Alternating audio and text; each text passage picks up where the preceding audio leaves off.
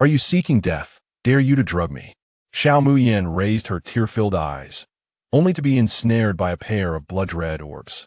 Before her stood a striking visage. The man was flushed, his shirt gaping open, revealing a chiseled torso, his eight-pack abs heaving violently. Beads of sweat trickled from his brow, cascading down his defined chest and into his waist. Suddenly, she felt a warmth at the tip of her nose, as if liquid were flowing down. Even in death, one could still behold such grandeur. How splendid. Wait! Xiao Muyan's pupils dilated in shock. She had just ascended to the pinnacle of the Forbes list. How could she have perished before locating her brother? What a jest! Still, being an object of desire could prove delightful. She had but two passions in life: avarice and lust. Her eyes sparkled, and her heart raced with anticipation. Though she had never truly acted in a play, she could certainly engage in a forceful advance. Allow me to. But before she could finish her thought, a thunderous roar echoed above her. Xiao Muyan. Before she could react, a mechanical voice interrupted. Director Xiao Tang is connecting for the live short drama. It turned out she had traversed into the body of a character in the Azure Star live short drama titled The True Heiress, became the beloved of five powerful figures, portraying the vicious female antagonist. Not only did she frequently bully the protagonist, but she was also a sycophant to the five powerful figures enamored with the heroine. Ultimately, the leads, unable to endure her any longer, brought about her ruin, leading her to a tragic end. Xiao Muyan was engulfed in fury. What nonsense was this? She was a sycophant and a victim of suicide. For such a wretched task, her assets worth hundreds of billions have been reduced to nothing. She would ensure they paid dearly. Xiao Tang, as long as you successfully fulfill the role of the sycophant and achieve a viewer rating above 8, you will receive clues about your brother, Xiao Zhuxi. Xiao Muyan, how do you know where my brother is? Xiao Tang, naturally, I am the advanced system of Azure Star, privy to all knowledge. Moreover, you can garner the audience's attention through the short drama, receiving 80 of the tips.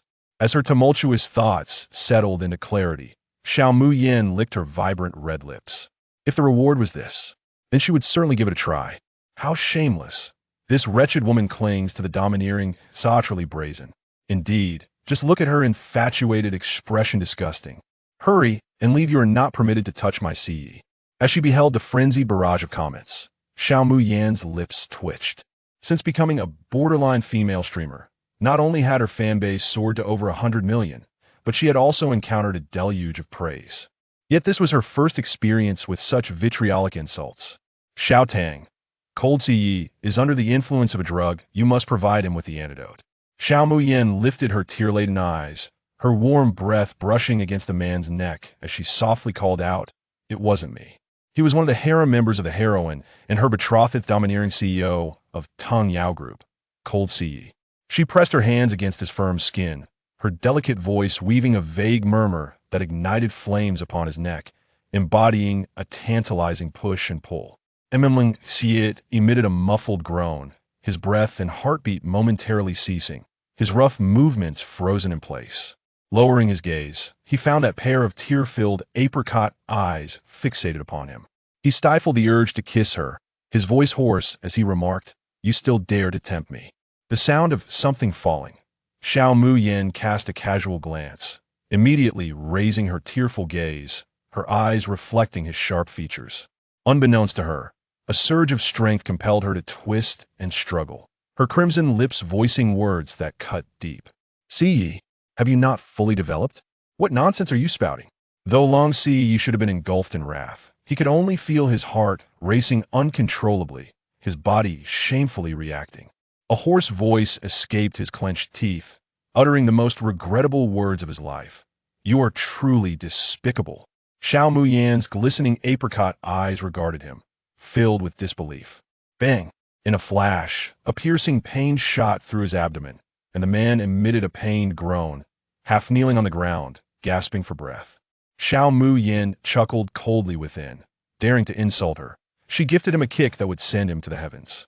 Yet, outwardly, she feigned fright, hunching her shoulders and looking at him with feigned innocence, softly explaining, "Long Si, you're hurting my foot." Yu Long Si's vision darkened with rage, and in the next moment, he completely lost consciousness.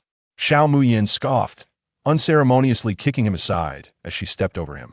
Only then did she take the time to survey her surroundings within the hotel room. She instantly recognized the scene. The Bai family was celebrating the 22nd birthday of the main character, Bai Xinu. Xiao Xinu had infiltrated the banquet, discovering that Lung Siyi had fallen victim to a scheme. Fearing he had followed her to the room, she had not anticipated that he would mistakenly believe she had drugged him, further intensifying his loathing toward her. He would subsequently wield all his power to dismantle the already precarious Xiao family, marking the first step toward Xiao Muyan's tragic fate.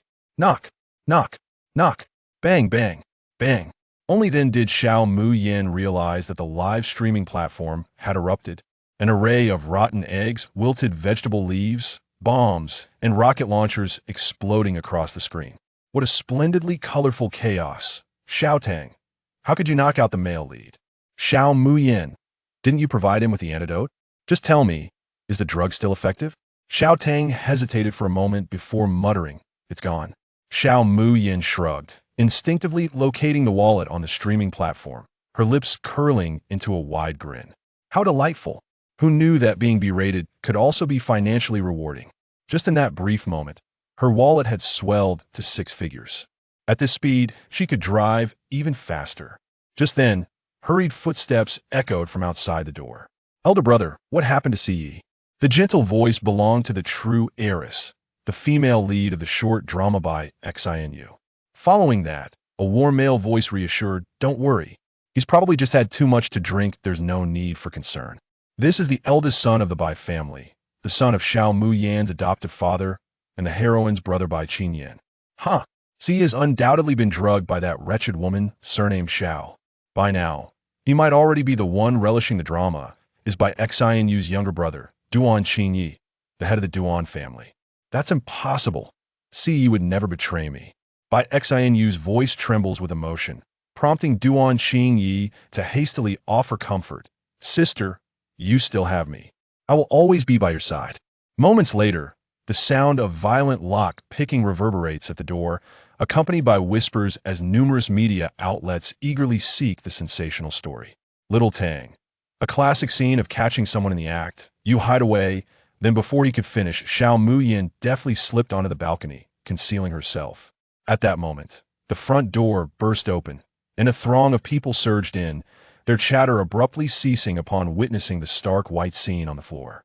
Upon seeing the man collapsed on the ground, Bai Xinu instinctively covered her eyes and gasped. Siyi. Bai Qinyan hurriedly lifted him from the floor, his hand probing Siyi's dangerously heated pulse, a glint of cold light flashing in his eyes. Looking up, he reassured Bai Xinu. He's fine, I'll just give him some sobering soup. Bai Xinu pressed her lips tightly together, her downcast gaze scanning the room. Duan Qinyi forcefully flung open the cabinet door, maliciously calling out, Miss Xiao, we've already seen you. It would be wise to come out quickly. Those who entered alongside him began to jestingly search for her. The room was small, and it was not long before it was thoroughly inspected, yet no trace of her was found. A gentle breeze stirred the curtains, drawing everyone's gaze. Duan Qinyi stepped closer. Miss Xiao, you're not hiding naked on the balcony, are you? One by one, cameras pointed towards the balcony. Splash. Chapter 2. The testing of childhood sweethearts. The curtains were drawn wide open, revealing an empty balcony. Duan Qinyi was momentarily taken aback as he peered down from the balcony.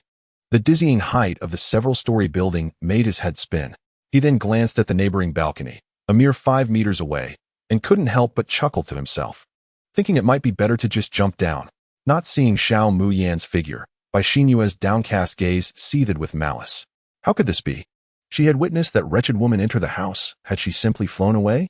Half an hour later, the room fell silent. A figure clad in white emerged from the adjacent vacant balcony. It was the elusive Xiao Muyan. By heavens, did I just imagine it? Did I really see that woman walk on the eaves? Not just you, I saw it too. To leap across 5 meters like it's nothing. Does she think she is a flying acrobat? How impressive. I suddenly feel inclined to become her fan. What should I do? Little Tang was in a frenzy, exclaiming, I told you to hide, not to be discovered by everyone. According to the original plot of the short drama, Xiao Muyan was supposed to be caught in a compromising situation, her reputation in tatters. Xiao Muyan tilted her head in confusion. You only said to hide. Could you be clearer next time? Little Tang. He never expected that Xiao Muyin would gracefully glide past the balcony and conceal herself next door, evading everyone. Is such a feat even achievable by human capabilities? Xiao Muyin observed the barrage of curses rolling through the screen and raised an eyebrow, bestowing upon them a radiant and defiant smile. To my detractors, I have yet to dissolve my engagement with Lung Xia, so I am still his rightful fiancée. You can never separate us. No sooner had she spoken than the virtual screen was bombarded with black comments, this time lasting a full minute. Little Tang was speechless. Weren't you supposed to garner the viewer's attention? Xiao Muyin shrugged nonchalantly. Who says black and red isn't still red? Keep it coming. The more they attack, the more I profit. Buzzing, she glanced down at her vibrating phone, revealing the name Shinjiqiu. Text, Night Color 202. Little Tang was ecstatic. Send Shinjiqiu a hangover remedy. Let him scold you, and yet you remain steadfast. Xiao Muyin pressed her dry lips together. Shinjiqiu, her childhood sweetheart, had achieved the prestigious title of Best Actor at the tender age of 24. A taxi sped from the hotel's rear entrance towards the Night Color bar. Inside the raucous bar, the intense drumming resounded, and the lights flickered in the darkness, stimulating the senses of the youthful patrons. Xiao Muyin surveyed the surroundings and, relying on the original owner's memories, headed straight to room 202, where voices gradually filled the air. Brother Shin, when is that sycophant of yours arriving? What? Are you missing her? How could I dare? After all, she is the pampered daughter raised by the Bai family, too good for us lowly folk. Indeed, only Brother Shin could manage to engage with Miss Xiao. This was followed by a knowing burst of laughter. I'm tired of her. Anyone can play with her. Shinjiqiu's cold voice pierced through Xiao Muyin's heart like a sharp sword, deepening her disdain for the man within. Another despicable man who flaunted his conquests of women. With a loud bang, the door swung open, silencing the chatter within. Xiao Muyin swiftly scanned the room, her gaze landing on a striking man in the center amidst a crowd of unruly heirs. His loosely fitting shirt accentuated his perfect form, glistening with a silvery sheen that captivated all who beheld him, exuding a natural, ethereal aura that demanded reverence. Xiao Muyin's eyes shimmered with a newfound brightness. Bodhisattva, she exclaimed. Qiuqiu, are you feeling unwell? I brought a remedy for your hangover. She approached Shinjiqiu with excitement, her timid face flushed, her fox-like eyes glistening with an alluring, misty charm. Shinjiqiu glanced at her with narrowed eyes and commanded, have a seat. Noticing the disdain in his gaze, Xiao Muyin's eyes flickered momentarily, and as she brushed past him, she stumbled, falling into his embrace. Before Shinjiqiu could react, her hand had already found its way to his silvery chest. The room erupted with raucous laughter. Miss Xiao, are you throwing yourself at our Brother Shin? It seems Miss Shun is indeed better matched with Brother Shin. Xiao Muyin smiled nervously, shaking her head as she insisted it was unintentional. Her innocent demeanor, coupled with a hint of seduction, made her appear both adorable and disarming. Shinjiqiu instinctively straightened up, crossing his legs in a more composed manner. The suddenness of her actions caused his face to flush with a mix of embarrassment and anger as he hoarsely retorted, have you had your fill? I'm sorry. Feeling the tension beneath her fingertips, Xiao Muyin nodded earnestly, carefully shifting to the empty seat beside him. A tingling sensation coursed through her waist, neither painful nor entirely pleasant. Shinjiqiu inhaled deeply, the lingering sweetness of her fragrance still tickling his nostrils, and he commanded, come here. Xiao Muyin widened her eyes in disbelief, her long lashes casting shadows over her teasing gaze. To extract information from our esteemed actor. You've certainly made quite the sacrifice. You cannot approach our esteemed actor. You're a sycophant. How can you both touch and flirt? Let me through. Xiao Muyin pressed her tongue against the roof of her mouth, contemplating, not aloud. The familiar sweetness enveloped her again as Shinjiqiu felt warmth radiating from her arm, causing a fleeting heartbeat of anxiety within him. Where did you hide just now? A flirtatious breath wafted around her neck as Shinjiqiu leaned closer, softly inquiring in her ear. Their exchange seemed to echo the whispers of lovers, and who could resist the allure of a celestial being's proximity? Xiao Muyin instinctively recoiled, subtly evading his closeness, her eyes blinking in confusion. Qiuqiu, I wasn't hiding. I came to find you. She silently chuckled to herself, realizing how deeply Bai Xinyu cared for her. Her long lashes brushed against her heart, causing Shinjiqiu's gaze to darken. You truly did not go anywhere?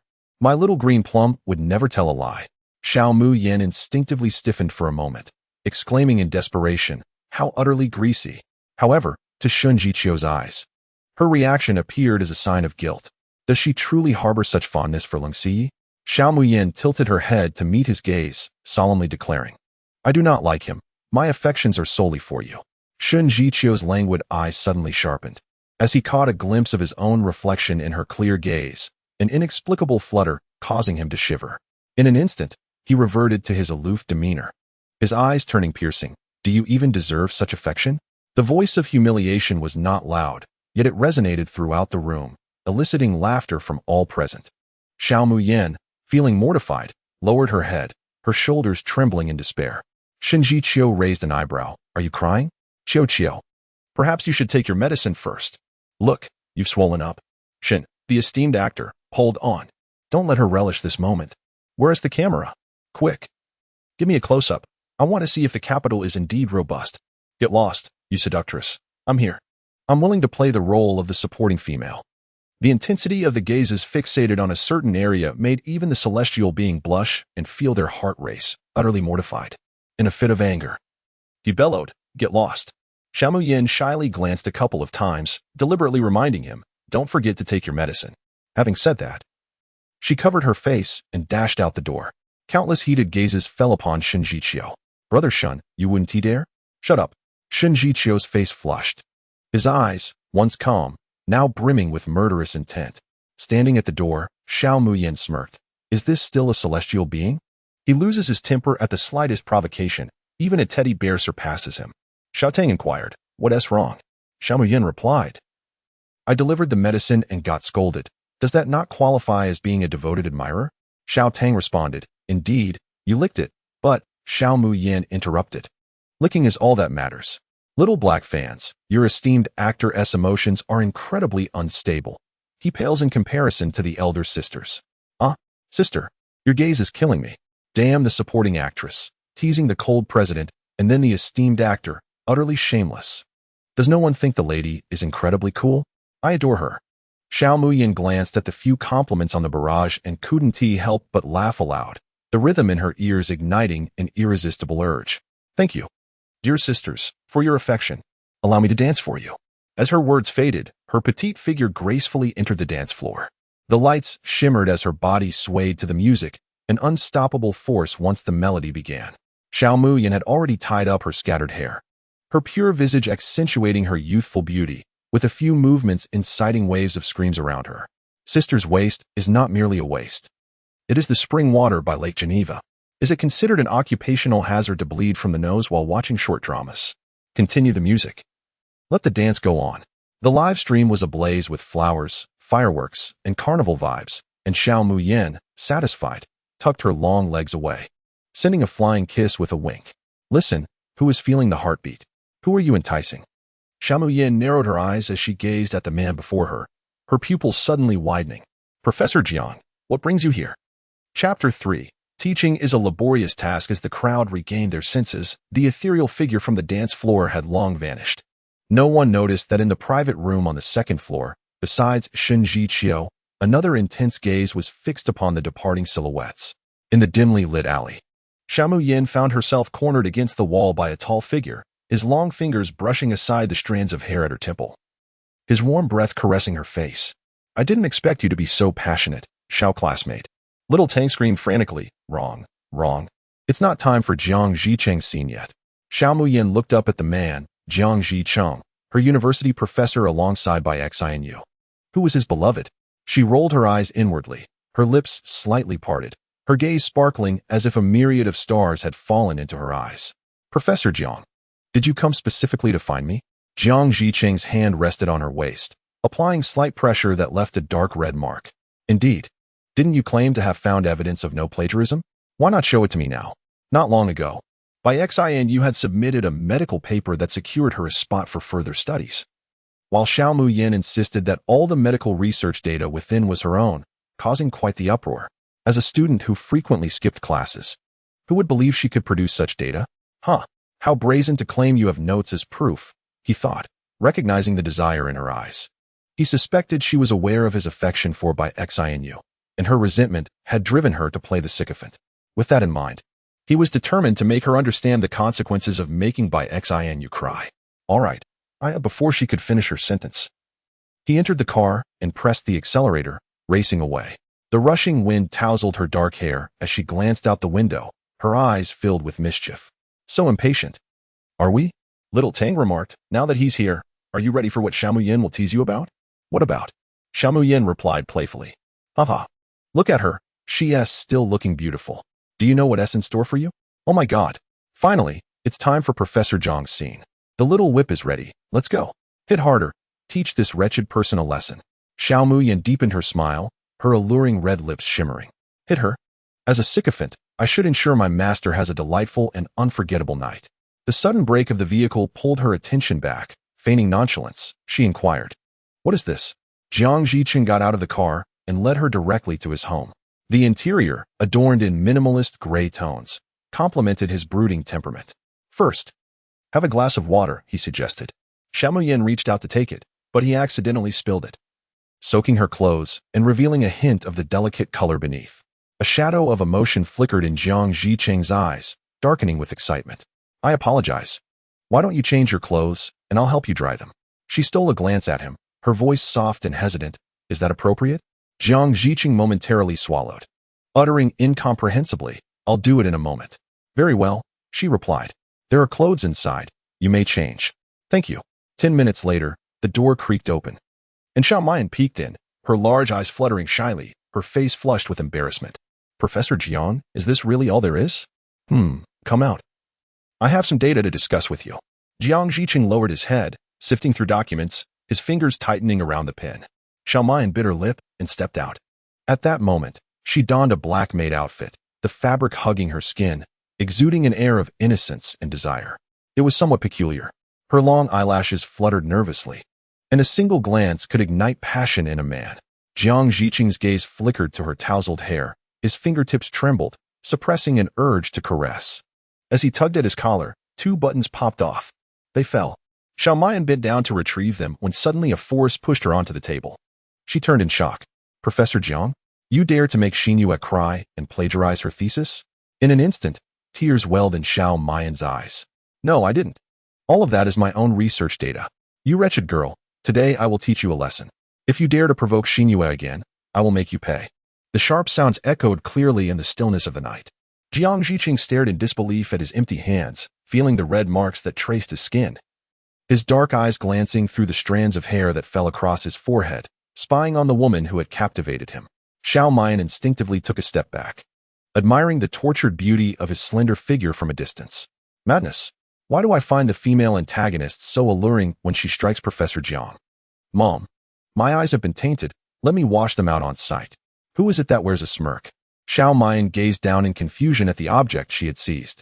Is this what Professor Jiang intends to use to teach me a lesson?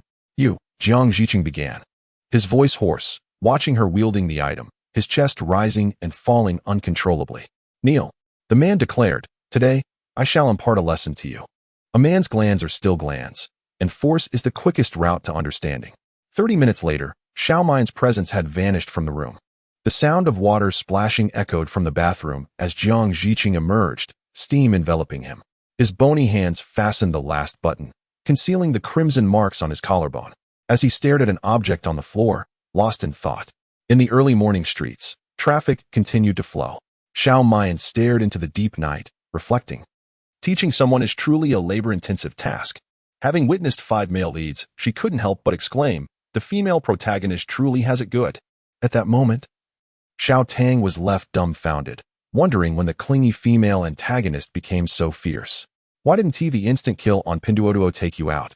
Woman, if you come again, don't force me to kneel and beg you. What is it that we users cannot see? If you have the ability, make that 30 minutes public. Xiao Muyin disregarded the barrage of comments. Her despondent mood was instantly healed upon seeing the live streaming wallet. 3 performances in one night. And even the best actress could not match her pace. Fortunately, the remuneration was generous, so she accepted it. However, how was she to withdraw this money?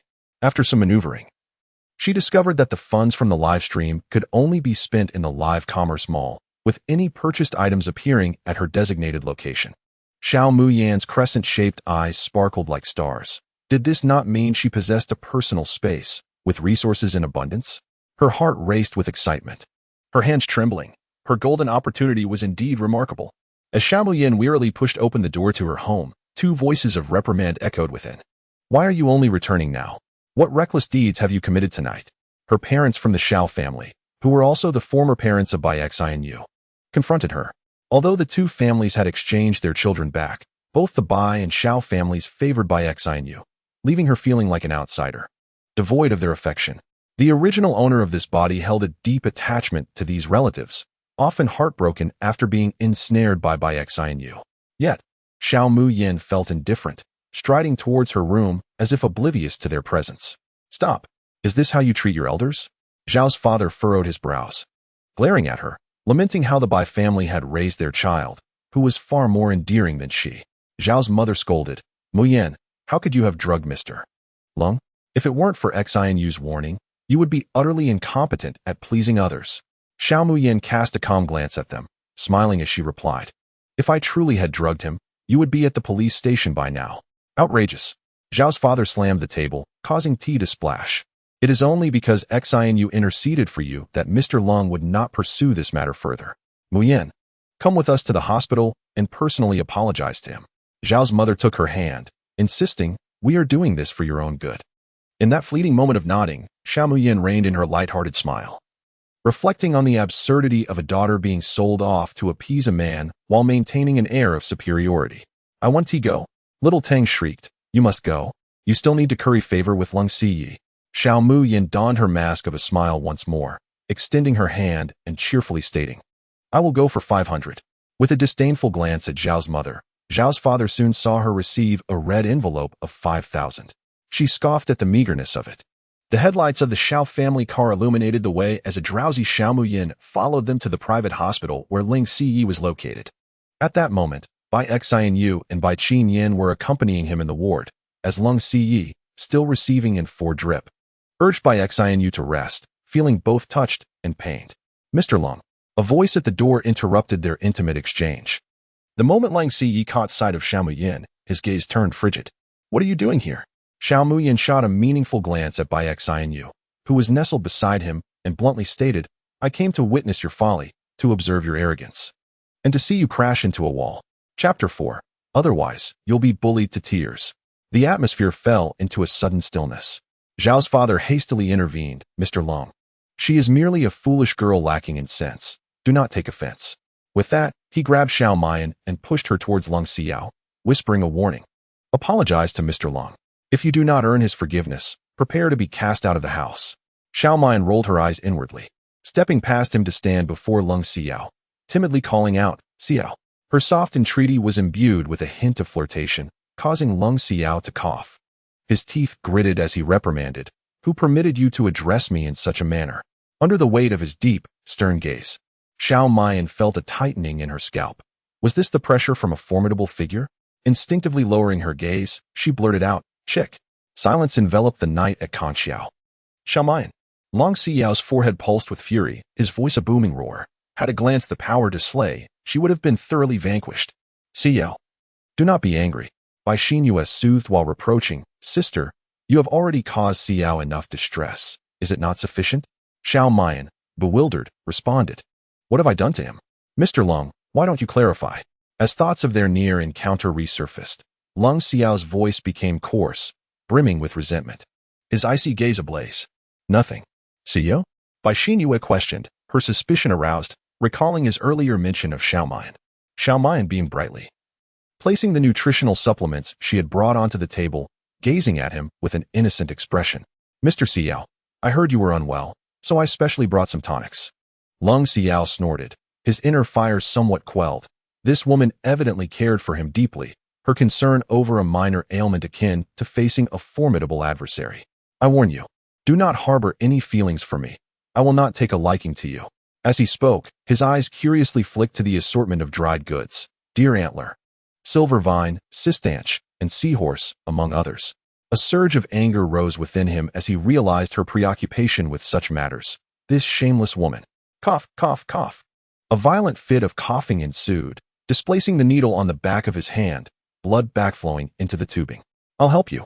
Following the loyal dog principle, she was determined to be the first to rush to his aid in times of trouble. Reacting swiftly, Xiao Muyin grasped Lung Xiao's hand, preparing to reinsert the needle. Her delicate, fragile fingers ignited a spark within his palm, causing his fingertips to involuntarily curl, his heartbeat momentarily faltering as he stared at the worried visage before him. Bai Xinyue, stung by his intense focus on Xiao Mayan, swiftly intervened, pushing her hand away in indignation. "Sister, you are being excessive. Do you not realize that Siyu despises you?" Xiao Tang, filled with fervor, exclaimed. "Refute the female lead, provoke her to tears, and let the two male leads reprimand you." Xiao Muyan's expression suddenly shifted, bewilderment flashing across her eyes. Upon noticing the tightly clasped hands of the two individuals, her eyes brimmed with tears. "Miss Bai, I simply have affection for my brother. Is it wrong for one more person to cherish him?" Her voice was soft. Each utterance of brother seemingly directed at both Lang Ziyi and Bai Qinyan, evoking an ache in the hearts of those present. Unbeknownst to anyone, Bai Qinyan's face flushed inexplicably at the mention of the term, a subtle glimmer flashing in his eyes. Bai Xinyu, overwhelmed with indignation, almost stumbled back. How dare she speak so brazenly? Grasping the hands of Lang Ziyi and Bai Qinyan tightly, she trembled with anxiety, tears swirling in her eyes. "Sister, I will quietly remain by Ziyi and my brother's side. I promise not to disturb you." Her head hung low in despair, evoking a sense of compassion. Lang Ziyi and Bai Qinyan were immediately filled with sympathy. Since Bai Xinyu was acknowledged by the Bai family, she had always been delicate, insecure, and helpless. This instinctive reaction reminded them of how Xiao Muyan had once bullied others. Lang Ziyi narrowed his elongated eyes, delivering a chilling warning. Apologized to Xinyu. She had usurped 20 years of Xinyu's life. What was so difficult about offering an apology? Xiao Muyan staggered in disbelief, her tear-filled eyes radiating shock and sorrow, ultimately twisting into a bitter smile as her thick lashes concealed all emotion. "I'm sorry, I know I shouldn't have feelings for you, but I cannot control myself. I simply do not wish for you to suffer." Xiao Muyan pressed her lips together, slowly raising her gaze to meet his, her eyes brimming with palpable sorrow. "Is it wrong to feel this way?"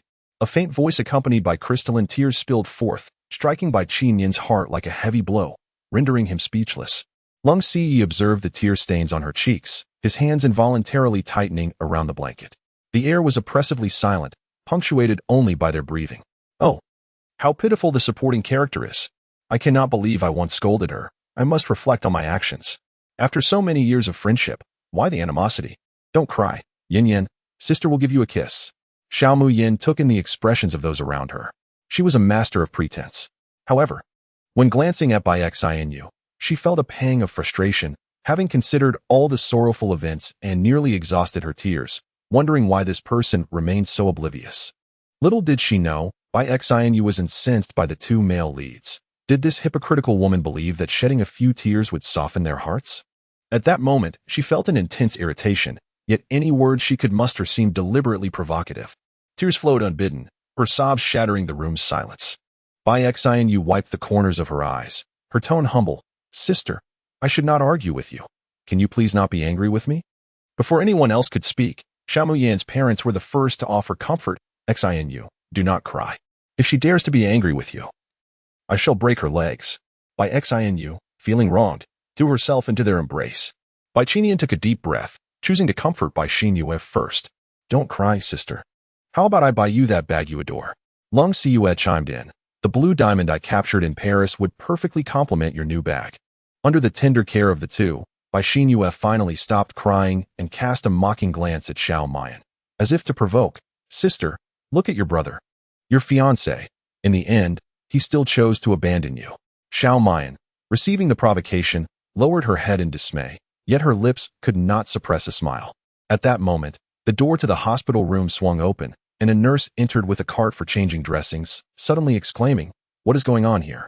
Didn't you see that President Lang's hand is bleeding? And the needle has swollen." At this point, the blood in the tube had already returned halfway, and the medication had ceased to drip. How could this happen? The nurse removed the needle and reinserted it into the back of his other hand. Frowning at the group as she advised, "This time, please be more careful." Xiao Mayan timidly spoke. "I told you it would hurt," Lang Ziyi remarked. And only then did the others realize she had referred to this earlier. Bai Xinyue awkwardly twisted her sleeves, her back teeth grinding in embarrassment. Bai Qinyan stepped forward to mediate. "It's getting late. Xinyue, you should head back." "But Ziyu," Bai Xinyue hesitated. Knowing that Xiao Mayan was cunning and leaving her alone with Siyue would be akin to leading a sheep to a tiger's den. Don't worry, I'll keep watch here. Reassured by his presence, Bai Xinyue followed Xiao Mayan's parents out.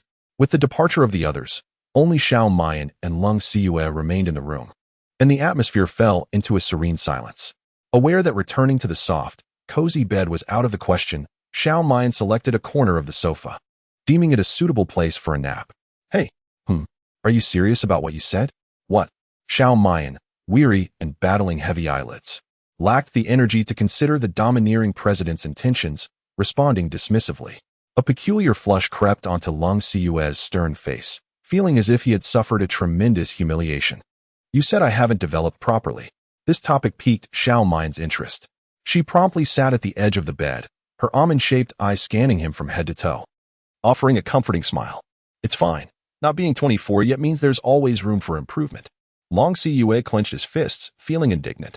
I'm 18. Isn't that standard? He glared at her, only to catch the twinkle of amusement in her eyes. She was doing this on purpose. Your standards are too high. Are you not afraid of being overwhelmed? In an instant, a sweet scent enveloped them as Xiao Mayan's soft voice whispered in his ear, never underestimate a woman's capabilities, or you might find yourself crying from being bullied. Chapter 5. What are you doing? When Bai Qinian returned, he found Xiao Mayan fast asleep on the sofa. While Lung Siyue glared at her with fierce resentment, his teeth clenched. Siyue, what's wrong? Nothing, he replied, lying on the bed with his back to Xiao Mayan, clearly expressing his disgruntlement. Bai Qinian cast a complex gaze towards the sofa. Muyan, come with me. Xiao Muyan, who was drowsily leaning against the wall, responded with an indifferent tone, I won't go. In an instant, she was dragged out the door. The corridor of the hospital was deserted in the dead of night. Rubbing her sore arm, Xiao Muyan asked, Bai Xiao, is there something you need?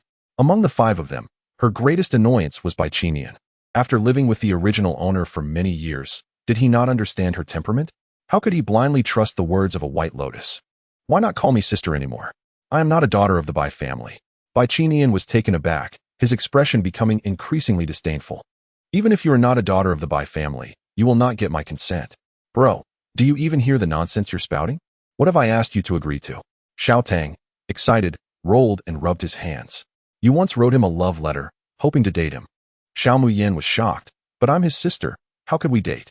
Is this short video even allowed? Xiao Tang exclaimed. That is not important. What matters is that you're likely to become a devoted admirer. Xiao Muyan retorted, Brother, do you have some peculiar obsession with devoted admirers? Are you disregarding ethics for this? Why are you dawdling? Go on and express it. Xiao Muyan pinched her fingers, suddenly pulling him closer, causing Bai Qinian to be pinned against the wall. Her small hand brushed lightly against his shirt, leaving a trail of shivers. How heartbreaking. That was a letter I mustered all my courage to write to my brother. Bai Qinian's gentle eyes darkened, his expression inscrutable. Only he knew the tension in his muscles beneath his sleeves. He took off his gold-rimmed glasses, as if making a decision, and spoke with difficulty, Xinyue-like sigh. You must not pursue him any further. He understood how obsessive Xiao Muyan could be. After being rejected by him, she had turned her attention to the indifferent Sai. Now that Sai and Xinyue were in love, he could not allow Xiao Muyan to disrupt their bond. Xiao Muyan slowly blinked, feigning shyness. Does that mean my brother agrees? As she spoke, her hand shamelessly climbed up. As the saying goes, a devoted admirer meets their end beneath a flower. Even as a ghost, they are still charming. She took his hand. Brother, your hand is so cold. Let me warm it for you. Bai Qinian's body suddenly tensed. No, it's not cold. Xiao Muyan cheerfully leaned closer, her voice soft. Is it my brother's lips that are cold?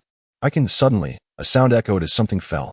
Glancing back, she saw a strikingly handsome face, devoid of discernible emotion, Shun Jiqiu. Xiao Muyan felt a wave of darkness wash over her, her eyelids fluttering, nearly fainting. Ha! What a scene, keep going. Beautiful. This is what I deserve for staying up late. Xiao Muyan met Shun Jiqiu's seemingly amused gaze, her lips curling into a dry smile. Sheningdi, what a coincidence. Shun Jiqiu, holding a basket of fruit, ignored her as he brushed past. Bai Gu, where is Xinyue? Bai Qinian's voice was hoarse, his gaze lowered to conceal the embarrassment and anger in his eyes. He tightly grasped the small hand that deliberately caressed his waist, shooting a warning glare at Xiao Mayan. Xin, you had departed. Your voice. Shun Jiqiu cast a sidelong glance at the delicate face. and an array of memories from the bar flooded his mind, prompting him to mutter, "I shall first visit Lung Sai," for reasons unknown. Seeing the two of them together intensified his discomfort, igniting a smoldering anger within him that sought an outlet. Upon entering the ward, Bai Qinian glared furiously, admonishing, "Don't act recklessly." Xiao Mayan subtly curved her lips, her hands encircling his waist, her bright eyes fixed intently on him. "I'm not being reckless, brother. Can't you see your sister is teasing you?" Bai Qinian felt a sudden chill at his chin, looking down to find Xiao Mayan extending her delicate tongue, a blend of innocence and desire in her demeanor. His pupils dilated, disbelief transforming into depth. "Brother?" Xiao Mayan was abruptly pushed away, and Bai Qinian fled in disarray. Xiao Tang exclaimed, "Why did you scare her off?" Xiao Mayan replied, "Didn't you tell me to tease her?" Xiao Tang, exasperated, gazed skyward. Realizing his words had never been taken literally, and helplessly observed the stagnant ratings, passionately voicing his frustrations. Leaning languidly against the wall, Xiao Mayan said, "Stop ranting. I might catch a cold." Xiao Tang retorted, and she added, "Isn't it merely a good review? Sisters, give me a like. Love you all." Huh. Who would give a venomous female antagonist a good review?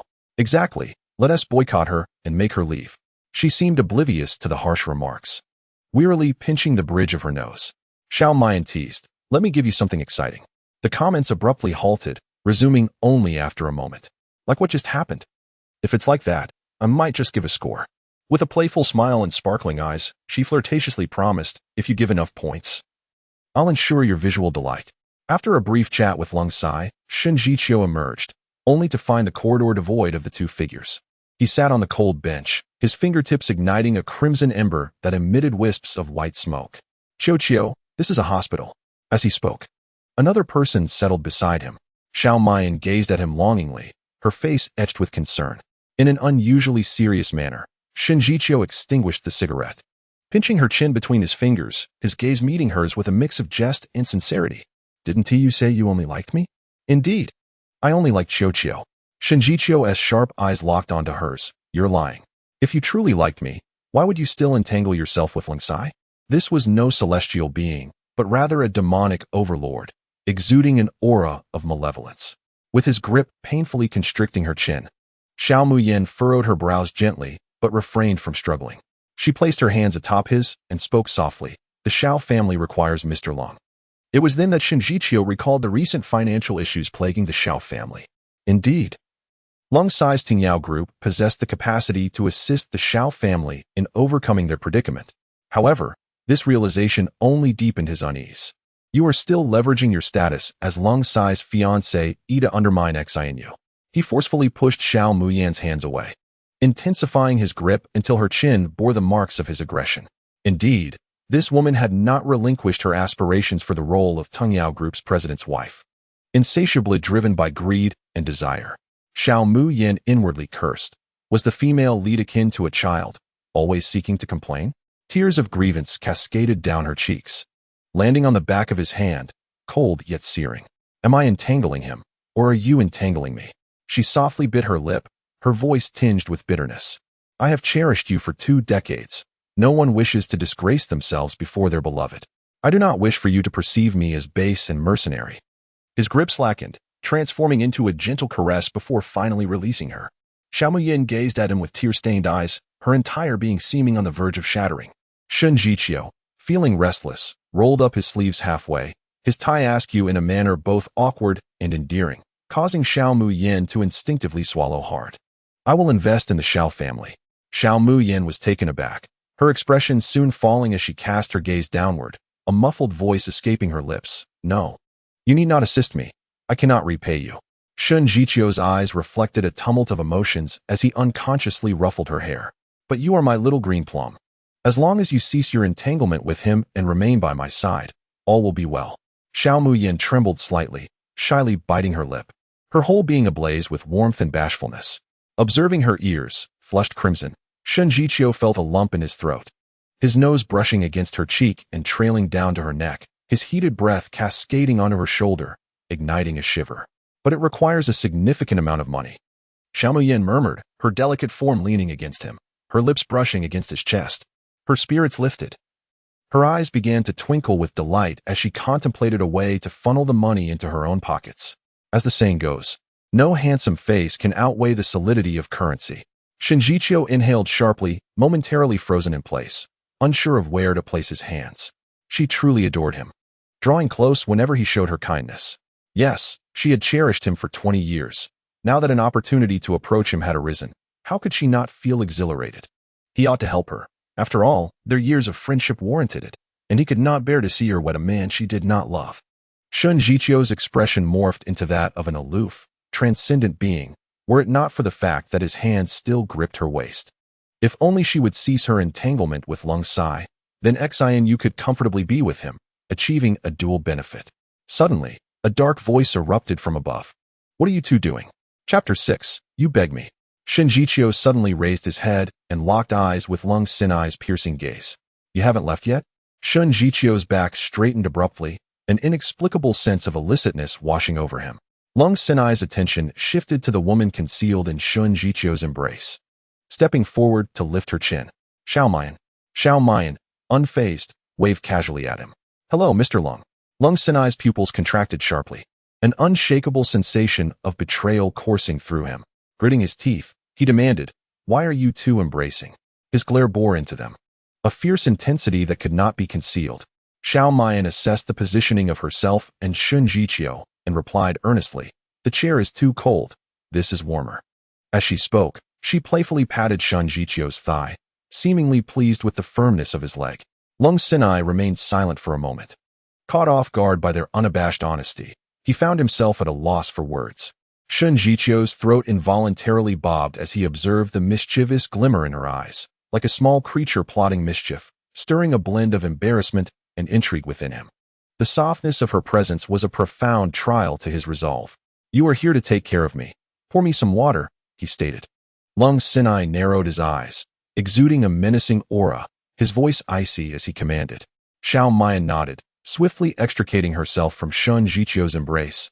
Yet as she stood, she discreetly pinched his abdominal muscles. His body tensed instantly, the absence of warmth causing him to press his lips together in a semblance of loss. Are you not concerned about Xianyu's feelings, being alone in a room with a woman? He approached Lung Sinai, studying the cold smirk on the man's face. Shiningdi, you have overstepped. She is merely your friend. Lung Sinai's fists clenched tightly, fixated on Shunjichio's flushed ears, his words laden with implication. Neither Bai Xinyue nor Xiao Mayan should be subjected to his meddling. Their gazes collided in the air, an unspoken clash. The tension escalated. A fierce competition loomed.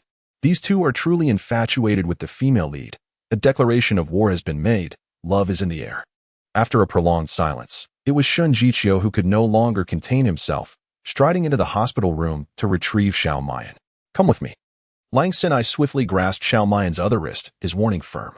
Xiao Mayan, if you dare to leave, I assure you the Xiao family will be bankrupt by tomorrow.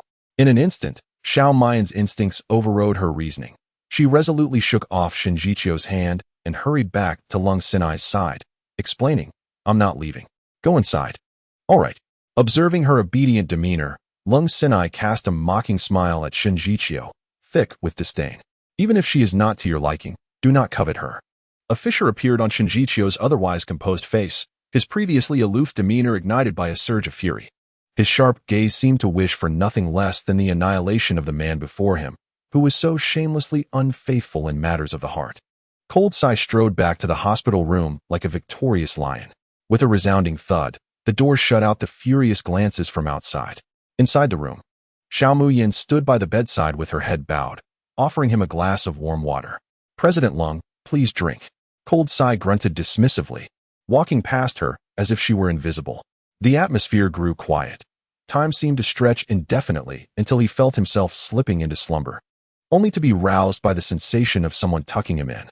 With a tinge of sadness in her eyes, Xiao Muyin whispered softly, Siwa, sweet dreams. Moments later, the gentle sound of her snores filled the air. Cold Sai lay there for a while before propping himself up to glance over. He found her small frame curled up, evoking a sense of tenderness. He stared at her for a long time, and finally, in a fit of exasperation, murmured to himself before rising to drape a blanket over her, then returned to his own bed to rest. The following day, The cacophony of voices and the rumble of wheels filled the air, with faint mentions of changing dressings. As Xiao Muyin drifted in and out of sleep, a piercing gaze fell upon her. Frowning in displeasure, she was about to open her eyes when a gust of wind rushed past her. Bang! A muffled groan escaped her lips as she witnessed her father, Xiao Fu, clutching his hand, weeping profusely with red marks from striking the corner of the sofa. "You foolish child, dare you evade me?" Upon lifting his gaze, he found Xiao Muyin standing 3 meters away, lazily rubbing her brow, causing his roar to abruptly cease. No one could decipher how she had moved. It was as if she had vanished in the blink of an eye. What just flashed by? It must be lightness of foot. I have a screenshot. Wow, is the supporting character really that formidable? Little Tang's grin stretched from ear to ear, as just moments ago.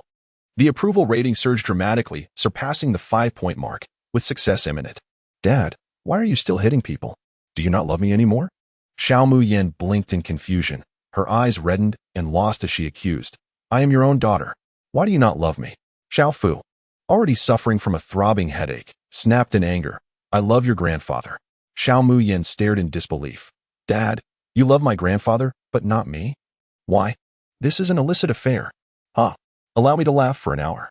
Let the foolishness continue for a while longer." The room fell into an immediate silence. Even Cold Sai, who had been observing, could not suppress the twitching of his lips, leaving him at a loss for words as he regarded her. Xiao Fu rolled his eyes in exasperation, ready to ascend to the heavens in frustration. Xiao Mu's mother hurriedly helped him to the sofa, taking a deep breath before angrily questioning, "What did you do last night? Why have 7 or 8 of our partner companies halted their collaboration with Xiao Corporation today?" This time, Xiao Muyin understood, instinctively glancing at Cold Sai, only to find him raising his eyebrows at her in a provocative manner. Xiao Muyin subtly curled her lips, feeling exasperated. "Cold Zong is right there. You should hurry and ask him." Zhao's mother gazed expectantly in that direction. Yet Cold Si's deep-set eyes were fixed upon Xiao Muyin. "Beg me." Upon hearing this, Zhao's parents were instantly elated, urgently encouraging Xiao Muyin to flatter or plead, as they were determined to reclaim those collaborations pushed before him. Xiao Muyin looked up to meet his disdainful gaze from a lofty height. "See, just tell him. I'm begging you, please." Her round, almond-shaped eyes looked at him pitifully, reflecting her own image within their brightness, while her delicate voice sent shivers through him, causing his heart to race unexpectedly. Such a captivating performance. With that voice, women scream, and men are enchanted. Oh no, this is my destined melody. Without it, I wouldn't have risen this morning. Xiao Muyin anxiously twisted her hands, too shy to lift her gaze. Cold Si's penetrating eyes fell upon her. Noticing the delicate skin on her wrist marked by a faint red ring, a remnant of his grasp from yesterday, he absent-mindedly toyed with his fingertips. Recalling the smoothness and roundness of her skin, could it be that after being bullied so harshly, one would plead so sweetly for mercy? Suddenly, Cold Si felt the heat rising in his eyes, and after a moment of turmoil, his expression darkened. How detestable. He had almost been deceived by this malicious woman. She had once used that same innocent guise to torment Xianyu, and now all he saw was mockery in her demeanor. What have I done? Xiao Muyin was momentarily taken aback. Was that a sudden shift in expression? Truly, he was a dominant figure, skilled in many arts. Cold Zone. We were collaborating so well. Why abruptly cancel the partnership? Indeed, our company's products are the finest in the industry and will surely meet your esteemed requirements. Yao's father, momentarily disregarding his pain, rushed to salvage the collaboration. Cold Siyu chuckled mockingly. Because of her, of course, she does not adhere to propriety. Chapter 7. Who is by your side? Is it Xiao Muyin? Xiao Muyin immediately felt the weight of everyone's ambiguous gazes. And recalling the events of the previous night, a fleeting shadow crossed her almond eyes. Was it because I touched someone else and not you? With a meaning-laden smile, she approached, as if ready to act at Cold Si's command. Cold Si's expression darkened ominously, his fierce gaze warning her to back off. Si, don't make a fuss. Last night, I merely exchanged a few words with Muyin. It was an accidental touch. The tall figure cast a shadow. Bai Qinyan's expression remained impassive as he explained, as if to convey, there is no need to take action against the Xiao family. The ward fell into an eerie silence, as if time had paused. Cold Siyi, astonished, turned to look at Xiao Muyin again. You have touched him? Xiao Muyin's gaze drifted, refusing to meet his eyes. Internally, she scolded Bai Qinyan for his indiscretion. Cold Siyi let out a low, rumbling laugh. The sound akin to grinding teeth. Very well. Very well. This woman is truly impressive. Tonight, she is to attend the Cold family banquet with me. Cold Sai's command leaves no room for negotiation. It is exceedingly domineering. Upon hearing this, the parents of the Shao family beamed with delight. Very well. Let Mu Yin go and apologize. However, what about those contracts? Cold Sai cast a disdainful glance at the two, dismissing the matter. Nonetheless, the Shao family parents remained blissfully unaware of their subservience, eagerly assisting Cold Sai in processing the discharge paperwork. Mu Yin, come with me. Mother has something to give you. Bai Qinian adjusted his gold-rimmed glasses and unceremoniously led her to his office. Cold Sai raised his gaze, his deep eyes fixated on the retreating figures of the two. Inside the office, the strong scent of disinfectant assailed the senses. Xiao Mu Yin raised an eyebrow. She had forgotten that this person harbored an extreme aversion to dirt. What does Bai Xiao want to give me? Bai Qinian roughly grasped her chin, commanding, call me brother. The humiliation of his hasty retreat last night lingered. Having encountered so many women, he found himself deftly outmaneuvered by Xiao Mu Yan's mere words, an utter disgrace. Xiao Mu Yan merely felt a pang in her jaw. She knew her chin was beautiful, but there was no need for such rough handling. What if her face ended up resembling a snake spirit? Would he compensate her for that? In an instant, Xiao Mu Yan hooked her arm around his neck and, with little effort, pressed him back into the chair, both of them becoming ensnared in the moment. Her crimson lips traced the contours of his deep-set eyes, gliding over his cheek, exhaling softly near his mouth, teasing him in an ethereal manner. Brother, you are quite fierce. Yet, your body seems to be more honest. Bai Qinian wrapped his arm around her waist. Leaning down to seal her mischievous lips with a fervent kiss, her vibrant mouth was cool to the touch, even more delectable than he had imagined. Xiao Mu Yan's pupils dilated in his gaze, her dazed expression appearing remarkably obedient. Their lips met in a whisper, his large hands cupping her face. In the next moment, he deepened the kiss, as if he wished to engulf her whole. His hand, resting on her waist, glided upward beneath her thin garment, the smoothness of her skin igniting sparks beneath his fingertips, amplifying their sensations. The rhythmic pounding of their hearts echoed, both Bai Qinian's and Xiao Mu Yan's, beating chaotically in unison. At that moment, a phone suddenly rang, violently vibrating on the table. Bai Qinian paid it no heed, intent on claiming more of her sweetness. The phone. Xiao Mu Yan struggled momentarily, pinching him sharply at his waist, which allowed her to break free from his embrace. Their lips glistened with a delicate sheen, swollen and radiant. As she playfully complained, bad brother. Her soft voice was akin to honey, causing the depths of Bai Qinian's gaze to darken further, his grip around her waist tightening unconsciously. Feeling the heat radiating from him, Xiao Mu Yan's face flushed crimson, as she hurriedly nodded against his neck. The warmth of his breath upon her skin was like adding fuel to a fire, prompting Bai Qinian to draw in a sharp breath, firmly restraining her restless head. Do not move. After 5 minutes of silence, the phone was finally answered, revealing the cold, chilling voice of Lung Sai. Why did it take you so long to pick up? Bai Qinian replied nonchalantly, I left my phone in the office. A moment of silence ensued on the other end. What about Xiao Mu Yan? She left. Bai Qinian glanced down at the woman drawing circles on his chest, unable to suppress a smirk.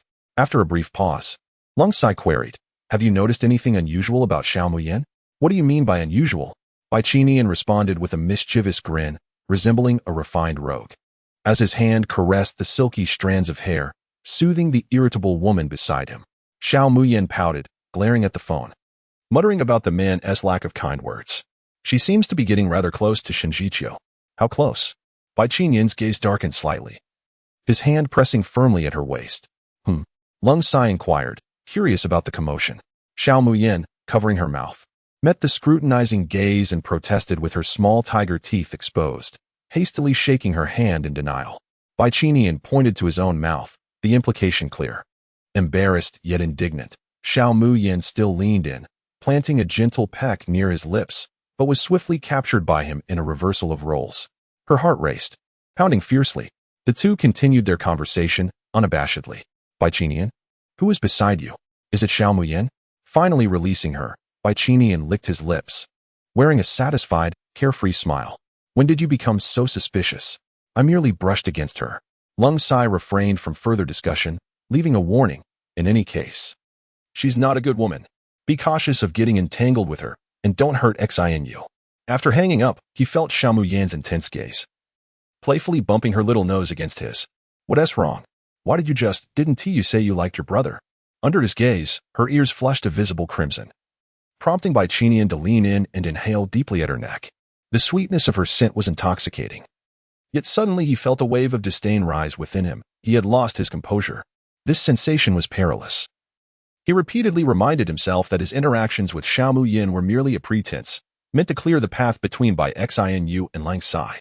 Beneath his warm gaze lay a chilling intensity, his voice a gentle allure. This is the key to my apartment.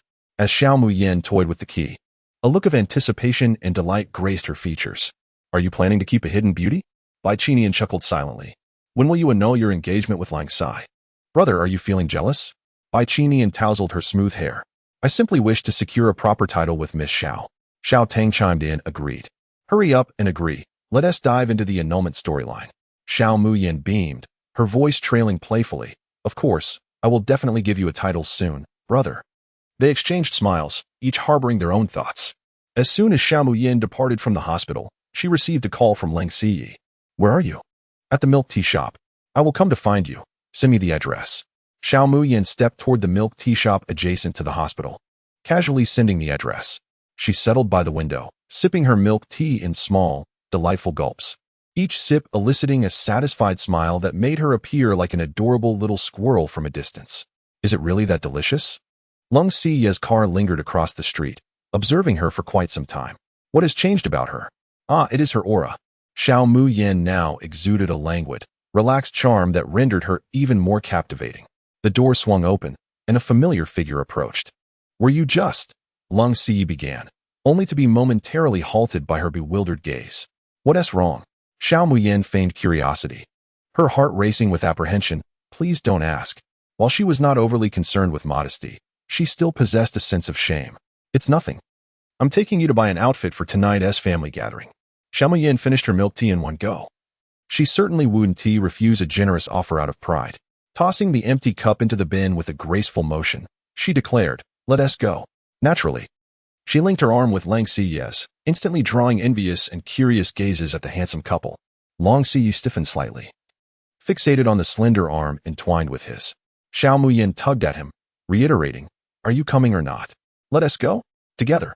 They exited the milk tea shop and drove away, unaware that a passerby had captured their charming moment and shared it online, attracting a flurry of attention from beauty enthusiasts.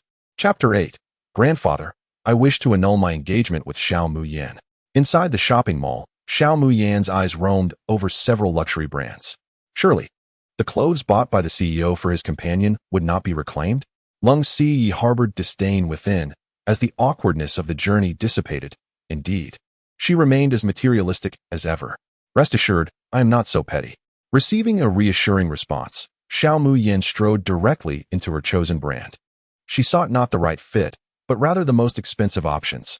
Before long, she emerged with several dresses in hand, heading toward the fitting rooms. Lang Siyi had barely waited a minute outside when he received a call from Bai Xinu. Her voice trembled with tears. Siyi, where are you? Are you with my sister? No, not at all. He scrambled to his feet, concern etched on his face as he gently inquired. Xinu, please don't cry. Who has upset you? Bai Xinu sobbed, revealing that she had seen on her phone that Lang Siyi and Xiao Muyan had trended on social media, the attractive couple drawing countless admirers. Oh my, that young lady is stunning, just like a star. The young man is quite handsome as well. They make a perfect pair. Did you see that young man's car? A limited edition, worth over 10 million, true beauty and elegance. Bai Xinu, upon witnessing these online comments, felt a surge of frustration and anger, especially at the sight of their affectionate gazes exchanged in a tender smile. Having resolutely promised herself to disregard Xiao Muyan's entanglements, why then did she find herself entangled once more? Had old feelings rekindled? No, she would not allow it. Forgive me, Siyi. Bai Xinu inhaled deeply, stifling her tears, and murmured to herself, it is I who am overly anxious. I should have grown accustomed to solitude. The desolation in her tone evoked sympathy, as Lang Siyi envisioned her as she had been upon first arriving at the Bai residence, self-doubting, helpless, hiding in the shadows to nurse her wounds. Xinu, I have selected several dresses for you. I shall come to accompany you, he declared. Really? Bai Xinu exclaimed in delight, only to subsequently decline. No, I fear my sister might mind. Lung Si scoffed, dismissing her concern, deeming her insignificant. After tonight, he could openly be with Xinu, ensuring she would no longer shed tears for him. Upon ending the call, he stood and was met by Xiao Muyin emerging from the fitting room. Clad in a white dress that accentuated her graceful form, her slender waist exuded a blend of purity and alluring charm. Xiao Muyin tilted her head, smiling at him. Mr. Lung, does this dress look good on me? Lung Si's gaze flickered momentarily before he coldly instructed the sales assistant, pack these up. A wave of delight washed over Xiao Muyin, and she flatteringly remarked, as expected of a domineering CEO, so generous with your spending. Before she could finish her sentence, she was halted by the sight of the black card before her. I shall take the clothes. You may purchase others, he stated, taking the bags from the sales assistant's hands and departing without a backward glance. Haha, the supporting character is going to make me laugh to death.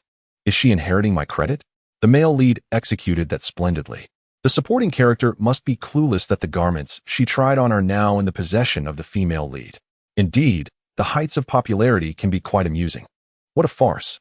Coming here to buy dresses only to have the man flee, and the clothes snatched away. How delightful. Just wait until I exhaust your black card. Xiao Muyin, amid her frenzied shopping spree, quickly dispelled her minor discontent, gazing at her spoils with a satisfied smile. Truly, only wealth remains steadfast. You are my greatest love.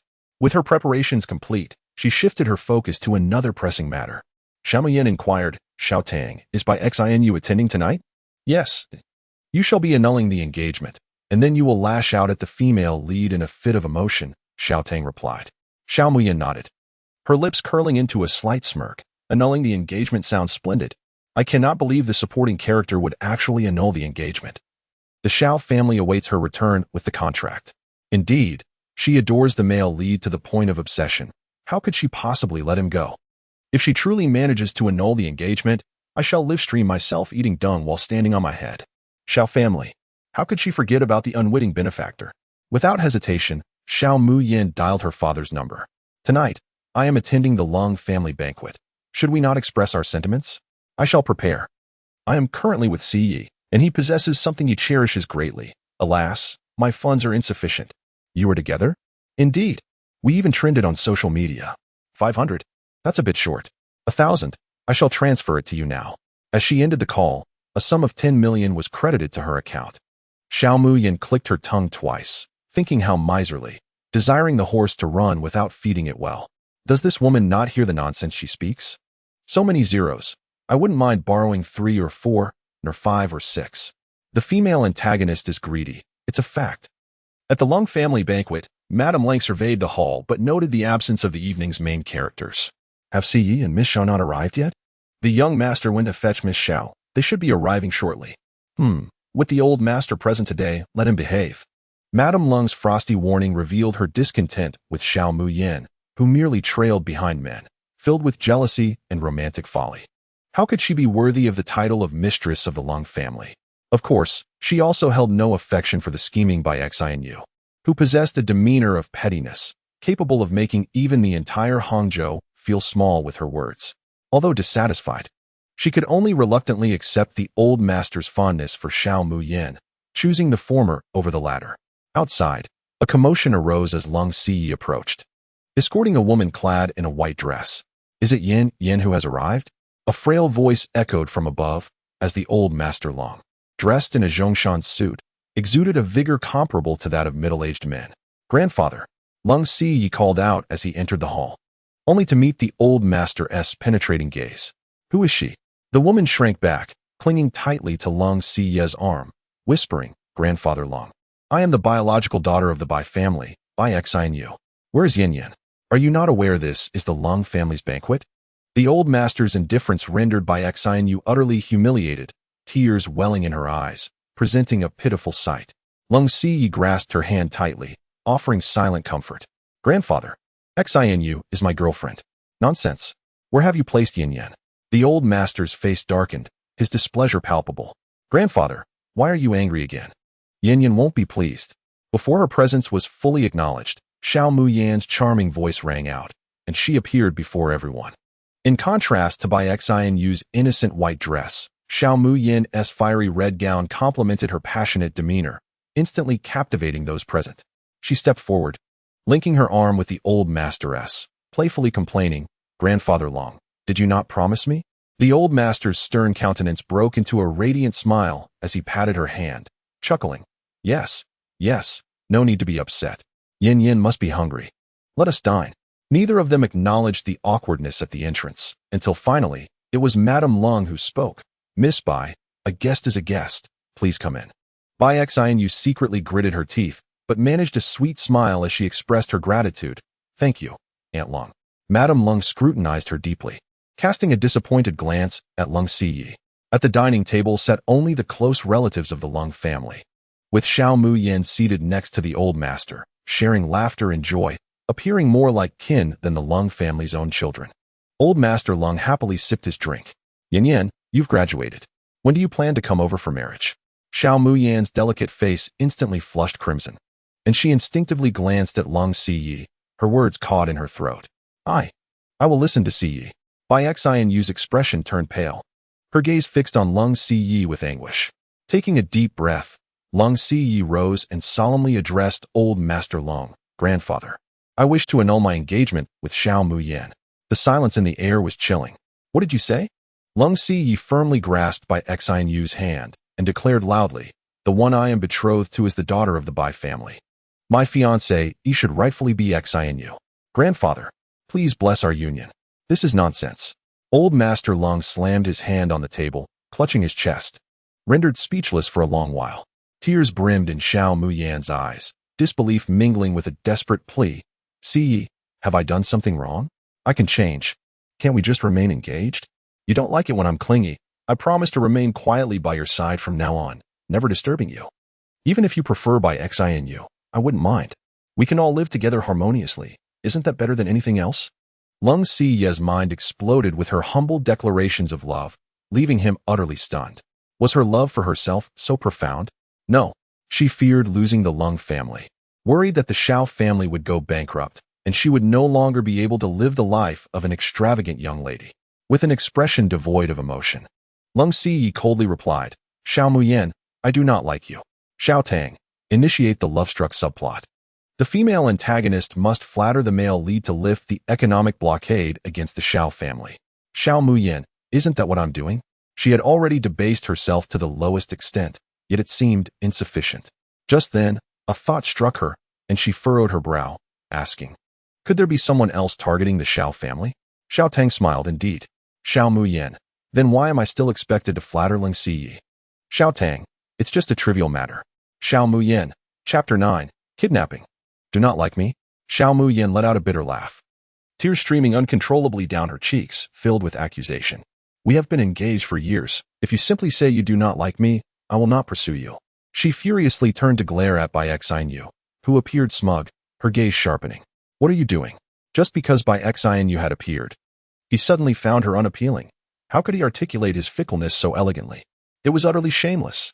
Despair, resentment, and fury coursed through Xiao Muyin's face. Slap.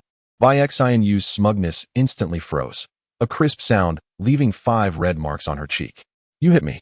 Xiao Muyin withdrew her stinging hand, tears cascading to the ground as she sobbed and vented her frustration. "Indeed, I have long wished to strike you. You claim you would never intrude upon our relationship while engaging in underhanded schemes to undermine it. Your audacity has left my hand pained. You are the worst." Though her actions were undeniably reprehensible, to the Cold family, she resembled a solitary kitten, petulantly scolding and complaining. Even her curses were soft and endearing, evoking concern from onlookers. Cold Siyu appeared taken aback by her erratic behavior, gazing at her in a daze. "If you can so easily withdraw your affections, then so can I. I shall no longer harbor feelings for you," Xiao Muyin declared, turning to deeply bow before the elder Cold. "Grandfather Cold, the fiancée of the Cold family is a woman from the Bai family, and I am no longer associated with you. From this day forth, we shall treat each other as strangers and not cross paths again. I sincerely apologize for not fulfilling your wishes, and I wish you good health in the future." With that, she staggered away from the Cold residence, her slender figure vanishing from the sight of the crowd in an instant. Cold Siyu instinctively reached out. "Wait, Siyu?" Bai Xinyue quickly grasped his hand, her face etched with worry. Their eyes met, but Elder Cold's expression darkened, glaring at the two for a prolonged moment before bellowing, "Get out!" He then rolled his eyes and fainted. "Grandfather!" The Cold family erupted into a flurry of activity as Xia Mu Yin exited the Cold estate. She strolled towards the villa district, aware that taxis were scarce. Thankfully, her foresight in choosing not to wear high heels spared her feet from distress. While she appeared to be walking, her attention was fixated on the live stream, where her recent announcement of the annulment had drawn in over 70,000 viewers. To her surprise, the comments flowed harmoniously, devoid of any harsh criticism, leading her to wonder if she had mistakenly entered the wrong production team. What will the next plot be? She pondered. From Xiao Tang's side, the sound of paper rustling echoed, as if he were perusing a script. Soon, he replied. Resolving the Xia family's crisis. Xia Mu Yin scoffed at the thought of aiding the Xia couple, feeling no inclination to assist them. The evening breeze danced with her skirt, her red dress blooming like a rose in the night. Her steps grew lighter as she twirled against the wind, moving gracefully like a sprite. Unbeknownst to her, a darkened vehicle was trailing her closely. Suddenly, a screeching halt interrupted her serenity, and 3 burly men emerged, swiftly covering her mouth and dragging her into the car before speeding away. A chilling object pressed against her neck as a gruff voice warned, "Behave, or I'll end you." Xia Mu Yin felt a shiver of fear course through her. Kidnapping? In a fiery red car parked nearby, 2 individuals bore witness to the unfolding scene. Bai Xinyue turned pale, murmuring, "Qingye, has my sister been? Call the police. Yes, call the police." Trembling, she fumbled for her phone, yet her fear rendered her unable to unlock the screen. "Please, open it." A sun-kissed hand grasped hers, and Duan Qingye smiled with an air of calm, excitement barely concealed in his gaze. "Sister, you are mistaken. There is no one." "Is that so?" Tears welled in her eyes, and she could no longer hold them back. Duan Qingye sighed softly, gently wiping away her tears, and reassured her, "Do not be afraid. I will always protect you." Bai Xinyue's cheeks flushed slightly as she shyly lowered her head, an ambiguous atmosphere enveloping the two within the confines of the vehicle. He marveled at her kindness. Despite being bullied by Xiao Mu Yin and Lung Siyi, she still unhesitatingly offered her aid. Yet, unbeknownst to him, a malicious grin flickered in her downcast eyes. As the vehicle exited the city, the smooth road transformed into a rugged path. Xiao Mu Yin felt as if she might vomit from the torment, urgently calling out to Xiao Tang, "Is this part of the script?" Xiao Tang hesitated. "It's not in the script." Xiao Mu Yin gazed skyward in exasperation. "Can a live short drama trigger hidden plots?" Xiao Tang stammered, I don't know. I'm just an intern director." Xiao Mu Yin replied with a scoff, "I knew it. Who has tied up the female antagonist? Will they tear up the ticket?" "No, I still want to see her grovel." Xiao Mu Yin sighed. Exasperation was her native tongue. After over half an hour, the road smoothed out once more, and the vehicle came to a sudden halt. She was yanked out of the car, her feet landing on a concrete path. "Hurry up." She was pushed forward, stumbling as she had no choice but to advance. The iron gate creaked open, an acrid smell of mildew assaulting her senses.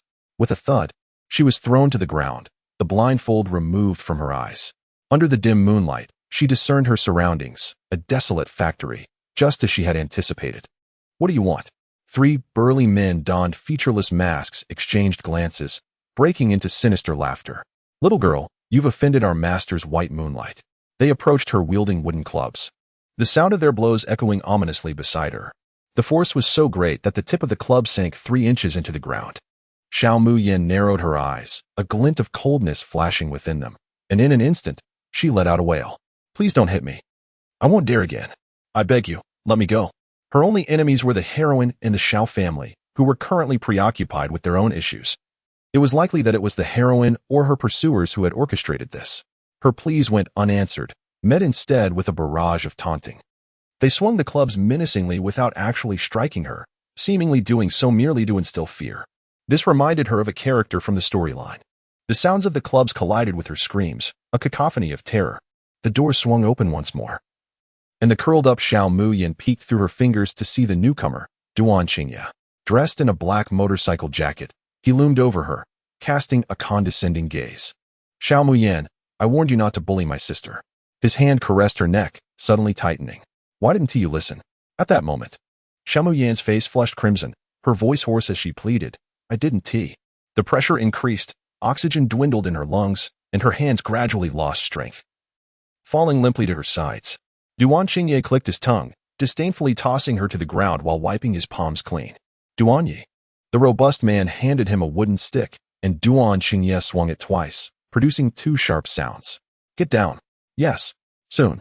Only the 2 of them remained in the factory, with a cruel smile playing at the corners of Duan Qingye's mouth. Get up. Stop pretending to be dead. However, the fallen Xiao Muyan lay motionless on the ground, as if she had truly fainted. Xiao Tang, filled with excitement, urged, Go? Flatter the boss to let you go. Xiao Muyan retorted, Is she such a shameless person? We've already reached her doorstep, and she still needs to pander? What about for the white moonlight in her heart? She merely wanted to sneer, for the moon does not shine on its own, it merely reflects the sun's light, creating a fabricated illusion of brilliance.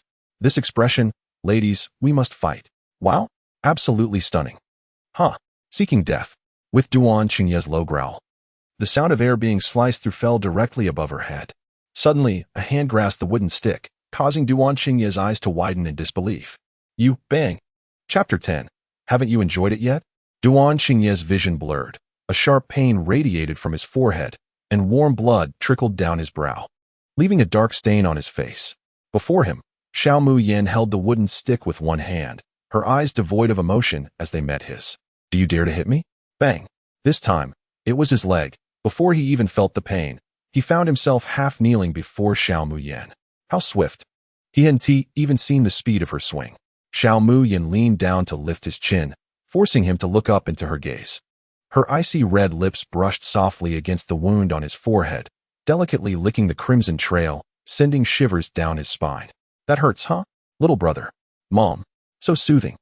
Is it just me, or is it both beautiful and exhilarating? Look at Duan's expression. It seems he enjoyed the beating. The term little brother seemed to please Duan Qingye. This woman resembled a wild kitten, mewling sweetly, only to turn and scratch with her sharp claws, gazing at him with a pitiful look that ignited a yearning within him.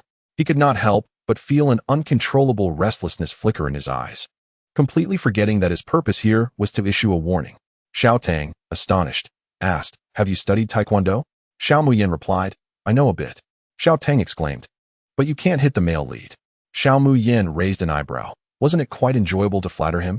Xiao Tang pressed, When did you learn this? Duan Qingye obediently knelt on the ground, gazing up at her. Xiao Muyan locked her eyes with his, her fair fingers gently caressing his lips, their breaths intertwining. She watched as his body hardened from her touch, her cold voice cutting through like ice water. After you hit me. Duan Qingye's gaze faltered, his boiling blood freezing in an instant. He nearly forgot the deeds he had once committed against Xiao Muyan. Each time she provoked by Xianyu, he retaliated with even greater cruelty, leaving her with wounds primarily inflicted by himself. Xiao Muyan released his lips, straightened her posture, and cast the wooden stick several meters away. The sound of it rolling echoed like the pain in Duan Qingye's heart, a painful tug. I will annul my engagement with Lung Siyi, and I shall no longer entangle with him, nor provoke your moonlight. With that, she walked towards the door without a backward glance. Duan Qingye hurriedly sprang to his feet, calling out, Wait. Xiao Muyan halted, turning coldly to face him, a mocking smile gracing her lips. What is this, Master Duan? Have you not yet had your fill of beating me? Then I shall accompany you to the very end. Observing her eyes, tinged with red and brimming with vigilance, Duan Qingye felt a ringing in his head, as if a massive stone weighed down on his heart, making it difficult to breathe. He stepped closer, halting a foot away, and spoke in a suppressed whisper, Let me see your injuries. Ah. Xiao Muyan stared at him with wide, round eyes, appearing dazed and foolish. Her long eyelashes fluttered like feathers against his heart, provoking an indescribable tickle. Suddenly, Duan Qingye's lips curved into a slight grin, and his hand moved uncontrollably toward her head. I'm sorry. Only today did I realize you could feel pain. Previously, whenever he struck, this woman remained silent, which had been rather dull. Xiao Muyan tilted her head, skillfully evading his hand, her large, glistening eyes gazing at him in confusion as she obediently stated, I do not accept your apology. Duan Qingye replied, How intriguing. Who said the little wildcat has no temper? Is this her true nature? I shall not kill her. He had discovered a new way to toy with her. If there's nothing else, may I leave? Xiao Muyan wearily rubbed her forehead. This night had been filled with engagements and abductions. The plot was too dense for her mortal frame to endure. Duan Qingyi grasped her wrist firmly. I will take you home. Such kindness. Yet, realizing she wouldn't die anytime soon, she allowed him to proceed. Duan Qingyi arrived on a motorcycle, and as he attempted to assist Xiao Mu Yin in arranging her skirt, he found she had already casually hopped onto the back seat. Let us go, he exclaimed with a bright smile. Hold on tight. Xiao Mu Yin responded with a couple of affirmatives, wrapping her slender arms around him. The softness behind her ignited a rush of warmth, her delicate fingers gripping his waist, her long legs pressed against his side. And he could feel her hair stirred by the wind, a faint sweet fragrance wafting into his nostrils. Duan Qingyi's Adam's apple bobbed, his voice hoarse. Sit tight. In an instant, the motorcycle surged forward, prompting a gasp from the girl behind him, who tightened her embrace. As the speed escalated, Xiao Mu Yin feigned fear while delightedly watching the barrage of comments. Wow, unlike other short dramas that are utterly sweet, this one is extraordinarily suggestive. Love it. Come on, more pain is never too much. Too little, and I'll report it. This malicious female supporting character is quite skilled. Particularly upon noticing the various donations above, she involuntarily chuckled. The sound of her laughter reached Duan Qingyi's ears, causing his heart to quicken unexpectedly. Is she truly this joyful simply by being close to him? This woman is indeed capricious. They parked in front of the Xiao family's villa. What? Is she still unsatisfied? Xiao Mayan flusteredly exited the vehicle, her face flushed with a deep crimson. Be careful. He reached out to steady her, and, in his peripheral vision, he caught a glimpse of something on her wrist. What was that? His hand tightened suddenly. Upon her wrist lay a dark ribbon adorned with purple gemstones. Is this a man's headband? Did Lung Sai give this to you? His voice turned icy, the depths of his lowered gaze concealing his emotions. No, I bought it myself. Bought it yourself? The corner of his mouth twitched slightly. Who would wear such an accessory on their wrist? Is she deceiving him? She still harbors feelings for Lung Sai. And in the future, she will still become entangled with him and provoked by Xinyue. Gazing at her slender neck, his fingertips itched with an urge. With just a slight exertion, he could end her pretentious act. Because he once imagined love. Xiao Mayan stared intently at her wrist, then unfastened the ribbon. Expressionless as she cast it into the grass. It is no longer needed. Duan Qingyi was momentarily taken aback, realizing she had called off the engagement. A sense of understanding settling within him. Since she has let go, perhaps he might be able to coexist with her peacefully in the future. He contemplated. Raising a wild cat wouldn't be so bad. However, he never considered why Xiao Mayan would desire to coexist with him. Perhaps, you could come to like me. You? No. Hearing her unwavering rejection, Duan Qingyi was stunned. Why does she not like me? Xiao Mayan examined him, her eyes filled with regret as she sincerely responded. I'm sorry. Secretly, she rolled her eyes. She had no masochistic tendencies, who would be drawn to someone with violent inclinations. Yet, the more she resisted, the more Duan Qingyi yearned to understand the reason behind her aversion. Xiao Mayan, feeling cornered by his inquiries, lowered her head, timidly rubbing her fingertips. I have no feelings for dark-skinned individuals. Realizing her words were too blunt, she quickly added, her eyes shimmering, I don't mean that dark-skinned people are unattractive. In fact, that dark-skinned person is quite handsome, very sunny, and domineering, perfectly fitting your image, Duan Yi. Duan Qingyi retorted, this explanation is unnecessary. Gritting his teeth, he declared, I demand that you like me. Otherwise, I shall not be kind to the Xiao family. Xiao Mayan was momentarily stunned, then suddenly enlightened. So it was you who threatened the Xiao family? Duan Qingyi raised an eyebrow, a hint of pride in his demeanor. Are you scared? Xiao Mayan sighed. I'm tired. Let it all be destroyed. Chapter 11. 999999. You won't regret it. Xiao Mayan strode into the Xiao family's entrance without looking back, only to be abruptly yanked back with force. Wait, clarify your words. At this moment, Duan Qingyi was as obstinate as a child, lacking the imposing presence of the head of the Duan family.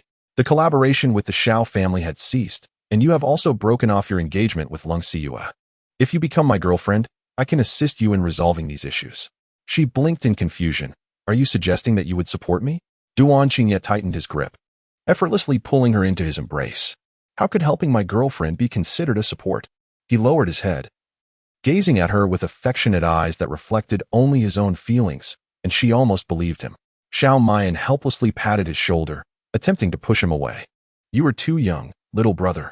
This remark seemed to wound his pride, causing him to hold her even tighter, as if wanting to merge their beings. His deep-set eyes half smiling yet enigmatic, fixated on her, his waist subtly leaning forward. How can you know without trying? Xiao Mayan sensed the shift in his demeanor and shyly lowered her head in contemplation. Can you truly help me? A fleeting glimmer of disdain flickered in Duan Xingye's eyes, confirming what Sister Xinyue had said about her vanity and ignorance. Yet he spoke with utmost gentleness. Of course, our Duan family is on par with the Lung family. Whatever Lung Xiyue can accomplish, I can achieve as well.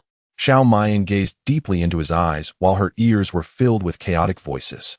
Xiao Tang, quickly agree. If you become a couple, the crisis of the Xiao family will be averted, and you can better serve him. Xiao Mayan, huh? How can I serve others if I am his girlfriend? Xiao Tang, all right. What should we do then? Suddenly, a pair of cool hands encircled Duan Xingye's neck, and Xiao Mayan obediently leaned on his shoulder. Upon receiving a response, the dark depths of Duan Xingye's eyes glimmered with a cold light. This is the head of the Duan family. How could he be easily swayed by a supporting character? What if the head of the Duan family falls for the supporting character? Stop dreaming. The head of the Duan family favors the leading lady. Girlfriend? Can you suppress them? Who? The Xiao family. This statement genuinely caught Duan Xingye off guard, and with suspicion, he inquired, Aren't you afraid of the Xiao family going bankrupt? The response was a silence filled with weight. Suddenly, his wrist felt loose, and he found himself alone, noticing that the gates of the Xiao family estate had closed. Duan Xingye stood there, staring at the gate in a daze, a mischievous smile curling at the corners of his mouth. How intriguing. He took out his phone and made a call, revealing the information he had uncovered. Sir, are you seizing the Xiao family's share? No, it is a covert maneuver. Within the dimly lit Xiao villa, she realized the lights were all turned off upon entering. As she made her way to the living room, the maid finally sauntered out from within. Miss, you're back. Her tone was flippant, casting a glance at Xiao Mayan with little regard. Where are they? The maid retorted sarcastically. Sir and Madam went to the hospital to visit the old Master Long, who fainted due to your actions. Unlike Miss, who still has time to secretly meet with a wild man. Xiao Mayan approached her expressionlessly, a chill emanating from her eyes. What are you doing? Xiao Muyin seized the maid's hair and yanked it back with ferocity, causing the maid to cry out in pain, exclaiming that she was being harmed. Xiao Muyin coldly regarded her, asserting her authority and warning her that if she did not recognize her position, her patience would not endure next time. Trembling in fear, the maid collapsed onto the ground, watching her with trepidation as she retreated to her room, promptly picking up her phone to wail and complain. After a bath, Xiao Muyin noticed the flickering light of a message on her phone, an unfamiliar request. Add me as a friend. It was evident who it was from. So she cast the phone aside, preferring not to see it. The next day, she anticipated that the newspapers would be filled with news of her broken engagement with Lung Ziyi, yet nothing was reported. Reflecting on it, perhaps he did not regard their engagement seriously. The lack of news was thus unsurprising. As she began her meal, the sound of the door opening interrupted her, and her parents, weary from their travels, entered. Eat. How dare you still eat? Her father bellowed, overturning all the dishes onto the floor and accusing her. Which scoundrel were you with last night? Xiao Muyin casually sipped her water, ignoring them as she moved toward the living room. With a loud crash, a teacup shattered beneath her feet. Her father's furious voice echoed, You disgraceful wretch. No wonder Lung Ziyi ended your engagement. Xiao Muyin halted, stepping over the shards on the ground, and turned to face them, taking a seat before them. No, it was I who broke the engagement with Lung Ziyi. You must go and tell him you are not breaking the engagement. Upon hearing that the elder Lang was hospitalized, her father was stricken with fear, rushing to the hospital to apologize, only to find that the Lung family was unwilling to entertain them, leaving him to seek other opportunities for redemption. Xiao Muyin sipped her tea nonchalantly, lifting her gaze to them with a bright smile. It was because Miss Bai and I broke off the engagement with Lung Ziyi. Do you wish for Miss Bai to be the mistress? The two fell silent, and a glimmer of interest flickered in Xiao Muyin's eyes. I do not understand. Do you truly cherish Bai Xinu or despise her? Knowing that she has feelings for Lung Ziyi, you still wish for me to pursue him. Are you not concerned for your beloved daughter's heart? Shut up. You are not worthy to even carry Xinu's shoes, her father warned in a fit of rage.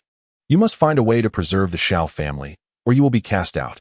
Fine, Xiao Muyin began, but before she could finish, a piercing scream pierced her ears. Little Tang. Warning. The female antagonist cannot sever ties with the Xiao family. Xiao Muyin, undeterred, replied, What if I insist on trying? In an instant, a powerful surge of electricity coursed through her, rendering her limbs numb and her vision darkening.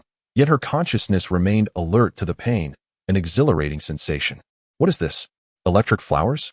Everyone, the reward page has suddenly shown lightning. Can we zap the female antagonist?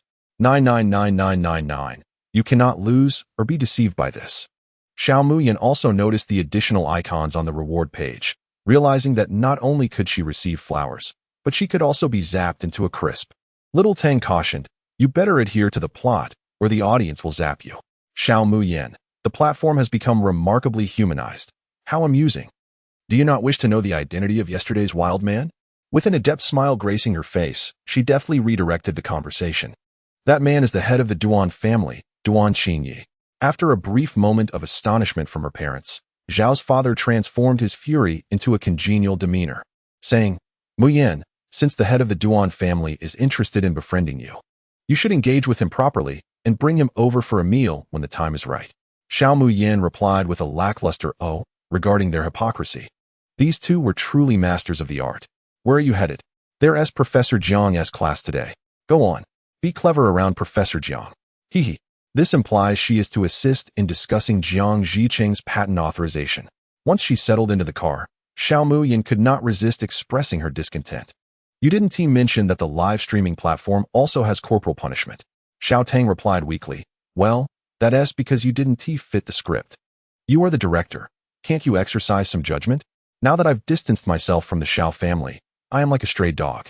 Isn't that more intriguing? Xiao Tang insisted. That still doesn't alter the script. Xiao Muyan retorted, what use are you then? The platform is a pitfall. Do you think I am in need of $1 million? Fine. With just a few more clicks, she could become wealthy. With a press of the accelerator. The car veered away from the school. Xiao Muyan was not naive. The current narrative was that everyone believed she had pilfered by Xinu's research findings, leading to nothing but scorn and ostracism. It was exceedingly dull. She drove to a house under her name, a property she had purchased with earnings from previous projects. Equipped with numerous high-priced experimental apparatuses, essentially a small laboratory. To prove her innocence, rather than engage in self-justification, she opted to defy conventions. What could a university student's research data possibly yield? She was there to elevate the intensity for everyone. As she casually browsed online, she noted that current medical advancements were not vastly different from her own time. Suddenly, an article regarding congenital heart disease piqued her interest. Skillfully maneuvering the instruments, she meticulously recorded a series of data sets. By the time she finished, the evening had descended, and she was surprised to find several missed calls and a dozen messages on her phone.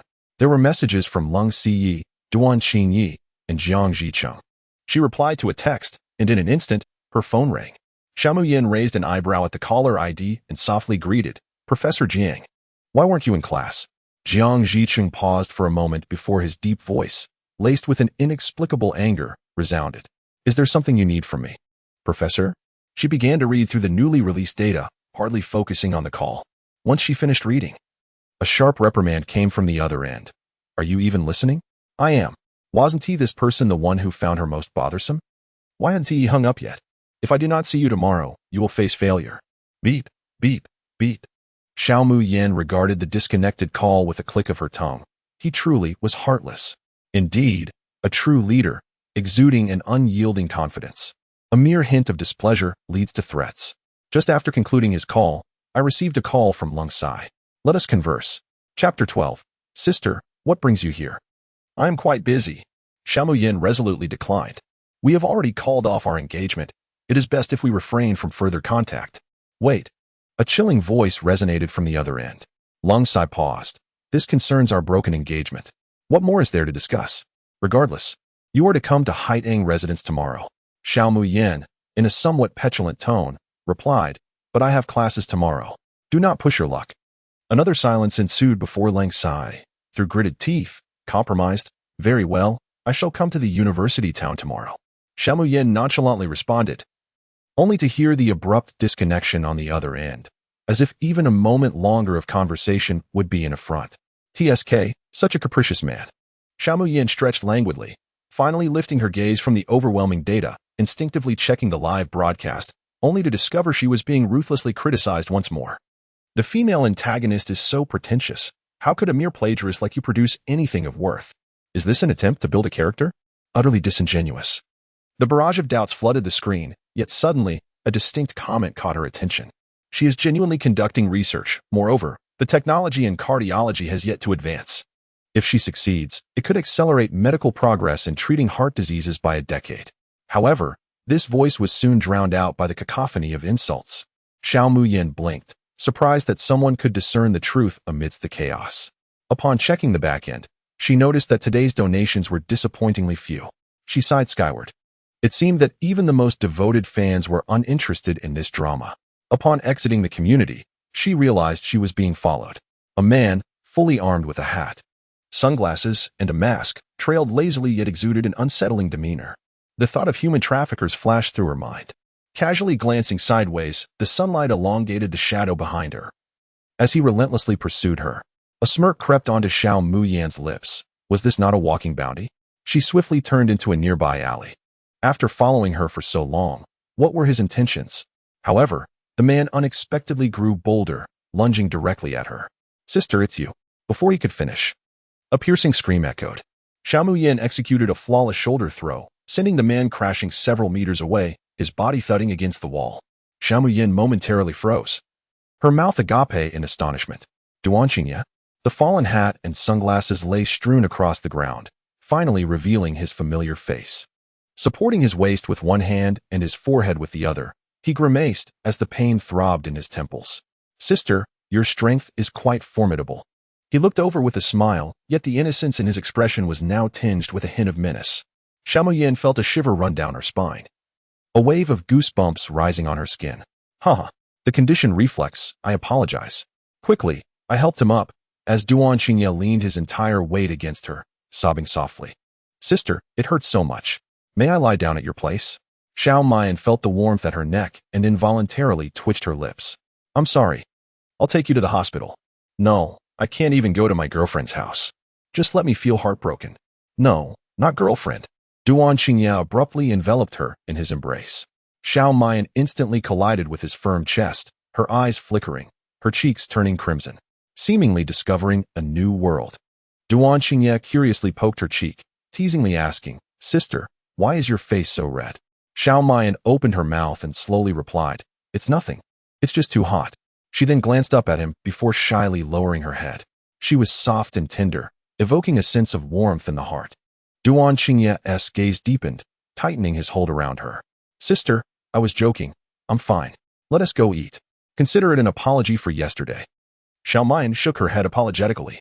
"I'm afraid that won't work. I've arranged to have dinner with my parents at home." Duan Xingye expressed his regret. "What a pity. I'll take you back." This time, she had no reason to refuse. Her shoulders trembled slightly as she skillfully extricated herself from his embrace. Duan Xingye stared in astonishment at his now cold hand, then chuckled.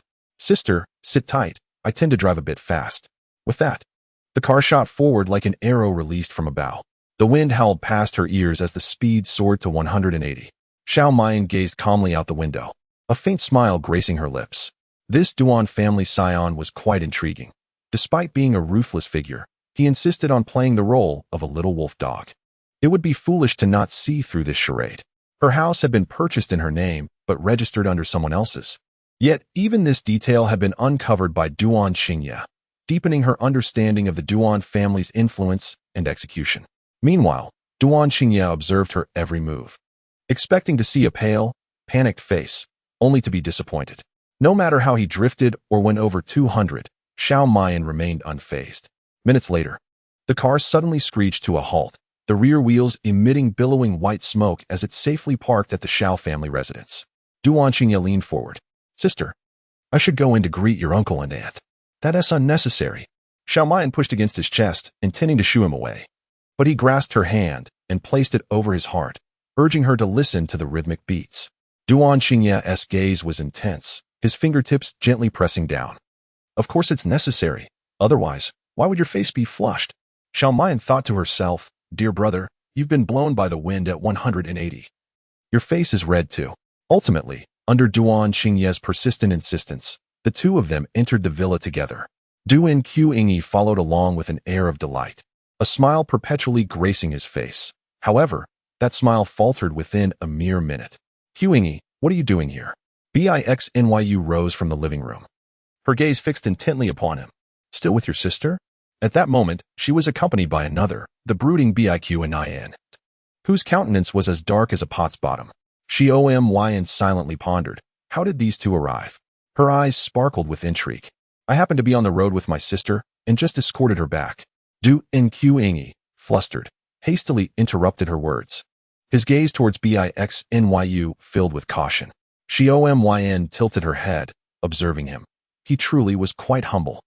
Bixnyan's expression darkened further, unable to fathom how this woman dared to glance at another man before him, as if she were oblivious to his presence. Bixnyu stumbled slightly, her disbelief evident. Could it be that Du Nqingi referred to someone else's sister? How did Sister Xnyu come to the Shio household? I came to visit my parents. Du Nqingi awkwardly directed his gaze towards the middle-aged couple. At that moment, Bixnyu gently introduced, Mom, Dad, this is Du Nqingi, my junior. Xiomyn regarded her with keen interest. How possessive. The protagonist truly shares her affections, leaving no admirer unattended. Are you quite happy? She looked up to meet Bixnyan's cold, humorless gaze. Sister. Chapter 13. How can one know without trying? Xiomyn felt a chill under Bixnyan's penetrating stare, as though he were intent on devouring her whole. What a coincidence. Bixnyan advanced, his towering figure nearly enveloping her. How do you know each other? As his words fell, another presence joined them. Du Nqingi playfully blocked Xiomyn, grinning. Bigo, long time no see. Bixnyan regarded him thoughtfully, yet his attention shifted back to Xiomyn as he spoke in a low, resonant voice. Qingi is jesting. Did we not just see him by Xnyu's side yesterday? Du Nqingi replied. Where is the hostility coming from? The two locked eyes, a palpable tension hanging in the air. Xiao Tiying, activating the admirer mode. Target, Bixnyan, Du Nqingi. Xiomyn, do you wish to hear what you are saying? Xiao Tiying remained silent, feigning death. Xiomyn inhaled deeply and peered around Du Nqingi's shoulder, obediently inquiring, Brother, I have something to discuss with you. Would you mind coming with me? Bixnyan raised an eyebrow, glancing at the subtly shifting expression of Du Nqingi, and responded with evident cheer. Very well. Xiomyn, her cheeks flushed and ears burning, stepped forward and swiftly led him upstairs to the bedroom. Du Nqingi watched them with an inscrutable expression. As soon as the door closed, Xiomyn stumbled, colliding into Bixnyan's embrace. Their bodies tightly pressed together. The younger sister was impatient.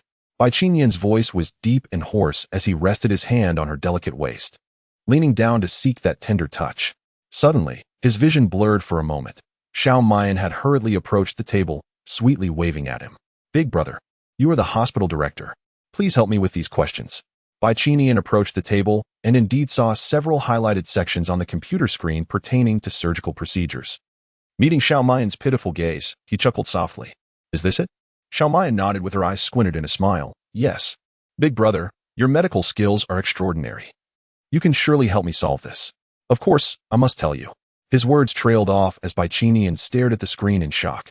Meanwhile, downstairs, Zhao's parents were busy arranging dinner, while Duan Qingye and Baiqinyu were distracted, frequently glancing toward the second floor. Why haven't they come down yet? Indeed. It has been half an hour. They exchanged glances and simultaneously said, Should we go up and check? From the hallway above, faint and ambiguous sounds could be heard. Big brother, can you do it? How will we know unless we try? But this is taking too long. You give it a try. Big brother, you're amazing. The two exchanged incredulous glances, aghast at the words being spoken. Duan Qingye's eyes darkened with fury as he kicked the door open, exclaiming, What are you doing? Baiqinyu, flustered, hurried in after him. Sister, Baigu, why haven't you come down? We've been waiting for so long. In an instant, their eyes met. The two inside were intensely debating over the computer screen, now staring wide-eyed at the entrance. Xiaomyn blinked in confusion. Sister, what is going on? Baiqinyu secretly sighed in relief, forcing a chuckle. It's nothing. Just wondering why big brother and sister haven't come down yet.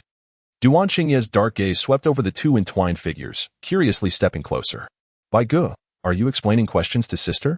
Baiqinyan shifted his position, evading Duan Qingye's proximity, and replied coldly, I've finished. You two should go down first. I need to organize some materials. Xiaomyn timidly nodded, Thank you, big brother. Bai Xinyue caught sight of the content on the screen, her eyes momentarily dazed. Big brother, let me help you organize it. It will be faster. No need. Bai Qinian decisively refused, his voice carrying a barely perceptible stiffness. These materials are somewhat complex. You haven't studied them yet. All right. She did not notice the lingering affection hidden in Bai Qinian's gaze, but Duan Qingye observed his ever-changing posture and the indescribable tension. A cold smile crept into his heart. What a refined yet decadent gentleman. Bai Xinyue lagged behind, and by the time she emerged, Xiao Mayan and Duan Qingye had already vanished from sight. Where could they have gone? At this moment, in the opposite guest room, Duan Qingye pressed Xiao Mu Yin against the door, the hurried footsteps resonating clearly in their ears. What had my sister just done with Brother Bai? His deep voice lingered, enveloping Xiao Mu Yin in a fervent aura as Duan Qingye's face loomed closer. Startled by his sudden movement, Xiao Mu Yin blinked her watery eyes. The corners reddened as if she had been wronged. No, the tall figure unconsciously leaned in closer, their lips almost touching. Suddenly, a hand intervened between their mouths. The heat of his lips pressing against her fingertips, his breath filled with his essence. Brother, I and big brother. Before she could finish, Duan Qingye interrupted, exclaiming, He likes you. What? Xiao Mu Yan's face registered shock, but her nervousness made her voice tremble, almost breaking into tears. Don't talk nonsense, that's my brother. Duan Qingye scoffed, indeed. So, sister, would you consider dating me? I can protect you. Xiao Mu Yan's cheeks flushed crimson as she retorted, but you are my brother. Younger brothers are strong and vigorous. Don't you want to give it a try? His ardent hand toyed with her loose hair, and she could hear his teasing whispers. Is this something I can hear? Oh no, my ears are tainted. How embarrassing. Duan Qingye chuckled softly, his laughter growing until he collapsed against her shoulder. Sister, you are quite amusing. Are you teasing me? Of course not. I am serious. Will you agree? Xiao Mu Yin pursed her lips, resolutely shaking her head. No. You must have feelings to be a girlfriend. Duan Qingye clenched his fist, gently brushing against her ear. Doesn't sister like me? I am very well behaved.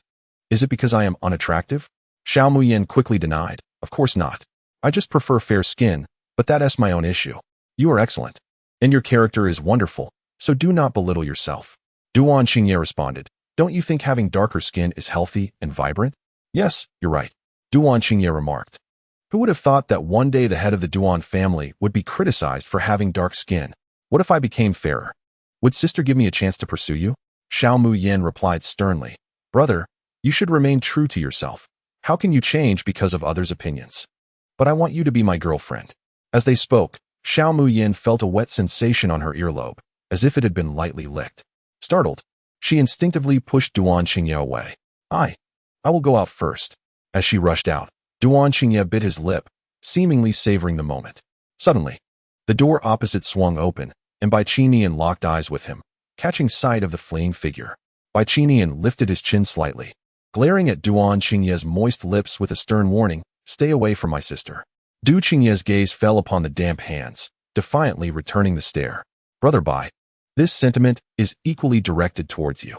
An invisible spark ignited once more, as both were acutely aware of each other's ill intentions towards Xiao Mayan. Chapter 14. Waiting for her to fail downstairs, Zhao's parents had prepared a sumptuous feast. Upon seeing Bai Qinian and Du Qingye descending one after the other, they hurriedly beckoned. Since everyone is acquainted, why not join us for a simple dinner at home this evening? Du Qingye leaned closer to Xiao Mayan, inquiring, Sister, do you wish for me to stay? Xiao Mayan instinctively shifted away, stammering, You are free to do as you please. A knowing glance passed between Zhao's parents, their hearts brimming with delight. It was evident that the Du family had taken a liking to Xiao Mayan. And should the Xiao family forge a connection with the Du family, it would be most advantageous. No, Bai Xinyue interjected, turning to Bai Qinian and Du Qingye. Her expression troubled. Brother, have you forgotten that we need to visit old Master Lang at the hospital? At the mention of old Master Lang, Zhao's parents' expression stiffened immediately, rendering them unable to utter any further words of entreaty. Bai Xinyue grasped Xiao Mother's hand, assuring her, Do not worry. I shall certainly speak highly of old Master Lang. Very well. Zhao's parents immediately beamed with joy, praising Bai Xinyue as their most considerate child. In response to Bai Xinyue's challenging gaze, Xiao Mayan endeavored to maintain her smile. Sister Lianhua, you may cherish your mother-daughter bond, but please do not involve me. As they watched the Bai siblings depart, Du Qingye felt an urgency to speak, only to be met with the warmth of a hand resting on his head, gently ruffling his hair. In astonishment, he pondered, had he just been subjected to a head pat? No one had ever dared to touch his head, not even by Xinyue. In a shock, fleeting images danced in his mind. Brother? The soft inquiry, tinged with shyness, revealed a delicate blush on her small earlobes. Du Qingye swallowed hard, declaring, I shall return to find my sister tomorrow. Xiao Mian nodded, though her smile seemed somewhat forced. As he stepped outside, Du Qingye sensed something and turned back, only to find Xiao Mian gazing at him with deep affection. Upon noticing his glance, she waved goodbye. Was she truly loath to part with him? A sardonic smile crept upon his lips. A mere hint of flirtation had him ensnared. This pretender was not as exceptional as she appeared. With the absence of onlookers, Xiao Mian yawned and ascended the stairs. Xiao Father's smile faded. Where are you going? I'm tired and wish to rest in my room. When you have rejuvenated, I have matters to discuss with you. Heavens! The supporting character is audacious, engaging with the little puppy next door in such a manner. Isn't anyone curious about what she and young Master Bai are doing inside? It must be something indescribable. Did you not see how young Master Bai has changed? I absolutely adore young Master Bai and the head of the Du family. Surely, there must be some ship to sail here. Sisters, indulging in everything will only harm you. Shouting remarked, isn't this a bit insincere? Xiao Mian, flustered, replied, just tell me whether I praised them or not. Shouting responded, you did offer some praise, but it was rather superficial, lacking depth. Xiao Mian retorted, what I expressed was genuine passion, hence, spare me the nitpicking. All right, Shouting conceded. It seems the two big shots are quite pleased, and the viewership has surged. Perhaps they should heed Xiao Mian's advice and grant her more creative freedom. Early the next morning, Xiao Mian rose early and headed to school. When Jiang Zhiqing entered the classroom, he noticed a familiar figure slumped over in the front row, soundly asleep. A subtle smile, unbeknownst to him, graced his lips as he approached. Knock, knock, knock. Huh. Xiao Mian groggily lifted her head, her eyes struggling to focus. Jiang Zhiqing gently prompted, Xiao, wake up. Class has started. Wow. Professor Zhang's voice is so soothing. He is so handsome. How wonderful it would be if he could be my boyfriend for a day. However, it dawned on her that Professor Jiang was calling on Xiao Mian. How could she still show her face in class? Indeed, such a thief should be apprehended and face the consequences of her actions. Xiao Mian, now somewhat alert, met Jiang Zhiqing's cold yet gentle gaze and forced a sheepish smile. Professor Jiang, I'm here for class. Jiang Zhiqing regarded her with a silent smile before striding to the podium to commence the day's lesson. After a few minutes of listening, Xiao Mian began to drift off again. The material was something she had memorized thoroughly during her teenage years. Unbeknownst to her, a classmate had taken a seat beside her and inquired softly, is Professor Zhang's lecture really that dull? Xiao Mian, barely opening her eyes, replied, it's not that it's dull, it's merely like ethereal music, lulling one into slumber. Are you not afraid of failing? Not a chance. Of course. I am. Xiao Mian suddenly sensed something amiss. The sound of the lecture had ceased. Cautiously peering from her arm, she discovered that the person beside her was none other than Jiang Zhiqing, who should have been lecturing. Professor Jiang. Jiang Zhiqing smiled as he pushed a test paper toward her, yet his eyes were devoid of mirth. Since you are unafraid of failure, perhaps you should complete this. Should your score fall below 90, you will indeed fail. Laughter erupted throughout the classroom. Given Xiao Mian's academic performance, merely passing would be an achievement, let alone scoring 90. Indeed, she was just a thief. What prowess could she possibly possess? The jeers echoed around her, yet Xiao Mian's spirits lifted at the prospect. Professor, are you serious? If I achieve a score above 90, does that mean I won't have to attend subsequent classes? Jiang Zhiqing's once gentle eyes sharpened, and seeing her cheerful demeanor ignited a spark of frustration within him. Did she truly wish to avoid his class? Or did she look down upon him? Upon hearing this, Xiao Muyan's lips almost stretched to her ears as she lowered her head and began to immerse herself in her work. Jiang Zhiqing rose from his seat, returning to the podium to continue his lecture, no longer casting any superfluous glances toward Xiao Muyan. With an almost divine inspiration, she filled an entire page of the exam paper in a mere 30 minutes and submitted it just before the class concluded. Professor Jiang, quickly, do you think this paper is sufficient to earn me a score? Jiang Zhiqing glanced at her radiant face, his warm smile becoming somewhat rigid. Let me see. Yes. Hurry and check how many points I can attain. I am eagerly awaiting her failure. Despite the volume of her writing, it does not necessarily equate to correctness. How amusing it would be if she received a 0. Xiao Mu-yen remained composed, closing her eyes to rest. Meanwhile, Jiang Zicheng's unease grew as he reviewed her answers. Many of the questions exceeded the curriculum. Yet, Xiao Mu-yen had managed to tackle them. Professor Jiang, how many points did Xiao Mu-yen earn? Indeed, is there a possibility of 30 points? Haha, what a pity that Miss Bai was absent. Otherwise, her reputation would have been in tatters. Xiao Mu-yen raised an eyebrow, almost forgetting about Bai Xianyu. With bated breath, the crowd awaited Jiang Zicheng's verdict as he finally set down his pen and fixed his gaze intently upon Xiao Mu-yen. Professor, what is the verdict? How many points? Full marks. Xiao Mu-yen could hardly believe her ears, straining to hear. How much? Professor Jiang, could you speak a little louder? Jiang Zicheng suppressed his voice. Full marks. Well, if that is the case, does that mean I 1T fail even if I don't attend class in the future? Xiao Mu-yen and Jiang Zicheng locked eyes, a tempest brewing within their gazes. Jiang Zicheng clenched his concealed hand tightly, the response escaping through gritted teeth. Yes. Then I must thank you, Professor Jiang. With that, Xiao Mu-yen cheerfully gathered her belongings and hastened towards the cafeteria. Jiang Zicheng's gaze followed her figure, his eyes clouded with ambiguity. Suddenly, his expression brightened as she turned back. Had she reconsidered? Xiao Mu-yen returned to inquire, Professor Jiang, I almost forgot that Bai Xianyu was absent. Will I fail? Jiang Zicheng's expression darkened. Her research project permitted her absence from class. She nodded in agreement, affirming, indeed, Professor Jiang speaks wisely. Without another word, she exited the classroom. Little Tang exclaimed in disbelief, Have you lost your mind? You're not attending class. Are you really going to be a sycophant? Chapter 15, Mr. Long. Are you sending me signals? Xiao Mu-yen replied, Indeed, that's not a bad idea, a sycophant of the mind. Little Tang cautioned. But your scores don't meet the standards. Xiao Mu-yen's expression turned serious. Rest assured, I am well aware of my situation. As she arrived at the cafeteria, her phone rang. I'm here, come out. Xiao Mu-yen rolled her eyes. I'm in the cafeteria. Xiao Mu-yen, can you not hear what I'm saying? Come out immediately.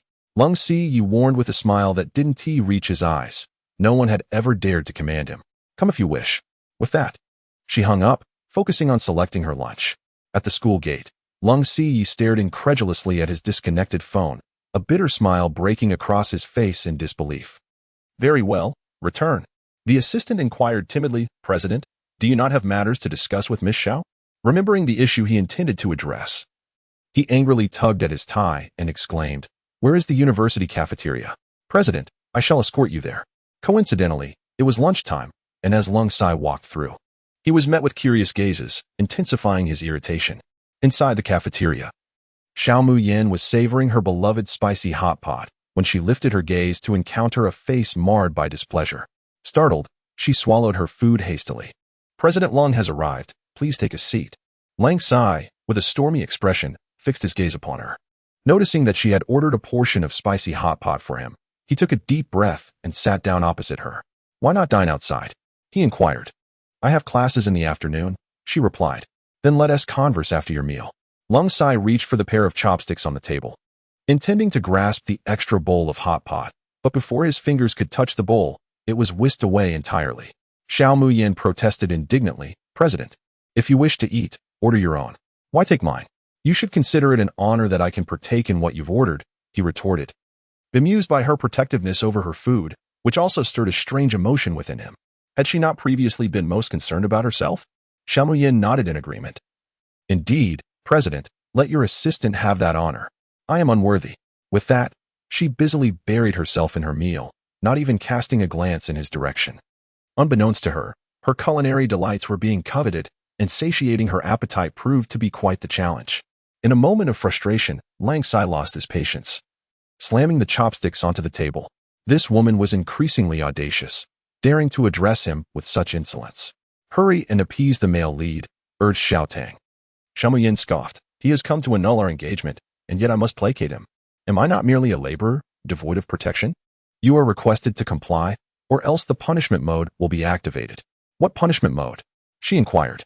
It cannot be disclosed, came the reply. Huh. She polished off 2 bowls of spicy hot pot in a few bites, contentedly burping. With one hand cradling her head and the other sipping milk, she appeared obedient. Reminiscent of her former self, albeit lacking the affectionate sentiment in her eyes. President, if you have something to say, please do so directly. We are no longer engaged. Should someone see us, it may reflect poorly. Xiao Muyin cast a glance at the two eavesdroppers hiding behind a pillar by Xinu and Jiang Shicheng. Wherever the male lead was, the female lead was sure to follow. They were here, but knowing of her broken engagement, they would likely refrain from causing further trouble. We shall not annul the engagement. Lung Sai's unexpected declaration took her aback. Xiao Muyin furrowed her brow, scrutinizing every nuance of his expression, and replied gravely. This just is in poor taste. I mean it. We shall not annul the engagement. Xiao Muyin struggled to suppress the impulse to give him a good thrashing. Striving to maintain her composure as she inquired, why do you refuse to annul the engagement?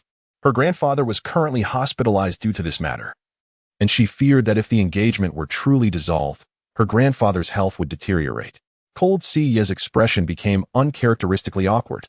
Xiao Muyin's lips twitched violently, pondering where this obstinate CEO had come from. No, he was simply contradicting her. The original protagonist refused to withdraw from the engagement, yet he insisted on it. Now that it suited him, he was suddenly unwilling to back down. Wasn't that simply absurd? From a distance, she observed by Xinu's unshed tears and Jiang Zhicheng's helpless attempts at consolation, both regarding her with disdain. Why were they harboring animosity towards her? It was not as if she was incapable of annulling the engagement. The one bound by the marriage pact was the daughter of the Bai family. What did it have to do with her? Her grandfather had chosen him, and that was that. What was he playing at? Xiao Muyin finished the remaining milk in one gulp, rising to her feet and stating without a trace of sentiment, Mr. Cold, in any case, I have no connection with you. Seek whomever you wish, just do not bother me. Do you not wish to save the Xiao family? Xiao Muyin turned to meet his gaze, a heavy silence thickening the air. Not particularly. With a dismissive wave of her hand, she turned away. She felt ensnared by a mad dog, unable to navigate the narrative. Her mood was foul, and she had no desire to engage. Cold Si stepped forward, blocking her path with a brooding expression that exuded menace. Xiao Muyin, do not come to regret this.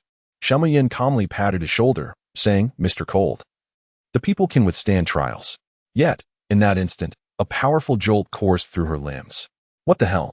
Is this the electric shock from a live streaming platform? Who on earth would spend $1 million on this? These online spectators could watch all they wanted, but how could they attack an actor? Where was their morality? Where lay their boundaries? Where were they even from? Perhaps she should send them a few razor blades to play with. However, the duration of this electric shock was not long. Rather than a piercing pain, it felt more like a tingling numbness. Goodness, why are their hairs standing on end all of a sudden? This must be the surge of electricity.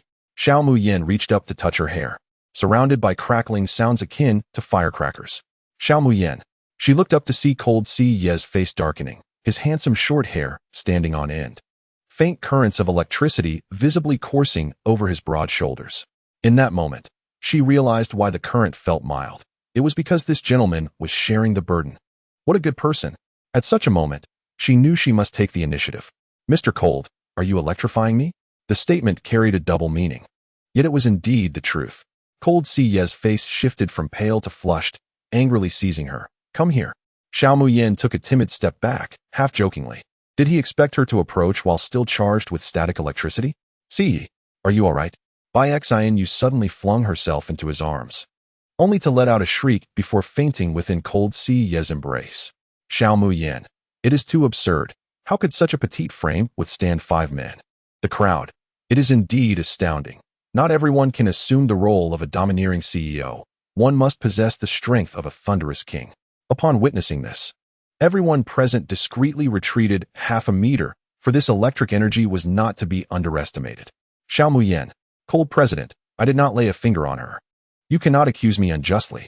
Xiao Muyin sincerely praised him, declaring that Cold President was truly extraordinary, far beyond the reach of mere mortals. I, a humble girl, shall take my leave. Observing the figure fleeing in haste, Cold Si Ye felt a pang in his heart. Could he admit that he was equally bewildered by the situation? Was it truly him who was emitting this electric charge? The assistant murmured to himself, President, I did not anticipate such a spark between you and Miss Xiao. Could it be that you are the chosen ones? What are you all dawdling for? Did you not see that Xinu has fainted? Jiang Shicheng hurriedly stepped forward to take by Xinu from Cold Si's arms and, inevitably, was also jolted by the electric shock. The warmth radiating from his hand caused him to cast a peculiar glance at Cold Sea. Was he an electric eel? Would Xianu be safe with him? In that moment, he found himself questioning the notion of allowing Bai Xianu to pursue happiness. Professor Jiang, Xianu is my fiancée. I kindly ask you to release her. Cold Sea issued his chilling command. Cold President, it would be prudent to address your annulment with Xiao Muyin first before claiming Xianu as your fiancée. Jiang Zhicheng strode away, cradling Bai Xianu. You scoundrel. Stop right there. Bang. Oh my president. Chapter 16. Am I trending? Which big shot spent a million using electric shocks? Come forward. This is exhilarating. This scene doesn't seem to exist in the original script. Have we altered the storyline? This twist is quite entertaining. Is there no one concerned about the current situation of the male and female leads? Xiao Muyin, this part is not in the script. Xiao Tang, you were supposed to successfully annul the engagement today. Xiao Muyin, do I need to intervene? Xiao Tang, feeling apprehensive, it seems necessary. Xiao Muyin decisively drafted an annulment letter, signed her name, and affixed her handprint. She photographed it, posted it on social media, and dispatched it to the Cold family. All in one fluid motion. Xiao Tang was stunned. Just like that? Xiao Muyin, indeed. Xiao Tang, but shouldn't Cold Sea be the one to annul the engagement with you? Xiao Muyin, oh, do not fuss over trivial details. What matters is that the engagement is annulled. Xiao Tang, true, the storyline remains largely intact. Xiao Muyin gazed at the barrage of comments with a faint smile. Despite their accompanying status, they could never stand on equal ground. Even if she were to play the role of a sycophant, she would be the elite among them. Dear students, let us rally together. The afternoon class was held in the laboratory, and when Jiang Shicheng arrived, he immediately spotted Xiao Muyin conducting her experiments alone at the back of the room. The surrounding classmates deliberately avoided her, creating an atmosphere of exclusion that accentuated her isolation. He wearily rubbed his brow, instinctively making his way to the back row. Professor Jiang, are you all right? I'm fine. Just a bit of coffee will suffice. You may continue. The laboratory fell silent once more, save for the sounds of instruments being manipulated. Jiang Zhicheng tugged at the corners of his mouth and returned to the podium, perusing his lesson plan, yet his mind was consumed by the image of Bai Xinyue weeping. Bai Xinyue, with tear-filled eyes, leaned against him. Professor Jiang, Yimin clearly professed his love for me. Why has he called off the engagement with my sister? He deceived me. Sobbing, I love him so much. Can you help me, Professor? Jiang Zhicheng gently wiped the tears from the corners of her eyes. How would you like me to assist you? Bai Xinyue bit her lip. My sister has stolen my research data. If this information were to be revealed, my sister and Yi would have no chance of being together. Jiang Zhicheng blurted out. If that were to happen, her life would be ruined. Bai Xinyue looked at him in shock. Professor Jiang, do you not believe me? It was indeed my sister who pilfered my data. It's not that I do not believe you, it's just that her notes. Jiang Zhicheng recalled the notebook Xiao Muyin had left at his home, which contained critical data for the research, and its age suggested it was not fabricated. Bai Xinyue grasped his hand tightly, hesitatingly saying, Professor Jiang, my sister is quite cunning. My notes have always been at home. She might have seen them and copied some. Please, do not be deceived by her tricks. Fake, you say? Certainly. My sister often skips classes. Her foundational knowledge is weak. How could she possibly produce such complex data? Indeed, she lacks that capability. Jiang Zhicheng clenched his jaw, internally grappling with a sense of unease, as if he had forgotten something of great importance. Xinyue, rest assured. I will ensure she can no longer entangle herself with Cold Zone.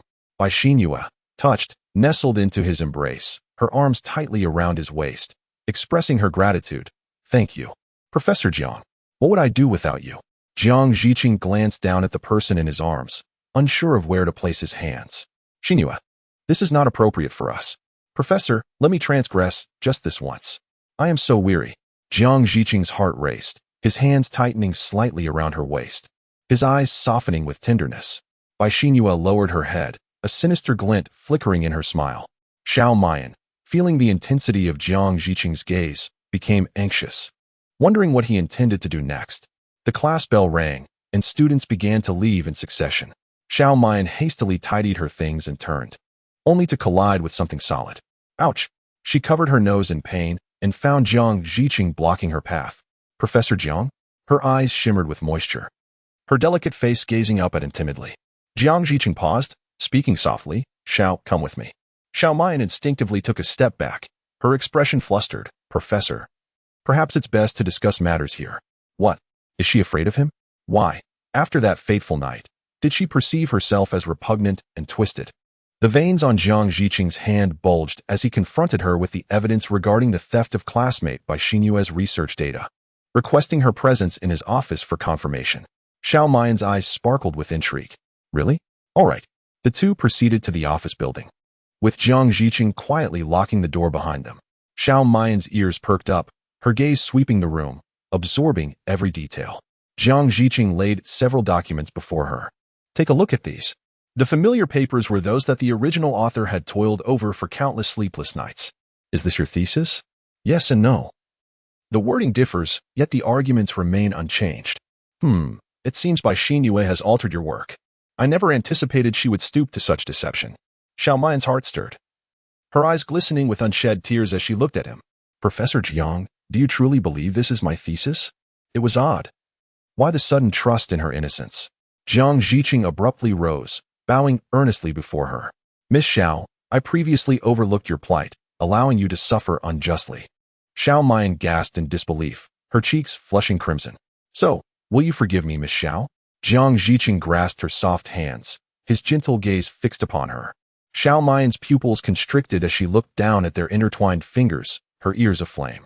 And no, it's fine, Professor Jiang, please let go. A fleeting shadow crossed Jiang Ziqing's eyes as he released her hands, maintaining a gentlemanly distance while smiling warmly at her. I never imagined you had worked so diligently. To achieve such data during your undergraduate years is remarkable. You possess an extraordinary talent. Xiao Mian gazed up at him, skepticism lingering in her eyes. Jiang Ziqing sighed, a note of melancholy in his voice. Miss Xiao, do you still harbor resentment toward me? It is understandable. Had I cleared your name sooner, you would not have endured such unfounded misfortunes. She straightened, resolutely declaring, her cheeks adorned with two charming dimples. Not at all. I hold no grudge against you, Professor Jiang. You are a leading figure in medical research. I admire you and even have feelings for you. How could I possibly dislike you? You, like me? His gentle features were alight with surprise, a smile threatening to break free. Xiao Mian met his gaze, her face warming, unable to maintain eye contact, and ultimately turned away. Like a startled fawn, you are my esteemed teacher. Jiang Ziqing stepped closer, leaning in to envelop her in his embrace. Their breaths mingled, heavy with urgency. Was it his heart or hers that raced? Is it truly merely respect? His breath brushed against her soft cheek. What if I desire to be more than just your teacher? Xiao Muyin slightly raised her almond-shaped eyes, and for a fleeting moment, her breath stilled. Her lips mere inches apart. Her voice trembled as she inquired, then what do you wish to become? I wish to be yours. Just as he was about to finish his sentence, Xiao Muyan's phone rang, interrupting the room's intimate atmosphere. She inhaled deeply, hurriedly retreating from Jiang Ziqing's embrace. Hello? A voice filled with urgency emanated from the other end. Muyin, you've made the trending list. I made the trending list? Chapter 17. Severing ties and being cast out. Xiao Muyin instinctively cast a glance at Jiang Ziqing, her expression fraught with panic as she exited the office. Chiu, stop kidding around. I'm no celebrity. How could I possibly trend? After a brief silence, Shun Jiqiu replied, just check your phone first. Once she hung up, she inevitably discovered the leading trending topic, the letter of annulment from the Lung family. Fake heiress breaks off engagement with Lung Corporation's CEO. Rumors suggest health issues. The mistress turns out to be the legitimate wife. Who is the true Mrs. Lung? TSK. Such a simple announcement of an annulment. And these new media outlets have spun an elaborate tale. Xiao Muyin read it with great interest, already envisioning the spectacular expression on Lung Siye's face upon seeing the trending news. Xiao classmate, what's wrong? Do you need my assistance? Huh. Xiao Muyin, feeling guilty, hid her phone behind her, her almond eyes blinking as she vigorously shook her head, her voice soft and feeble, yet feigning strength. No, nothing. Do not fear. I shall protect you from now on, nurturing you so that you may secure your place in the medical field. Jiang Ziqing's deep, affectionate gaze lingered on her, filled with unspoken emotions. Xiao Muyin responded with a sweet smile. The two exchanged smiles, enveloped in a tender atmosphere. Wait, didn't Professor Jiang say he believed in Bai Xinu? Why is he confessing to the female antagonist? Men, this is what men do. Why do I sense a hint of conspiracy? Xiao Muyin rolled her eyes dramatically in her mind. This pretentiousness. All men exhibit the same kind of deep affection. In the original narrative, these words were spoken to Bai Xianyu. However, she now understood his intentions, employing a strategy of feigned pursuit, a beautiful man's ruse. Yet again, a sacrifice for the heroine. Such camaraderie is truly worthy of praise. Truly, thank you. Jiang Shicheng's gentle demeanor momentarily stiffened. Those words sounded rather like an insult. Meeting her meaningful gaze, he reached to grasp Xiao Muyan's hand. As your teacher, I shall certainly assist you. Allow me to be yours. Thank you, Professor Jiang. I have pressing matters to attend to, so I must take my leave. Xiao Muyan retreated, feeling that playing the supporting role was a disadvantage. Dreaming of indulging in his affections was merely a fantasy. In an instant, she had dashed out of the office building. Through the office window, Jiang Zhicheng watched her retreating figure with a sinister gaze, silently declaring, "You cannot escape, my dear." Before the Xiao family villa, Xiao Muyan's suitcase lay carelessly discarded on the ground. Her father, Xiao, scolded harshly, "Wretched daughter, how dare you issue a divorce letter? Who gave you the audacity?" With reddened eyes, tears hung precariously in her gaze. "Father, is it because I withdrew from the engagement with the Lung family that you wish to cast me away? Your only purpose was to unite with the Lung family, and now that the marriage is off, what use am I to you? I am your own flesh and blood. You are worth less than a mere finger of Xianyu. Our daughter is only Xianyu." She clutched her heart in despair. "No, it cannot be like this." Xiao Muyan turned to Xiao Tang. "Is it possible to sever ties with them now?" Xiao Tang replied, "Yes, after breaking off the engagement with the Long family.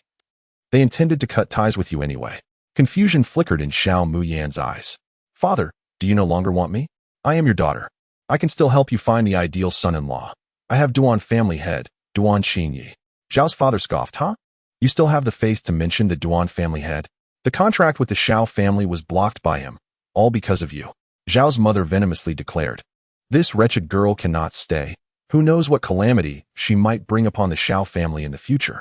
Yes, sever ties immediately. Prepare a contract for the disownment." Xiao Muyan collapsed in tears, unable to extricate herself from her grief as she wept on the ground. In less than 5 minutes, the contract was delivered. Her father signed it and tossed the document in front of her. "Hurry and sign. Do not tarnish the Xiao family."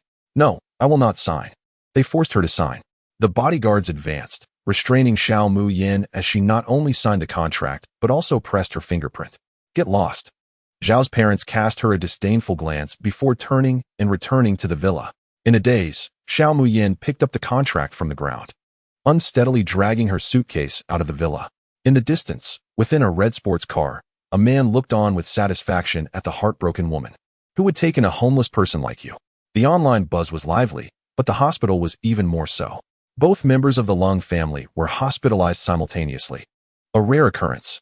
Lung Ziyi stared ominously at the trending topic on his phone. Xiao Muyan's divorce letter had been shared over 100,000 times. "What are you all doing? Why is the trending topic still active?" His assistant, sweating profusely, replied, "President, we have attempted to remove it, but it cannot be taken down. Someone is continuously buying traffic." "Who?" "We have yet to identify them." In a fit of rage, Lung Ziyi smashed his cup into smithereens. "Should we not find the instigator?" The assistant hastily defended, "President, we have already looked into it. The Xiao family has expelled Miss Xiao from their home." Lung Ziyi gritted his teeth, demanding, "Then why is her post still up?" The Xiao family forgot to instruct Miss Xiao to delete it. Taking a deep breath, Lung Ziyi felt his anger surge, nearly causing him to explode. "What kind of useless bunch have I raised? Let her delete the post." At this moment, the assistant was drenched in sweat, unable to locate Miss Xiao. A heavy inhalation was followed by a loud thud as a heavy object fell to the ground, causing chaos to ensue in the hospital once again. Meanwhile, on another front, Xiao Muyan hailed a cab and headed straight for the villa district in South City. What brought her here? At the entrance of the villa stood a man of exquisite countenance, the esteemed actor Shen Zhiqiu. "Qiu Qiu." Xiao Muyan dashed into his embrace, her tears of grievance finally spilling over. "My parents no longer want me, Qiu Qiu. What should I do?" Sensing the warmth seeping into his shirt, a flicker of displeasure crossed Shen Zhiqiu's eyes. He gently brushed her soft hair, maintaining his usual aloof demeanor, yet his voice betrayed a hint of concern. "Do not worry. Even if everyone forsakes Muyan, I shall always stand by you." He lowered his voice, whispering, "I am your Qiu Qiu, after all." Xiao Muyan's eyes sparkled with intensity, her hands gripping his clothing tightly, her voice trembling with fear. Chio, you are all I have left. Come back with me first, and from now on, you shall stay with me. All right. Shinjichio took hold of her suitcase, and the two entered the villa, leaning on one another. Stop. Where do you intend to take my sister? Xiao Muyan turned in astonishment to see the newcomer, her brother. Brother? Shinjichio observed the pair with a knowing glance. Duan Xingye, when did they become so close? Sister, I heard you were in trouble, so I've prepared a place for you. Come with me. Duan Xingye extended his hand towards Xiao Muyan, a mocking smile playing at the corners of his mouth. What a scoundrel! Trying to snatch my dear one away. Only a dreamer would think so. Xiao Muyan glanced at the two, her expression wavering as her fingers twisted nervously. Muyan? Shinjichio, the one whom Muyan favored, made it clear who her choice should be. Thank you, brother, but I, sister. I do not wish to intrude upon your time with the esteemed actor Shun. I am simply too worried about you. Would you please take a look at this place? Upon seeing the photo on her phone, Xiao Muyan's pupils constricted, and she turned apologetically. Chio, I'm sorry. I will stay at my brother's house for a few days. Shinjichio frowned, a glint of sharpness in his gaze. Muyan? Sister. The esteemed actor Shin won't be upset. Will he? I'm so foolish, I can't even manage this little matter. The aroma of tea is richer than all of Westlake's Longjing combined. Xiao Muyan's lips curled into a slight smile. How did we suddenly ascend to such high society? She affectionately ruffled his hair, saying, You are wonderful, thank you. Duan Xingye held his head high, provocatively smiling at Shinjichio, presenting an innocent facade. Esteemed actor Shun, then my sister and I shall take our leave. Shinjichio narrowed his eyes, concealing the ferocity within. Xiao Muyan, is this what you call affection? Chapter 18 Sister, what are you doing? Are you unhappy? Duan Xingye inquired as he drove, sneaking glances at Xiao Muyan in the passenger seat. Why would I be unhappy?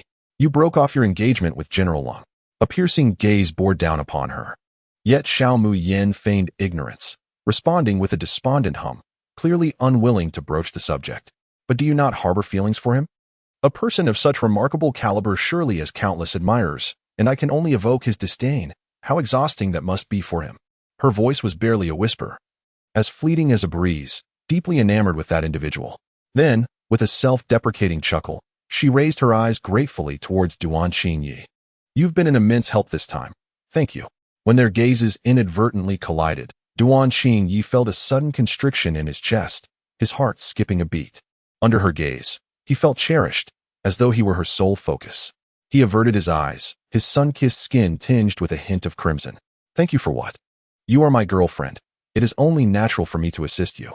This time, Xiao Muyan did not refute his designation, instead smiling tenderly. Duan Xingye experienced an inexplicable joy, his gaze upon her growing ever bolder. Indeed, it was in such moments of vulnerability that one could truly become enraptured. The car pulled into a pharmaceutical factory, and Duan Xingye gallantly opened the door for her. Sister, the director is ready. Shall we proceed? All right. Where is Xiao Muyan? A frigid voice roared through the phone, as Lung Ziyi ground his teeth. Shinjichio chuckled derisively, swirling the wine in his glass, and replied coolly, She is not here with me. Impossible. She took a cab to your villa. She has been picked up by someone. Who? Duan Xingye. The call was abruptly terminated. Huh. Is he anxious? Shinjichio pursed his lips into a straight line, downing his drink in one go. Xiao Muyan. What exactly is your relationship with Duan Xingye? By the time Xiao Muyan and her companion emerged from the factory, the sun had dipped below the horizon. Sister, have you finally achieved what you desired? Yes, and I must thank you. Her new project required testing equipment from abroad, but due to time constraints, purchasing it internationally was not feasible. Thus, she had posted a plea online, seeking domestic pharmaceutical factories with such equipment. To her surprise, it was swiftly discovered by this individual. Duan Xingye pinned her against the workbench, grumbling in dissatisfaction. Sister, you've expressed your gratitude numerous times, yet there are no tangible actions? Xiao Muyan's eyelashes fluttered slightly as she discreetly lifted her gaze to steal a quick glance at him, her hand subtly trailing upwards along her abdomen. Your breathing is rather rapid. The soft, delicate voice tickled his ear, igniting a fervor within him. Duan Xingye seized her mischievous hand, his face flushed with embarrassment. Sister, what are you doing? I am merely curious about the breadth of my younger brother's temperament. Duan Xingye inwardly cursed, helplessly tugging at his collar. as if that would alleviate the excess heat coursing through him, inadvertently revealing a glimpse of his skin. Finally, this is what our esteemed users ought to behold. Truly, he is a charming young lad, full of promise. Ah, come here and let me squeeze you tightly. Step aside, allow me. Why is she so curious? Is she afraid I won't be able to handle it? Xiao Mayan gently bit her red lip, feeling the restless hand behind her, twisting her waist against him. The sound of breathing abruptly halted. Duan Qingye slightly parted his lips, his eyes brimming with intense desire. How could this be? You have a face that suggests a bountiful lineage.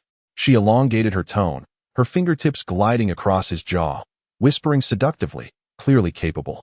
Duan Qingye was shocked, flustered, and his heart raced. How bold she is, how much she enjoys this. His eyes, bright and eager, gazed at her, desperately suppressing the tremors coursing through him. Sister, why do you have dark circles under your eyes? Is it due to poor sleep? Would you like to try resting on my 8-pack abs? He inhaled deeply, unconsciously swallowing in his throat. If only he leaned down, he could pluck those red lips and toy with them at will. Xiao Mayan blinked, her gaze more honest than her words, her eyes becoming hazy as she spoke absent-mindedly. This isn't right. By Xin Yue. The fiery passion in Duan Qingye's eyes instantly faded as he hurriedly explained. Sister, I only regard Xin Yue as my sister. Oh. Xiao Mayan responded nonchalantly, even retracting her sparkling eyes. It's not the man's schemes that frighten me, but his feigned ignorance. If he were to clarify things face to face, he would seem more like a man. She lowered her head, a look of despondency on her face. Let's go back. Duan Qingye watched her hesitate, his fist angrily striking the car door. Let's go? The car sped through the bustling streets, the cold wind dispersing the oppressive atmosphere. The vehicle came to a halt, and silence enveloped the two. Sister. Xiao Mayan swiftly produced a bank card and pressed it into Duan Qingye's hand. Brother, help me make connections. I don't know how else to express my gratitude. Please accept this card. Inside it were hundreds of thousands, a trivial sum for Duan Qingye, but worth the price for assisting her. Moreover, this man wasn't worth her excessive consideration. Duan Qingye's face flushed with a mix of anger and embarrassment, gritting his teeth as he questioned, Do I need this? Xiao Mayan anxiously rubbed her fists, her lips crimson and moist from biting. Huh. Duan Qingye glared at the card with disdain, raising his hand to toss it away, but halted when he caught sight of Xiao Mayan's forlorn expression. Since you mind, perhaps we should not meet again. As her words fell, they heard Xiao Tang's furious voice echoing, a word of warning. Remember your place as an admirer. Xiao Mayan. Duan Qingye suddenly erupted in anger, gripping her wrist tightly, his eyes icy with disdain. What did you say? Xiao Mayan gasped in pain, her brow furrowing. You're hurting me. Sister, why do I feel as though you are deceiving me like a scoundrel? Crossing the river and dismantling the bridge. A mere illusion. The pain radiating from my wrist has spread throughout my entire arm, causing Xiao Mayan to bend over in agony, akin to a fragile willow swaying in the wind. No. I am unlike those other unscrupulous women. I only tease my dear brother. Duan Qingye's lips tightened into a straight line. Which other man have you deceived? Long Si Yue? Shinjiqiu? Has he laid a hand upon you? Speak. Xiao Mayan exclaimed. Am I a bumper car? I haven't. She raised her gaze in shock towards Duan Qingye, her eyelashes fluttering as she bit her lower lip and tugged at her restrained hands with force. Not a muscle twitched. In truth, she had long since berated this irascible man in her mind. He appeared to possess an exceedingly fierce temperament. A glint of coldness flickered in Xiao Mayan's eyes as her hands clenched into fists. If he did not release her soon, she would not hesitate to be impolite. Qingye, what are you and sister up to? Chapter 19. Pain from affection. Xiao Mayan and Duan Qingye were taken aback as they turned to see Bai Xin Yue and her brother standing behind them. She inwardly rolled her eyes. How could they appear wherever she went? Such misfortune. Sister. Duan Qingye hastily released Xiao Mayan's hand, joyfully approaching Bai Xin Yue. If he were not human, one might suspect a fluffy tail was wagging furiously behind him. Qingye, how could you treat your sister this way? Bai Xin Yue gazed at the two with disbelief, her face etched with concern for Xiao Mayan. Sister, is your hand all right? This was the second time she had witnessed them alone together. Had she not come to find him to administer eye drops, she would not have encountered this scene. Damn it. She could not believe for a second that these two had no relationship whatsoever. Why hadn't Duan Qingye dealt with that little vixen? Was he enamored with her? She clenched her jaw, resolutely refusing to allow such a thing to transpire. Xiao Mayan instinctively avoided Bai Xin Yue's hand, creating a safe distance between them. Bai Xin Yue pressed her lips together, Her hand pained over her heart. Sister, did Xingye bully you? Duan Xingye felt a pang in his heart, casting a warning glare at Xiao Mayan. If this woman dared to speak recklessly before Sister Xingyue, he would toss her into the open sea to feed the fish. Yet, Xiao Mayan kept her head bowed, not sparing him a glance. After a long moment, she gently spoke, Miss Bai, Mr. Duan did not bully me. You are mistaken. Bai Xingyue was quite pleased with her respectful attitude. That was more like it. A little vixen should behave like one, destined to crawl beneath her feet for eternity without ever rising. Sister, why are you so distant with me? Are you still angry? Xiao Mayan paid no heed to her words, lifting her gaze to regard Duan Xingye with profound significance. Mr. Duan, what I said earlier was true. Thank you. A subtle shift appeared on Bai Qingyan's gentle face, his gaze behind the glasses revealing a hint of coldness. Sensing something amiss, Xiao Mayan turned her head and met his intense stare, her almond-shaped eyes sparkling with surprise. Her red lips moved slightly before closing again, caught in the hesitation of unspoken words. He adjusted his glasses and, with an air of nonchalance, averted his gaze. Xiao Mayan, filled with regret, lowered her eyes and departed without a backward glance, dragging her suitcase behind her. Sister? Duan Xingye raised his hand, suppressing the question swirling in his mind, and offered a charming smile to Bai Xingyue. Sister Xingyue, do you believe me now? Yes, but you must not bully my sister in the future. Although she doesn't recognize me, I will always regard her as my real sister. Do you understand? Of course. A perfectly measured smile graced Duan Xingye's lips as his gaze deepened when he looked at Xiao Mayan. What had she just said? Sister Xingyue, I'm going to buy a bottle of water. I'll come back to pick you up later. Bai Qingyan headed in the direction Xiao Mayan had taken. Duan Xingye instinctively narrowed his pupils, unable to suppress a curse in his heart for the scoundrel who wouldn't even spare his own sister. Brother Bai, I have some fine tea at home. Why not come upstairs for a cup? His sunny smile concealed an almost imperceptible provocation. Bai Qingyan's brows twitched slightly. Was this person truly infatuated with Xiao Mayan? Her love letters were addressed to him. After all, a mere boy lost in his fantasies. He maintained an air of authority, calmly replying, apologies, but I cannot drink tea. I fear it may burn my hands. Duan Xingye, what sort of expression was that? It seemed as if he were a lowly third party begging for respect. Bai Xingyue, oblivious to the tension in their conversation, nodded in agreement. Brother, your stomach has been uneasy lately. I can return home by myself. No need to trouble you again. What a joke. She was waiting for the opportune moment to administer her scheme against Xiao Mayan when they were alone. She believed that with the Duan family standing, dealing with a girl abandoned by her family would be a trivial matter. Yet, that was not her desire. She wished to make Xiao Mayan suffer, to reclaim the life that had been taken from her. Well, I must take my leave. Bai Qingyan strode away, appearing composed yet filled with urgency. How could he vanish so swiftly after just a few exchanges? Duan Xingye felt a wave of frustration as he observed Bai Qingyan truly pursuing her. Brother Bai? Bai Xingyue grasped his hand. Xingye, may I visit your home? I have something to discuss with you. Her scrutinizing gaze examined him, causing him to hesitate. Did Xingye have other matters to attend to? With a soft sigh, Duan Xingye grasped her hand in return, a gentle smile illuminating his features. No worries. My only task is to accompany my sister. Bai Xinyue's cheeks flushed slightly as she allowed him to lead her, secretly relieved. Meanwhile, Bai Qingyan continued along the path. Yet he could not catch sight of Xiao Mayan. Where had she gone? He pressed on, only to hear faint sobs echoing from an alley. In the shadows lay a suitcase, and his eyes brightened. He had found her. The sound of weeping grew louder, and a small figure curled up behind the suitcase was Xiao Mayan. Sister. His voice was low, cautious not to disturb her. Xiao Mayan slowly raised her head, tears streaming down her cheeks, her reddened eyes rendering her even more pitiable. Brother, are you here to take me home? Her voice, hoarse and fragile, echoed with disbelief and boundless despair. Bai Qingyan immediately enveloped her in his embrace, his warm hand resting on her back, gently patting her. Yes, brother has come to take you home. Xiao Mayan's eyes widened, her hands clutching his clothing tightly, her soft form pressed against his solid chest.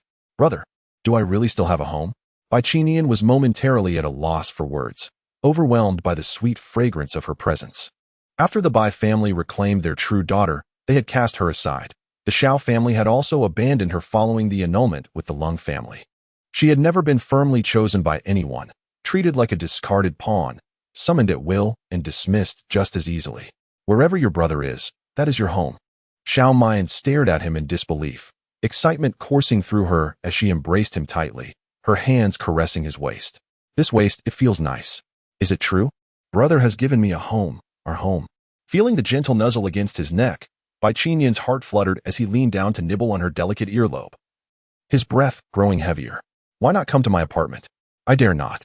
Dare not. I fear you might regret it. When I lived with you before, you treated me coldly. It seems you do not like me. She sniffled sadly. Brother giving me the key is merely out of pity, isn't it? No, that's not true. Bai Qinyan hurriedly explained, his heart aching at the sight of her humble demeanor. Her slender fingers pressed against his lips, tracing their shape softly. Her eyes clouded with a dreamy intoxication. Brother, you must like me a little, right? If not, could you at least pity me and look at me? Bai Qinyan's lips curved as he traced her cheek. How much do you like me? Xiao Mayan's bright almond eyes gazed intently at him, her face flushing like fire. What? Are you deceiving me? She grasped his hand and placed it over her heart, her eyes pleading, like to the point it hurts here.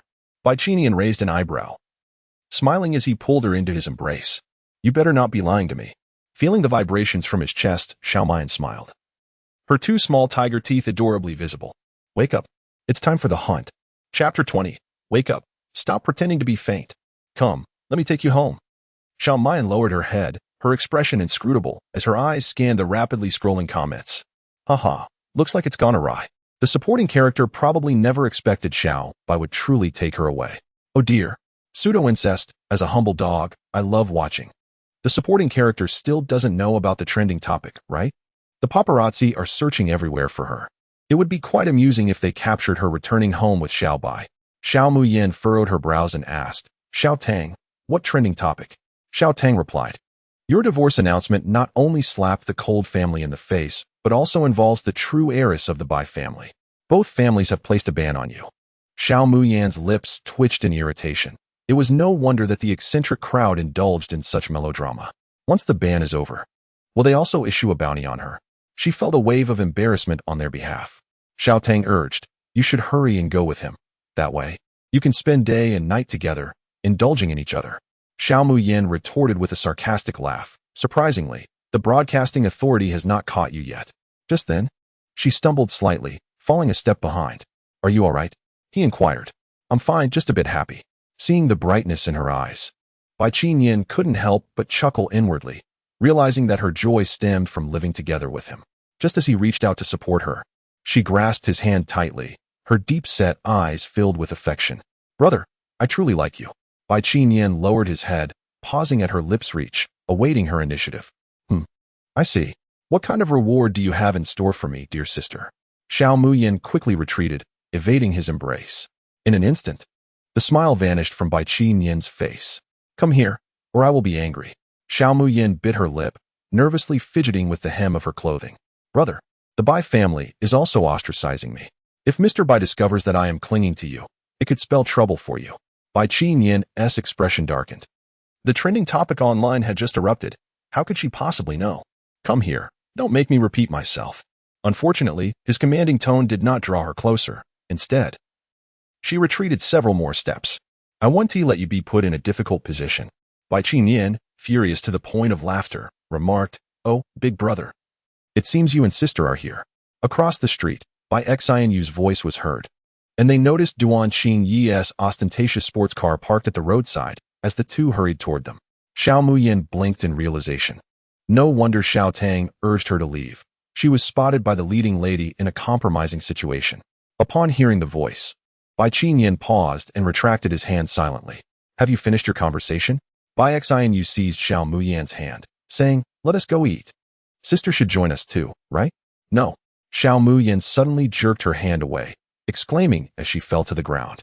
Sister, I just wanted to have a meal with you. Why did you push me? She cradled her injured palm, where skin had been scraped off, and blood began to seep out. Xianyu. Duan Qingyi and Bai Qinyan rushed to her side. Concern etched on their faces as they examined her injury. Xiao Muyan, what are you doing? Bai Qinyan scolded sharply. You dare bully Xianyu in front of us? No wonder she is always so frightened upon seeing you. It seems you have been tormenting her all along. Brother, please do not blame me. It is my desire to grow closer to you. Sister did not intend any harm. Bai Xinyue grasped his hand and subtly shook her head. whispering, "I am merely slightly injured. As long as sister finds relief, that is sufficient." Xin Yue, why are you so foolish? The Bai family has long severed ties with Xiao Mayan. Even if they were to meet again in the future, they would not acknowledge Xiao Mayan as their daughter. She must have misconstrued my attitude towards Xiao Mayan, believing I wish to reclaim my former sister, which is why she is compromising herself before Xiao Mayan. Xiao Mayan apologized to Xin Yue. Despair loomed, yet it felt as though another deserved the blame. With her head bowed, Xiao Mayan could not suppress a derisive laugh, yearning to exclaim, "You are quite eloquent. Do speak more." I did not push her. I witnessed you push Xin Yue with my own eyes. Do you still wish to argue? Xiao Mayan's eyes widened in disbelief. Brother, you do not trust me? Suddenly, a shadow loomed before her, a hand raised, nearly striking her face. A fleeting expression of horror flickered in her eyes as her legs weakened, collapsing to the ground. How could this man strike a woman? A flash of white light gleamed at his fingertips, and Duan Qingye frowned, a sharp pain pricking his calf. He gazed down at her with icy intensity, commanding, "Apologize." How could he feel unwell, yet be willing to overlook the harm done to Bai Xin Yue with a mere apology? Xiao Mayan, paralyzed by fear, sat motionless on the ground. Witnessing her silent defiance, Duan Qingye's suppressed fury erupted. "Did you hear me? Apologize." As his hand fell upon her shoulder, her body slumped weakly. Duan Qingye felt a buzzing in his mind, rendered speechless. "Xiao Mayan, wake up. Do not feign unconsciousness." As he brushed aside her disheveled hair, his pupils constricted in alarm, staring at her face marred with red welts. "An allergy. Quickly, take her to the hospital." No sooner had Bai Qinian spoken than Bai Xin Yue gasped, collapsing into his arms. Unconscious. Xin Yue.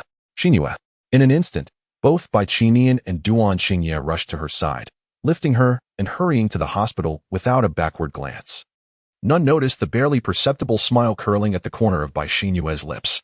The supporting female character is far too weak. Is she really taken down so easily? I just saw Bai Xin Yue secretly applying something to her palm. Her innocence is merely an act, unfollowing. Must unfollow. Oh my, do both of them need to go? Could one not remain to escort the female supporting character to the hospital? Does this count as abandoning someone in need? Is it a crime? No. I am truly disgusted by these two men. Just moments ago, the little puppy was willing to strike a woman. How appalling. After a brief moment, the seemingly unconscious Xiao Mayan opened her eyes. She clicked her tongue, bemused, for he was indeed a dog of a man. Led around by the female protagonist, she tossed a pill into her mouth, crunching it with vigor. Having long observed Bai Xin Yue's subtle maneuvers, she found the meager amount of mango juice insufficient. Consequently, she procured some concentrated mango extract from the live-streaming marketplace, exacerbating the allergic reaction. The reactions of both Bai Xin Yue and the two male leads fell well within her expectations. Xiao Mayan brushed off the dust from her attire and nimbly rose to her feet. Dragging her suitcase, she paused beside a trash bin and disposed of the eye drops in her hand. Indeed, tears do not flow on command, fortunately. The live-streaming marketplace provided ample eye drops in lieu of actual tears. Now, she could finally conduct her experiment in peace. The stigma attached to the original owner. She would cleanse. Within the hospital, the doctor concluded the examination of Bai Xin Yue. Bai Qinian and another immediately surrounded him, inquiring, "Doctor, how is Xin Yue now?" The doctor sternly admonished, "How could you care for a patient so poorly? Knowing her heart condition, why would you provoke her?" The two fell silent, gazing at Bai Xin Yue. "Qinian, what happened?" Xin Yue, cold sigh, passing by the ward, was taken aback upon seeing Bai Xin Yue unconscious on the bed, and he hurried inside. "What has happened to Xin Yue? Why is she back in the hospital?" Bai Qinian and the other exchanged glances. "Speak. Did you bully her?" Cold Sai, furious, seized their collars, coughing violently from his rage. "Sai, calm down." Xin Yue fainted from fright. Who dared to frighten her? It was Mu Yan. Cold Sai's icy voice grated through clenched teeth. Xiao Mu Yan. Chapter 21. The onslaught of cyberbullying. Is there something wrong, President Cold? Just as Xiao Mu Yan prepared to indulge in some crayfish, an unwelcome call interrupted her. Laden with resentment, Cold Sai unleashed his fury. "Did you frighten Xin Yue into unconsciousness? You called me, so who else could it be?" "Indeed, it is you." Xiao Mu Yan, exasperated, unwrapped the crayfish box. "If President Cold has no further business, I shall hang up. Do not contact me again. If you must, I am deceased. Send paper offerings for any matters. Wait, delete the post, and I shall overlook your previous actions against me." Oh, I almost forgot. Just a moment. 1 minute later. With a smile, Xiao Muyin replied, done. You are somewhat perceptive. Cold Sai warned her. I caution you against the game of feigned pursuit. The consequences will be unbearable. Xiao Muyin's lips twitched, as long as you are satisfied. In the hospital room, the aide nervously observed Cold Sai, the atmosphere growing increasingly awkward. Withdraw the post and suppress the heat. The aide swallowed hard, placing his phone into Cold Sai's hands. President, the post remains. What? Cold Sai snatched the phone. The trending link leading directly to Xiao Muyin's post. The traffic had surged by tens of millions, firmly securing the top position. What has she done? The aide stammered. Miss Xiao purchased traffic. Bang. The phone was violently hurled to the ground, shattering into a spiderweb of cracks. The assistant gasped in shock, lamenting inwardly, my phone. Cold Sai once again dialed Xiao Muyin's number, only to be met with the disheartening message that the line was busy. Blocked. How dare that woman blacklist him? He commanded. Search everywhere. Leave no stone unturned to unearth her. Yes, sir. Due to Xiao Muyin's viral post, the announcement of the annulment gained tremendous momentum. Netizens not only identified the two parties involved, but also exposed the Cold family's private affairs, leaving them utterly humiliated. Following this was a deluge of information about Xiao Muyin, her age, her school, and the scandal surrounding her theft of the true heiress's research data. This scandal unfolded like a melodramatic evening soap opera, attracting trolls eager to feast on the drama. What are the entangled grievances of the true and false heiresses? Who is the real interloper? In this theatrical spectacle, no one could escape unscathed. Bai Xinyue was in tears every day, while Bai Qinian abandoned his hospital duties to stay by her side. Xinyue, the situation online is being addressed. We will pursue legal action against those who slander and defame you, without mercy. Unfortunately, his words offered little solace to Bai Xinyue, who remained fixated on the online comments. The majority of the posts praised her, yet a handful questioned insignificant matters, and it was these few that pierced her defenses. She wept uncontrollably, brother. Why do they say such things about me? My academic achievements are my own, and it's not my fault that Sai doesn't favor my sister. That engagement was originally mine. Bai Qinian's expression darkened as he dialed a number. Haven't you cleared the online mess yet? Director Bai, it's impossible to erase everything. Someone has hired trolls to muddle the waters, steering public opinion to persecute Miss Xiao. He frowned. Who are you referring to? Your sister, Miss Xiao Muyin. What makes you think you can meddle in her affairs? The other party seemed taken aback. Huh? But right now, Miss Xiao Muyin is the one being vilified the most by netizens. Bai Qinian inhaled deeply, eyes closed. Forget her. I need you to eliminate the comments attacking my sister. Bai Xinyue. Bai Xinyue? Yes, I'll give you 500,000. Can you clean it up? The other person eagerly responded, yes, of course. I expect no trace of those unseemly remarks within an hour. Understood. After receiving a satisfactory reply, Bai Qinian hung up decisively, while the person on the other end muttered, Director Bai must be quite ill. There's hardly any criticism of Bai Xinyue online. What a generous benefactor. Bai Qinian paused for a moment before making another call. Have you found Xiao Muyin? A frantic voice replied from the other end. No, that wretched woman is truly elusive. They had searched all the places she was known to frequent and contacted her friends, yet they turned up empty-handed. Even the hotels had no record of her stay, nor any trace of her account activity, as if she had vanished into thin air overnight. Bai Qinian's eyes narrowed slightly, his complexion suddenly paling as he received alarming news. I'll call you back later. Brother, where are you going? There's an emergency at the hospital. I must attend to it. Upon his hurried arrival at the director's office, he immediately instructed the staff to investigate all patient records for anyone named Xiao Muyin seeking treatment for allergies. As time slipped away, the ashtray filled with cigarette butts. The room shrouded in a haze of smoke, and a shadowy figure could be discerned standing by the window. Bai, I've checked the city's patient records, and there are no entries for a patient named Xiao Muyin. How could this be? Panic gripped him. Was it possible that Xiao Muyin had not been rescued after all? She could still be in danger. At that moment, his fear erupted entirely, and he drove to the police station to report the incident. However, to his astonishment, the surveillance footage from the police station showed no sign of Xiao Muyin leaving. Could she still be in the alley? His heart raced as he returned to the alley, each step feeling like an insurmountable weight. She couldn't have died, could she? Regret washed over him for having left her alone that day. He should have taken her with him. But it was too late for such thoughts now. As he stepped deeper into the alley, he found it desolate, devoid of her suitcase. In an instant, He breathed a sigh of relief. Perhaps she had escaped through another route. As long as she was alive, that was what mattered.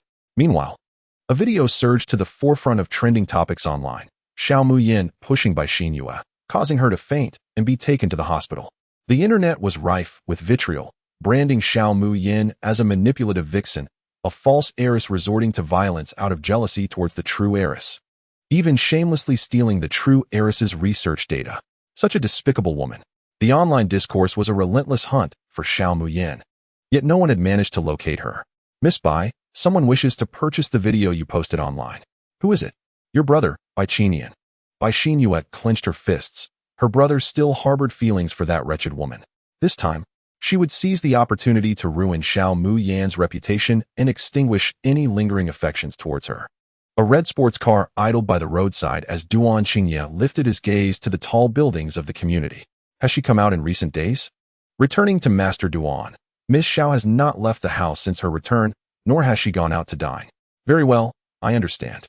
He strode towards one of the buildings, knocking on the door, but no one answered, the silence within palpable. Xiao Muyin, it's me. He wiped the street surveillance footage, ensuring that no one else would know of Xiao Muyin's presence.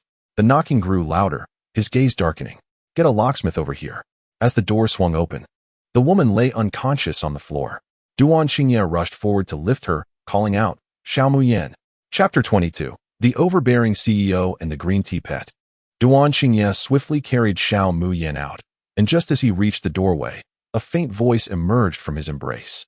Water. Xiao Muyin, how are you feeling?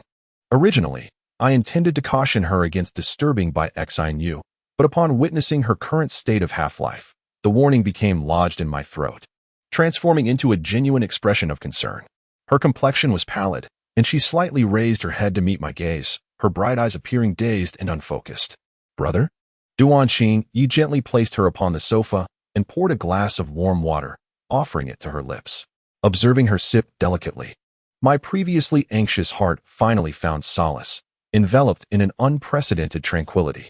My arms encircled her waist tightly, as if she were a precious treasure restored to my possession. Why didn't you seek me out? I did try to reach you. Xiao Muyin looked up timidly, her eyes dimmed with sorrow, her heart already scolding him inwardly. You abandoned her, and now you speak of seeking him out? To deliver oneself to the pyre? How absurd. This thought provoked memories of his past actions, striking him with an inexplicable harshness. He feigned casual teasing. When was that? In the middle of the night? Through a dream? Xiao Muyin seemed still in a daze. Her voice frail yet tinged with a raspy quality. Yes, in bed. Duan Qingye's pupils constricted sharply. This audacious woman had employed such blunt and provocative language. Yet, his heart raced with an indescribable exhilaration, a tender smile gracing his lips. He lowered his gaze, his thin lips inching closer to her rosy cheeks. Xiao Muyin averted her eyes from his burning gaze. Feeling flustered, she lowered her head, her soft hand rising between them as she muttered almost inaudibly, I'm hungry. Do not worry, sister. I shall feed you immediately. Their hurried breaths tightened their bodies, as his chest pressed against her, revealing taut abdominal muscles, radiating warmth tinged with a faint blush. However, the only response was a rumbling sound. His exploratory movements paused. Are you truly hungry? Xiao Muyin's silence was deafening.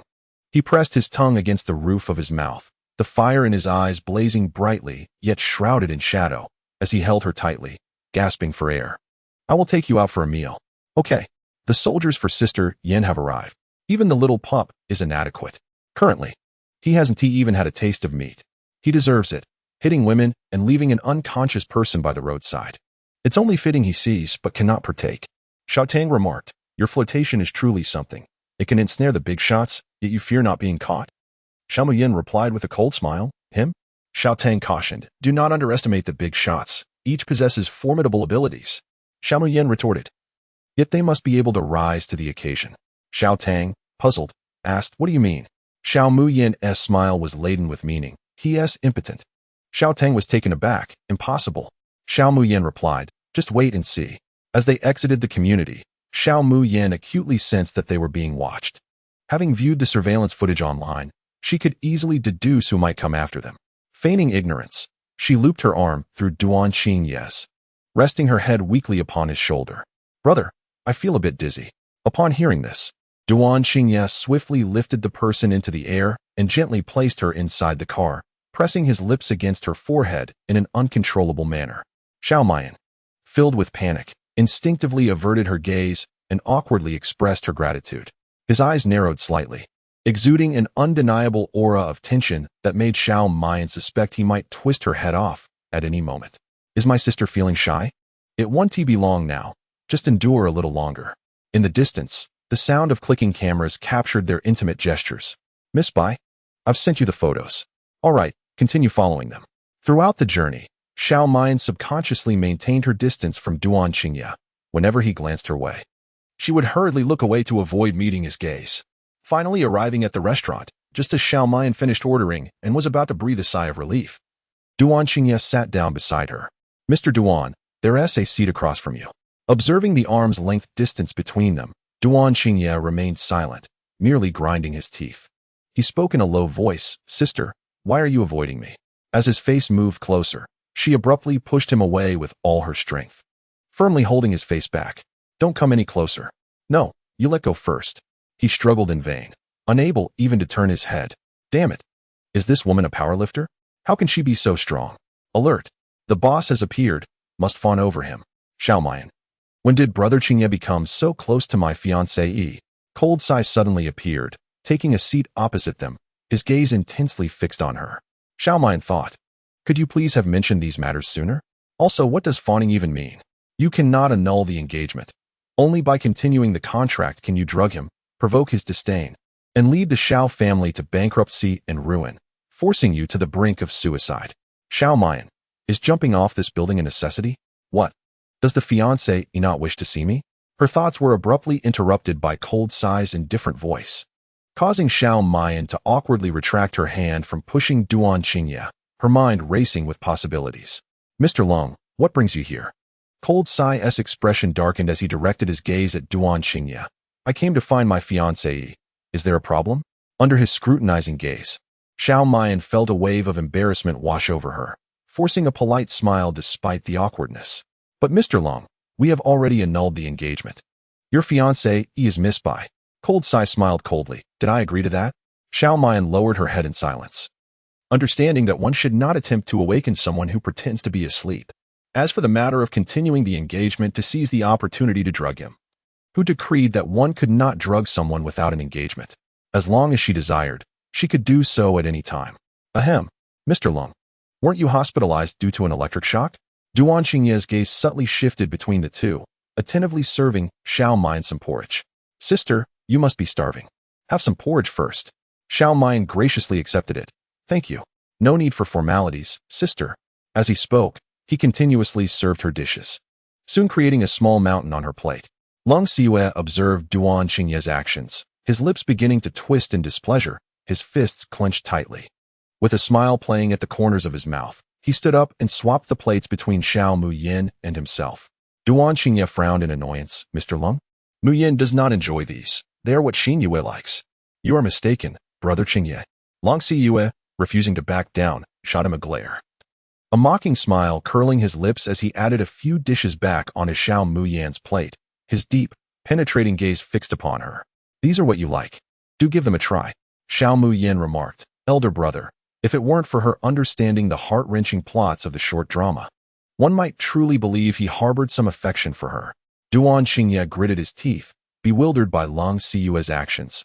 Was he attempting to curry favor with Xiao Muyin? What about his sister Xingyue? Mr. Lang, my sister has already called off the engagement. Please do not persist. When did this happen? I was unaware, Duan Qingye exclaimed, his voice rising, biting his lip in a display of grievance. How shameless. You clearly do not care for my sister. Why do you continue to cling to her? Furthermore, you are already with Xingyue. How can you still entangle yourself with other women? You are fickle as the wind. Sister, he is merely trying to deceive you to clarify the rumors online. Once you lose your value, he will cast you aside without a second thought. Do not be fooled by Mr. Ling's facade.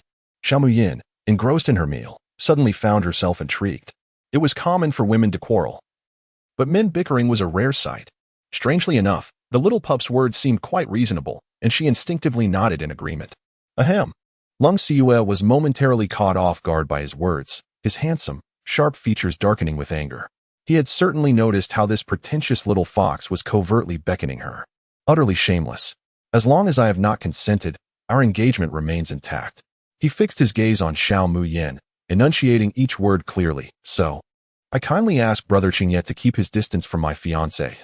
Duan Xingye, feeling wronged, grasped Xiao Muyin's hand, his eyes reddening as he playfully complained, Sister, look how he is intimidating me.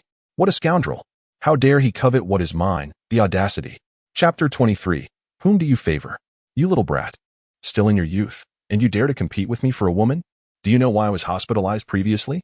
It was because I was so electrified by her presence that I fainted. Long Cuf furrowed his brow, his sharp gaze igniting with fury as it bore down upon Duan Xingye. His words seemed to serve as proof of Xiao Muyin's infatuation with him. How could that woman be so entranced by him to the point of madness? It was clear that she would never entertain any flirtations with a mere child like Duan Xingye. This wretched boy was undoubtedly trying to seduce Xiao Muyin. First, he disrupted their time with Xin Yue, and now he was pestering Xiao Muyin, repulsing him. This fellow was clearly doing it on purpose, thinking the Lung family was easy prey. Cold Zone was jesting again, for his sister is no generator. Rather, it could be said that your own physique is rather frail. Duan Xingye scrutinized him from head to toe, his gaze lingering momentarily on an indecorous area before he snickered and provocatively shook his head. Alas, Cold Zone, being of a certain age, naturally does not possess the robust endurance of our younger men. Cold Sai was instantly consumed by rage, his sharp eyes glinting with cold light, veins throbbing on his forehead. Our engagement still stands. Do you still wish to enter the inner sanctum, to be the third wheel? The two faced off across the room, their gazes clashing in the air, neither yielding an inch. Xiao Muyin clicked her tongue, observing that one was short and unremarkable while the other was limp and listless. They were both of equal caliber, yet they seemed to disdain one another. Suddenly, two intense gazes fell upon her, and upon looking up, she found two eccentric figures staring at her as if they were ready to devour her. What is the matter? The two spoke in unison. Who do you like? Xiao Muyin thought. How exhilarating. I can't believe I'm witnessing the female lead being pressured by the big shots. This competitive arena is delightful. The female lead seems to have affections for both. Which one should I choose? Though they are both prominent figures, neither is particularly appealing.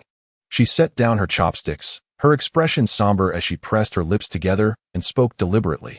Mr. Duan, I sincerely appreciate you finding me and inviting me to dinner, but I do not harbor feelings for you, nor do I wish to cause by any misunderstandings. It would be best for us to maintain some distance in the future. Duan Xingye's expression instantly darkened, his tone growing increasingly grave. What if I don't? This woman is merely being deceitful. Her gaze towards him certainly does not reflect purity. Just moments ago, she was embracing and touching him, and now she turns her back. Does she truly believe she can come and go as she pleases like a male model? Xiao Muyin took a deep breath, resolutely meeting his gaze. Then I can only. She withdrew a card once more, her expression shifting from conflicted to pained, finally forcing the card into his embrace, pouting as her eyes brimmed with tears, as if she might cry at any moment. Take the money. Please do not seek me out again. Duan Xingye. He looked at Xiao Muyin with a complicated expression, then touched the bank card that had been thrust upon him. This woman's attacks were indeed as soft as her words. She could only express impotent rage, quite timid, yet undeniably endearing. Sister, you seem so reluctant to part with me, even giving me money to spend. How could you not like me? He pressed closer, a light smile playing on his lips, his unwavering gaze reflecting Xiao Muyin's beautiful, flustered face. In that instant, his bony hand grasped him. Cold Sai scoffed, Xingye. Since Muyin has declared her lack of affection for you, it would be best for you to keep your distance from my fiancée in the future. Duan Xingye, unwilling to back down, shook him off, retorting in embarrassment and anger. You have already broken off the engagement.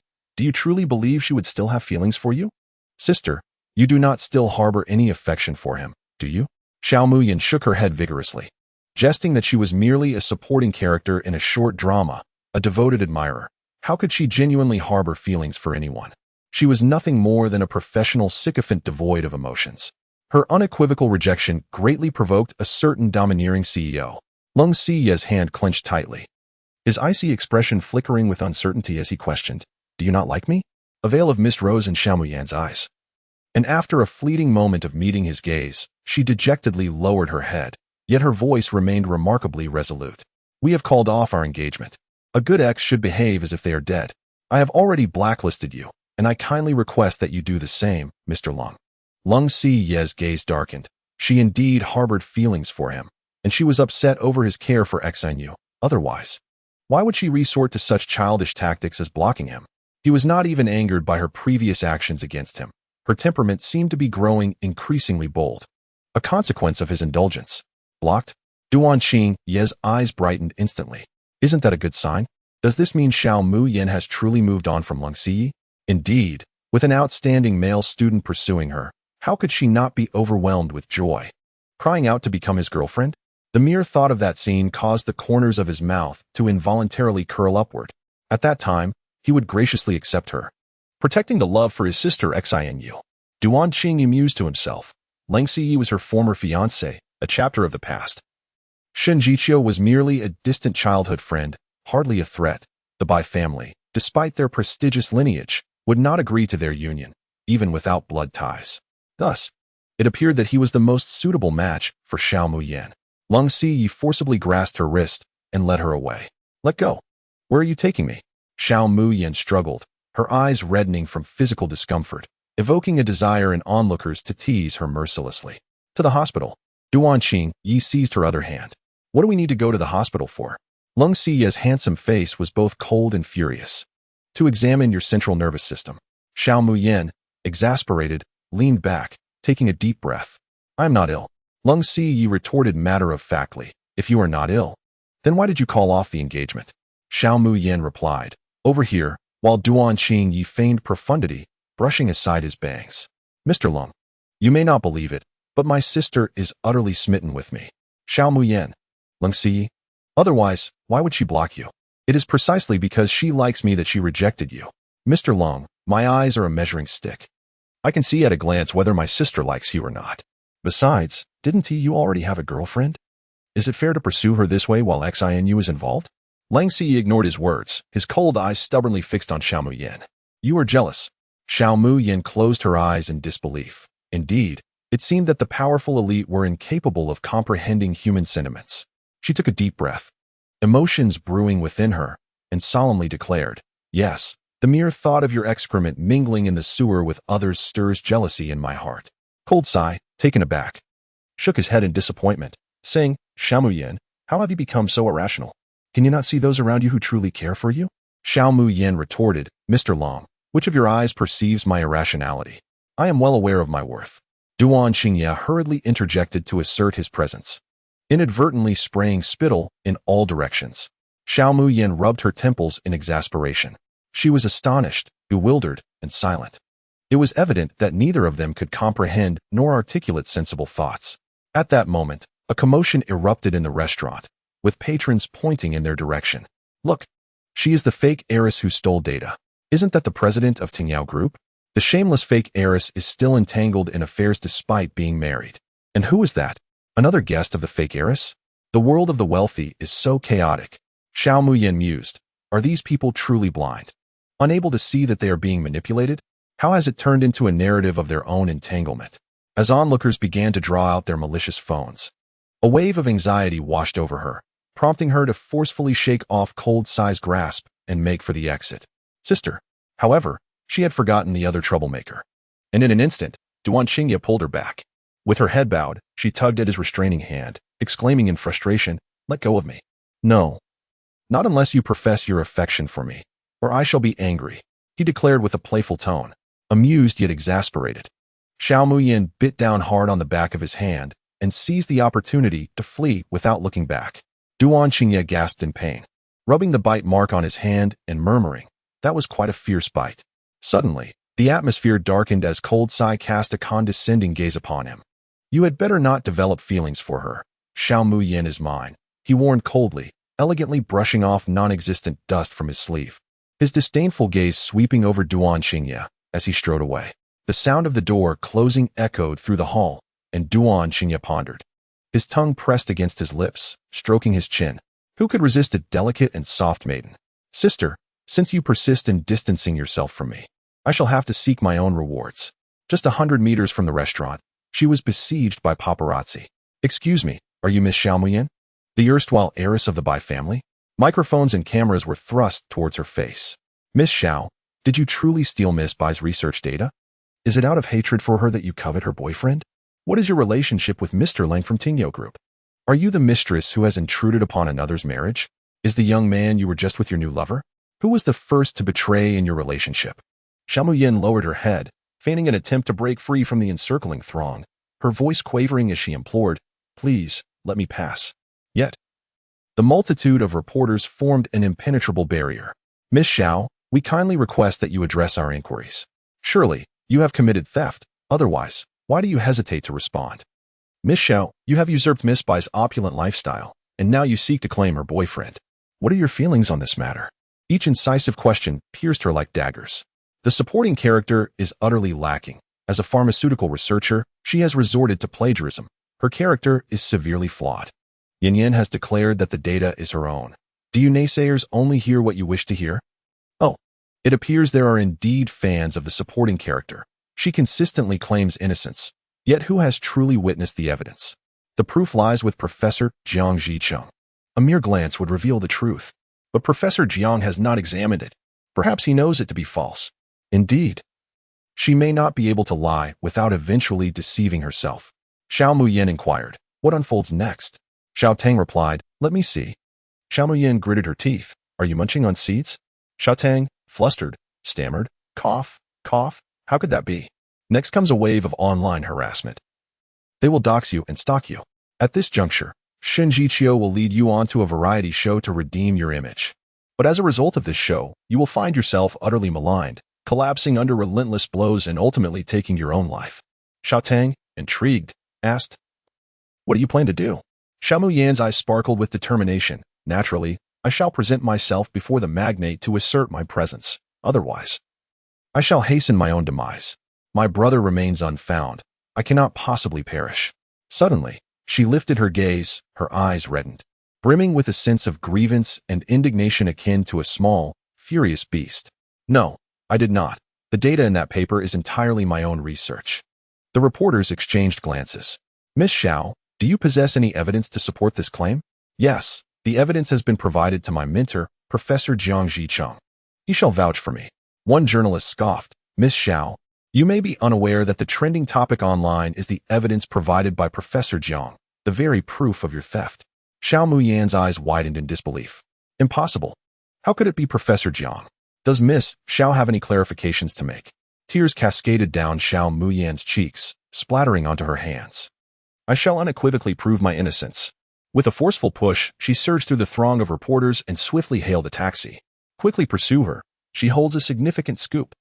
In an instant, the reporters scrambled into their vehicles to follow. Once they departed, a man donning sunglasses and a mask emerged from across the street. Next, you shall come to seek my assistance. In the taxi, the driver, noticing the trailing vehicles, inquired with curiosity, Miss, are you a celebrity? It appears quite a number of cars are following you. Xiao Muyin turned her head to the side, catching a glimpse of the scene in the rearview mirror. She gestured towards the intersection ahead and said, Driver, could you please stop at the upcoming junction? Certainly. After exiting the vehicle, Xiao Muyin immediately entered the market by the roadside, disappearing from sight. Hurry, find her. Although the reporters closely followed, the sheer number of people in the market ultimately caused them to lose track of her. Meanwhile, Xiao Muyin had already changed into a plain outfit, evading them as she exited through another exit. She took a taxi directly to Jiang Zhicheng's location, but the person who opened the door was unexpectedly someone else. Why are you here, Bai Xianyu? Xiao Muyin glared at the woman with swollen eyes. Bai Xianyu provocatively smiled. Let me see. Who is this lost soul? Where is Professor Jiang? Xiao Muyin pushed past her and entered, only to be choked by the smoke inside.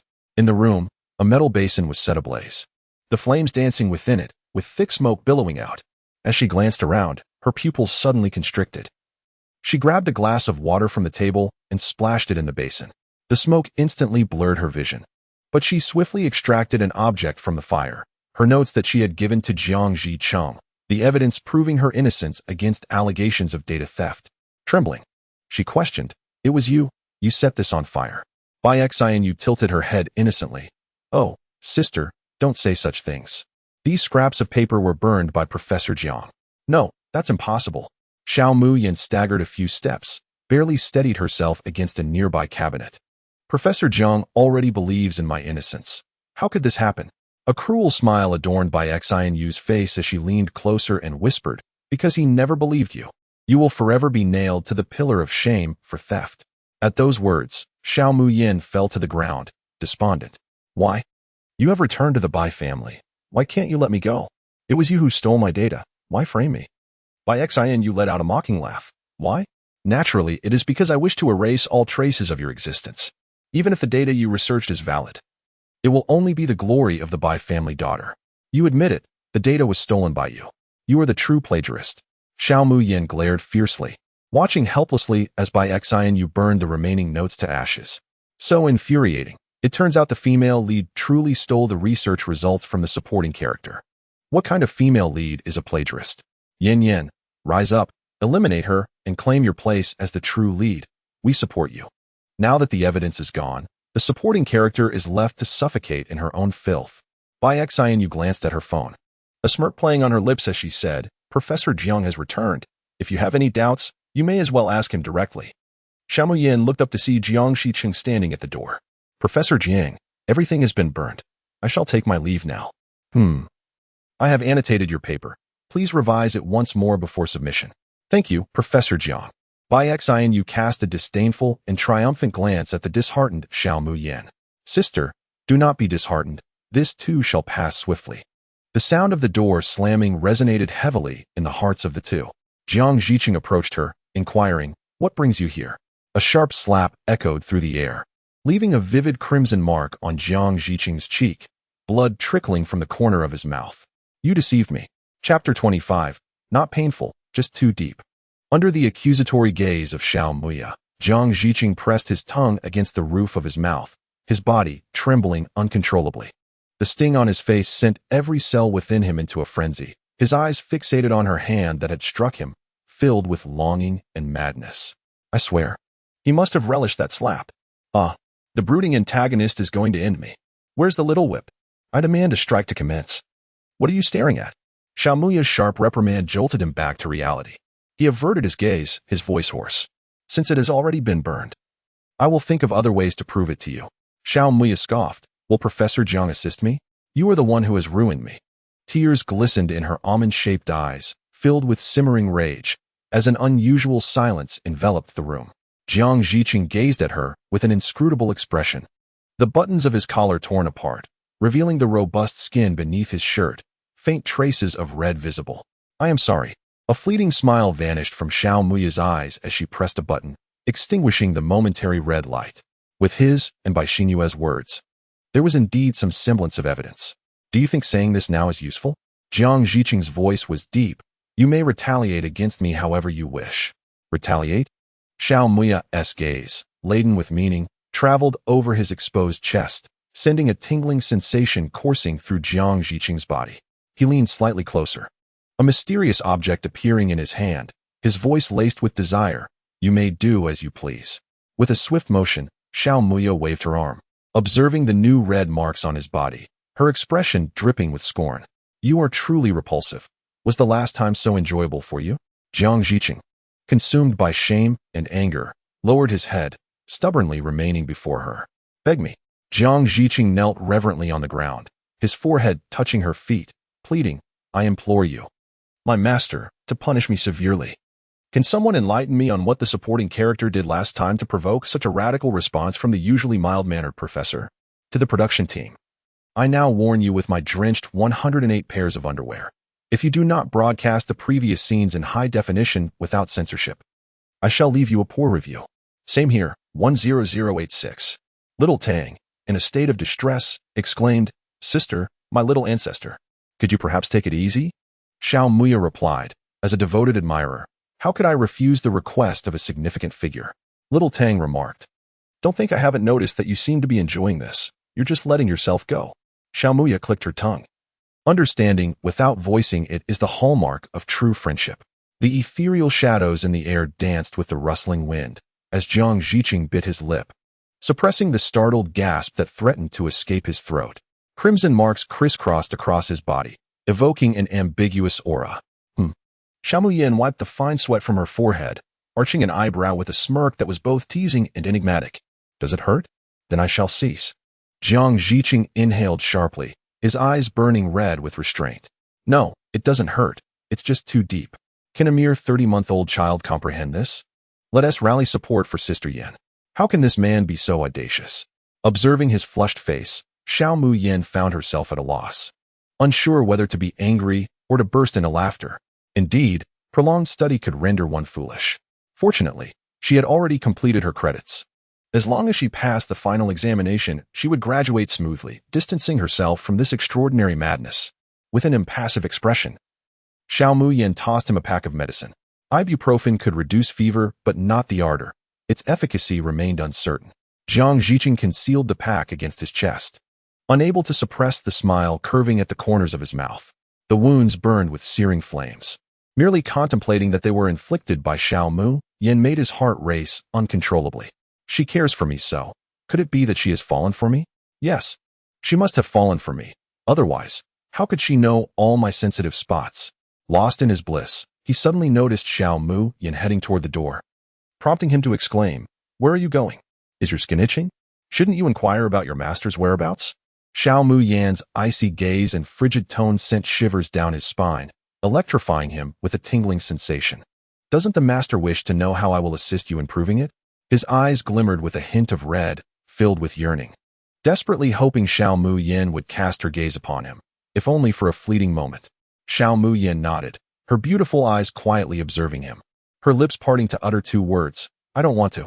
Watching her leave without a backward glance, Jiang Ziqing's eyes, glistening with moisture, flashed a flicker of panic as he hastily called out, "I will pay you." Is this ordinary man truly amusing? He caused the female lead to be vilified online and even doxxed. How can he dare speak of offering money? Is our Yin someone who would bow to mere trifles? Awaiting the slap of reality. Hit him, strike him. This man has made me laugh in exasperation. Indeed, upon hearing his words, Xiao Mu Yin halted at the door, turning back with a cold demeanor. Jiang Ziqing gazed at her earnestly. "I heard from Xinu that you were cast out by the Xiao family. You can stay with me. How much do I owe?" Xiao Mu Yin unhesitatingly interrupted him, a light in her eyes that he had never witnessed before. Jiang Ziqing stood there in shock, momentarily forgetting what he wanted to say. Xiao Mu Yin frowned, her gaze sharp as the chill of a winter wind pierced through him, her eyes narrowing dangerously as she reiterated, "You are not deceiving me, are you?" "No, I shall fetch it for you right away." Jiang Ziqing, supporting his waist, staggered into the bedroom. Xiao Mayan adeptly retrieved a cake and a refreshing beverage from the refrigerator. Who would have imagined that the meticulous Professor Jiang had a penchant for sweets? The icy, sugary flavor swiftly alleviated the fatigue from his recent labor. Soon, a card was placed before her. Jiang Ziqing changed into a different outfit, once again embodying the dignified professor. The card contained 300,000. Take it for now. And if it's insufficient, come to me again.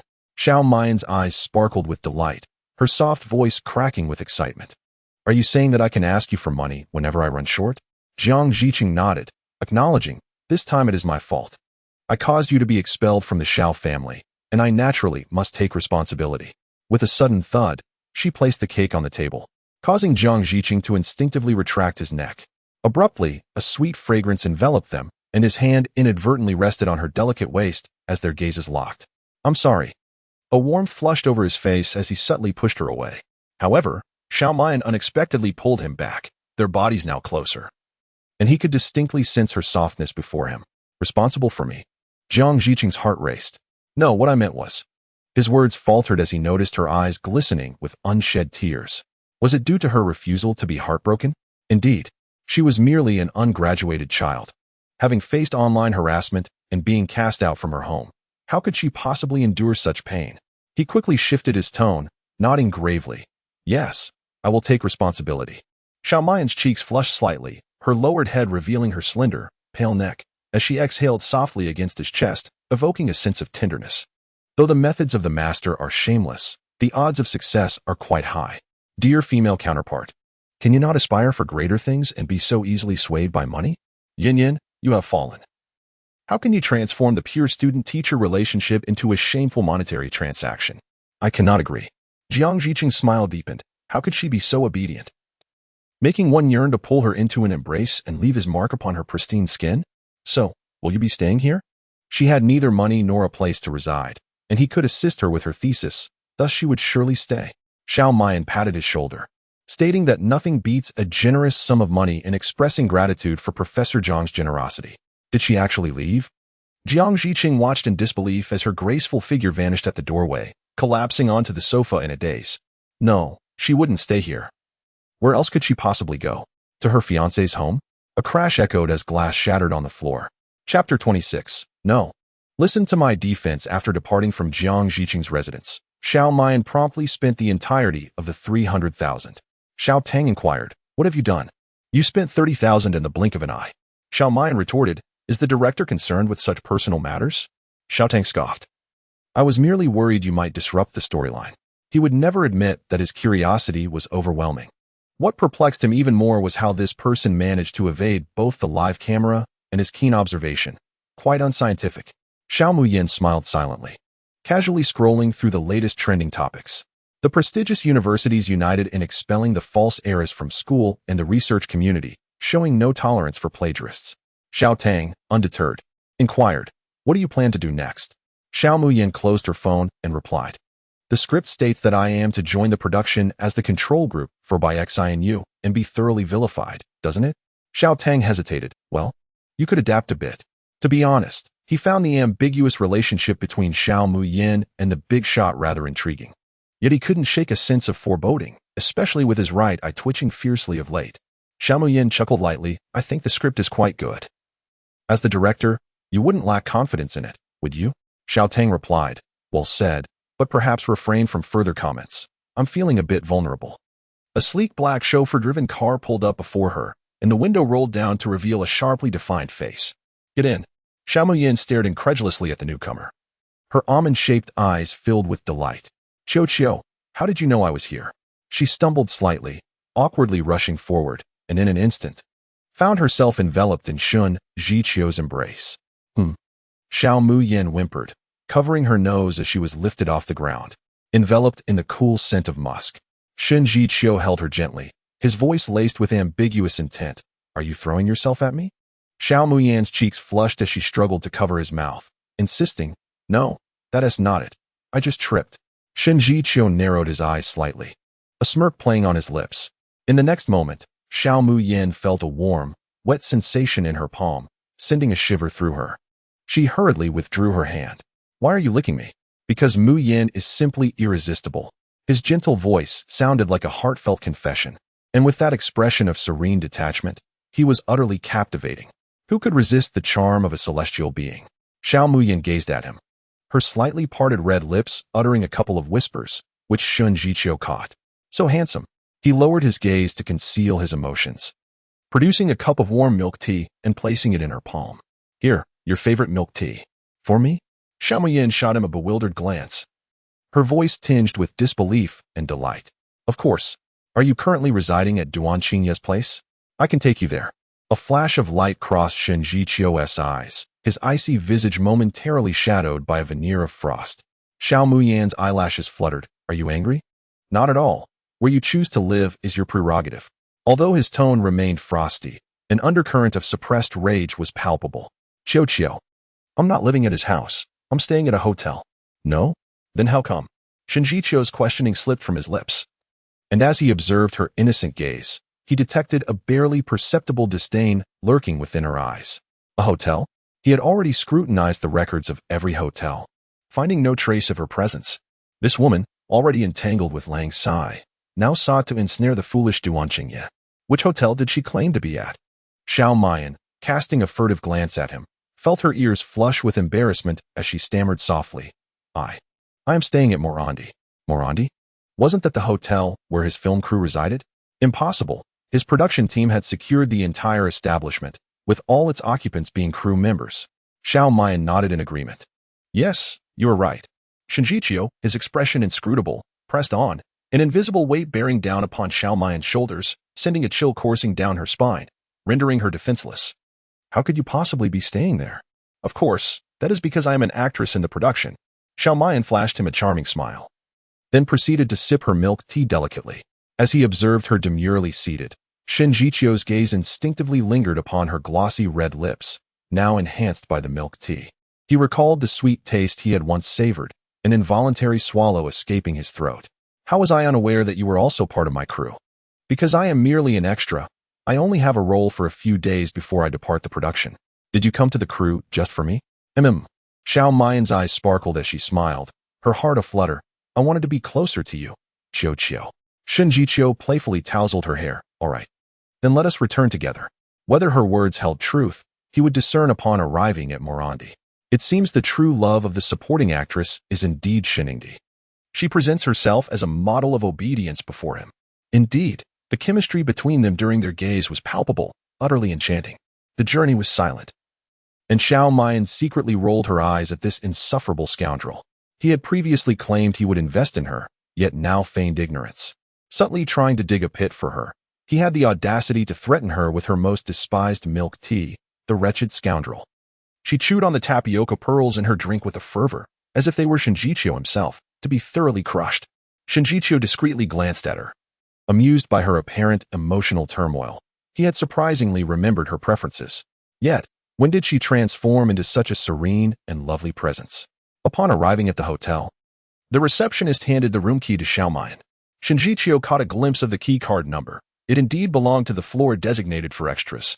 Maiyan, would you like me to speak with the director about assigning you a role with more scenes? Xiao Maiyan paused, momentarily taken aback. She felt both honored and astonished. No, that's unnecessary. As long as I can see you, I am utterly content. After she finished speaking, she suddenly thought of something and hurriedly said, Qiao, you have been feeling unwell these past few days. I bought some medicine for you. I'll fetch it right away. Before Shinjiqiu could respond, she dashed back to her room, only to return to the hall in less than a minute, presenting him with a bag full of medicine. Qiao, these are all remedies for gastrointestinal discomfort. They're quite effective. Would you like to give them a try? At that moment, he finally believed her. Not only was she aware of his recent ailment, but she had also thoughtfully prepared the appropriate medication. She must have been staying in a hotel these past few days. No wonder he could never find any information on Xiao Maiyan's accommodation. She had been right under his nose all along. Shinjiqiu accepted the bag and immediately discovered a pink card hidden within. What is this? Oh, it's nothing. Just some medicine, a card. Xiao Maiyan's eyes widened in disbelief as she was caught off guard. Why did that missing card end up in his possession? Qiao, I wrote the wrong card. I'll write you a new one. Shinjiqiu smiled gently, saying, even if it was a mistake, it still reflects Mu Yan's feelings for me. And I will accept it. No, you deserve something more perfect. In a swift motion, she attempted to snatch it away, but Shinjiqiu was quicker. And the card was opened. I love you, dear Baiqinian. The atmosphere instantly froze, a chilling aura enveloping her. Is this truly the sentiment you wish to convey to me? No, please let me explain. Chapter 27. Rival in Love. This woman is quite resourceful, all right. Explain. Xiao Maiyan thought. This is so awkward. Haha. I almost laughed to death. I thought it was a love letter for the illustrious Shun. But it turns out it was meant for someone else. To be a devoted admirer to the point of embarrassment is quite an experience. The supporting character truly is a unique flower in the realm of admirers. Who knows the discomfort of speaking ill of the boss only to send it to the boss? That was once me. Sympathy for the upstairs. Sympathy for myself. Xiao Maiyan rubbed her tightly furrowed brow. She could claim that the medicine was hastily purchased from a live streaming marketplace, and that the card was a love letter she had written days ago as a token for Baiqinian, which had accidentally been packed with the medicine. My brother. She pressed her lips together, her eyes filled with melancholy as she sighed softly. I love him. Yet he no longer wishes to be my brother, for he desires to be my lover. Shinjiqiu came to a sudden realization. The I love you on the card held a different meaning. He recalled how she used to follow Baiqinian around at the Bai family, calling him brother incessantly. After her false identity was exposed, and she was expelled from the Bai household, Baiqinian's attitude toward her had drastically changed. It was not surprising that she would resort to such childish methods to draw his attention. Qiao, you don't blame me, do you? That card was meant for you, was it? She blinked at him with a pitiful gaze, her long lashes adorned with glistening tears, cautiously and helplessly looking at him. Shinjiqiu absent-mindedly traced her palm with his fingertips. How could this be? Bai Gu had yet to fully contemplate the situation. You would still remain his cherished sister in the future. Xiao Muyan, filled with excitement, grasped his hand tightly, causing his wandering fingers to be pressed in. Let go.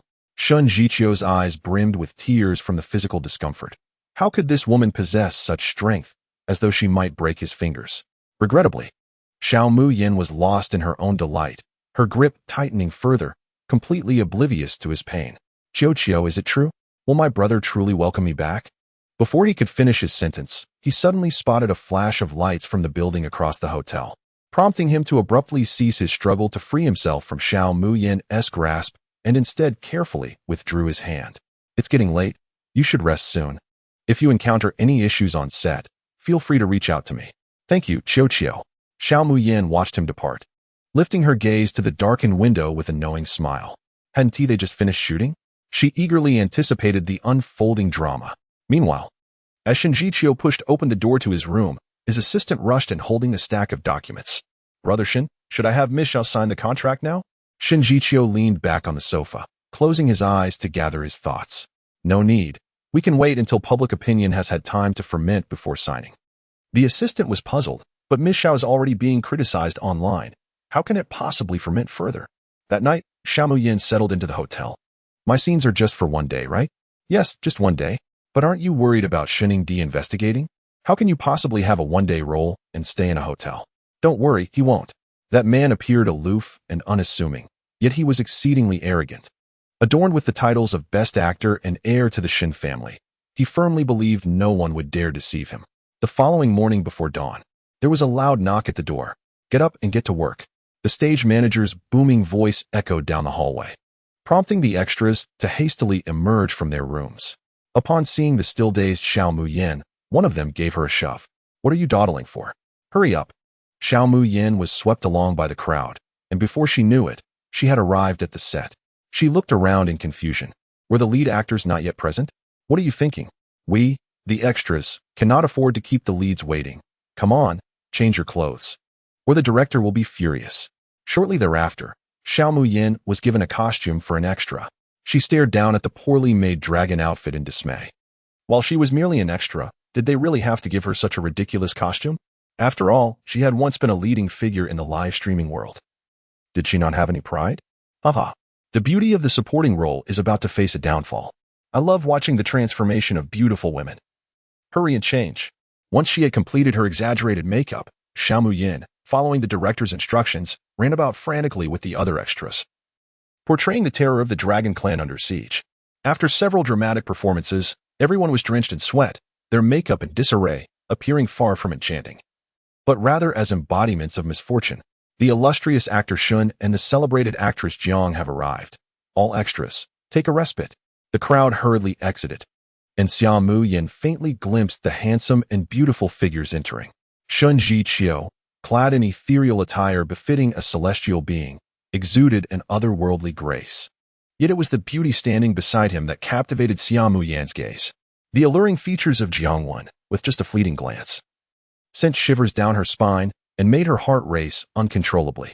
At the tender age of 16, Jiangwen had garnered every prestigious film award in the country with her innocent yet enchanting visage and exceptional acting skills, earning her the title of the Best Actress Gold Award Crusher. Xiao Muyin mused to herself, this is the epitome of true beauty, far surpassing Shinjichio's feigned celestial charm. How she adored her. Perhaps her gaze was too fervent. The woman turned back, a smile illuminating her face, directly finding Xiao Muyin in the crowd, the enchanting grin momentarily blinding her. Xiao Muyin pressed her hand to her heart, feeling it race. This cannot be.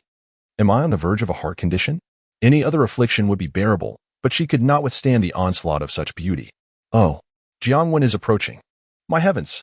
Jiangwen is even more stunning in person than in photographs. Did she just smile at me? I feel dizzy. Jiangwen traversed through the throng, stopping directly before Xiao Muyin, her gaze piercing and cold as she spoke. You are Jichio's little childhood friend. Xiao Muyin blinked in confusion, her voice soft and slightly hoarse as she inquired, Sister, do you know me? Jiangwen suddenly stepped closer, nearly brushing against her, an intense fragrance of roses enveloping her, immersing her in a sea of blossoms. Xiao Muyin instinctively swallowed hard, her eyes fixated on Jiangwen's flawless, poreless visage, her thoughts wandering. Jiangwen was momentarily taken aback. What kind of predatory gaze was that? Is this sister the girlfriend of Jichio? Xiao Muyin leaned towards Shinjichio for assistance, imploring silently, Boss, how should I navigate this? To her surprise, the arrogant man, standing aloof with an air of inscrutable elegance, presented a facade of indifference. How absurd. Observing their familiar interactions, could this young lady truly be Shun Jiqiu's girlfriend? Indeed, he was a scoundrel, still entangled with by Xinu while having a girlfriend. Sister, you are mistaken. Jiqiu and I merely knew each other as children. We have no relationship. As she spoke, she lowered her head in disappointment. Jiangwen scoffed. Is this what you call having no relationship? No sooner had she uttered those words than Xia Muyin noticed the trending topic on her phone. 18-line actress wall slams Shen the actor. Shen the actor and an ordinary person check into a hotel. There, prominently displayed, were photos of her entangled with Shen Jiqiu. Xia Muyin clicked her tongue in disbelief. When did she become an 18-line actress? Surely, that was an exaggeration for her mere ordinary status. Moreover, the netizen sleuthing abilities were rather lacking. Such an evident frontal shot.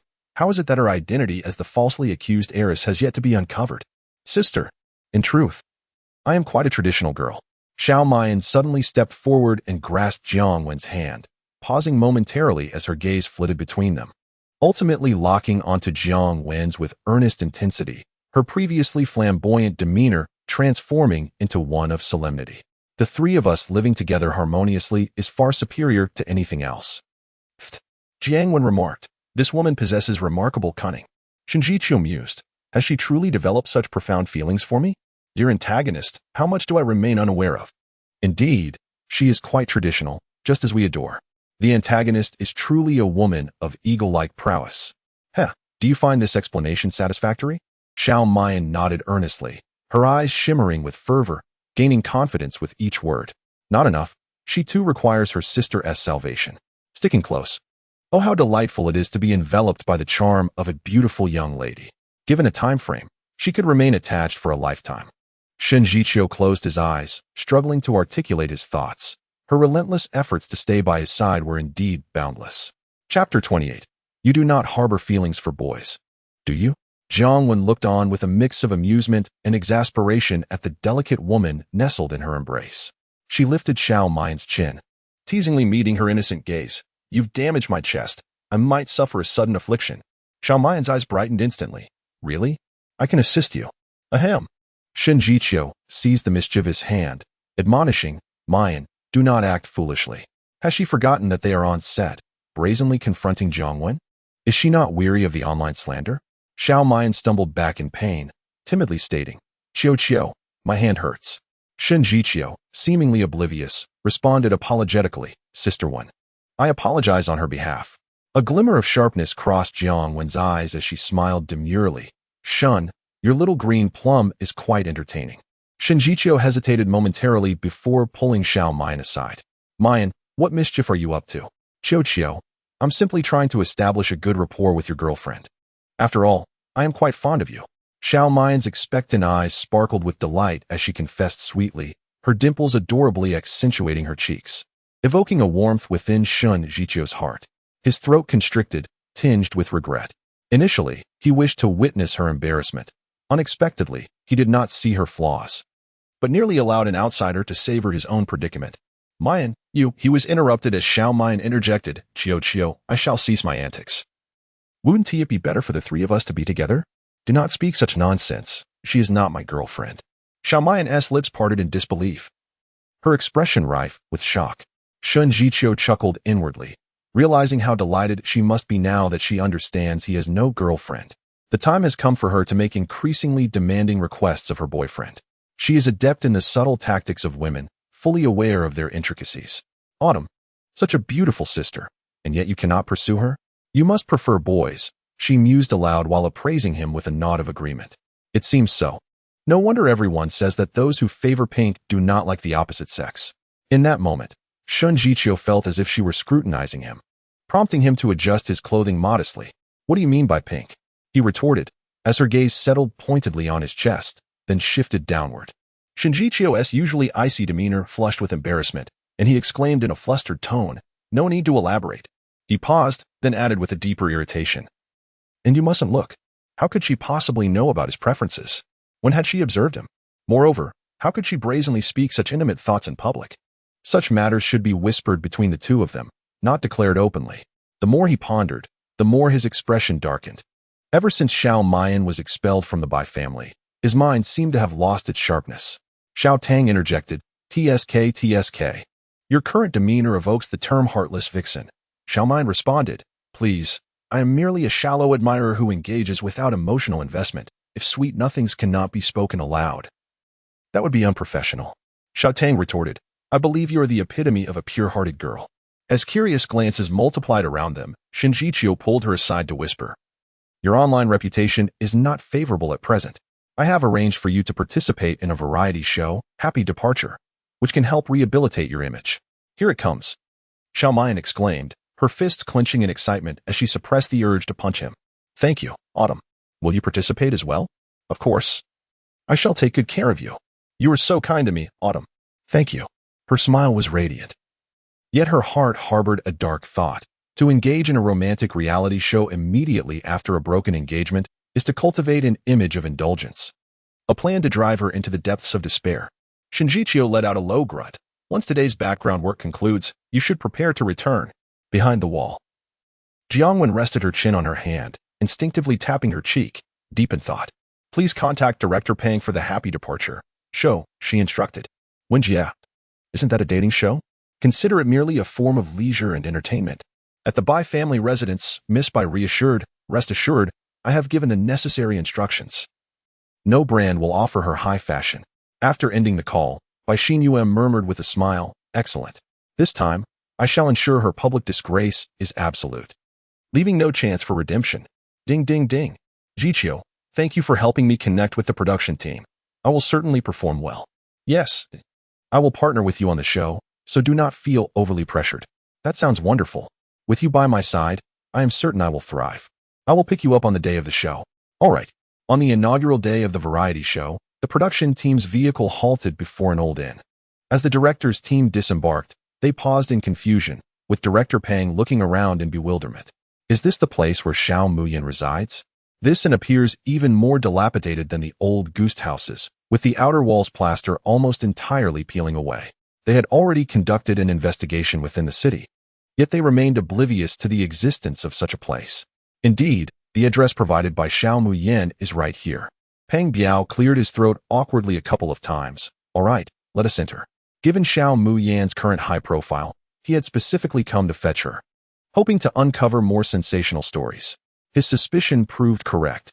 As soon as they alighted from the vehicle, they stumbled into a minefield. The inn was eerily quiet, the air thick with dust. The stone tiles of the staircase were in disrepair, making it evident that the building was hazardous. As they approached the entrance, the door creaked open ominously from within. Pang Biao and the others were startled, instinctively clinging to the person behind them, forming a huddle. "Is this place haunted?" "Director Pang, you have arrived.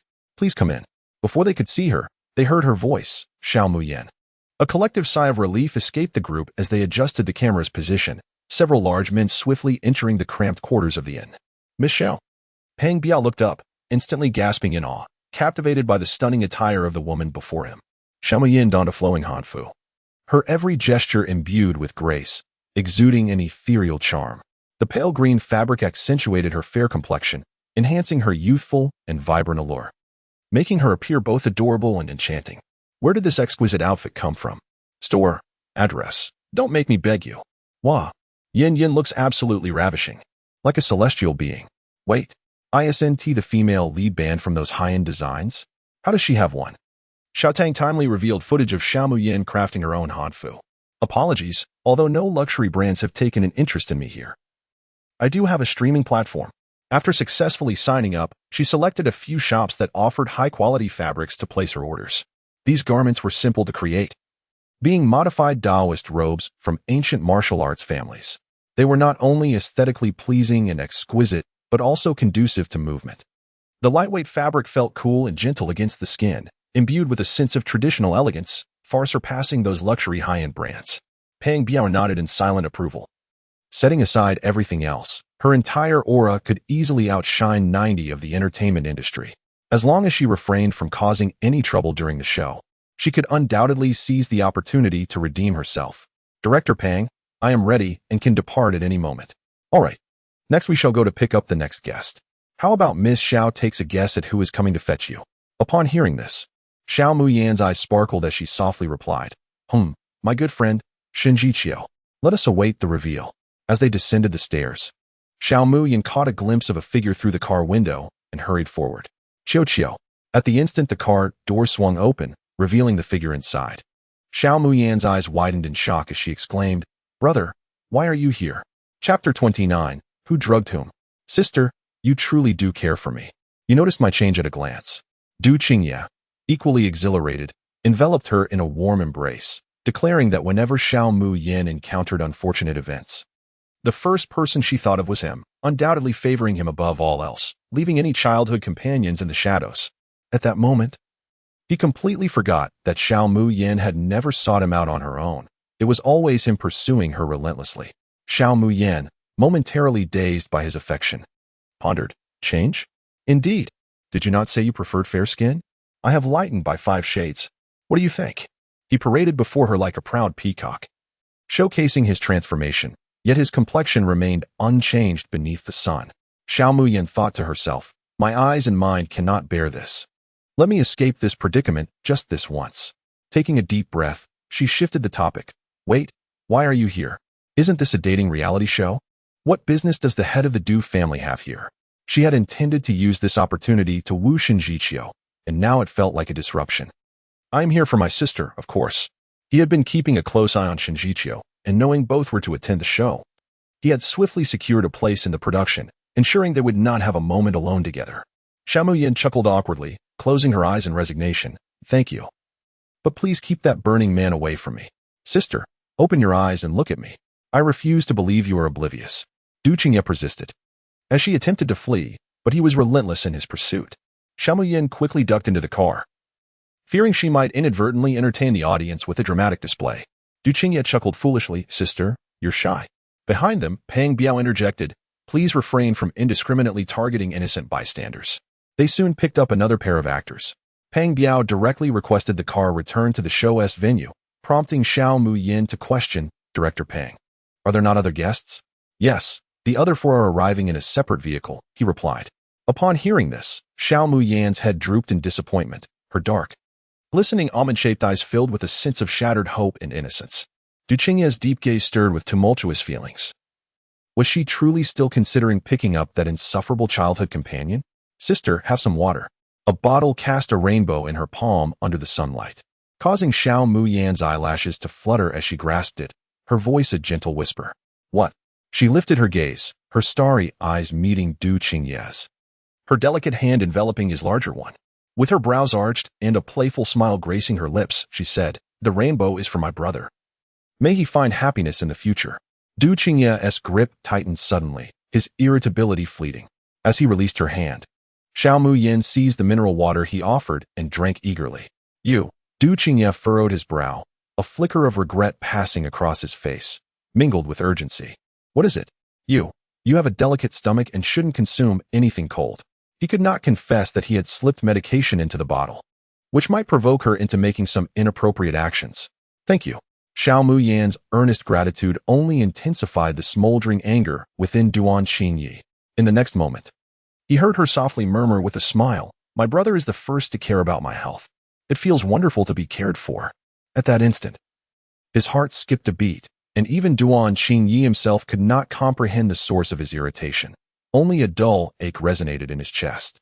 A girl sitting across from them fixed her gaze intently on their interaction and could no longer contain her curiosity, asking, Little Master Duan, do you like your sister? Instantly, another male actor also glanced over, intrigued. Du Qingye irritably turned his head away, blurting out, No, I don't. Only after uttering the words did he realize their implications. And upon turning back, he was met with Xiao Muyan's incredulous yet slightly pained eyes. Suddenly, his voice faltered, the explanation he intended to offer lodged in his throat. Unable to escape. I'm not, Xiao Muyan interrupted him. I know. You need not explain. Observing her resolute demeanor that signaled a refusal to converse, Du Qingye, in a fit of shame and anger, pounded his fist against the armrest and leaned back, closing his eyes in an attempt to find peace. At last, tranquility enveloped them. With the absence of conversation, the occupants of the carriage soon succumbed to drowsiness. In a daze, Du Qingye caught a whiff of sweet orange fragrance and could not resist inhaling deeply several times. At that moment, Xiao Muyin opened her eyes, tilting her head to observe his small actions, her rosy lips curving into a slight smile. Breathe it in. This is a return gift from me. How dare someone use a hallucinogenic substance on me, she thought, truly considering her medical knowledge to be in vain. The vehicle halted before the villa, the destination of their current variety show. Peng Biao called out to everyone in the carriage, "Ladies and gentlemen, we have arrived." Duan Qingyi, surprised, realized he had actually dozed off in the car. Turning his head, he saw Xiao Muyin with her arms crossed, outlining her shapely figure. Yet at that moment, her complexion was flushed, and her fingertips trembled with restraint, like a vibrant flower ready for plucking. He swallowed hard, his gaze fixated upon her. "Sister, what is wrong?" "Nothing. I'm just feeling a bit warm in here," she replied, and with that, she stumbled past him and exited the vehicle first. Duan Qingyi licked his lips and quickly followed suit. Ahead of them, another vehicle had also stopped, and someone emerged. Xiao Muyin lifted her gaze, only to lock eyes with Shen Qiu, who had just stepped out of the car. Qiu. Her sweet smile pierced a certain man's vision, prompting Duan Qingyi to swiftly obstruct her path, watching as she unexpectedly collided into his embrace. The sound of the impact echoed, akin to the racing of his heart. "Brother, what are you doing?" Xiao Muyin pressed her hand against her throbbing forehead, feeling dizzy, her eyelashes fluttering in silent accusation. "Sister, if you're not feeling well, you should rest more. Let me help you inside," he insisted, taking her by the arm and leading her into the villa, his broad figure shielding her from the fervent gaze that pursued them. Shen Qiu pressed her lips tightly together, her nails digging deeply into her palm. "Duan Qingye, this is the second time you have intercepted someone from my grasp." Bai Xinyue, catching a glimpse of someone entering the villa, asked, "Jiqiu, what's wrong?" "It's nothing. Let us go inside." The tension in Duan Qingye's back relaxed as he slightly bent his arm, guiding her toward the villa.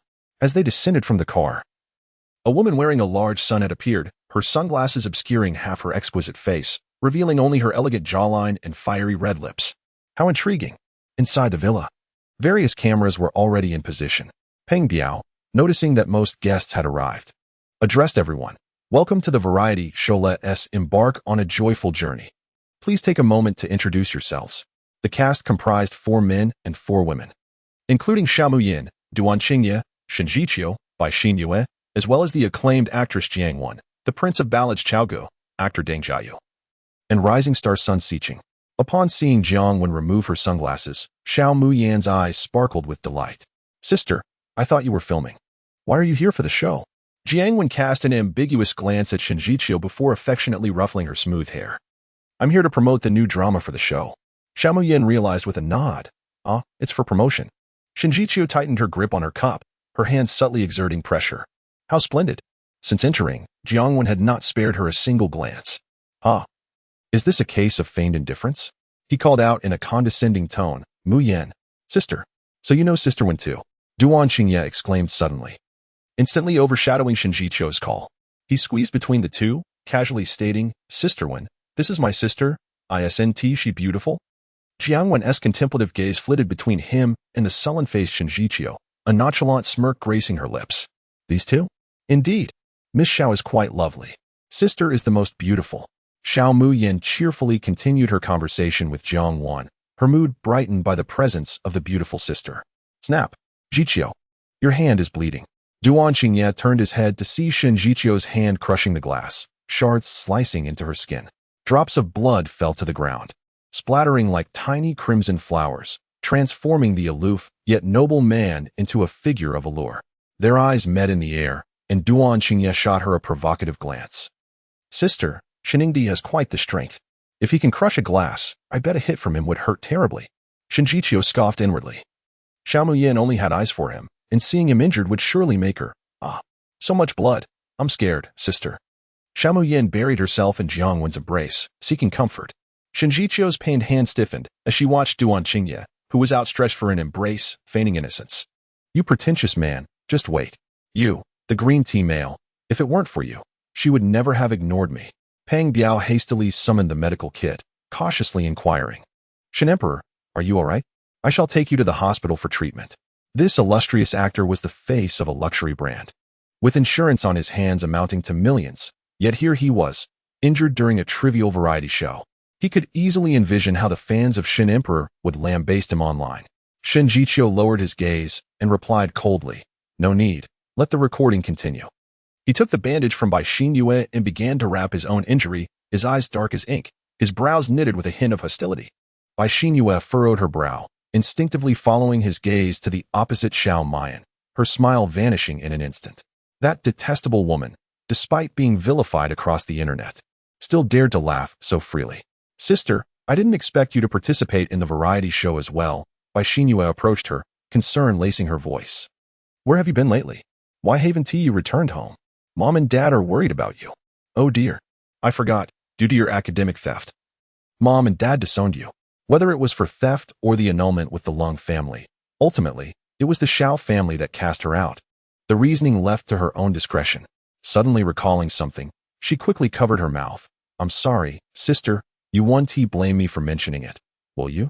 An air of silence enveloped the room, and the gaze directed at Xiao Mayan felt like a piercing thorn. "Jiqiu, please help me plead my case. I truly did not mean it. Sister, I apologize." She offered a teacup in supplication. Xiao Mayan lifted her head from Jiang Wen's embrace, her lips moving slightly. "I do not enjoy tea-flavored tea. Sister, what do you mean by that? Do you still refuse to forgive me?" "Oh." Bai Xinyue slipped, her cup flying from her grasp, toppling the faux flowers on the table. "Xinyue." Shen Jiqiu reacted swiftly, pulling her into his embrace, her skirt fluttering as their eyes met. The atmosphere around them began to intensify, growing increasingly intimate. Peng Biao's eyes lit up as he directed the cameraman to capture close-ups. "Yes, this is the tension we need. Keep it going." "Huh? What is this?" Xiao Mayan's abrupt voice shattered the burgeoning intimacy. "Is that a camera?" "The show ISNT live streaming, is it?" Peng Biao replied. How could the hidden cameras be discovered so quickly after the broadcast began? Indeed, he had innovated the live streaming format for this variety show, starting the stream from the moment of arrival, garnering immense attention, with over 1 million viewers already in the broadcast room.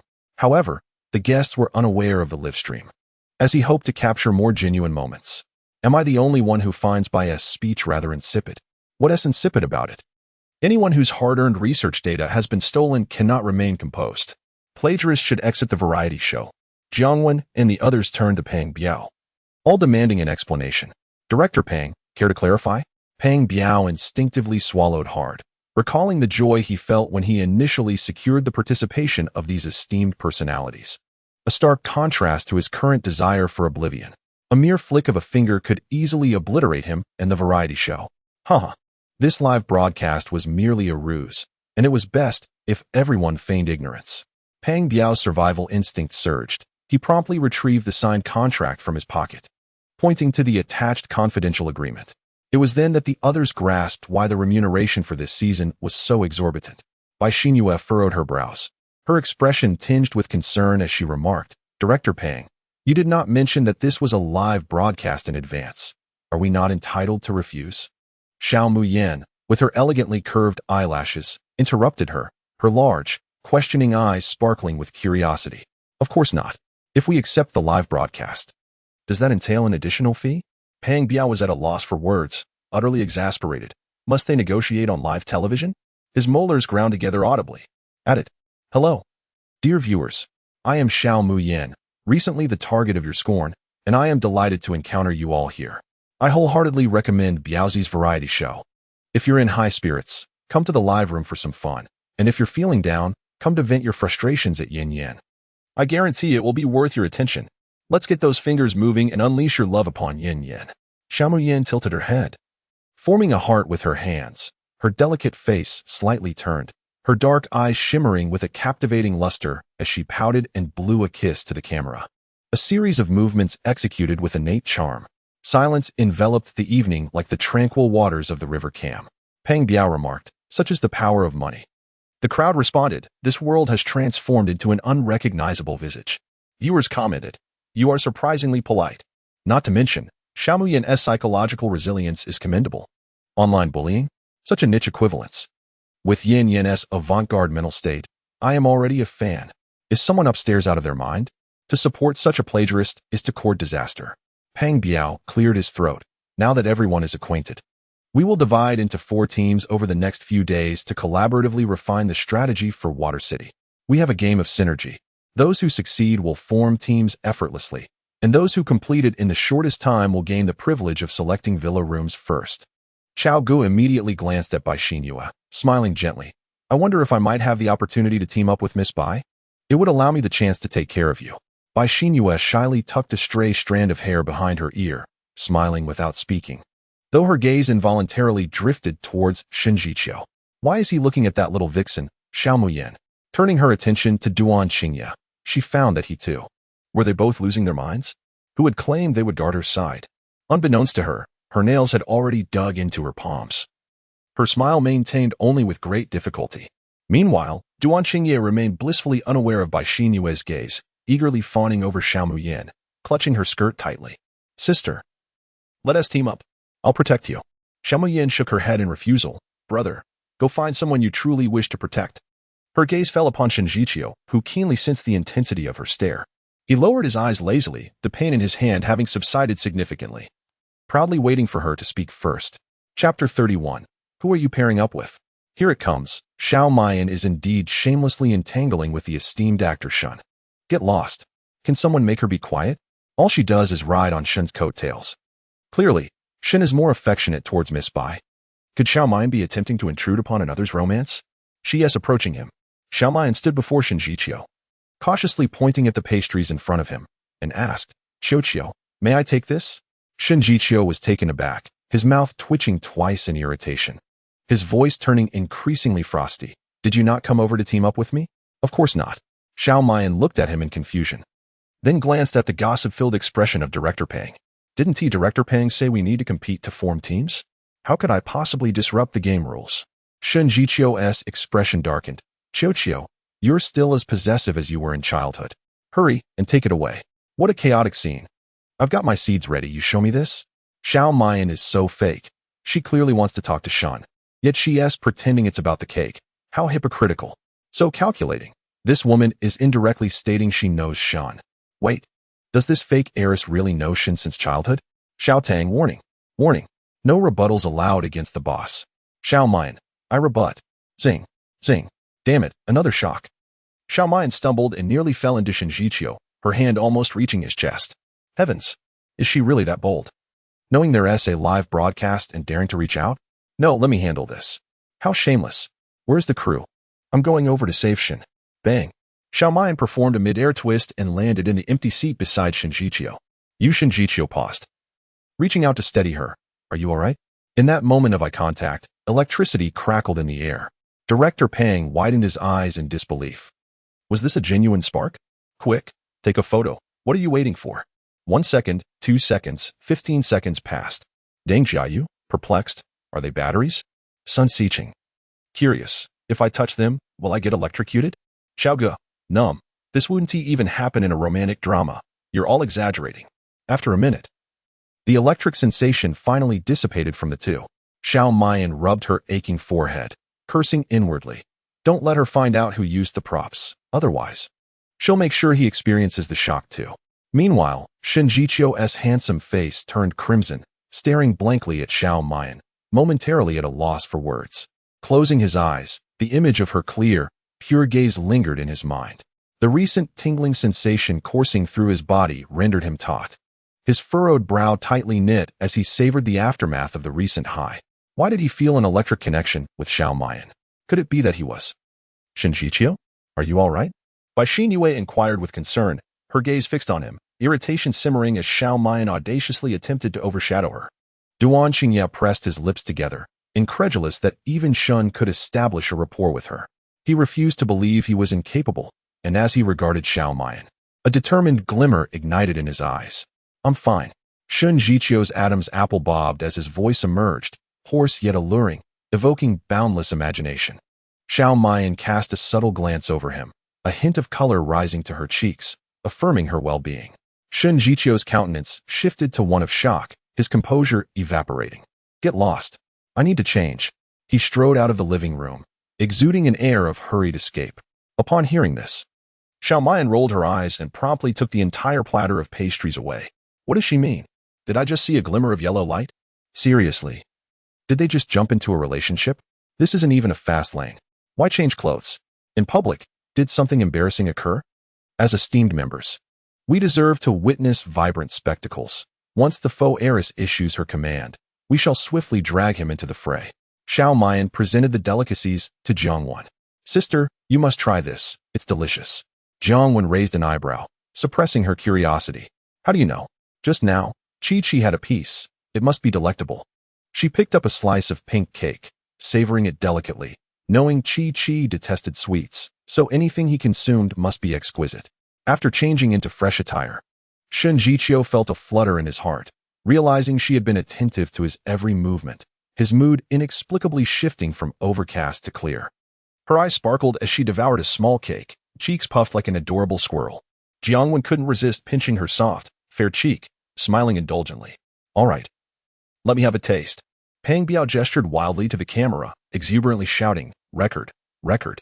If it doesn't die, just keep filming. Who said we can only film romantic pairs?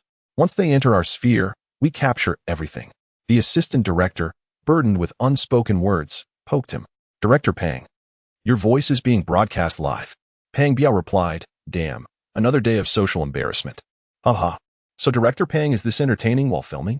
Not to mention, Xiao Mian and Jiang Yingho do share a certain chemistry. One is charmingly delicate, the other alluringly captivating. Even if she looks like a celestial being, she is merely a copycat. Only Duan Xingye felt an overwhelming sense of dread. What was happening? One Shun was not enough. Now there was a Jiang Yingho. Were they conspiring against him? He hurried over, opening his mouth toward Xiao Mian. Sister, I want some too. Then eat it. I want you to feed me. Xiao Muyan blinked her eyes and nodded in understanding. Under Duan Xingye's expectant gaze, she turned to hand the plate to Bai Xianyu. Miss Bai, your brother is looking for you. Suddenly, an arrow struck Duan Xingye's heart. How could he forget that Sister Xianyu was right beside him? Would she misunderstand? This was merely a pretense, nothing serious. Panic flickered in his eyes as he straightened up, exclaiming, don't say such nonsense. I never said that. A smile danced on Xiao Muyan's lips, finally silencing him. Bai Xianyu, her cheeks flushed, bent her lips in explanation. Everyone, please don't misunderstand. Xingyi and I are good friends. He is like a brother to me. Well, the true heiress has such a gentle smile. She is indeed a refined young lady. When you use smiles, I feel entranced. Duan Xiao must have feelings for the true heiress. My eyes never lie, and no one can deceive me. Jiang Wen savored the cake, finding these individuals quite amusing, prompting her to reflect on the dynamics. Haha. Now, let me explain the rules of the game. I will pose several questions, and I ask everyone to answer truthfully. Upon finishing, Peng Biao signaled the staff to distribute answer sheets to everyone. Among the guests, who is your favorite opposite sex? Who do you most want to team up with? What is your strength in the game? The 8 quickly pinned down their answers. Peng Biao glanced at their answer sheets and nodded to the assistant director. Ladies and gentlemen, I will now post your answer sheets online for preliminary grouping by the viewers. Wow, is that true? I want to vote. Let us pair Duan Xiao and Miss Bai together. The domineering little puppy and the delicate young lady would be intriguing. I hope to see Shining Di and Jiang Yingho in the same group. I want to ship them. As they awaited the results, everyone engaged in conversation. Jiang Wen casually surveyed the crowd before nudging the girl beside her, who was incessantly eating. Little one, who do you wish to team up with? Shen Jiqiu and Jiang Zicheng both turned their attention to Xiao Muyan, confident she would choose one of them. Peng Dao, the voting results are out. Peng Biao examined the results, incredulous as he asked, is this result correct? The assistant director nodded vigorously. Peng Dao, please announce it. Taking a deep breath, Peng Biao declared, I will now reveal the temporary groupings. Shining Di with Duan Xiao, Xiaoge with Sun Xichen, Deng Jiayu with Jiang Wen, Xiao Muyan with Bai Xianyu. Haha, who would have thought? I enjoy grouping those I dislike together. Now we can finally see who Shining Di and Duan Xiao truly favor. The genuine and false heiresses are set to compete. How delightful. Duan Xingyi was the first to express his outrage. Isn't it supposed to be opposite sexes on teams? How can it be boys with boys and girls with girls? Shen Jiqiu tensed, subtly distancing herself from a certain irritable fox. Bai Xinyue gazed at Xiao Muyan with little reaction, joyfully exclaiming, wonderful. I have longed to reconcile with my sister, and now I finally have the opportunity. Xiao Muyan slightly averted her gaze. Indeed. The female lead was like a toad masquerading as a frog, unattractive yet flamboyant. When had she ever been on good terms with her? Peng Biao clapped his hands, declaring that since everyone had no objections regarding the groupings, they would now proceed to the formal competition. Duan Xingye, who had been roaring in protest, retorted, "Very well. How dare you disregard me? 3 minutes for preparation. Guests ready, please enter the challenge room." Deng Jiayu gentlemanly extended his hand towards Jiang Wen, saying, "I hope Sister Jiang will take good care of me." Jiang Wen placed her hand in his, offering him a charming smile. "Thank you, little brother." Deng Jiayu's ears instantly flushed crimson, as he dared not look at her even slightly. Haha, Brother Jiayu is hilarious. One might mistake him for an ancient official supporting the Empress Dowager. Jiang Wen is past. He is young and prone to making mistakes, but I am not afraid. I can handle it. Xiao Gu approached Sun Xiqing, casually draping his arm over her shoulder. "Xiqing, I never expected our fates to intertwine so. Landing us in the same group." Sun Xiqing immediately recoiled, gritting her teeth as she warned, "Xiao Gu, have some self-respect." Xiao Gu glanced at his empty embrace, letting out a sigh. "Alas, you have ultimately grown distant from me. These two are surprisingly well hidden. I had no idea they knew each other. I noticed it long ago." After Xiao Gu took the stage, he glanced at Xiqing 12 times. "My sister's eyes are sharp." Xiqing seems to really dislike Xiao Gu. They couldn't have had an affair. Could they? Xiao Muyan's eyelashes fluttered, her fingers delicately hovering by her lips. She recalled that in the short drama, Xiao Gu was a notorious flirt who indeed had a past with Sun Xiqing. However, after joining the program, he became infatuated with Bai Xinyue.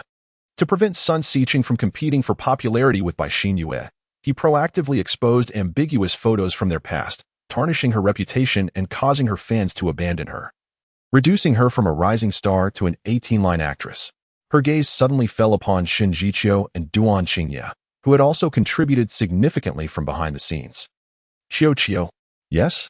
Xiao Muyan was taken aback, while Duan Qingye gritted his teeth. Bai Xinyue was stunned, and Shen Jiqiu wished for death. Was it merely a brush against her that elicited such an undignified sound from him? Was this a side effect of electric shock? It seemed a visit to the hospital would be necessary after the variety show. This ailment should not be underestimated. Suddenly, a melodramatic murmur escaped his lips. What was that? He definitely squeezed it. I swear on the ancestors of the upstairs haters that he definitely squeezed it. So, you are this kind of aloof film emperor. Woo. That voice makes one feel all weak. Xiao Muyan cast a worried glance at him. Qingye is still young. Do not stoop to his level. I wish you both a smooth passage. With that, she took the lead into the challenge room. Duan Qingye instantly transformed his fury into delight, casting a look at Shen Jiqiu that bore a hint of smug triumph. "Sister, you truly care for me. Certain film emperors should step aside." In an instant, the once dormant emotions in Shen Jiqiu's eyes surged forth. "Xiao Muyan, your attempts at seduction have gone too far." The room fell into an eerie silence. "Qingye, since when have you grown so close to my sister?" Duan Qingye's smile abruptly froze, confronted by Bai Xinyue's astonished, disbelieving gaze, mingled with a hint of sorrow. He lowered his head in regret. "Sister Xinyue, I am not familiar with her. You are my only sister." Bai Xinyue glared at him, her eyes brimming with tears, her voice distant. "Qingye, do you truly perceive me as a domineering person who would obstruct your friendships?" Indeed, he is a simple-minded brute, incapable of articulating his thoughts. If he remained silent, he would surely face the wrath of netizens. "Sister is also my kin. If you genuinely care for her, pursue her earnestly, without a frivolous mindset. Otherwise, we cannot even remain friends." Having said that, she hurriedly chased after Xiao Muyan, leaving behind a solitary silhouette. "Sister Xinyue." Just as Xiao Muyan reached the doorway, she overheard those words and couldn't help but click her tongue in admiration. No wonder she is the protagonist, though she is clearly a fish in the sea. She insists on presenting herself as a pure flower of understanding. Look at how remorseful the head of the Duan family has become. No wonder he is the white moonlight in the heart of a powerful figure. Fool. Shen Jiqiu's gaze darkened, like ink. Despite his rival's self-destruction, he felt no joy. "Hey, you, stop pretending and wait for me." Everyone entered the challenge room, filled with a series of indoor entertainment facilities to test the contestants' physical stamina, intellect, and reaction time. Pang Biao declared, "Before you lies a note. Please decipher the riddle within 3 minutes to unlock the door, or face a smoke attack." The countdown began. 3, 2, 1. Jiang Wen and Sun Xiqing's teams began analyzing the riddle, while Shen Jiqiu and Duan Qingye pressed the problem on the table, refusing to yield. Bai Xinyue glanced at the question, how to secure a lucrative project when the company's cash flow has been exhausted and quickly recoup funds. "Sister, You studied business management at the Bai family. Why don't you take a look at how to solve this? The real heiress is too kind. She runs 2 companies herself and could easily answer, yet she chooses to give the opportunity to the false heiress. Onlookers turned fans. Miss Bai embodies the grace befitting a true lady. Xiao Mayan barely glanced at the riddle. Instead, she examined the internal structure of the challenge room. Her expression calm as she stated, I do not understand. I shall not engage, for fear of dirt. Bai Xinyue's eyes sparkled. She tilted her head, rubbing the corners of her eyes, and sighed, Sister, you seem tired. Let me take over. With that, she wrote 2 characters on the answer sheet. Presale. Director. We have finished writing. Pang Biao joyfully took the answer sheet, exclaiming, No wonder you graduated from a prestigious school. The answer is perfect. And you have successfully cleared the challenge. No sooner had he spoken than the door before them swung open. Following were Shin Jiqiu and another, who almost simultaneously inscribed their answers on the answer sheet. Jiangwen belonged to the 3rd group, and lastly, Sun Xiqing tackled their advanced mathematics questions. I never expected Xiqing to be so formidable, capable of even mastering advanced calculus. Back in the day, Xiqing was a prodigy. Such trivial problems would naturally pose no challenge for her. Chao Gu is utterly useless, incessantly uttering pointless ramblings that hinder thoughtful reflection. Zhang Yingho and Jia Yu are also quite impressive, a sister-brother duo. Yet, the pairing of Shun Yingdi and Duan Xiao is truly delightful, akin to a pair of playful adversaries. Upstairs, indulging in anything will only lead to your own detriment. The second challenge involved a vast water pool, where Pang Biao issued a new task. The team members must embrace one another to traverse a horizontal bar and reach the opposite bank to succeed. Embrace one another? Shen Jiqiu and Duan Qingye exchanged glances, their expressions revealing mutual disdain. Deng Jieyu bowed his head, his ears flushed with embarrassment, stammering, Zhang Yingho, I'll hold you. Chao Gu was about to intervene, but Sun Xiqing, with an expressionless face, rebuked, Get lost, don't touch me. Bai Xinyue awkwardly pointed at herself and Xiao Mayan. Director Pang, how can we 2 girls embrace? Shen Jiqiu replied, Xinyue, I'll carry you across. Duan Qingye retorted, On what basis? Your physique is frail. It would impede many things. I shall carry Sister Xinyue across. What makes you think I am weak? Shen Jiqiu's veins on the back of his hand bulged, exuding an alluring charm that sent the live stream into a frenzy. Xiao Mayan's crimson lips curled into a smile, suggesting, Why not let the 3 of you go together? Pang Biao chuckled, No need to quarrel. Given that Mayan and Bai Xinyue are both girls, as long as you can make it across, the one who carries will earn double points. Really? Chapter 33. Do not move recklessly. You are provoking trouble. Let us begin. I have no issues. Xiao Mayan was already brimming with anticipation. Indeed, a little sweetness is necessary for motivation, akin to a donkey that won work without a carrot. Pang Biao, clutching a loudspeaker, announced, All guests, prepare yourselves. The quicker you reach the finish line, the more points you will earn. Suddenly, a black shadow darted past them, its garments billowing, leaving only Bai Xinyue's piercing scream in its wake. Xiao Mayan. On the horizontal bar, Xiao Mayan grasped Bai Xinyue by the collar, her shoe tips barely skimming the water's surface, creating a dark ripple. With remarkable speed, Xiao Mayan surged towards the finish line, her steps steady as a mountain, reaching the destination a mere 100 meters away in seconds. The arena fell silent, the camera lost its focus. Is this the speed of humanity? Xiao Mayan disdainfully kicked the still shouting Bai Xinyue. Can you shut up? You're off key. The sound abruptly ceased as Bai Xinyue clamped her mouth shut, gazing around in shock. As her awareness returned in an instant, she realized she had been carried over by this insufferable person.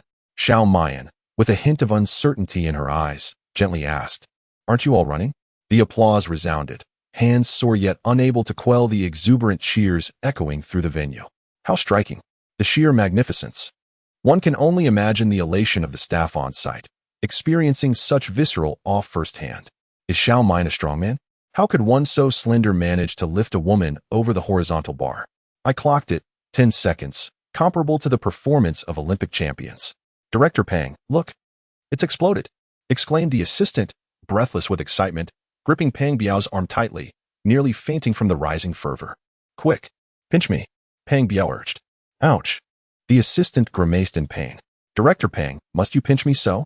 Pang Biao was overjoyed. The live stream's audience had surged, tripling previous figures. The moment the broadcast began, Advertisers inundated him with calls, many specifically requesting Xiao Mayan. Miss Xiao truly keeps her talents concealed. Her agility is remarkable. Are there others willing to take on the challenge? The score for second place is no small feat. Jiang Wen glanced at Deng Jiayu. Shall we give it a try, brother Deng? Deng Jiayu nodded. Forgive my presumption. Miss Jiang. With that, he slightly bowed, allowing Jiang Wen to wrap her arms around his neck as he effortlessly lifted her. After a brief moment of preparation, he swiftly dashed past the horizontal bar. Wow, such boyfriend strength. Jiayu looks so dashing, with the leading lady looking delicate in his embrace. What a sight. How swift. I didn't anticipate Jiayu's explosive power to be so formidable. In just over 20 seconds, Deng Jiayu reached the finish line, exchanging a triumphant smile with Jiang Wen. They had arrived safely, an impressive feat. Next up was Chao Gu. Come on, Si-chun, I'll carry you. No need, Sun Si-chun replied disdainfully, her expression clearly indicating her disapproval as she rubbed her fists together. With a loud thud, she emulated Xiao Mayan's earlier action, gripping Chao Gu by the collar as they approached the horizontal bar. Let go. What can you possibly achieve with that little strength? No sooner had she spoken than she began dragging him up. Ouch, ouch, ouch. Chao Gu struggled, nearly losing his grip on the bar, screaming, Save me. Sun Si-chun smirked, hoisting him higher. While his body ascended, he precariously balanced with his rear end barely perched, his legs dangling below. As she moved forward, Chao Ji's cries intensified, causing the men present to instinctively cross their legs in sympathy. The pain was indeed excruciating. Xiao Mayan observed closely, noting the smile tugging at Sun Si-chun's lips. She was quite the audacious young woman, indeed. The wails persisted for a full 3 minutes until Sun Si-chun, panting heavily, finally reached the finish line. She clicked her tongue, impressed by the vocal prowess of the Prince of Love songs, so melodious and enchanting. Chao Gu seethed, gritting his teeth as he shouted, Sun Si-chun, I will not let you off so easily. Sun Si-chun feigned innocence, wiping the corners of her eyes, and with a pitiful expression, said, Chao Gu, you misunderstand. What enmity could lead to such bitterness? Sun Si-chun has gone too far. How could she treat my brother this way? Are the upstairs viewers blind? Chao Ji's demeanor was frivolous and disrespectful, inciting curiosity among Jiang Wen and Sun Si-chun as they approached Xiao Mayan, who was indulging in seeds while gesturing towards 2 men across the pool. Sister, Si-chun, join me, she exclaimed. Jiang Wen's eyes widened in disbelief, while Sun Si-chun blinked in shock. Peng Biao glanced at the hunched figure of Chao Gu, instinctively swallowing hard. Now only the esteemed Shiningdi and Duan shall remain. I wonder how prepared you both are? As the camera shifted to the duo, it nearly shattered from the intensity of the scene. What are they doing? Is it my imagination, or yours? Surely the lens is malfunctioning. One must admit. Director Peng's variety show is remarkably inclusive. It's captivating. I adore it. At that moment, Duan Xingye felt a surge of heat coursing through him. His throat constricted as he addressed Shun Jiqiu in a low, husky voice, Embrace me. In the next instant, Shun Jiqiu found himself enveloped in an unexpected embrace. The warm breath against his ear sent shivers down his spine, flushing his face instantly. Have you lost your mind? Let me go. Yet, in a swift motion, his waist was firmly pressed against Duan Xingye, the grip tightening. Whispers that threatened to unravel him reached his ears. You smell divine. Are they embracing? Surely. This can't be real?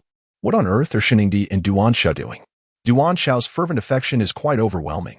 The live stream was buzzing with excitement, and the atmosphere on-site was even more electrifying. Duan Xingye's tousled hair framed his face, and he tugged at his collar in a fit of heat. His well-defined hands tore at the fabric, revealing a sculpted chest and chiseled abs, beads of sweat tracing the elegant contours of his physique, dampening his thin shirt and hinting at the hidden lines beneath. In that instant, onlookers collectively gasped. 2 slender silver chains hung at his waist, subtly showcasing the robust skin beneath, barely concealed by scant fabric. Xiao Mayan's eyes widened in astonishment. Someone save me, please.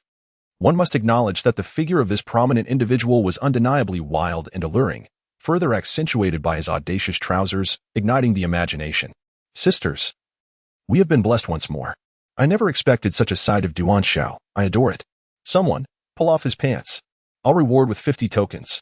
Showing me this at night. If I can't sleep, the production team is to blame. This is what a devoted follower deserves. I adore the male Buddha. Release me. Shun Jiqiu's face, usually so composed, twisted in anger, his eyes glinting with icy fury as he seized Duan Qingye's neck. In that moment, the veins in Duan Qingye's neck bulged ominously. With a thud, both towering figures collapsed to the ground. Shen Jiqiu pinned beneath, unable to move. Duan Qingye gasped heavily, his thin lips a deep crimson, nearly brushing against Shen Jiqiu's neck, harmonizing with the red mole at the nape, the sexual tension palpable at that moment. Do not move. You are igniting a fire. Shen Jiqiu retorted, Duan Qingye, I shall end you. Chapter 34. Enough, let it be destroyed. Shen Jiqiu's hands were firmly ensnared by Duan Qingye. Their bodies pressed intimately together, entwined in a fervent embrace. The ethereal being's eyes glistened with unshed tears, his cries inciting a desire to torment further, to witness his sorrow. What a captivating display. Xiao Mayan silently cheered, thrilled by the effectiveness of this alluring scene. This was the kind of visually pleasing tableau that ought to be shown to the sisterhood. Should we offer assistance? Others remained in shock, rendered speechless by the explosive imagery. Close up, what is the directing team doing? We need more details. The live broadcast is utterly inadequate. The visuals are so poor, a complaint is warranted. Nosebleeds have run dry. May the two gentlemen proceed swiftly. I would give my life for this. Even Shen Jiqiu's devoted fans fell silent. Realizing that having a sister-in-law to sprinkle a bit of sweetness was rather delightful. Just then, the screen in the live stream abruptly went black. An assistant screamed, Director Peng. It's bad. The live stream is down. Peng Biao expressed regret. It's been shut down. It was bound to happen. That segment was far beyond the limits. Oh no. The visuals were so beautiful. Such a blessing is rare in this world. No, the platform crashed entirely. Peng Biao swallowed hard, incredulous. Surely their program would not receive a warning for indecency? Cough. What are you all standing around for? Quickly, separate those two. Yes. Xiao Mayan's timid voice piped up. Director Peng, should we not take another look? A figure peeked out from behind a pillar. Sun Xiqing smacked his lips. Yes, let us take another look. Jiang Wen nodded in agreement. Indeed, they do make a pleasing sight. Deng Jieyu looked at the three women, each scattered with snacks, with an exasperated expression. The world had indeed transformed into something unrecognizable to him. Staff members rushed forward to separate the two, but Duan Qingye's strength was akin to that of an ox. 3 or 5 individuals failed to pry them apart. Director Peng, we cannot separate them. Peng Biao, in a fit of urgency, stepped forward to intervene himself, exclaiming, Put your backs into it. Meanwhile, Xiao Mayan observed, her internal thoughts clicking. The fragrance she concocted was not easily undone. Peng Biao yanked vigorously, only to stumble himself. How does this young man possess such boundless strength? Director, do you need assistance? Of course, Mayan. What are you doing here? A drenched in sweat Peng Biao turned to see Xiao Mayan squatting beside him, her words slipping out clumsily. Is this something you can watch? Yes, I watched. Do you require help? Peng Biao was overwhelmed by a sense of futility. This woman truly was. What can you possibly do? Xiao Muyin exchanged a solemn glance with him and nodded, gesturing for me to observe. After speaking, she flicked the sunflower seed shells in her hand, which landed with a crackling sound upon the two individuals. Peng Biao remarked, Sister, is your attack power meant for swatting flies? With a couple of thuds, the group finally managed to separate Duan Qingye, who had indulged in spinach, from the innocent victim, Shen Jiqiu. Duan, you need to regain your senses, someone urged. Duan Qingye's dazed eyes finally focused. What are you doing? Release me. The staff exchanged glances, looking to Peng Biao for guidance. Peng Biao hurried over. Duan, are you feeling unwell?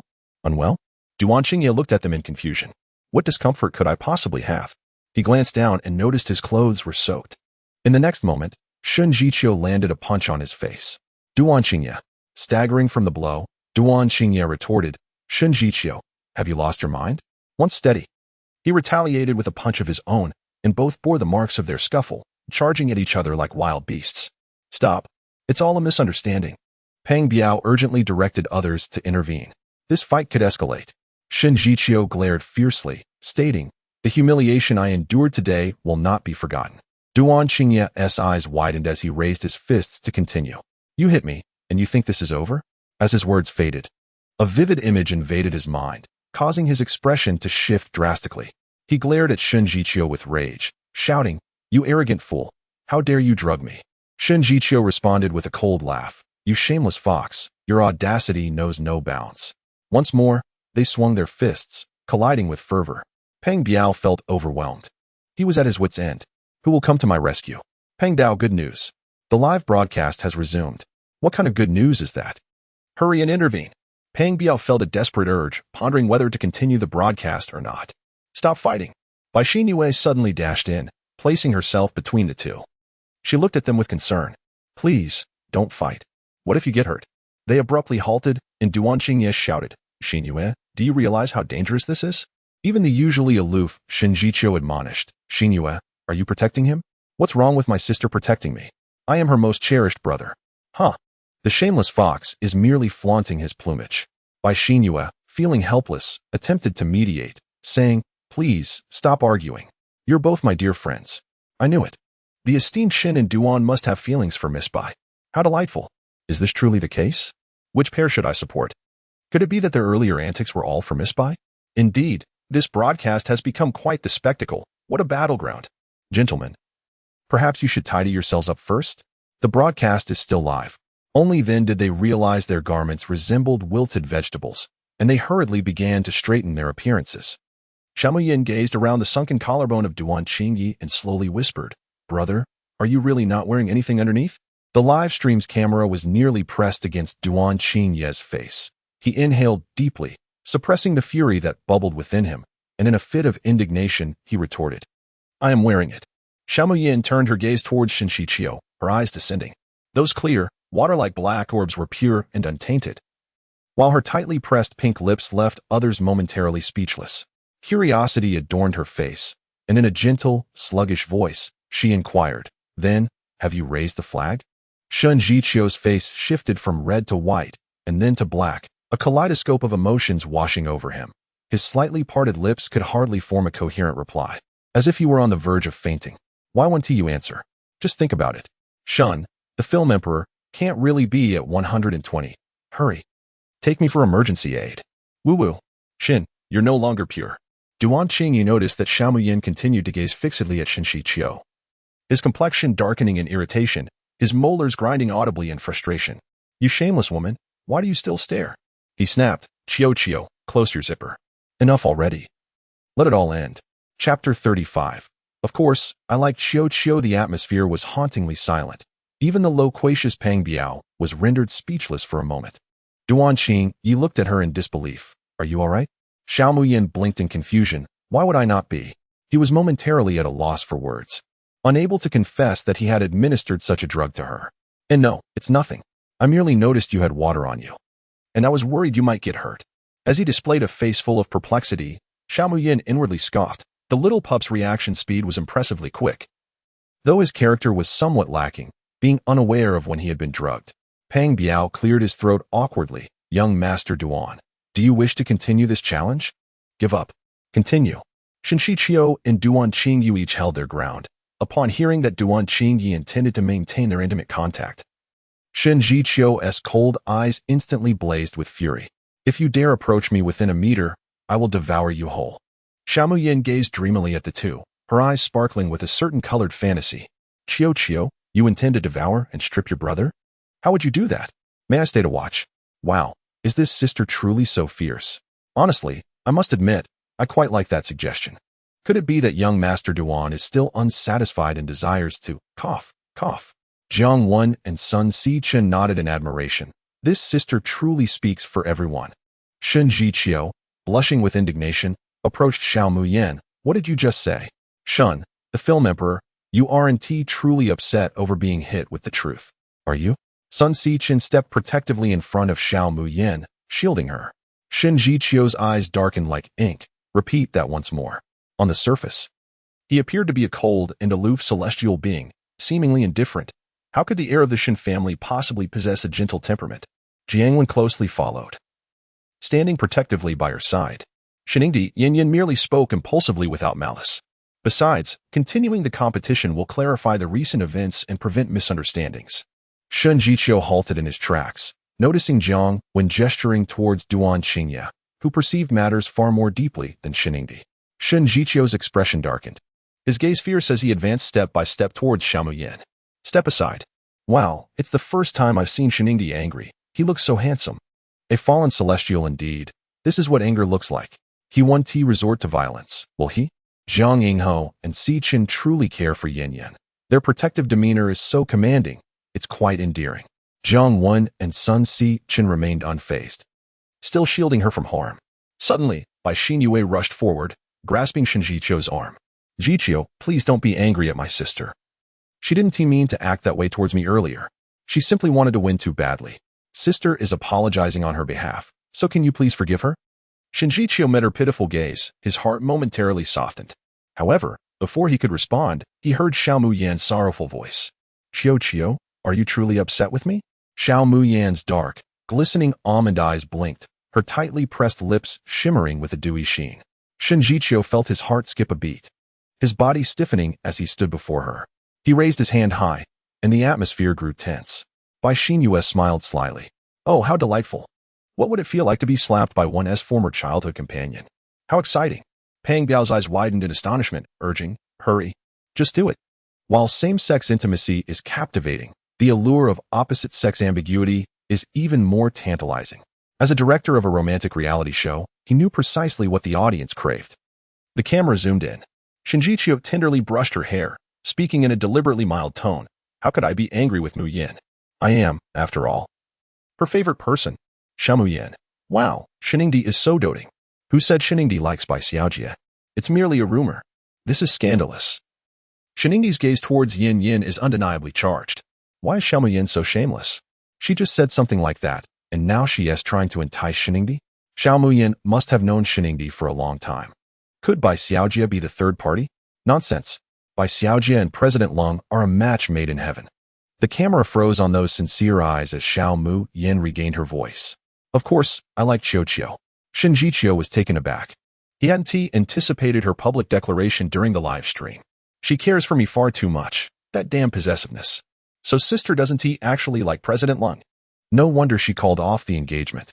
Bai Xinyue, emboldened, provocatively confronted Duan Qingye, saying, Sister, since you have a fondness for Jiqiu, we should create more opportunities for them. In her mind, Xiao Mayan swiftly envisioned giving this green tea a thorough beating. Even at this moment, she dared to poke at her vulnerabilities. Duan Qingye's face twisted with anger, and as he moved closer to Xiao Mayan, the sound of his joints creaking was audible. He leaned in and whispered with a laugh. Does sister need my assistance?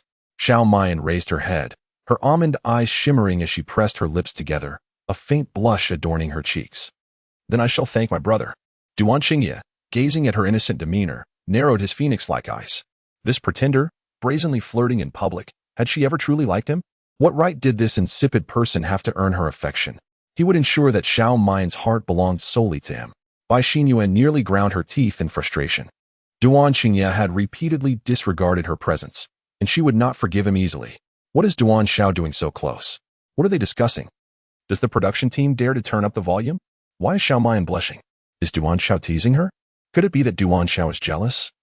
Warning her not to like Emperor Shen? One sentence up there is worth a book. Perhaps a fan fiction should be started. I would follow it eagerly. This person was cunning enough to use her as a shield, deliberately uttering ambiguous words to provoke conflict and downplay their previous flirtation. She had always suspected that those in high places were never to be trusted, their minds filled with numerous ulterior motives. Xiao Mayan's eyelashes fluttered softly. As long as Qiu isn't upset, will you continue the challenge? Shen Jiqiu hesitated, his narrow phoenix eyes coldly lowered, his thin lips uttering a single word, continue. Pang Biao laughed heartily, declaring that Shun the Emperor and Duan Xiao could prepare to embrace their fate. Duan Qingye and Shen Jiqiu exchanged a glance, the chill in their expressions dropping the air temperature by several degrees. Ultimately, they fell back into the water, their challenge deemed a failure. The soaked fabric clung to their bodies, and as they gathered themselves, the clothing became even more form-fitting. Xiao Mayan gasped, covering her eyes, yet peeking through her fingers. Her gaze unwavering. Oh no, they are the most dedicated I've ever seen. Even in failure, they still create a wet allure. This was no trivial matter. They had not come for nothing. Sister, sometimes silence can be a virtue. Are abs attractive? Indeed, they are. How many have you seen? Not many, just 3 or 5. Xiao Mayan's voice faltered as she turned, puzzled. Who is speaking? Only to find herself ensnared in a pair of icy eyes. The man, with a hint of malice in his brow, retorted, 3 or 5. Coldzai? It's not just 3 or 5, Coldzai replied, his tone dripping with indifferent sarcasm. I knew you lacked the courage. Xiao Muyin blinked innocently with her gentle, watery eyes. Her soft waist swayed slightly. The hem of her skirt gracefully tracing an arc as it brushed against her ankles, maintaining a respectful distance from Lung Ziyi. 3 to 500, she asserted. Is she truly bold enough to claim she has seen 3 to 500 abs? What about morals? What about boundaries? What about the links? Sister. You are indeed my dear sister. Those who betray genuine affection shall swallow 1,000 needles. Xiao Muyin, you must not let us down.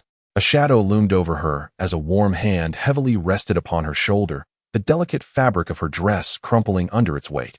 Lung Ziyi's thin lips brushed against the side of her face, his voice devoid of warmth and laced with chill. You are quite something, my fiancée. Xiao Muyin nodded in acknowledgement, sincerely replying, Indeed, I believe so too.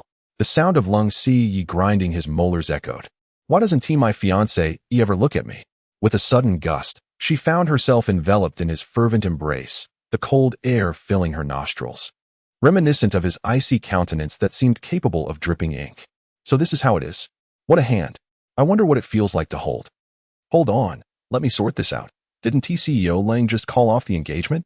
Why the ambiguity? He still refers to her as his fiancée. Haven't they broken up?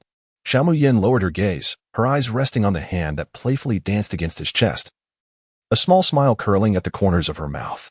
Look at you? She lifted her face, feigning innocence as she sniffled. But CEO Lang, you're not capable. Not capable of what? The gazes of the crowd and the cameras trailed downwards, ultimately resting on a concealed area. Duan Qingyi burst into laughter. CEO Lang, surely not? Could it be? Shinshi Qiu gently consoled. Xinu, it appears that CEO Lung is not suitable for you. After all, he is a man who cannot bring you happiness. By Xinu's eyes widened in disbelief as she covered her mouth with both hands, biting her lip. Ziyi, you were actually with her? I am not. Lang Ziyi abruptly pushed Xiao Muyin away, a look of disdain etched on his face. I have no issues. It is Xiao Muyin who slanders me. Is that so?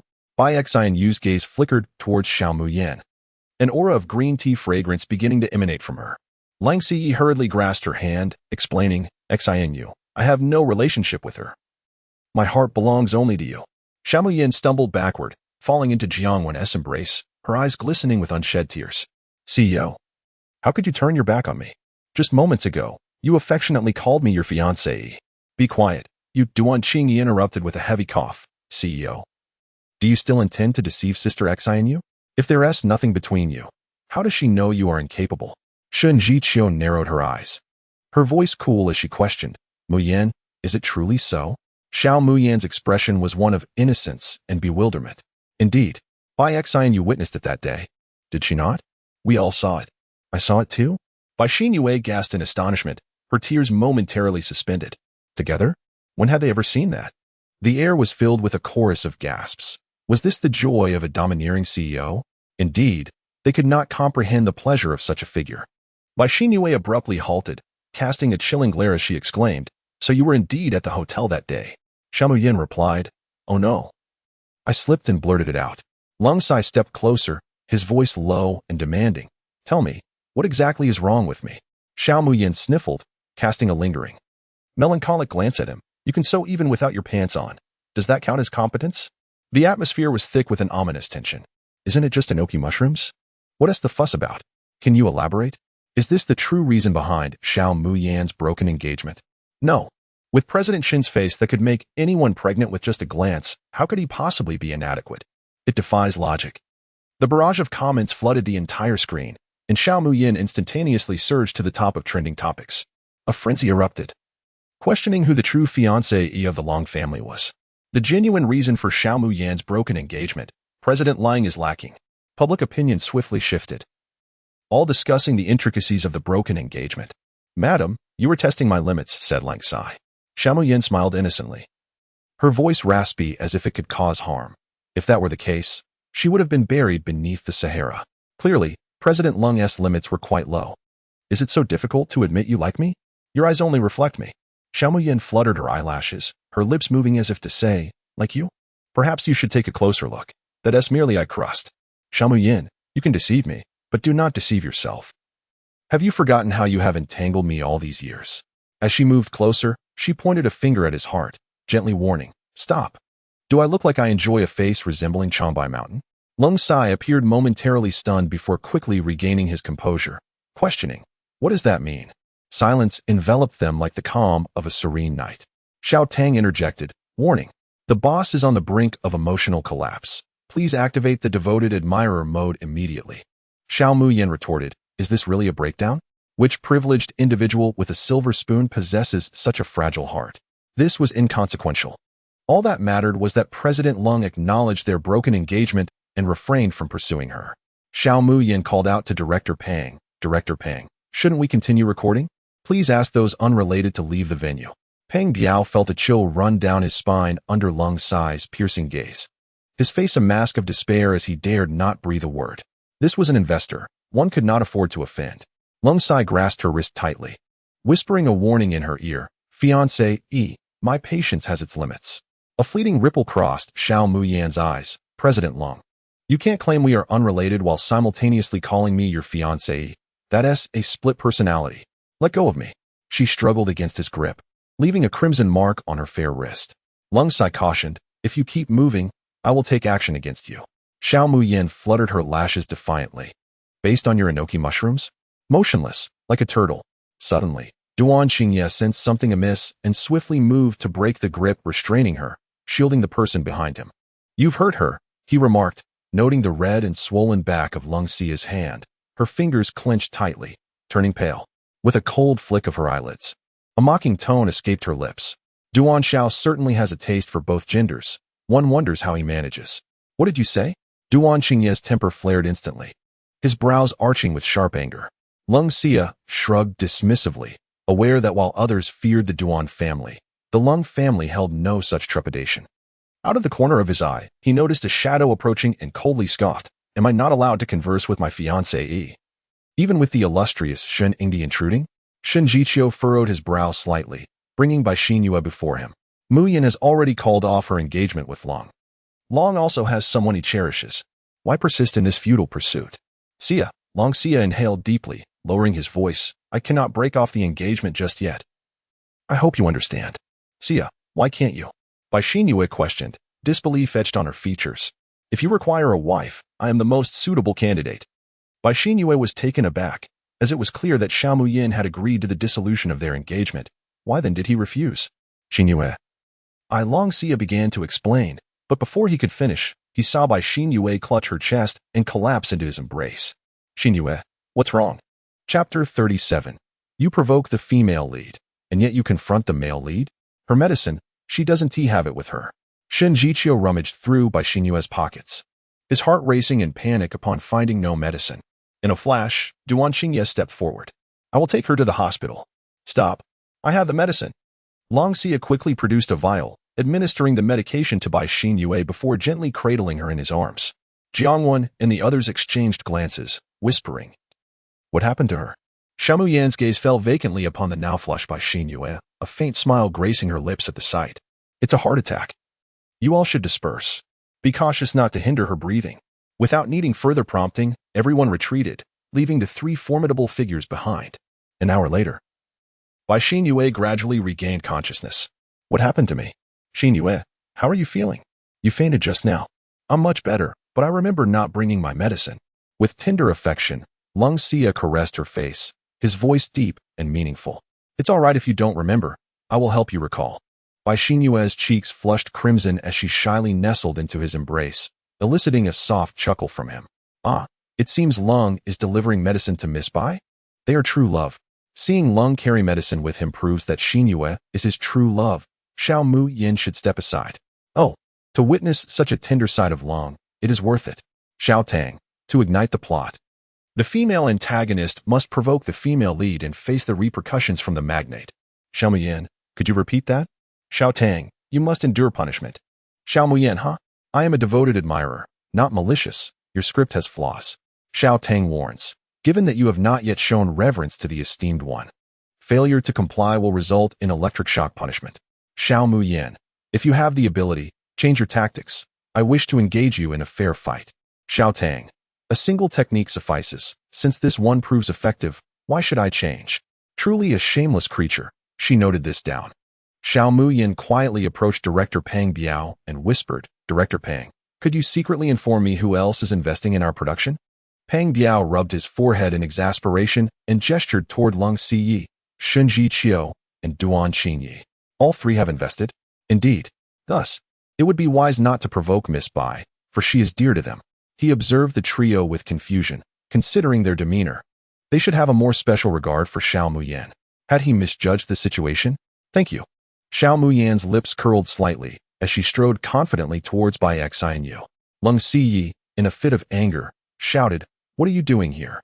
If it weren't for you dragging Xianyu into trouble, she wouldn't have suffered a heart attack. How can one so casually shift blame? Such a spectacle reveals the absurdity of human nature. I have something for Bai Xianyu, she said, producing a white vial from her pocket.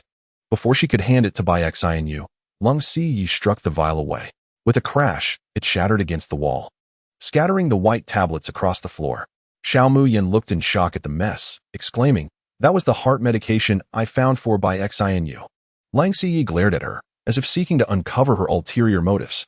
Heart medication? Sister, Siyi has specially ordered my medication from abroad. Your remedy is likely unsuitable.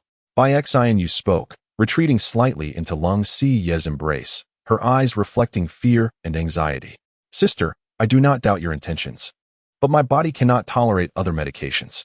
Lung Siyi raised an eyebrow, contemplating the possibility that the vial might have been a ploy by Xiao Muyin to harm Xianyu. The thought grew more plausible. After all, she had engaged in such treachery before, hiding Xianyu's medication or swapping it for mere vitamins, nearly leading to her demise. But my medication. Xiao Muyan's gaze fell, her long eyelashes concealing the worry in her eyes as she furrowed her brow at the scattered tablets. Lang Siyi scoffed, producing a check and throwing it at her face. Consider this my purchase. Is 3 million sufficient? The check grazed her cheek, leaving a crystalline tear mark. She slowly tucked it away and approached Lang Siyi deliberately. With a swift motion, Xiao Muyan delivered a resounding slap to Lang Siyi's face. His handsome features immediately bore the imprint of 5 crimson fingerprints. Mr. Long, how could a mere 3 million suffice? But for now, it will do. Xiao Tang emitted a sharp retort. So you provoke the female lead and then go ahead to strike the male lead? Xiao Muyan, taken aback, clicked her tongue twice. Isn't hitting him away to provoke the female lead? You short drama directors are truly whimsical. Xiao Tang fell silent, realizing that if she continued, she might as well be subjected to punishment herself. Xiao Muyan secretly scoffed. Such a blind and oblivious creature was hardly worthy of inciting her to compete against women. Cold Siyi licked his lips, a metallic taste flooding his mouth. You dare strike me? It seems even Cold's senses are failing him. Perhaps a trip to the hospital is in order. She covered his face, tears streaming down her cheeks. Siyi, are you all right?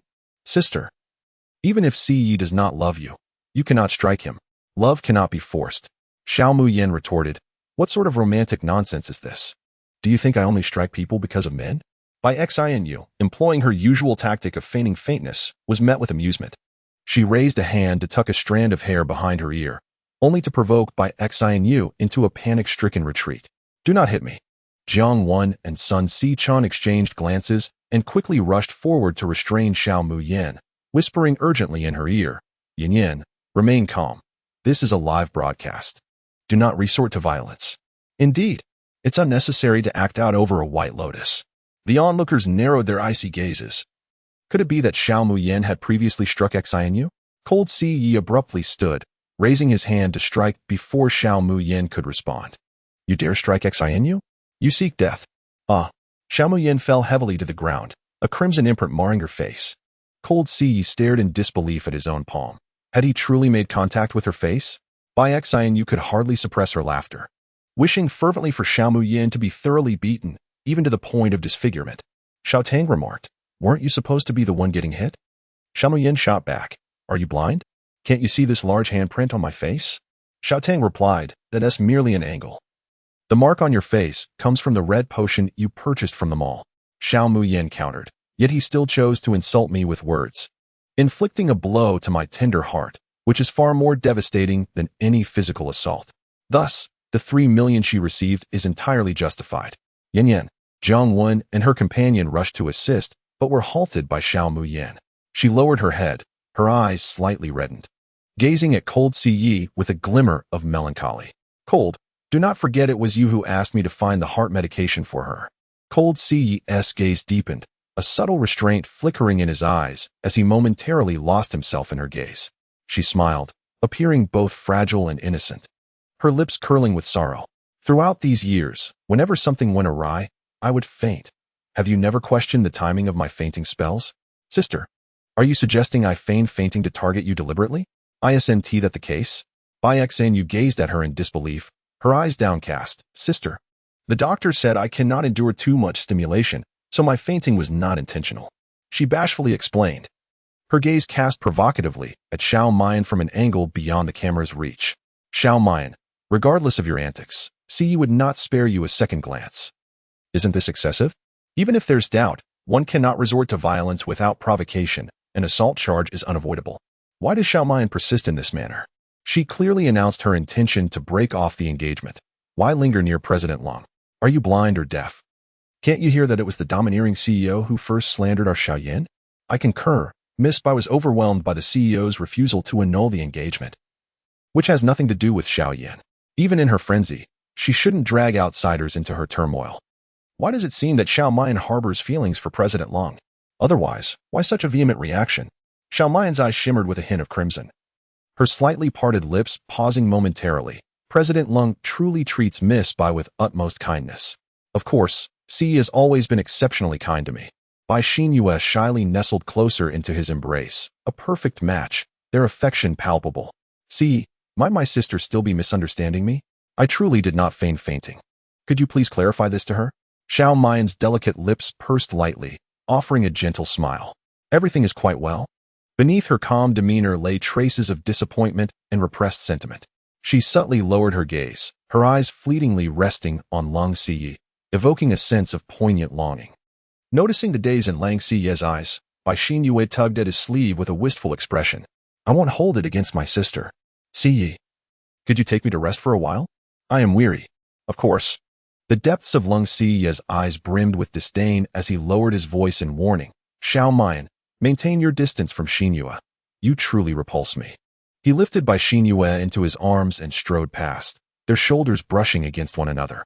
The collision caused Xiao Mayan, just stabilizing herself, to sway helplessly, her beautiful face appearing delicate and pallid. Be careful. Chapter 38. This variety show is becoming increasingly peculiar instinctively. Lang Ziyi raised his hand to steady Xiao Mayan's shoulder, only to be met with a faint fragrance that struck at his heart, drawing her tightly into his embrace. His Adam's apple bobbed, his voice tinged with a husky quality. His gaze flickered, the taut muscles in his chest registering the softness pressing against him. Oh dear. Bai Xinyue suddenly lost her balance, gripping his arm tightly to steady herself. How fortunate to be embraced on both sides. Truly befitting of a domineering CEO. Just moments ago, he struck her. Now he rushes to support her. What sort of drama is this? My head aches. Must I grow a brain? Which one does President Long truly prefer? Shinjiqiu and Duan Qingye simultaneously furrowed their brows, finding his hand rather intrusive. Sister, are you all right? Duan Qingye stepped forward, pulling Xiao Mayan from his embrace, his expression laced with concern. Sister, your foot is red. Allow me to check. I'll handle it. I brought pain relief spray. Shinjiqiu discreetly extricated her from his grasp, pressing closely against her slender waist, intercepting the moment. Xiao Muyin furrowed her brows slightly, glancing anxiously at the unyielding shackles around her waist, then at the man who firmly gripped her wrist, her eyes gradually filling with mist. It hurts. Can you please let go? Her soft, delicate voice lingered in the air, subtly tugging at heartstrings. The crowd immediately caught a whiff of gossip, with Pang Biao's face flushing with excitement. He had always suspected that these three harbored ulterior motives towards Xiao Muyan. He was determined to broadcast every detail of their drama during the live stream. Lang Ziyi maintained an expression of indifference, a shadow of inscrutable darkness flickering in his eyes, his lips pressed into a straight line. What was the nature of this situation? In his mind, Xiao Muyin was his possession. Even if he harbored no affection for her, she was not permitted to betray him. Come here. Xiao Muyin cast a contemplative glance in his direction, feeling the grip on her waist and wrist tighten. Mr. Long, perhaps you should attend to Miss Bai first. Seizing the opportunity, she managed to shake off the two hands restraining her and reached out to Jiang Wen for assistance. Sister, please help me. Jiang Wen turned to throw a flirtatious glance at Shinjiqiu, effortlessly snatching the spray from his hands, and remarked with a meaningful tone. No need to trouble the esteemed actor Shan. I shall assist Yan Yan with the ointment. Shen Jiqiu tightened his fingers slightly, responding with a cool, The delicate skin of her ankle bore faint red marks, and the medication, when sprayed, left a glistening sheen, both tender and fragile. Duan Qingyi and Leng Xi stood rooted in place, their eyes fixated on Jiang when as she applied the ointment to Xiao Muyan. Sun Xichen, with his characteristic bluntness, inquired, Duan Xiao, Mr. Leng, aren't you two leaving? The expressions of both men instantly froze, and they retreated a few steps. Deng Jiayu discreetly gave her a thumbs up, impressed by the bravery of the rising star. However, the two men, feeling suddenly awkward, snapped back to reality. Their gazes colliding in the air, igniting an inexplicable spark. Duan Xiao, make sure to finish your university studies first. No girl would be interested in a callow youth. Rest assured, Mr. Long, my sister says she prefers someone youthful and vigorous. After all, I possess plenty of strength and flair. By Xin clenched her fists in frustration. What was happening? According to the behavior of the little vixen, she should have rushed forward to hurl insults at her, creating chaos that would provoke disdain from everyone. It was she who had fainted. Why was everyone so concerned about this little vixen instead? Furthermore, her scandalous past had long since surfaced, rendering her the most reviled guest. Were Jiang Yingho and the others truly oblivious to the trending searches? They should be distancing themselves from a plagiarist, united in solidarity to avoid being implicated. After a brief resolution of the situation, the group awaited Director Pang's notification in the living room. In a corner unnoticed by anyone, a hand discreetly picked up a scattered white pill from the ground and slipped it into a pocket. In the living room, Sun Xichen looked at Xiao Muyan, hesitating to speak. Xichen, do you have something you wish to ask me? Sun Xichen nodded vigorously. Yin Yin, aren't you at odds with Bai Xinu? Why are you helping her find medication for her heart condition? Xiao Muyan's lips curled into a faint, bitter smile. Cold Zong had once stated that as long as she could find a cure for Bai Xinu, she need not worry about him, allowing him more time to accompany her. What a scoundrel! A despicable wretch! At this moment, the image of Cold Ziyi, the domineering CEO, had completely collapsed. Such a flimsy excuse might deceive a naive girl, but to simultaneously drag out the engagement while flirting with a mistress was utterly contemptible. Yin Yin. If you're feeling sad, just cry it out, don't hold it in. With that, Sun Xichen generously patted his shoulder, offering it to her. Xiao Muyan was momentarily taken aback by such warmth. Noticing his own impropriety, Sun Xichen awkwardly distanced himself, saying, I'm just being straightforward. Before he could finish, a gentle head had already nestled on her shoulder, his arms enveloping her softly. Thank you, Xichen. Xiao Muyan's mouth blossomed into a sweet smile, exuding an innocence that was simply charming. Sad? How could she be? After all, she had received a check for 3 million from Cold Ziyi.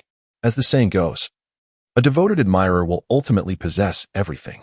The only reason she and T was surely because her affections were not yet adequately reciprocated, unlike others who fared better. But that would not be her case. As long as the compensation was sufficient, she would be more than willing to express her devotion. Sun Xichen could not help but smile broadly, realizing that being close to a beautiful woman was indeed one of life's greatest pleasures. Jiang Wen's beautiful eyes shifted. Yin Yin, keep your distance from him in the future. Xiao Muyan nodded repeatedly, diving into her embrace. Her doe-like eyes gazing up at her with a hint of mischief. Can sister pamper me a little? My feet hurt. Jiang Wen's eyes sparkled with amusement as she playfully poked her forehead. You little rascal. What did I just hear? Rumor has it that Jiang Yingho has feelings for Shen Yingdi. Why is she so close to her rival? In the desolate lands of Bashan and Chushui, a woman seduces, exhausting both hands and waist. It's deadly, whether true or not. Seeing Xiao Muyan act so coy makes my knees weak. Jiang Yingho would fancy Shen Yingdi? Don't kid around. The way she looks at Xiao Muyan is pure admiration. Indeed, our Mu one is the true gem. Others should step aside. Sun Xichen, envious, couldn't help but drool. She too wished to embrace the adorable Xiao Muyan. Meanwhile, Deng Jiayu, the only male guest present, sat awkwardly across from them. Feeling both weak and embarrassed, his expression hard to describe. This variety show was growing increasingly peculiar, delving into taboo romances, resembling a scene about to bloom with 100 lilies. Director Pang, the guests are ready. Good, let them come down. Soon, Bai Xinu and her companions descended from the upstairs, only to find Xiao Muyan, Jiang Wan, and Sun Xichen in a cozy, animated conversation. Sister, Is your foot all right? Miss Bai, is your heart okay? The two exchanged unwavering gazes, and the air was thick with tension. Hurry up. You're blocking the way. Chao Ge limped into view behind them, supporting herself. Pang Biao chuckled heartily, announcing the third challenge, a live talent show where teams would showcase their skills. With the most popular performance securing victory, the winning team would not only gain the privilege of choosing their teammates, but also have the first pick of the villa rooms. The eyes of the guests present sparkled with excitement. Choosing teammates? Xiao Muyin remarked, a live broadcast? How intriguing. Chapter 39. Is the CEO upset? Sister, does your face still hurt? Bai Xianyu approached Xiao Muyin with 2 cups of tea, her expression laced with concern. Noticing the glimmer of schadenfreude in her eyes, Xiao Muyin shifted her gaze to the teacup being offered, subtly tracing its rim. Not as much as your heart aches. Bai Xianyu's smile faltered. Her voice dry as she asked, does sister have any talent she wishes to showcase? A heavy silence followed, rendering the atmosphere awkward. She bit her back teeth, feigning composure as she took a sip of tea. Sister, aren't you going to drink? This is the Dahong Pao I brewed myself. Xiao Muyin shot her a sidelong glance, a slight smile playing on her lips as she murmured, of course, I must taste the tea brewed by Miss Bai. She downed the tea in one go, raising an innocent eyebrow. Bai Xianyu returned her gaze with a meaningful smile. I wish sister success in her performance. I shall go change into another outfit. As Bai Xianyu ascended the stairs, Xiao Muyin toyed with the empty teacup, a sly smile gracing her lips. Truly, as expected of the favored one in the Bai family, her methods were equally underhanded. The live challenge was set up in a spacious conference room, with 4 teams occupying each corner, allowing them to witness one another's performances without interference. The real-time viewership data was displayed prominently on a large screen for all to see. Guests arrived one after another, dressed as if attending a grand red carpet event. Guests, please take your seats. The staff informed everyone about the live broadcast procedures.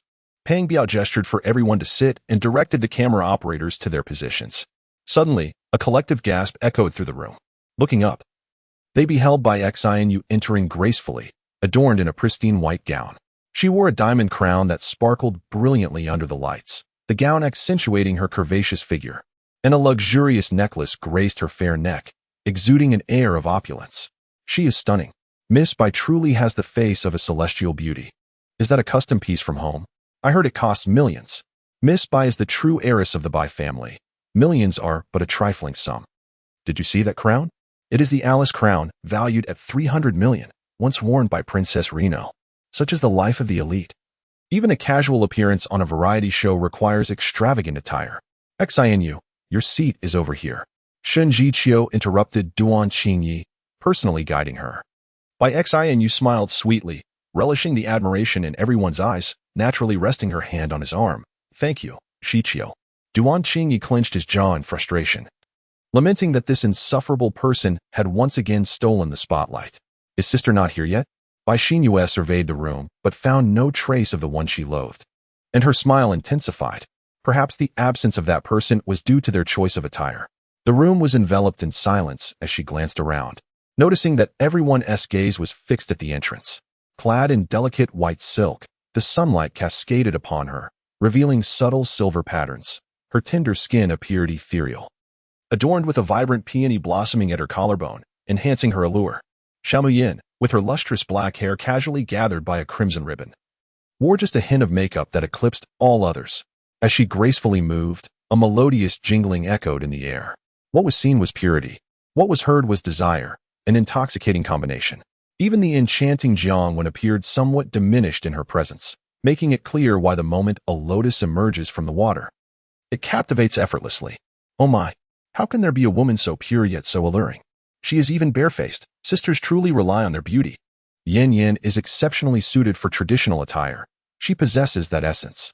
Look at Yan Yan's dress. The sleeves are adorned with intricate hand-stitched patterns, subtle yet luxurious. Which high fashion house is this from? Duan Qingye gazed at her in astonishment, his eyes filled with admiration. Sister. Upon hearing the sound, Xiao Muyin took a few steps aside, evading Duan Qingye's approach. With a polite nod, she made her way directly towards Bai Xinyue. His gaze was inscrutable. Was she avoiding him? Bai Xinyue clutched her skirt tightly, her meticulously styled gown wrinkling, completely unaware of her nails digging into her palm. That wretched woman. Where did her dress come from? This time, just as the last, Had she not informed those luxury brands? How dare someone defy her wishes? Xiao Muyin cast a fleeting glance at her and sat down, seemingly indifferent. By Xin Yue's voice dripped with restrained vexation, Sister Xiao Muyin closed her eyes, massaging her temples, interrupting her with, "It seems Miss Bai is not too fond of me. Am I causing you any displeasure by being here?" She nearly choked on the bitterness, feeling slightly annoyed. Bai Xin Yue's fists clenched tightly. That cursed woman had stolen her words. "Sister, your dress is exquisite. Which brand is it from?" Silence. "Are you dressed like this to dance?" No response. Sister, the exasperated Xiao Muyin, who was resting her eyes, finally spoke. "Are you a hen?" Sister. Bai Xin Yue's face turned pale, and she finally fell silent. When did this foolish woman become so astute? She used to be easily provoked, yet now she appeared remarkably composed. Although everyone was engaged in their own activities, their eyes inevitably drifted toward Xiao Muyin, whose serene and graceful beauty captured more attention than the stark glow of cold phones. Xiao Muyin rested her chin on her hand, quietly sitting in contemplation. Suddenly, an intense gaze fell upon her, and as she looked up, she inadvertently locked eyes with the newly arrived Lang Sai. Her tranquil expression instantly shifted to one of detachment, a sense of unfamiliarity passing over her as she regarded Lang Sai. Lang Siyue pressed his thin lips together, staring at her expressionlessly, exuding an aura of coldness. The assistant beside him couldn't help but shiver. Was the air conditioning set too low? In the next moment, Xiao Muyin's eyes sparkled. Her cheeks flushed with embarrassment as she playfully beckoned to him. How amusing. This woman couldn't even maintain her pretense of modesty for 3 seconds. Clearly infatuated with him, she insisted on causing a ruckus to terminate their engagement. It was high time she learned a lesson. "Qiu Qiu," Xiao Muyin's delicate voice called out, to which Shen Jiqiu responded with a composed nod. Lang Siyue's expression shifted drastically, and he let out a heavy cold snort, deliberately brushing past Xiao Muyin, who responded with a disdainful flick. "Is the president upset?" The assistant pondered. Realizing this, he quickly took out his phone to order takeout, Huanglian Shanqing pills. The president deserved the best. Truly, he was a devoted assistant, and a promotion was surely on the horizon. "Sister," a faint call echoed from above. Xiao Muyin frowned. Surprised again? As she looked up, her forehead collided with soft, tender lips, cool and delicate, like pudding. This was Duan Xingye's first impression. He instinctively extended his tongue to brush against her forehead, confirming its sweetness. "You." Xiao Muyin strategically stepped back, flustered as she covered her forehead, her innocent eyes blinking with moisture, protesting, "What are you doing?" "I." Duan Xingye's eyebrows lifted slightly, his lips tingling, his heart racing uncontrollably. "Sister, your forehead is dirty. Let me help you clean it." "No need." Xiao Muyin evaded his hand, fluttering her eyelashes as she glanced around, her voice quivering softly. "I can do it myself." When her gentle voice reached Lang Siyue's ears through the headphones, his grip tightened abruptly, water splashing onto him, the translucent shirt clinging to his well-defined abs. Cold Zone. Chapter 40. Sister is in need of a husband. Where is Xiao Muyin's camera? Lang Siyue's voice was laced with iciness. This fickle woman had just been flirting with Shen Jiqiu and was now toying with another man. What place did she assign to her fiancé? Peng Biao was taken aback. "Aren't you supposed to be watching Miss Bai?" He leaned back in his chair. A hint of irritation etched on his brow. "Xiao Muyin." Yes. Peng Biao hurriedly switched the camera feed, secretly muttering to himself, as expected of the domineering CEO. His moods were unpredictable. On screen, a lively young man half embraced the charming girl. Duan Xingye eagerly pulled her beside him. "Sister, sit here." "I won't sit. The sofa without my sister is cold. I refuse to sit." "Suit yourself." Lang Siyue scoffed silently. If one were unaware of his actions behind the scenes, they might truly believe he was merely being attentive. However, was this method meant to showcase Xiao Muyin's charm or to watch her make a fool of herself? How juvenile indeed. Speaking of immaturity, he cast a cold glance at the man at the door. The childhood friend, who had severed ties with Xiao Muyin, now found his gaze inexplicably fixated upon her. Their eyes met for a fleeting moment, and with an indifferent tone, Lang Sai remarked, "Isn't it time for you, Sheningdi, to prepare?" Shen Jiqiu's delicate brows and enchanting eyes briefly traversed the elegant contours of Xiao Muyin's neck. "Isn't Lang's attire soiled? Shouldn't you change?" Yet, the entwined legs of the two remained motionless, a peculiar conjecture surfacing within their minds as their gazes converged upon the obscured waist and abdomen. After a tense silence, they both turned their attention back to Xiao Muyin. sinking into profound silence. An eerie atmosphere enveloped the air, so intense that it rendered the scene utterly silent. Xiaomayan, bewildered, slightly curved her eyes, bowing her head to adjust her attire, attempting to mask the upward turn of her lips, as if nothing had transpired. Duan Xingye looked around in confusion, sensing that something had just occurred, yet it felt as though nothing had happened at all. Does my sister despise me? Xiaomayan vehemently denied, insisting that it was simply a desire to avoid misunderstandings. No one will misunderstand. Will they? She lifted her gaze, locking onto Bai Xinyue. The implication unmistakable. Duan Xingye furrowed his brows. Whether Sister Xinyue misunderstood or not was inconsequential, as long as he could protect her love. He lowered his brow, concealing the sharp defiance in his eyes, his hand gently brushing against the stray hair by her ear. The only person I care about is my sister. Avoiding the camera and the prying eyes of the crowd, Xiaomayan subtly intertwined her fingers with his, her breath warming his palm, sending shivers through him. Brother, is this how you wish to ascend? Sister needs a boyfriend. I can know. Her slender finger pressed against his lips, gliding down to his slightly trembling Adam's apple. Her red lips parting. What my sister truly needs is a husband. The weight of the word husband struck deep within Duan Xingye's heart, causing it to race uncontrollably. So, this is what it feels like when one's heartbeat reaches the throat. Bang!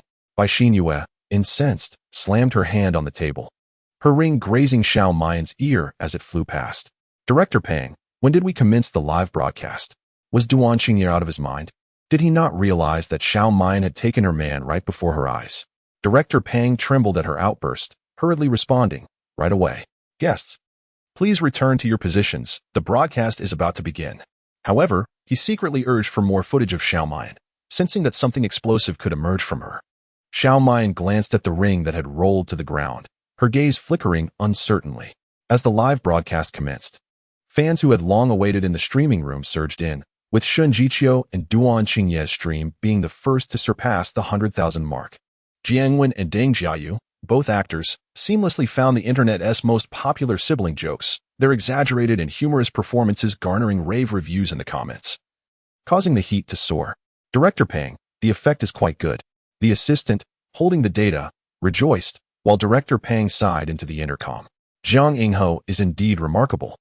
But they are just one group. The other three are proving to be challenging. Sun Xiqing and Chao Gu are at odds, and with Chao Ji's injury, performing is out of the question. Sun Xiqing, without me, what will you showcase? Without you? Sun Xiqing's laughter is pure, which is truly delightful. As she observes the figure lunging towards her, Chao Gu emits a sharp screech. Don't come any closer. In the next instant, Sun Xiqing mutes her, effortlessly stuffing a piece of rag into Chao Ji's mouth, seemingly sourced from nowhere. With composure, she bows to the camera and declares, now, I present to you my original song, Heartbreak. Surprisingly, her ethereal voice captivates many, garnering nods of approval from Director Pang. When the camera shifts to Shun Jiqiu and Duan Xingye's duo, he is instantly overwhelmed. Emperor Shun, we are live. I know. Duan Xiao, could you please move? Why should I? The two remain completely still before the camera, leading many to suspect they are merely a still image. Pang Biao, rubbing his forehead, takes a deep breath and inquires, how's the viewership for this pair? Currently the highest. Well, we are all captivated by appearances. Just look handsome and that will suffice. In the final group, Bai Xinyue sits at the piano, asking Xiaomayan, sister, would you like to join? Xiaomayan feigns ignorance, reclining in her chair as if asleep. Bai Xinyue's gaze falls, her fingertips dancing over the piano keys, producing a smooth melody that draws numerous accolades. Miss Bai is truly a pianist. Her playing is exquisite. Behold, this is the poise of a wealthy young lady, so graceful. As she confidently finishes her piece, her casual glance at the large screen abruptly freezes her smile. To her astonishment, her viewership is the lowest among the four groups. How can this be? She frequently shares videos of her daily life and piano practice online. Possessing a certain fan base, why is her popularity so dismal? Can Bai Xinyue's mindless fans refrain from blindly praising their idol? The piece she played is merely elementary, lacking finesse and emotion, yet she dares to call herself a pianist. The true heiress was indeed reclaimed by the Bai family, given her level. It's commendable she can play this well, so let us not be too harsh. Before the Bai family found the true heiress, her background was decent. She wouldn't have started learning piano just upon returning to the Bai family. I am a grade 10 pianist. I can only say this piece is quite simple. If one cannot master it after a year, perhaps they lack the talent for music and should consider giving up to avoid wasting money. Nonsense. Where do these haters come from criticizing Miss Spy? Get lost. The vitriol from fans nearly overwhelms the live stream. But Bai Xinyue's urgent plea for calm barely manages to control the escalating conflict, yet it severely tarnishes her reputation among bystanders, with many turning against her. This is far from the outcome Bai Xinyue desired. Her crimson eyes covertly glance at the tranquil Xiao Mayan. If she cannot thrive, neither shall Xiao Mayan find peace. Only when Xiao Mayan is once again vilified online can she reclaim the glory of being the true heiress, earning the admiration of fans. Sister, although you are a lady of great fortune, many people online admire you. Will you not engage with them even a little? Seeing her remain unresponsive, Bai Xinyue sighed in resignation. Since you are unwilling, I shall perform another piece for you, though my skills are lacking. Sister, please do not be angry. I shall strive to help you secure the privilege of choosing a room, ensuring your comfort. She resembled a docile younger sister, understanding of her temperamental elder sibling. Gentle and kind-hearted. What is this? Xiao Muyin is no longer the Bai family heiress, having been expelled from her original family. Why does she still carry herself with such arrogance? Is it because she possesses a trifling amount of wealth that she looks down upon us, blocking us and accusing us of plagiarism? It is no wonder that Mr. Ling, young Master Duan, and the esteemed actor Shen regard Miss Bai with such admiration, without comparison. There is no harm. She could not even fill a sack from the vegetable market, yet she has caused the true heiress to suffer a heart attack in her fury, flaunting her superiority. As she witnessed the rapidly rising tide of public sentiment, Bai Xinyue smirked inwardly.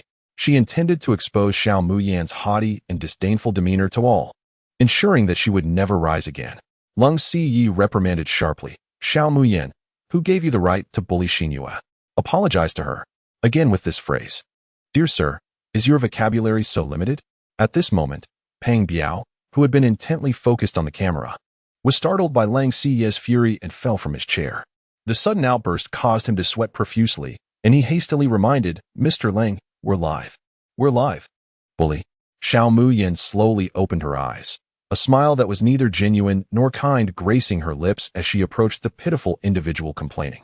She grasped the girl's chin forcefully, a threatening malice that chilled her to the bone. Miss Bai, you do not know me well. It would be unwise to fabricate tales about me, lest I feel compelled to relieve you of your bones. Xiao Muyan lifted her chin, casting a glance toward Lang Ziyi's position. Since he was not a guest, it would be better for him to refrain from interfering with the program, lest it disrupt the entertainment's effect. Her face was cold, yet her lashes could not conceal the hidden grievances and melancholy in her eyes. Her delicate demeanor tinged with a hint of aggression. Xiao Tang urgently reminded her, do not forget your role as a sycophant. Xiao Muyan replied, even a sycophant deserves a day off. If the workload is too demanding, I may very well go on strike. Xiao Muyan's scarlet tongue traced the outline of her lips as she stepped forward, snatching the live-stream phone and turning it to face herself.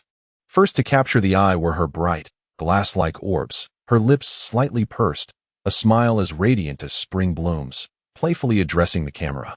Dear family, how could Yin Yin fail to prepare a show for everyone? Allow me to present a captivating dance, to warm your spirits. Warm your spirits? While still pondering this, a strong light behind her illuminated her silhouette, and cheerful music began to play. As her body moved with the rhythm, the flowing white sleeves of her gown created an elegant arc through the air, her enchanting face fading into the delicate fabric's haze. The delicate waist gracefully dips into the sea, while the jade-like feet elegantly kick the golden crown. Fingers caress the hair, lightly curling it, as countless dark strands cascade down. A flash of red flutters amidst the swirling, akin to a dragon amidst the clouds, entwined around the fair skin. The red veil obscures her eyes, concealing those pure and enchanting orbs, a blend of innocence and allure. This is the true embodiment of ethereal grace. One cannot help but imagine how lively I would become if Yin Yin were to dance for me daily. The sound of beads from the upper floor seems to bounce off my face. Come to my private room. It's spacious enough for a dance. Indeed, after witnessing the performance, my heart feels warmed, grateful for Yin Yin's generosity. Dear lady, please maintain your dignity. Do not disturb my peace of mind or disrupt my cultivation. The dancer rises like a swallow, light and shadow intertwining, when suddenly a splash of water soaks her. Her concluding movement freezes in midair as Xiao Muyan slips and falls heavily. Thud. She tumbles like a butterfly with broken wings into a cold embrace, her taut arms steadying her. Looking up, she meets a prominent Adam's apple, a chiseled jawline, slightly curved lips, and a pair of indifferent eyes. Cold Siyue. His gaze is aggressively penetrating, causing Xia Muyan to flutter her eyelashes and shrink away in retreat. Let go. Don't move. The corners of her eyes flush slightly, tears glistening on her lashes, a portrait of fragile beauty. The red string around her ankle suddenly snaps, causing the tears and bells to fall, producing a crisp sound, reminiscent of a broken soul, bereft of life. Silence envelopes the scene, with everyone captivated by her enchanting gaze. The drenched gauze clings tightly to her skin, soft and unmanageable, the slender waist and long, delicate legs embodying the essence of ice and jade.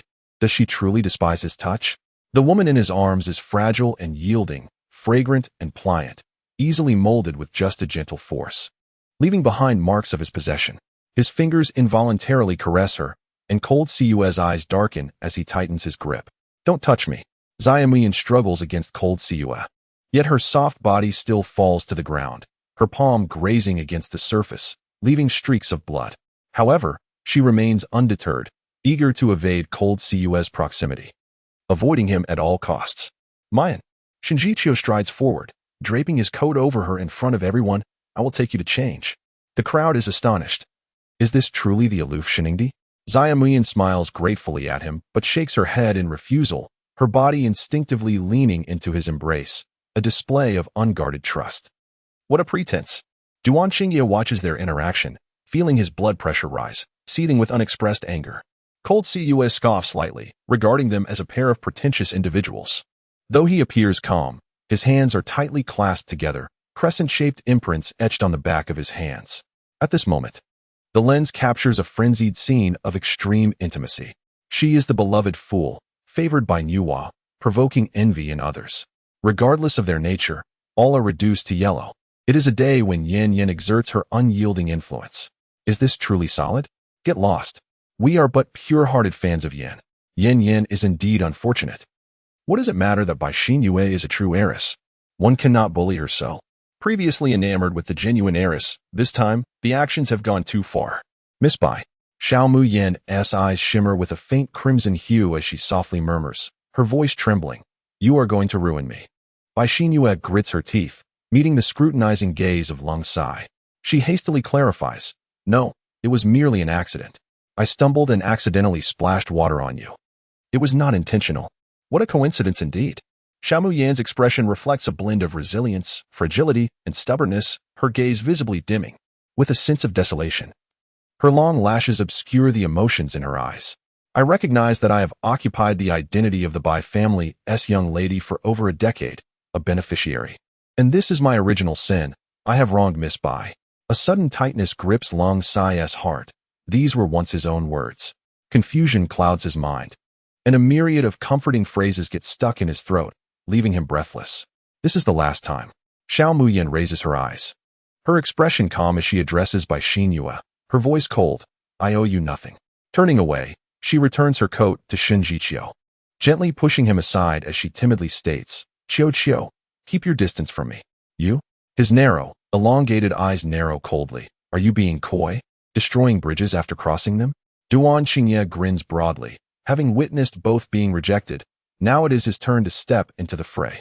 Yet, before he can act, he sees Xiao Muyan lightly step, her figure suspended mid-air, her gauzy fabric fluttering as it releases glistening droplets, splattering him with water.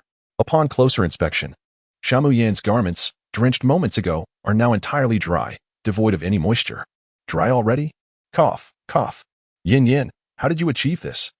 Sun Xiqing gazes at her with starry eyes, first mesmerized by her beauty, then left in awe by her striking demeanor. Xiao Muyan blinks, explaining. It's because my clothes do not absorb water.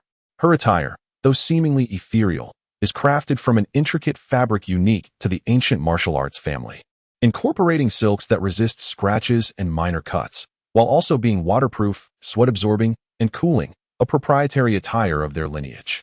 As she speaks, she presses the delicate fabric of her sleeve against Sun Xiqing's arm, instantly imparting a cool sensation. Remarkable.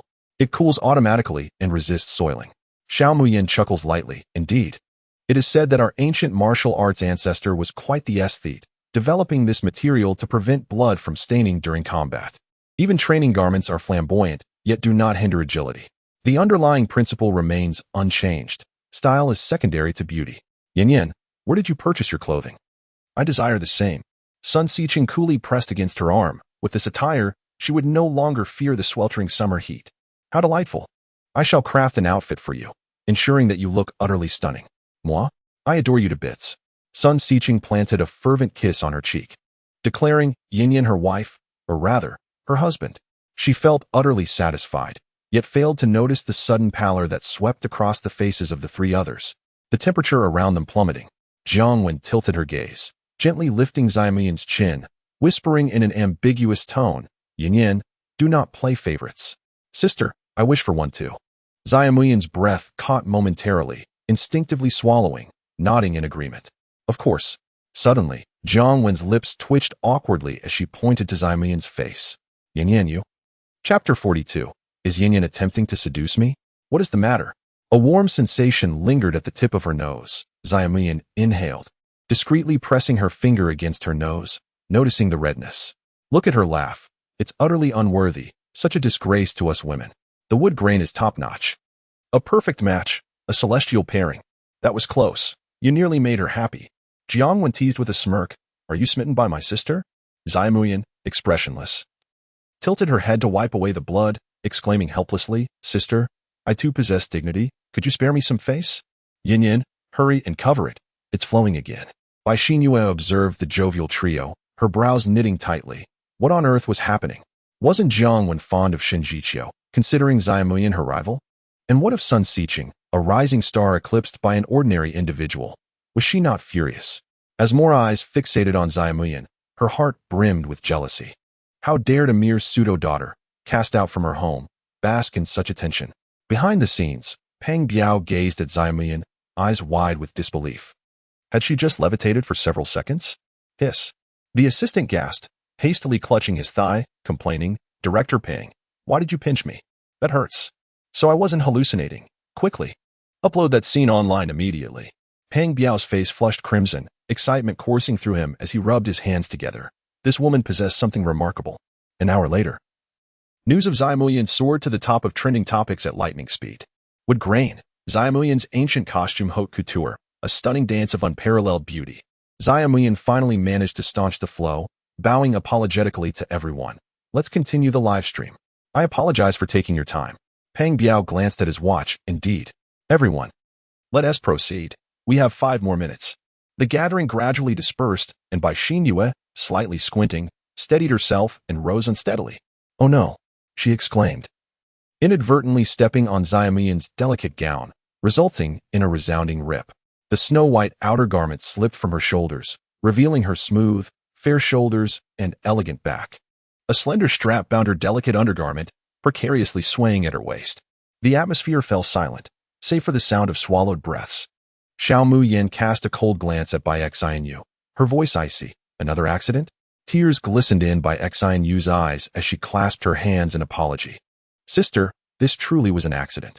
Xiaomuyan picked up her outer garment, bestowing a meaningful look upon her before gracefully taking Long Siye's hand. Her gaze fixed intently upon him. What are you looking at? In an instant, his heart raced, betraying the indifference he attempted to convey. Xiaomuyan smiled playfully, her tone soft. I merely admire the beauty of your hands. Don't touch him. Touch me instead. Why is she everywhere? Seeking attention all around. Xiaomuyan is just a troublemaker, a mere copycat trying to build a persona of a talented heiress. The comments above are quite excessive. You may criticize her character, but do you not feel remorse when it comes to her looks? I adore Yin Yin. I wonder if a forced romance tastes sweet. Lang Ziyi felt his heart skip a beat, the corners of his lips barely containing a smile. What is it like to hold hands? All eyes suddenly turned towards her. Xiaomuyan felt a wave of anxiety wash over her. She had merely intended to provoke the White Lotus.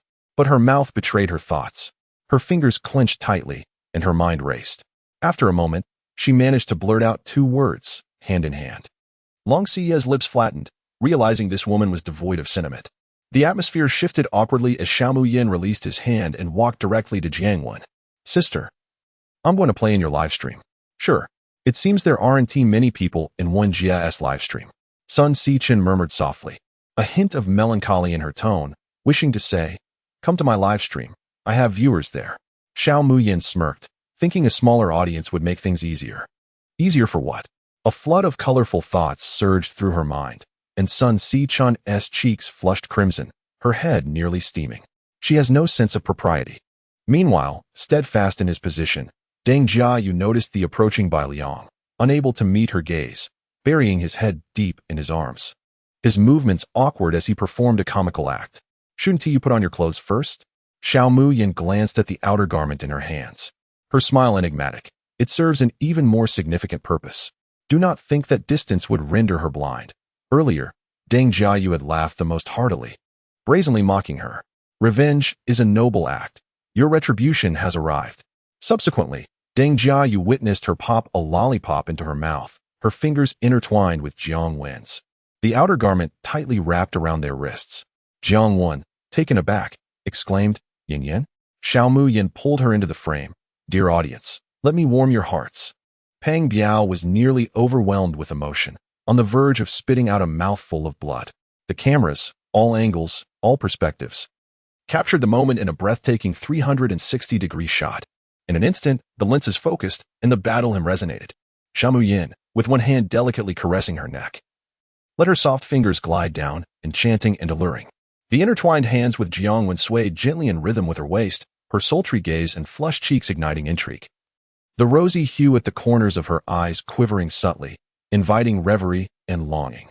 Their waists swayed in a harmonious rhythm, their clear, watery eyes gradually softening into a dreamy haze, a sign of mild intoxication. The woman, 3 parts drunk, performed to the point of evoking tears. Xiao Muyin exerted a gentle pressure with her hand, causing Jiang Wen to lean forward, instinctively enveloping her in a warm embrace. Jiang Wen's delicate hand encircled her neck, and in the fleeting moment of their gaze meeting, an indescribable spark ignited in the air, a tantalizing entanglement. Yin Yin? Xiao Muyin's almond-shaped eyes sparkled as she inclined her head closer, a lollipop resting at her lips. With doe-like eyes, Jiang Wen immediately understood her intent, her red lips parting to savor the sweet treat. Xiao Muyin whispered softly in her ear, it tastes like fruit, as sweet as you, dear sister. Even Jiang Wen, a captivating beauty, could not resist the allure of such heartfelt words, lost in the moment and blushing profusely. In an instant, the crowd erupted in cheers, those shy souls hastily covering their eyes, peeking through their fingers. The truth was revealed. Handsomeness is never confined to gender, it is an emotion. The feeling of attraction was undeniable. Jiang Wen steadied her heart, unwilling to back down. Was Yin Yin attempting to seduce her? It was not seduction, but an uncontrollable yearning. Xiao Muyin deliberately breathed warm air near her ear, her gentle voice taking on a husky tone, enveloping Jiang Wen in an auditory embrace. Surround sound? I don't believe it, unless I get to experience it myself. If that's the sound, then even a punch feels like a caress of love. Her voice is delightful, I can tell at a glance. As the ancients said, appearance is born from the heart, with looks like Yin Yin's. Her character must be equally admirable. I'm smitten. Sisters, those swaying back and forth have boyfriends, while those swaying side to side do not. Let us go. Secure Yin Yin for a blood victory. Their clasped fingers tightened further, but Jiang Wen's unwavering gaze remained unmoved. She bit down gently on the lollipop, the stick tracing the outline of Xiao Muyin's lips. What color lipstick is Yin Yin wearing today? That shade truly delights me. I'm not wearing any lipstick. Is that so? Allow me to verify. Xiao Muyin smiled innocently, yielding to her sister's curiosity. The atmosphere grew eerily quiet, as if the live stream's comments had suddenly vanished. Everyone held their breath, fixated on the two, fearful of missing any detail. Come on. Chapter 43. Gossip. There's a juicy scoop here. Jiang Wen paused for a moment. This girl truly feared nothing. An ordinary girl? Even the way she gazed at her dog was filled with affection, leaving this seasoned actress unable to discern the pretense. She is acutely aware that in this circle, every action and gesture is magnified infinitely. Playfulness is acceptable, yet taking it too seriously could lead to dire consequences. With a resigned shrug, she distanced herself from Xiao Muyin, acknowledging the latter's impressive allure that almost captivated her. Xiao Muyin let out a wistful sigh, expressing her disappointment. It seems that Yin Yin still has much to strive for. Truly, As an acclaimed actress, her heart raced beyond 180 beats per minute.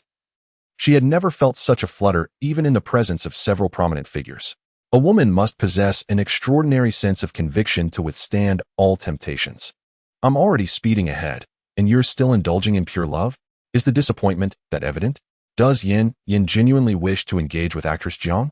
What are you all so excited about? As Xiao Mu-yin donned her outer garment once more, the live broadcast concluded, with Jiang Wen and Deng Jiayu's stream ranking at the top in a dramatic fashion. Victory was expected. Xiao Mu-yin smiled serenely. As a fringe internet celebrity with millions of fans, she inherently understood what captivated the audience. Explosive engagement was to be anticipated. Thank you, Yin. I owe this victory to you. The two exchanged smiles, their bond growing more intimate in that moment. Little Deng, aren't you going to thank your sister? Upon glancing at Deng Jiayu, she noticed that both his nostrils were stuffed with tissue, crimson liquid staining the white paper.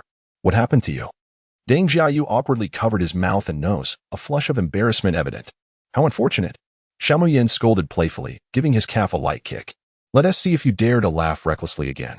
This kick was tinged with personal vendetta. Realization dawned on Deng Jiayu, and he sheepishly chuckled. Offering an apology, I wouldn't dare. It's just that I couldn't resist the allure of Sister Yan's captivating charm. Look at that mouth of yours. Always stirring trouble, Xiao Mu-yin teased, her eyes curving with mischief. She lowered her gaze, her voice sweet as honey. I was just having fun with you. Just as Deng Jiayu was about to breathe a sigh of relief, she handed him a tissue, whispering in a tone only they could hear. Calm down. I'll come keep you company tonight. She playfully teased each young man and woman equally, particularly the handsome and beautiful ones. Cough, cough, cough. Deng Jiayu hurriedly covered his face, unable to meet her gaze, casting a pitiful look at Jiang Wen. Sister Wen, save me. In an instant, laughter erupted, revealing that Deng Jiayu was genuinely frightened. Xiao Mu-yin, with a playful arch of her brow, found it as effortless as breathing to tease him. Unbeknownst to her, 3 men in the distance were observing her with an intensity that was both solemn and chilling. Pang Biao instinctively rubbed his arms, feeling the chill of the air conditioning. At that moment, all 3 men shared an inexplicable sense of impatience. This woman had overstepped her bounds. A shadow flitted past, and Duan Xingye squeezed his way beside her, exclaiming, Sister, your dancing is marvelous. Have you studied dance before? Xiao Mu-yin reined in her smile, responding dismissively, as long as you like it. Had he not already investigated his own experiences thoroughly? Why must he feign pretense, performing solely for my gaze? Duan Xingye felt a slight flush in his ears, his fingers unconsciously fidgeting. It was evident that she held a place in her heart for him. After all, if she sought a dance partner, it would undoubtedly be a woman, out of fear that he might misconstrue her relations with other men. The more he observed, the brighter his gaze became. He had never encountered such an enchanting woman, one who incited a desire to envelop her in a rosy hue, suffused with his essence. Duan Xiao remained as ever, lost in his own romantic fantasies. Shen Jiqiu, with an inexplicable coldness, mocked him, particularly upon witnessing his infatuated demeanor, which added a touch of derision to his eyes. Feigning ignorance, do you have any objections? Here it comes. The cool and aloof actor is feeling jealous. Shen actor, Duan, if you cling to me, you must take responsibility and not gaze upon others. Duan Xiao approaches, pinning him against the wall, asserting his dominance, making it clear who reigns supreme. It seems Shen actor has never rejected Yan Yan's proximity. Could it be that he and Duan Xiao are the genuine article? The gossip swirled, hinting at a major scoop. Observing the throng surrounding Xiao Mu-yin, Bai Xinyue instinctively tightened her grip on her skirt, her back teeth grinding audibly. At that moment, Pang Biao clapped his hands and announced, Esteemed guests, the rankings are out. Jiang Yingho and Deng Jiayu have secured the first place, followed by Shen Yingdi, Duan Xiao, Sun Xiqing, Xiao Ge, Xiao Mu-yin, and Miss Bai. He sequentially displayed photographs of the rooms before them. The villa comprised 4 levels, the first floor being the pool room, the second the sunlit audiovisual room, the third the study, and the fourth the attic stargazing room. The group stared contemplatively at the final room's photograph. The so-called stargazing room was merely an open-air attic, with a ceiling scarcely half a meter high. It posed a challenge even to stand within, let alone lacking windows and air conditioning. One would either perish from heat or be feasted upon by mosquitoes. The individual in first place had the privilege of selecting a room first. Deng Jiayu, ever the gentleman, suggested, Wenjie, Please make your choice. Jiang Wen's peripheral vision caught the sight of Xiao Mu Yin indulging lavishly on the sofa, her gaze fixated on the pool room on the first floor, prompting her to make a resolute choice. I shall take the pool room on the first floor. Peng Biao promptly noted it down and then inquired about the second place. What of Shun Yingdi and Duan Xiao? The two turned in unison towards the sofa, only to have their view obstructed by a figure. Jiqiu, Qingye, where do you wish to select? Bai Xinyue inquired with a radiant smile. Though her attention had already settled on the sunlit audiovisual room on the second floor, which appeared quite satisfactory. Should the second floor be chosen, Sun Siqing would undoubtedly opt for the third, leaving Xiao Mu Yin with no choice but the attic. As the eldest daughter of the Bai family, residing there would merely be for show. Let Xiao Mu Yin endure the hardships of the attic. Do you like it? Indeed. But our rankings are lower. We cannot choose it well. Duan Qingye dismissively waved his hand. Then the room is yours. That is not permissible, Peng Biao interrupted. Whoever selects a room claims it. It cannot be given away. Then may I borrow it? This is acceptable, but the accommodation fee will be deducted from tomorrow's travel expenses. Upon hearing this, Jiang Wen's beautiful eyes flickered before she subtly smiled. Shun Jiqiu retrieved the photographs from the second floor, decisively stating, we shall choose this one. Duan Qingye hesitated. His words caught in his throat, ultimately swallowing them back. Then came the third group. Chao Gu forced a smile and said, Siqing, since you are a girl, it is your turn to choose. Of course, it will be me. Could it possibly be you? Sun Siqing scoffed coldly, unhesitatingly selecting the top floor loft. No way. Chao Ji's expression changed dramatically. Sun Siqing firmly countered, this is my choice. You have no say in this matter. You are the one who prevented me from performing. I am still a patient, and the injury could easily worsen there. I couldn't care less. Chao Gu stared intently at her, eventually revealing a slick smile. I see, Siqing. You have developed a grudge against me out of love. A close-up captured the moment, revealing the tension between the two. Sun Siqing glared at him with venomous disdain. You think you can manipulate my feelings? Siqing, it was your unreasonable behavior that led to our breakup. If you intend to attract my attention this way. Chao Gu tossed her hair back, exuding a false sense of benevolence. Congratulations, you have succeeded. Xiao Mayan nearly retched at his oily flattery. The short play did not delve into the reasons behind their breakup, but seeing Sun Siqing's suppressed fury suggested there were hidden truths. Chao Gu, do not think your repulsive actions go unnoticed. I await the day you meet your downfall. Sun Siqing's eyes reddened, tears trembling on her lashes as she shot Chao Gu a fierce glare before storming away. Siqing, Xiao Mayan and Jiang Wen hurriedly chased after her. Chapter 44. Lower your voice. Do not reach into your pockets. When Xiao Mayan and Jiang Wen returned to the villa with Sun Siqing, the room assignments had concluded, and there was no doubt she would be assigned to the loft. Bai Xinyue approached with an expression of guilt. Sister, I am sorry. I did not manage to select a comfortable room. Xiao Mayan squinted at her, wondering if she ever tired of feigning innocence. What if I were to become angry? She pretended to shrink back in fear. Sister, please do not be mad. I will find a way to help you switch rooms. Even if it means deducting from my funds tomorrow. The scene remained unbroken, the drama not yet at an end. Xiao Mayan clicked her tongue, pondering which unfortunate soul she would persuade to exchange rooms. What is up with the young lady Bai? Why speak in such a sarcastic manner? The aroma of tea is pervasive. Does the Bai family run a tea garden? The fragrance is so rich. It seems the rumors online cannot be entirely trusted. At least Yin Yan is not as arrogant as reported. She appears to be a delicate young lady. But what about the plagiarism allegations? Surely, that cannot be unfounded. Let us continue watching. With a live broadcast, her true nature will eventually be revealed. Shinjiqiu stepped forward, shielding Bai Xinyue behind him. Mu Yin. Xinyue did not intend any harm. There is no need for you to be difficult with her. Lung Siyue adjusted the strap of his wristwatch, his voice cold as he remarked, if she chooses to invade another's live stream uninvited, who can she blame? Duan Qingye lowered his brow, protesting, Sister, please do not make a scene. Moments later, Bai Xinyue grasped Xiao Yan's hand, exclaiming, Sister, it is all my fault. Please don't. She was forcefully thrown aside, theatrically collapsing to the ground, emitting a series of exaggerated whimpers. Jiang Wen could hardly contain her disdain for Bai Xinyue's inept performance. Has she always been like this? Yes. Ever since I met her. She gently patted Xiao Mu Yan's shoulder, apologizing for the awkwardness. Only Sun Siqing looked on in confusion, glancing between the two. What is wrong with her? The two exchanged glances and inhaled deeply. Xiqing, keep your distance from her in the future. Why? Sun Xiqing's bad mood evaporated instantly. Do we not need to speak anymore? You, with your incessant mental gymnastics, are merely an amusing distraction for her. The remarks did not sound particularly flattering. Over here, the three men rushed forward, their expressions filled with concern. How do you feel? Two clear tears streamed down by Xin Yue's cheeks as she plaintively called out to Xiao Muyan. Sister, why did you push me? Lung Cus seized Xiao Muyan's wrist with a fierce grip. You truly are irredeemably malicious, daring to lay hands on Xin Yue in my presence. Observing the indifferent faces of Shun Jiqiu and Duan Qingye, Xiao Muyan was taken aback, her mind racing with suspicion. Could I have fallen victim to a scheme? The ploy seems too crude. And how is it that they remain oblivious?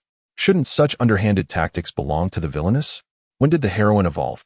With a subtle twist of her wrist, Xiao Muyan freed herself from Lung Cue's grasp, smirking at the astonished man. Mr. Lung, please refrain from such aggressive behavior. If you wish to engage in coercive romance, I shall not indulge.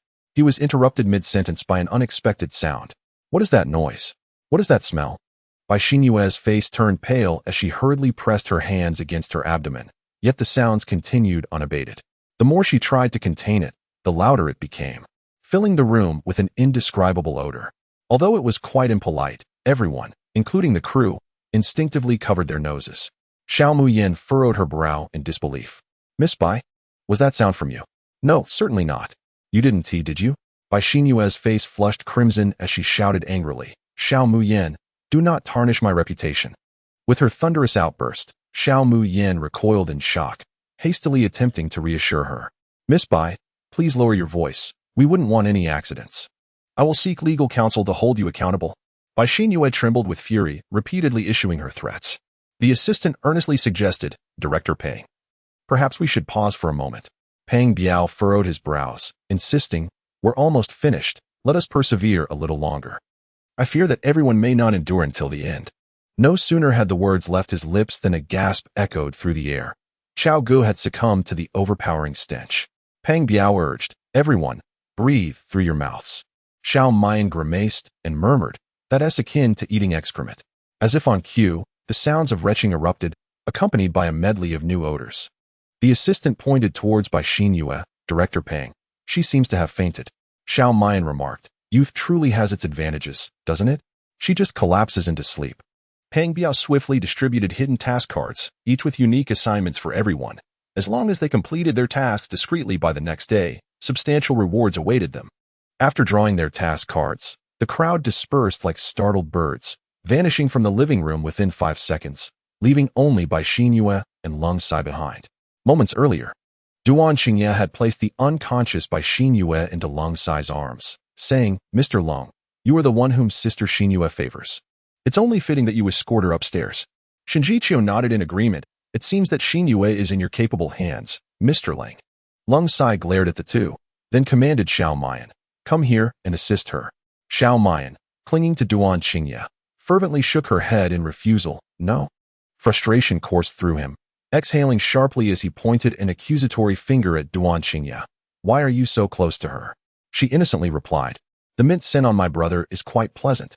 It primarily helps mask this foul odor in the air. Do you have no shame? I'm right here. Yet you attempt to entice other men. It ought not to be this way.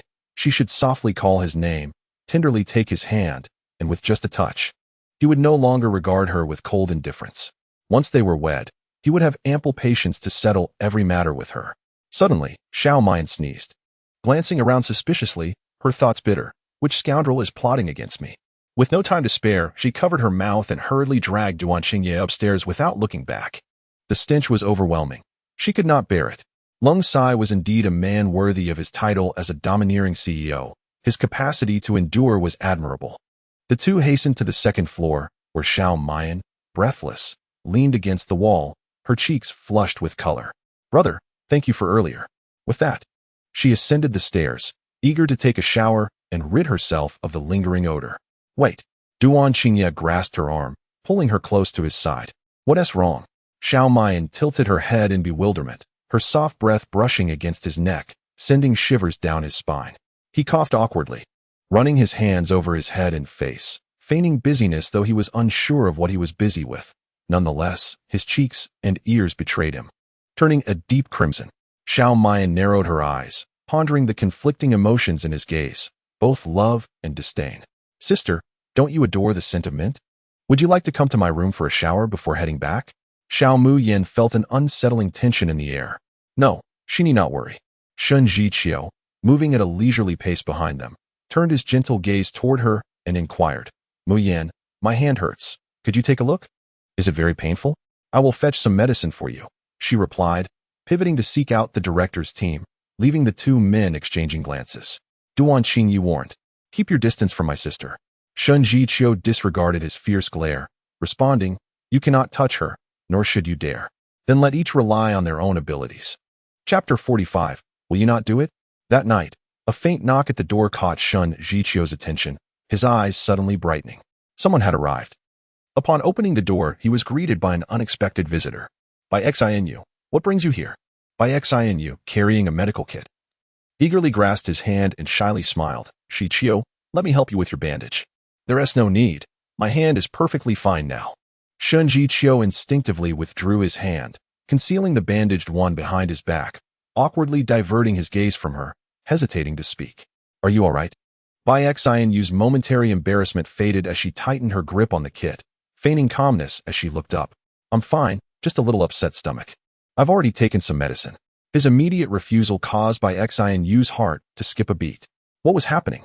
Today she had noticed Xiao Muyan's unusual demeanor towards him, prompting her to seek a connection, only to be met with his unexpected rejection. Did he disapprove of her because of today's events? As she pondered the reason, his gentle, magnetic voice enveloped her. You've had a long day. It's best to rest early. Under the scrutiny of his affectionate gaze, Bai Xinu floated a reply, then I shall take my leave. If you feel unwell, call me. All right. As he escorted her out, his peripheral vision caught a figure standing at the stairway. Muyan. The unnatural expression on Shun Jiqiu's face flickered momentarily, his throat tightening as he said, I'm here. In that instant, he hesitated, afraid to ask when she had arrived or if she had seen Bai Xinu. He carefully scrutinized Xiao Muyan's expression, yet her delicate features remained composed, showing no signs of disturbance at the sight of their intimate exchange. A sudden pang of bitterness surged within him. Was this indeed her claim of only favoring him? I have the medicine. Please assist me with the bandaging. Xiao Muyan nodded, following him into the room. As she unwrapped the bandage, a faint trace of blood seeped from his palm, starkly visible against his slender hand. You should visit a hospital. The wound may be small, but it is deep. Hearing her concern, the weight on Shun Jiqiu's chest lifted, and a proud smile emerged.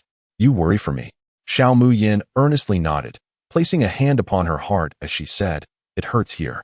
Shun Jiqiu stood frozen, like a statue, captivated by her soft, inviting lips. How could she remain so composed while uttering such tantalizing words? He took a deep breath, attempting to suppress the tumultuous rhythm of his heart, and bent down to meet her gaze. Are you so concerned about me that you wish to claim a title for our relationship? Xiao Muyan hurriedly denied it, insisting, no, I do not. Her unwavering response inexplicably ignited a spark of frustration within him. Shun Jiqiu furrowed his brow, letting out a cool hum of discontent. Then why do you agree to have Jiangwen join us, the three of us together? It's different, Xiao Muyan asserted with conviction. Sister Wen is so beautiful. Together we form a stunning trio. Miss Bai, however, is less than pleasing to the eye, which diminishes our overall appeal. It's inappropriate. A sudden silence enveloped the air. Once the bandage was rewrapped, Xiao Muyan crouched before him, earnestly stating, Qiu, I have already called off my engagement with President Long. Yes, but he is unwilling to let go. I will make him agree to the annulment. You must trust me. Her fervent need to prove herself, while simultaneously claiming she did not wish for a label, left Shun Jiqiu scrutinizing her. His voice lowered, pressing her against the wall. His broad hand found its way to her slender waist. Xiao Muyan retreated against the wall, her cheeks flushed as she shook her head. Qiu, please don't do this. I'm afraid. Afraid of what? If anyone should be concerned about being taken advantage of, it should be me. Xiao Muyan laughed awkwardly. Yes, I'm afraid I might lose control around you. So, Muyan intends to take advantage of me? Shun Jiqiu's tone lingered, the final note laced with temptation, enveloping the petite figure within his shadow. Xiao Muyan fervently shook her head, her ears aflame, her hands nervously fidgeting as she averted her gaze, filled with apprehension. Whatever Mu Yin wishes to do, I am amenable. Do you wish to kiss me? His gaze fell upon her rosy lips, and Shen Jichio's eyes darkened with contemplation. An impulsive thought crossed his mind. It wouldn't be such a bad idea, considering how delectable those lips appeared. Really? Xiao Mu Yin's eyes sparkled with excitement. I can do anything. Shen Jichio's heart skipped a beat, his body leaning in uncontrollably, close enough to clearly see her delicate collarbone, their breaths intertwining. Xiao Mu Yan's sweet voice echoed in his ears. Chiyo, have you prepared the investment for the Xiao family? Weren't you just expelled from the Xiao family? Shen Jichio rubbed his temples in exasperation. Why must she bring up such a disheartening topic in such a delightful moment? Xiao Mu Yan's spirit sagged, her head drooping. Regardless, I am still a child of the Xiao family. Was she seeking to win over her parents with this money in a bid to return to the Xiao family? Shen Jichio met her bittersweet gaze, and a surge of emotion welled up within his previously serene eyes. He placed his hand over her eyes and murmured coolly, "If you do not wish to smile, then do not force it. Your smile is quite unflattering. I will send you the money immediately." Xiao Mu Yin tilted her head, her eyes gleaming with a crystalline light, locked onto his. Really? Are you sending the funds right now? Is it necessary to explain why I called myself instead of the Xiao family? When have I ever deceived you? As his words fell, Xiao Mu Yan's phone chimed with a notification of 100 million deposited. How much? 100 million? Xiao Mu Yan's eyelashes arched like a crescent moon, her eyes sparkling with brilliant stars as she tightly embraced his waist, expressing her gratitude. Chiyo, you are truly wonderful to me. No need for further explanation. Others are quite decent too. It was worthwhile for her to show goodwill during the filming. This is what she deserved. Shen Jichio was immersed in her joy, his lips brushing against her ear. Shall we not? His voice carried a hint of hope, as if genuinely anticipating an intimate gesture between them. Those unaware might think the two shared an untold secret. What are we doing? Suddenly realizing something, Xiao Mu Yin enlightenedly responded. We are doing what is reasonable for someone of our status, providing after-sales service. The big shot had spent 100 million. How could she, as a professional admirer, not serve diligently? What? Shen Jichio's Adam's apple bobbed, and before he knew it, darkness enveloped him as he found himself heavily pinned to the bed by an eager woman. His shirt was torn, revealing a robust back. Delicate fingers traced his shoulders, warm and sticky to the touch. Don't rush. We must proceed step by step. Shen Jichio suppressed his racing heart, wondering if he should turn around. At that moment, he lay on the bed, his face nearly squished against the mattress. Xiao Mu Yin earnestly replied, "Of course not. Turning around would affect my relaxation for Chiyo." A gulp echoed in the room. The ethereal beauty's face had already flushed crimson, as if a little enchantress was about to drag him down from his pedestal into a torrential affair. Chapter 46. Our relationship is monetary. Shen Jichio's cries reverberated through the room, panting heavily as Xiao Mu Yin comforted him. Chiyo, relax. It's normal to feel this way the first time. No, I don't need to. His voice was laced with a hint of gritted teeth. Yes, you do. You're far too rigid. Don't move. I'll manage myself. The man's low, restrained sounds intermittently reached the outside, prompting a man standing at the door to clench his fists in anger. Duan Xingye's face turned ashen with rage. How dare they? With a loud bang, he violently kicked the door open and stormed in. The two busy figures inside froze in shock on the bed, trembling as they exclaimed, "Why you? What are you doing here? Why you finally came?" Duan Xingye stared blankly at them, noticing Xiao Mu Yan's elbow pressed against Shen Jichio's nape, her entire body tense with effort, her gums visibly pale from clenching. Time seemed to stand still in that moment as the three exchanged silent glances. After a long pause, he finally regained his lost voice. "What are you two doing?" "Massage." Xiao Mu Yin spoke with an air of nonchalance, while playfully tapping the back of Shen Jichio beneath her. This immediately elicited heart-wrenching wails. "Chiyo, you're not doing so well. Tai Su, allow me to prepare some medicine to rejuvenate you." As a professional admirer, it was imperative for her to provide her paying employer with top-tier treatment. She was wholly committed to restoring his vitality, ensuring he could run a marathon without breaking a sweat, and staunchly supported the happiness of the magnate and the leading lady, helping him stand out among the elite. Little Tang complained, with Shen Yingdi's strikingly handsome face, ethereal as if untouched by the mortal realm. "How can you not be more earnest in your admiration?" Xiao Mu Yin playfully cupped her ears. "I fear that too much enthusiasm might tarnish his celestial aura, and that would be a grave sin." Little Tang, with skepticism, replied. Really? Xiao Muyan affirmed, of course. While Shun Jiqiu's beauty is undeniable, I find him somewhat lacking in strength, rather effeminate. I prefer men who possess genuine fortitude. Hearing her response, Duan Xingye's lips twitched violently, his eyes narrowing in disbelief, a chill creeping down his spine. Before entering, he thought, you're done for. Upon entering, he remarked, Shining Di, I hope I'm not putting you in a difficult position. Clearing his throat, he added, cough. Muyan, Duan Xiao is here for a massage too. You should attend to him. Shen Shiqiu took a few deep breaths, just managing to feel somewhat alive, and hurriedly pushed Xiao Muyan out. He vowed that if this woman lingered for another 5 minutes, the date would mark his demise next year. Duan Xingye's pupils dilated sharply, and he quickly waved his hands. No, that's not what I mean. Joking aside, he was not mentally prepared to endure the shrieks that had just erupted from Shen Shiqiu. To his surprise, as he rejected the notion, Xiao Muyan's voice chimed in, I wouldn't he want to. The two spoke in unison, why not? Xiao Muyan fluttered her eyelashes innocently, smiling sweetly, of course. It's because my relationship with Qiu is rather unconventional now. Shen Jiqiu lowered his gaze, lazily eyeing the delicate, bare segment of her leg exposed beyond her skirt. Feeling the warmth and softness radiating from her waist, as a glimmer of excitement sparked in his eyes. Duan Xingye's gaze flitted between the two, and in a fit of rage, he yanked her off the bed. How long do you intend to keep him beneath you? I wasn't he sitting? Xiao Muyan insisted, deepening the misunderstanding. He regarded her from above, a cold smirk playing on his lips, his voice low and heavy. Pray tell, what exactly is your relationship now? Has the little puppy turned into a little wolf? Surprisingly, he found the notion rather appealing. Xiao Muyan tilted her head, pondering for a moment before sincerely replying. It's purely a financial relationship. The billion on her card still reeked of capitalistic greed. She was indeed a shallow woman who bowed to money.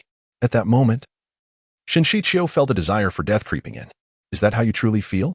Duan Xingye's eyes widened in fury, inexplicably reddening. His taut arms suddenly yanked Shen Jiqiu up from the bed, delivering a fierce punch to his face, his voice cold and menacing as he bellowed. How dare you support her? You are cursed. Shen Jiqiu was momentarily dazed, but quickly regained her composure and retaliated with a punch. In an instant, the two were locked in a fierce struggle. Just then, a commotion of footsteps echoed from outside. What is happening? I hear sounds of a fight. Hearing the ruckus, Jiang Wen and others hurriedly rushed upstairs, only to witness the confrontation between the illustrious actor Shun and the esteemed Duan. Xiao Muyan shook her head in bewilderment. I have no idea. Perhaps they were merely attempting to give each other a massage. Suddenly, a powerful gaze fell upon her, and upon raising her eyes, she inadvertently met the penetrating stare of Long Siyue. What are you causing ruckus about now? Xiao Muyan opened her mouth, her once clear eyes dimming in an instant. Falling into silence, Long Siyue cast a frigid glance at her and forcefully separated the two combatants. Calm down. The intensity in their eyes seemed capable of annihilating one another. Duan Xingye brushed the back of his hand against his lips and turned to grasp Xiao Muyan's hand, speaking with fervor. A beautiful woman will inevitably encounter temptation. This is not your sister's fault. It is that insufferable man's misbehavior. Shen Jiqiu was equally unyielding, seizing her other hand. Duan, Muyan is innocent. I will ensure she remains under proper guidance, so you will not harbor any more misunderstandings. Their eyes locked, the air crackling with tension. Both parties equally matched, and on the verge of an explosive clash. The onlookers gaped in astonishment, never expecting such a dramatic scene to unfold during a variety show. Where are the sunflower seeds? Long Siyue's elongated, icy gaze dropped, and his thin lips uttered a single word, explain. His presence was justified. That audacious woman truly dared to sneak around enticing other men. Xiao Muyan forcefully withdrew her hand from their grasp, and, with good intentions, suggested, why don't you both give it a try, since you both seem quite vigorous? Shen Jiqiu and Duan Xingye retorted in unison, who would want to try with him? Xiao Muyan silently rolled her eyes, thinking, you've already been so intimate. Why the pretense? The cold light in Long Siyue's eyes softened slightly as he seized her wrist, commanding, let us go back. All right. After all, he was the one who had generously invested 3 million. She always adhered obediently to her benefactor, her emotional value at its peak. Long Siyue raised his cool eyelids slightly, a faint smile tugging at the corners of his mouth as he led her out of Shen Jiqiu's room. The two brushed past by Xinyue, not sparing her a glance. Bai Xinhua mustered a smile as she approached him. Siyue, will you be staying at the villa tonight? Lung Siyue halted, responding, yes, you're unwell. Rest early. With that, he firmly took hold of Xiao Mayan and ascended to the 4th floor, her startled exclamations echoing.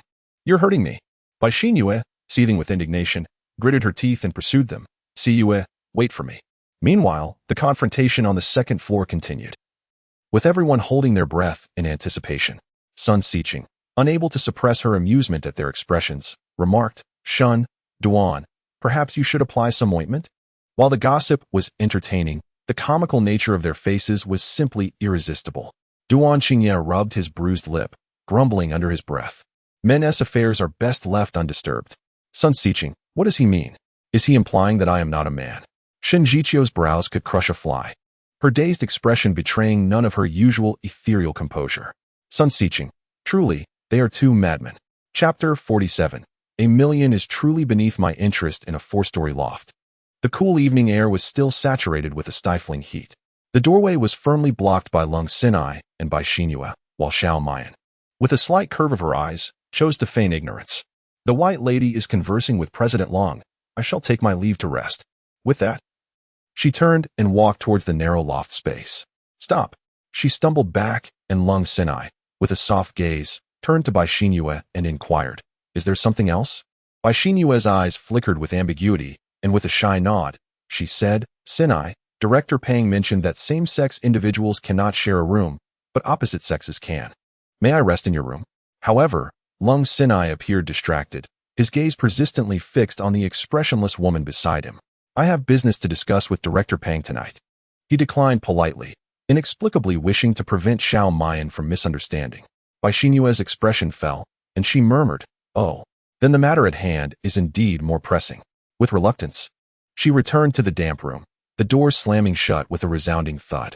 President Lung, please conduct yourself with decorum.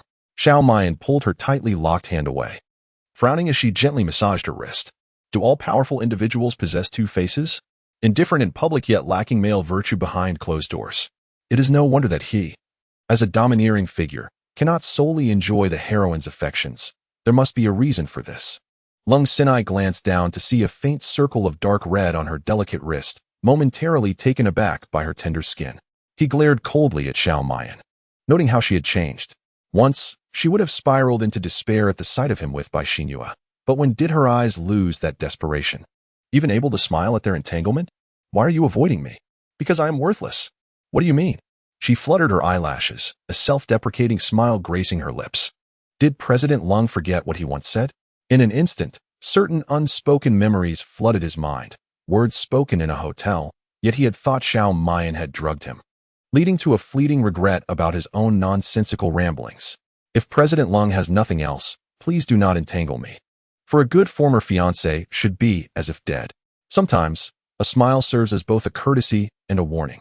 Xiao Tang, the heroine is well aware of the need to curry favor. Why aren't you rushing to please her? Xiao Mayan, a sycophant must display their affection openly for it to be effective.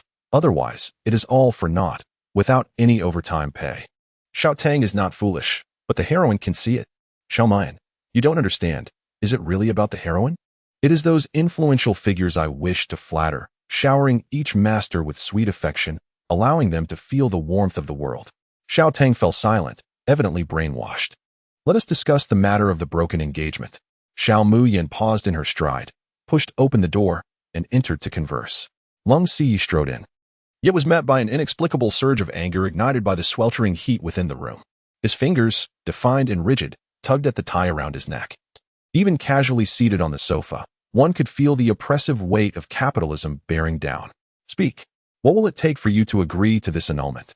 Xiao Muyan's voice was detached as she inquired, fully aware that, given her current status and predicament, she possessed no bargaining chips. If Lung Si remained resolute in his refusal to annul the engagement, she would forever bear the title of his fiancée, a label that bound her far too tightly.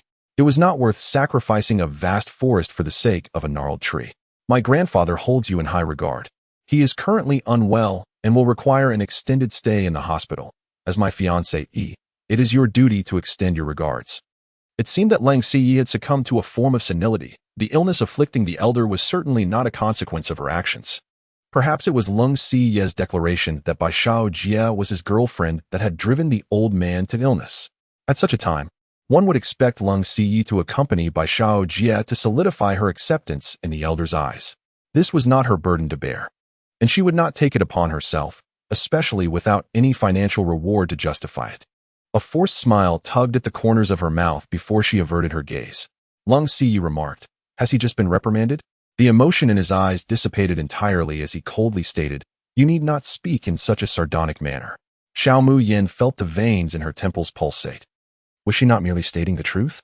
He had yet to witness her true sardonic nature.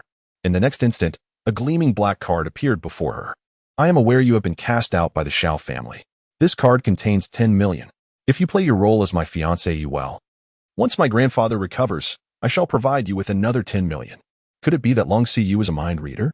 He had discerned her thoughts with uncanny accuracy. However, Xiao Muyin narrowed her eyes and replied coolly, 10 million? Is that all your fiancé is worth? Lung Siye? And how much do you desire? 50 million, she declared, extending 5 fingers, and an additional 50 million thereafter. 100 million? Lung Siye scoffed. His tone icy. Your appetite is quite substantial. Is 100 million too much? Xiao Muyin retrieved a card from her pocket, manipulating it in her hands. Just recently, someone handed me 100 million. To be frank, I find your 10 million rather unimpressive. If Shun Jiqiu could present 100 million, surely for the domineering CEO, this sum would be mere pocket change. This woman looks down on whom? Does she not realize that Lang Siye is the president of Tingyao Group, with numerous edifices in Jingshi as his private property? Let us just say, if Lung Siye were to stomp his foot, the domestic economy would tremor. Even if he were asked for $1 billion, Lung Siye could produce it with ease. Xiao Muyin observed the astonished comments flooding in, realizing, oh no, I must reduce my demands. Meanwhile, an inexplicable frustration welled up within Lung Siye as he reached for her wrist. A fleeting glimmer of cold light flashed in Xiao Muyin's eyes. Here again, she sidestepped his touch, creating a distance of 3 steps between them. Who granted you this curiosity? CEO Lung, please refrain from prying into others' personal matters. Very well, I shall offer you 100 million, and another 100 million thereafter, but during this interval, you must understand what is appropriate and what is not. No problem. Xiao Muyin turned, embodying the spirit of a tempestuous woman, hastily retrieving her phone to send him her account details. Just transfer the funds to my card. Cold Sai gritted his teeth, indignant as he dialed a number to transfer 100 million to this account. After hanging up, he emanated an aura that discouraged any intruder. After receiving the money, ensure you maintain your distance from other men and remember your identity as the young mistress of the Long family. Xiao Muyin silently cursed in her heart. Capitalists, how loathsome. I'm afraid that's not feasible. What did you say? This sum is for the expenses incurred in charming the old master, while the rest is for other costs. Cold Sai could not help but grind his molars, filled with indignation. You are truly insatiable. If CEO Lung is unwilling, he may refuse. Nonsense. If he were to grant her a legitimate title, it would only provide him with a blatant justification. He was not foolish. A man who belongs to another cannot be anything but undesirable. Only those blinded by love would consider a man the best dowry. Very well, as you wish. Cold Sai rose angrily and departed, while Xiao Muyin hurried after him, reminding him not to forget the funds. You truly are. His words were cut short as the door was slammed shut in his face with unwavering finality. A silver ring clattered to the floor at his feet. President, the documents you requested. The assistant, who had just ascended to find someone, happened to witness this scene and inquired, President, isn't this the ring you gave to Miss Bai? How did it end up with Miss Xiao? Stolen. Cold Sai's lips curled in satisfaction. She has begun to commit a crime to conceal my possession. His fingers traced the contours of the ring as he murmured to himself, if you love me so dearly, why then retract the engagement? The assistant swallowed hard, cautiously suggesting, President, perhaps Miss Xiao merely found it by accident. Cold Sai resolutely dismissed the notion, stating it was impossible. She merely envied Xinu. Perhaps I should bestow upon her a ring, and she would cease her antics. The assistant thought, fortunate that Xiao Muyin did not overhear his foolish revelation. Otherwise, she would have retorted, what a pointless creature, kicking your brain daily. Xiao Muyin had just emerged from a cold shower, her mind beginning to clear, when a knock echoed from outside her door. Sister, are you in there? Duan Xingye's voice reached her ears, but before Xiao Muyin could respond, She heard the heavy sound of a door opening next door. Why, Xinye, are you looking for sister? She just went downstairs with Sai. What? She left with cold Sai? That wretched woman. Duan Xinye clenched her back molars tightly, only to be interrupted by a flurry of hurried footsteps descending the stairs. Xinye by Xinye feigned a call, her eyes flashing with resentment, yet upon raising her gaze, she found Xiao Mayan standing at the door, wearing an ambiguous smile. Bai Xinye tore off her gentle facade, raising an eyebrow in cold derision. So what if you see? They merely regard you as a transient plaything, summoned at will and dismissed just as easily. With a mock-serious nod, Xiao Mayan replied, You are not mistaken. Bai Xinye, fixated on her, felt her composure shatter under Xiao Mayan's calm demeanor. How could she be so indifferent? It must be an act, indeed. It had to be a facade. Suddenly, Xiao Mayan lightly rapped on the door, exclaiming, Miss Bai, the night awaits you. I wish you a delightful evening. With that, she swiftly closed the door, and footsteps echoed from below. Bai Xinye's eyes were drawn to a deep navy bathrobe, the low neckline revealing a striking expanse of pale skin. Droplets of water cascading from damp, tousled hair.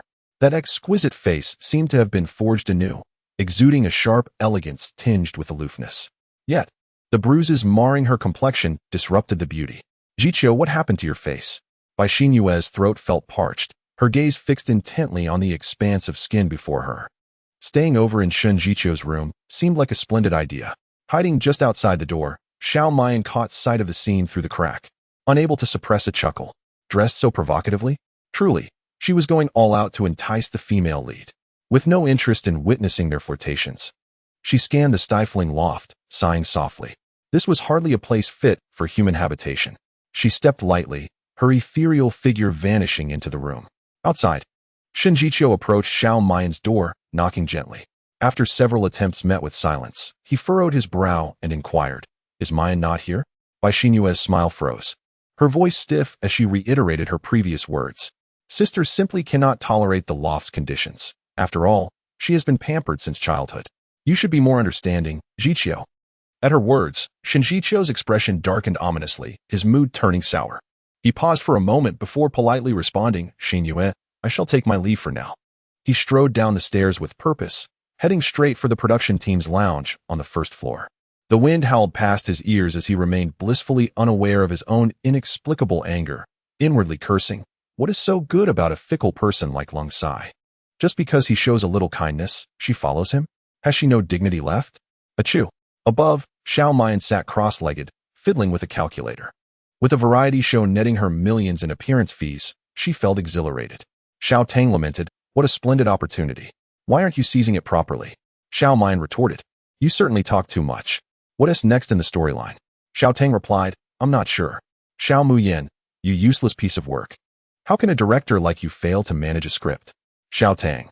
Nevertheless, considering the substantial earnings of the day, she was in a good mood and chose not to hold it against him. Resting her chin on her hand, she gazed at the bright moon and murmured to herself, Since we must commence work tomorrow, let us prepare some behind-the-scenes footage today. An ominous premonition suddenly washed over Xiao Tang, prompting her to hastily inquire, What are you planning to do?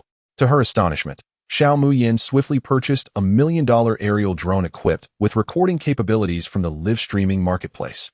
Xiao Tang, a silvery beam of sword light flashed as Xiao Muyin stood poised on the eaves, her dress fluttering in the evening breeze, the moonlight casting delicate shadows upon her. Suddenly, the young girl turned to the camera and smiled radiantly, her enchanting gaze outshining the stars above.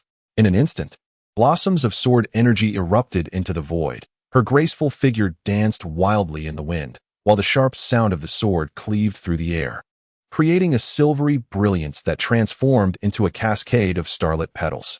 The drone silently trailed behind, skillfully capturing the exquisite scenes in their entirety. Am I seeing things? Isn't the supporting character only supposed to flirt? When did she learn to wield a sword? Heavens, it's breathtaking. I've never realized how beautiful sword dancing under the moonlight could be. But why is she suddenly dancing with a sword? Has she been provoked by those three formidable figures? With no man in her heart, she draws her sword with divine grace. Xiao Muyin stands alone in her beauty. Sisters, we must resist ill temptations. Yes, yes, yes. A heavy knocking resounded on Lung Siye's door, yet no one answered, though the sound of water could be heard within.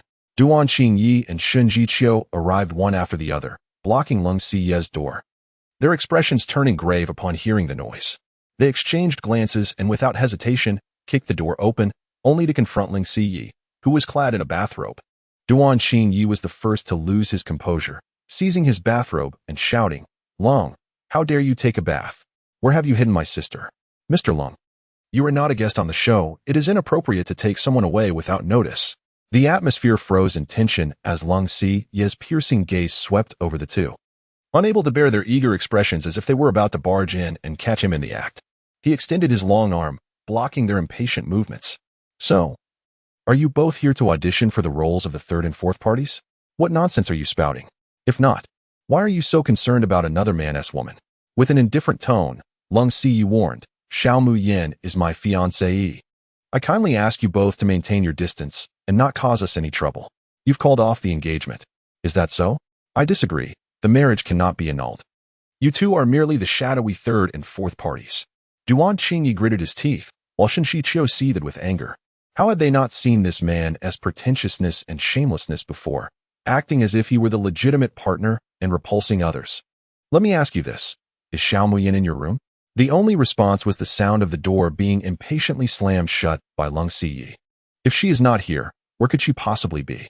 The following morning, the production team rose early to prepare for their work. As Peng Biao stepped out of his room, yawning, he immediately spotted three imposing figures standing in the villa's courtyard: General Long, young Master Duan, and the illustrious Emperor Shun. Before he could utter a word, he noticed their prominent dark circles under their eyes. Peng Biao, filled with astonishment and bubbling curiosity, could hardly restrain his excited gaze from darting among the trio, eager to uncover the mystery of their apparent fatigue. What could have transpired overnight to leave these three titans so drained? His assistant, still bleary-eyed, rubbed his eyes, momentarily unable to comprehend the situation, muttering to himself. What could possibly have happened? The assistant's hand trembled uncontrollably as he held his phone. "Have you developed Parkinson's?" Peng Biao quipped. "Director Peng, look at Xiao Muyan," came three urgent voices in unison. "Where is she?" Chapter 49. "Of course, it's because I'm hot." Peng Biao was jostled, momentarily losing his balance as the three heads blocked his view of the screen. On it was a Weibo account, featuring only a single video. The footage revealed a woman clad in a vibrant red veil, poised atop a rooftop, deftly wielding a long sword, executing high-risk maneuvers with a grace that made it seem as if she were gliding through the air. The sword sang like a dragon, and her movements were akin to a startled swan. In an instant, a close-up revealed her true visage, the very protagonist the three had been searching for all night. How could it be her? The trio stared at the screen in disbelief, replaying the video over and over. Hadn't Xiao Muyan been portrayed as a shallow, materialistic woman devoid of talent? When had she acquired such remarkable skills? Their perceptions were abruptly shattered. Peng Biao grinned cunningly, resembling a sly old fox. As he noticed their show had dominated the trending topics, he excitedly gestured to his assistant to initiate a live broadcast and summon the others. Seizing the opportunity for a meteoric rise in popularity, the assistant hurriedly called for everyone, but after a brief interval, he rushed back, breathless. "Director Peng, everyone has been awakened. But despite searching the villa, we cannot locate Xiao Muyan. Continue searching. A living person cannot simply vanish into thin air." Peng Biao complained, his gaze fixed on the live stream, his smile blooming like a cheerful daisy as the viewer count steadily increased. Jiang Wen and others began descending the stairs. "Director Peng, why so early?" they inquired. "Has anyone seen Xiao Muyan? Muyan? Isn't she resting in the attic?" Duan Qingye replied gravely. "We searched all night, and she was nowhere to be found." "A whole night? Call the police, immediately." Peng Biao's expression turned frantic. If anything had happened to her, he wouldn't have enough lives to pay the price. Shun Jiqiu furrowed his brow in contemplation. She was practicing swordplay on the rooftop last night. Could she still be there? Impossible. Who would spend an entire night on the roof? Lang Zai scoffed derisively, yet he rushed outside to investigate. In the next moment, he widened his eyes in disbelief. Fixated on the roof of the villa, Duan Qingye and the others followed his gaze, and there they beheld a figure perched atop the rooftop. It was Muyan. Xiao Muyan's gaze discreetly swept over the people below. She dusted off her dress and stood up leisurely. "Have you begun recording? I shall descend now." After this proclamation, she leaned forward as if to leap from her perch. "Don't. Be careful." In that instant, the figure above vanished from sight. Could it be that Xiao Muyin has jumped? Heavens! That's a 5-story height. A fall from there could be fatal or leave one severely injured. She must be desperately seeking attention. It's utterly outrageous. The production team is irresponsible. They failed to ensure safety measures. This could lead to a tragedy. New viewers entering the live stream were oblivious to the unfolding chaos and began to inquire. The 3 girls on site turned pale with fright.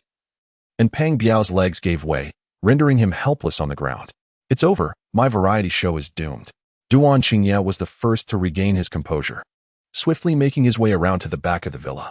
The others hastily followed, while the assistant director, maintaining a level head, dialed for emergency services and initiated accident protocols. However, upon their arrival at the rear of the villa where Xiao Muyin had supposedly fallen, they were met with utter astonishment. Where is she? They looked up at the rooftop, but it was completely vacant. The lawn below remained empty as well. It seemed to confirm Peng Biao's earlier assertion. A living person had inexplicably vanished before their eyes. Bai Xinyue suppressed a smile that threatened to surface and cast a suspicious glance at Peng Biao. Director Peng, this surely isn't a magic act you and your sister devised to scare us, is it? She should be injured if not dead after falling from such a height. Magic? If so, this illusion is exceedingly convincing, more authentic than any grand illusion. I've heard it was orchestrated by the production team. Is that credible? Anything prefaced with "I heard" is generally dubious. Shen Jiqiu turned to him in unison. Is it true? Really true? Peng Biao wore a grim expression, his shirt drenched in beads of sweat, cascading from his shorts onto the ground. While she had not perished, her absence posed a challenge for him to explain. Duan Qingye glared at him with a menacing gaze. You had better produce her immediately. What are you all doing? Xiao Muyin suddenly appeared behind them, bewildered by their terrified expressions. What's with that look? Am I a ghost? Where did you come from? I walked out. Xiao Muyin, with a complex expression, pointed towards the entrance, questioning their intelligence at such an early hour. Jiang Wen meticulously examined her and, confirming her safety, remarked, They thought you had fallen to your death. Xiao Muyin felt an urge to rebuke them, but found herself at a loss for words. Shen Jiqiu tightened her lips and interrogated, Where were you last night? I was right up there. Are you truly dancing with a sword up there? Xiao Muyin exclaimed, her eyes wide with astonishment, filled with admiration. Qiu, how did you know? You're remarkable. You've made it to the trending list. Trending list. She pointed incredulously at herself. How could I possibly be trending? Duan Qingye exchanged glances with the others, casually inquiring, You don't know? Of course I don't know. Are there hidden cameras on the rooftop?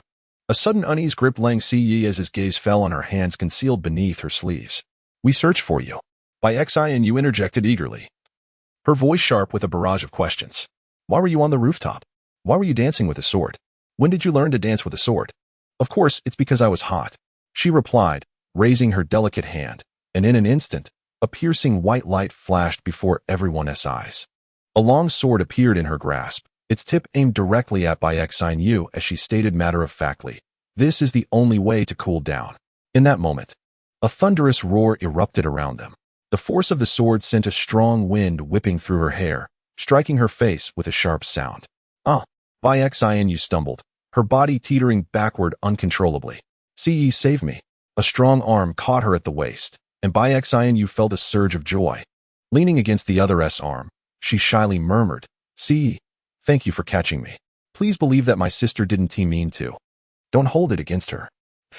Xiao Muyin quickly covered her mouth, innocently blinking her eyes, her gaze sincere and genuine. Don't mind me, please, continue.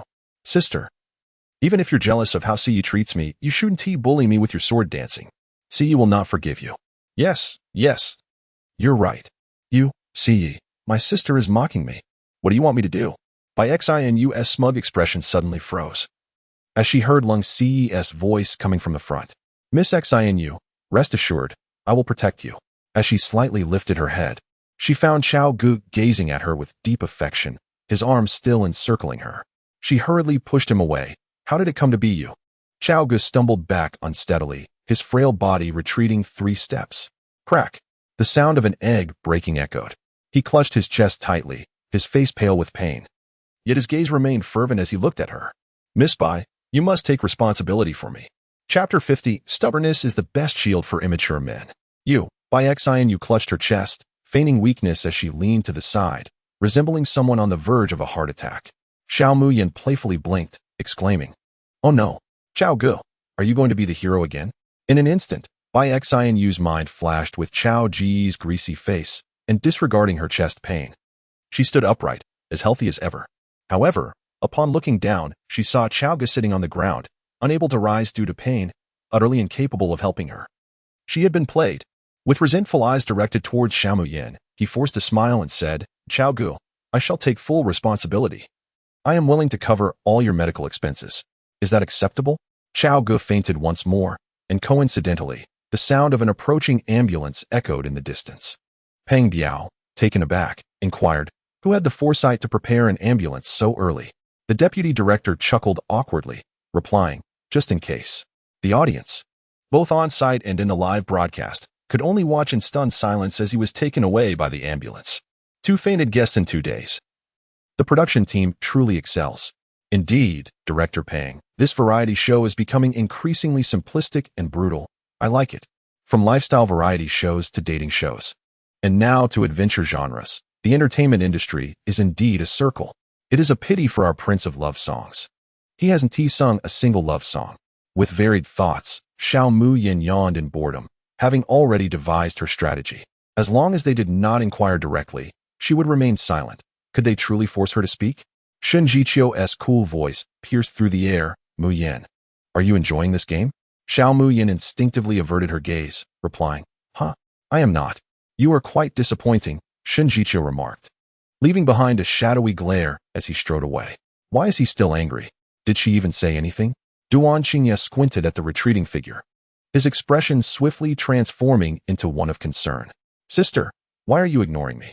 I searched for you all night. Oh, thank you, Xiao Muyin replied lethargically, appearing utterly disinterested, which incensed the 2 others. Ignore you?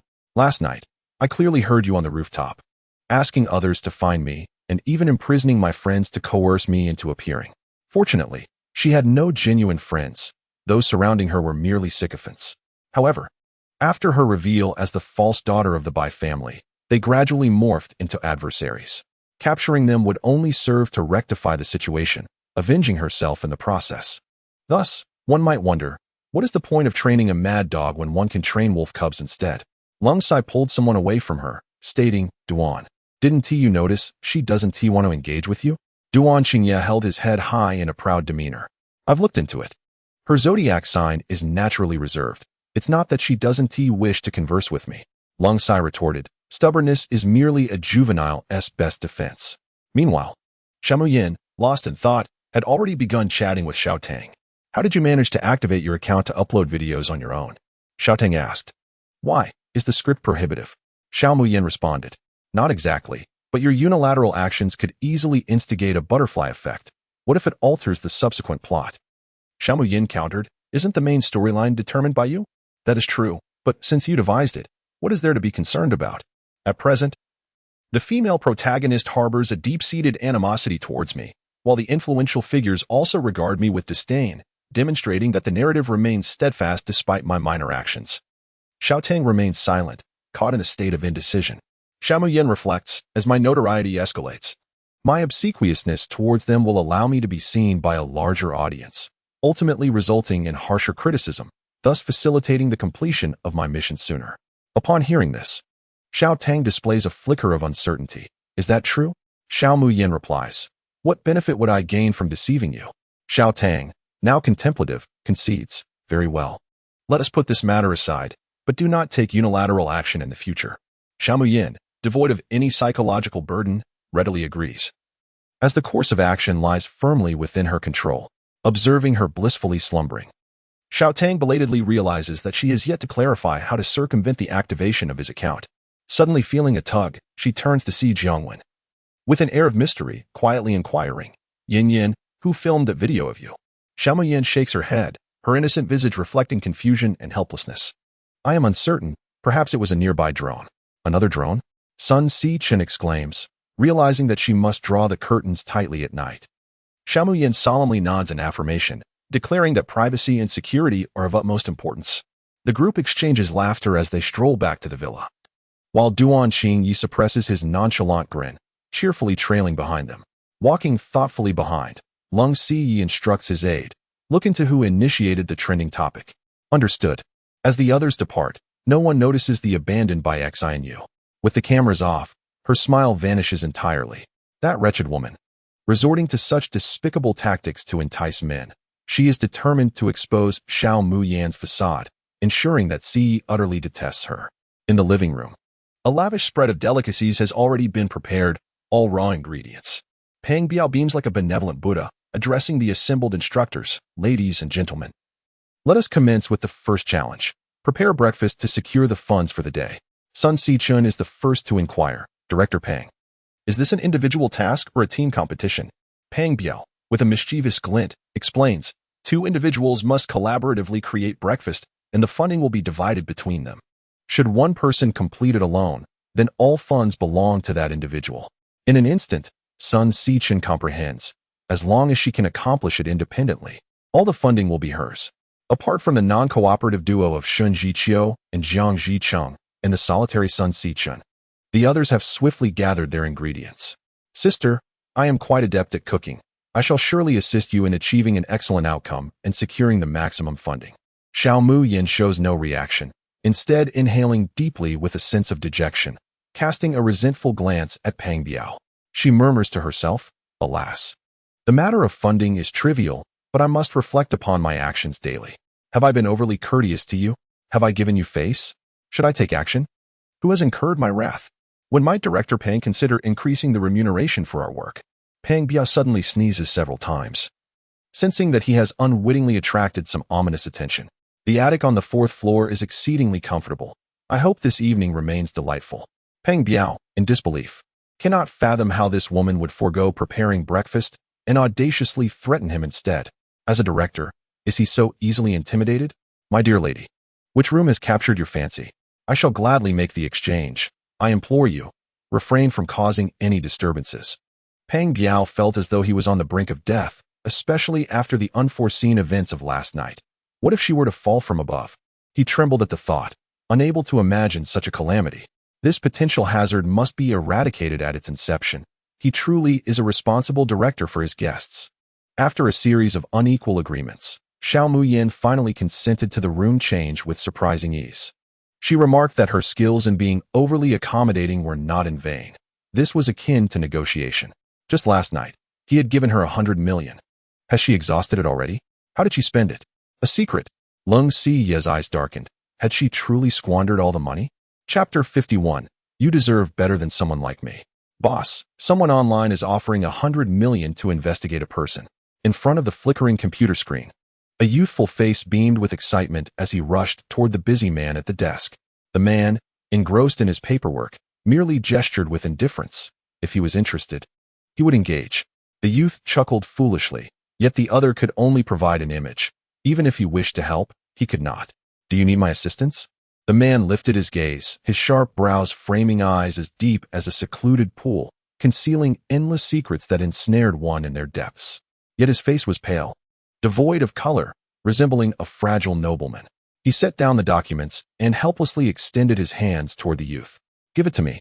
The youth eagerly relinquished his notebook, radiating a triumphant air. With the boss's involvement, there was no task too daunting. The man stared blankly at the image that appeared on the screen, resignedly closing his eyes and rubbing his temples. Are you certain this was drawn by a person? Of course, the youth replied, pointing at the hasty black lines on a white background. Look, 2 eyes, a nose, and a mouth. Male, purely realistic. What's the issue? The man interrupted without hesitation. Seek a more skilled artist. I cannot assist you. The youth, indignant, snatched back his notebook. If you won't help, I can still earn that 100 million myself. His gaze fell upon the drawing of the man's back, where a deer-shaped birthmark resided. The deposit had already been received. He would take on this business. Within the villa, a staff member called out, Ladies and gentlemen, please hand in your mobile phones. Filming will commence shortly. Sun Sichun murmured as he submitted his phone, only to notice by Xianyu stealthily approaching Xiao Muyan. She hurriedly walked a few steps and draped her arm over Xiao Muyan's shoulder, subtly warning her. Yin, why are you still on your phone? Groups will be divided shortly. Yes, just replying to a message. Xiao Muyan turned off her phone screen and discreetly glanced at Bai Xianyu, who stood just half a meter away. Bai Xianyu feigned composure, her gaze unwavering as she cheerfully suggested, Sister, let us proceed. Everyone is awaiting us. She had not missed the fleeting glimmer of the phone. A transfer notification amounting to 500,000. To whom was Xiao Muyin transferring money? Or perhaps it was someone transferring to her. A daring conjecture invaded her thoughts, and a smile involuntarily crept across her lips. So that was it. This time, she intended to ensure that Xiao Muyin would have no chance of redemption. Outside the restaurant, several cameras were set up, and the live broadcast was proceeding with great urgency, the barrage of comments fervently discussing the recent spectacle. Peng Biao gathered everyone in the restaurant to draw teammates based on the rankings from yesterday's challenge. Sister, you were the top performer. You should draw first. Xiao Muyin wore a sweet smile, her eyes fixed intently on Jiang Wen, nearly drooling in eagerness. Lung Ziyi remarked, for the first time, I find women exceedingly bothersome. Shen Jiqiu added, why pay attention to her? Does she even compare to our beauty? Duan Qingyi declared, that Xiao is daring enough to seduce my woman. I shall not let her escape unscathed. Jiang Wen, perceptibly sensing the three sharp gazes, narrowed her eyes slightly and offered Xiao Muyin a tender smile. All right, I hope to draw Yin Yin this time. Soon. She pulled a slip of paper from the box. Who is it? Xiao Muyin leaned in with curiosity, but her expression quickly soured. Director Peng, what is this? This is the taste preference of Jiang, Ingho's teammate. Jiang Wen's eyes flickered. Yin Yin, do you enjoy salmon? Not really. Xiao Muyin shook her head in disappointment, her gaze sweeping over the three male contestants. Who on earth has salmon for breakfast? It's hardly a common choice. Director Peng chuckled inwardly. Having implemented strict gender pairing this time to avoid chaotic mismatches, his delightful dating show was about to commence. The men, however, exhibited varied expressions, pondering how she could care so much for her teammates yet forget her own favorite food. Peng Biao announced, now, please guess who your teammate is.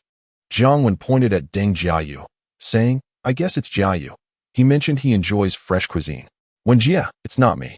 He replied, momentarily taken aback as her gaze shifted to the other two, inhaling deeply as she pressed her forehead. It appears I must play the role of the matchmaker today.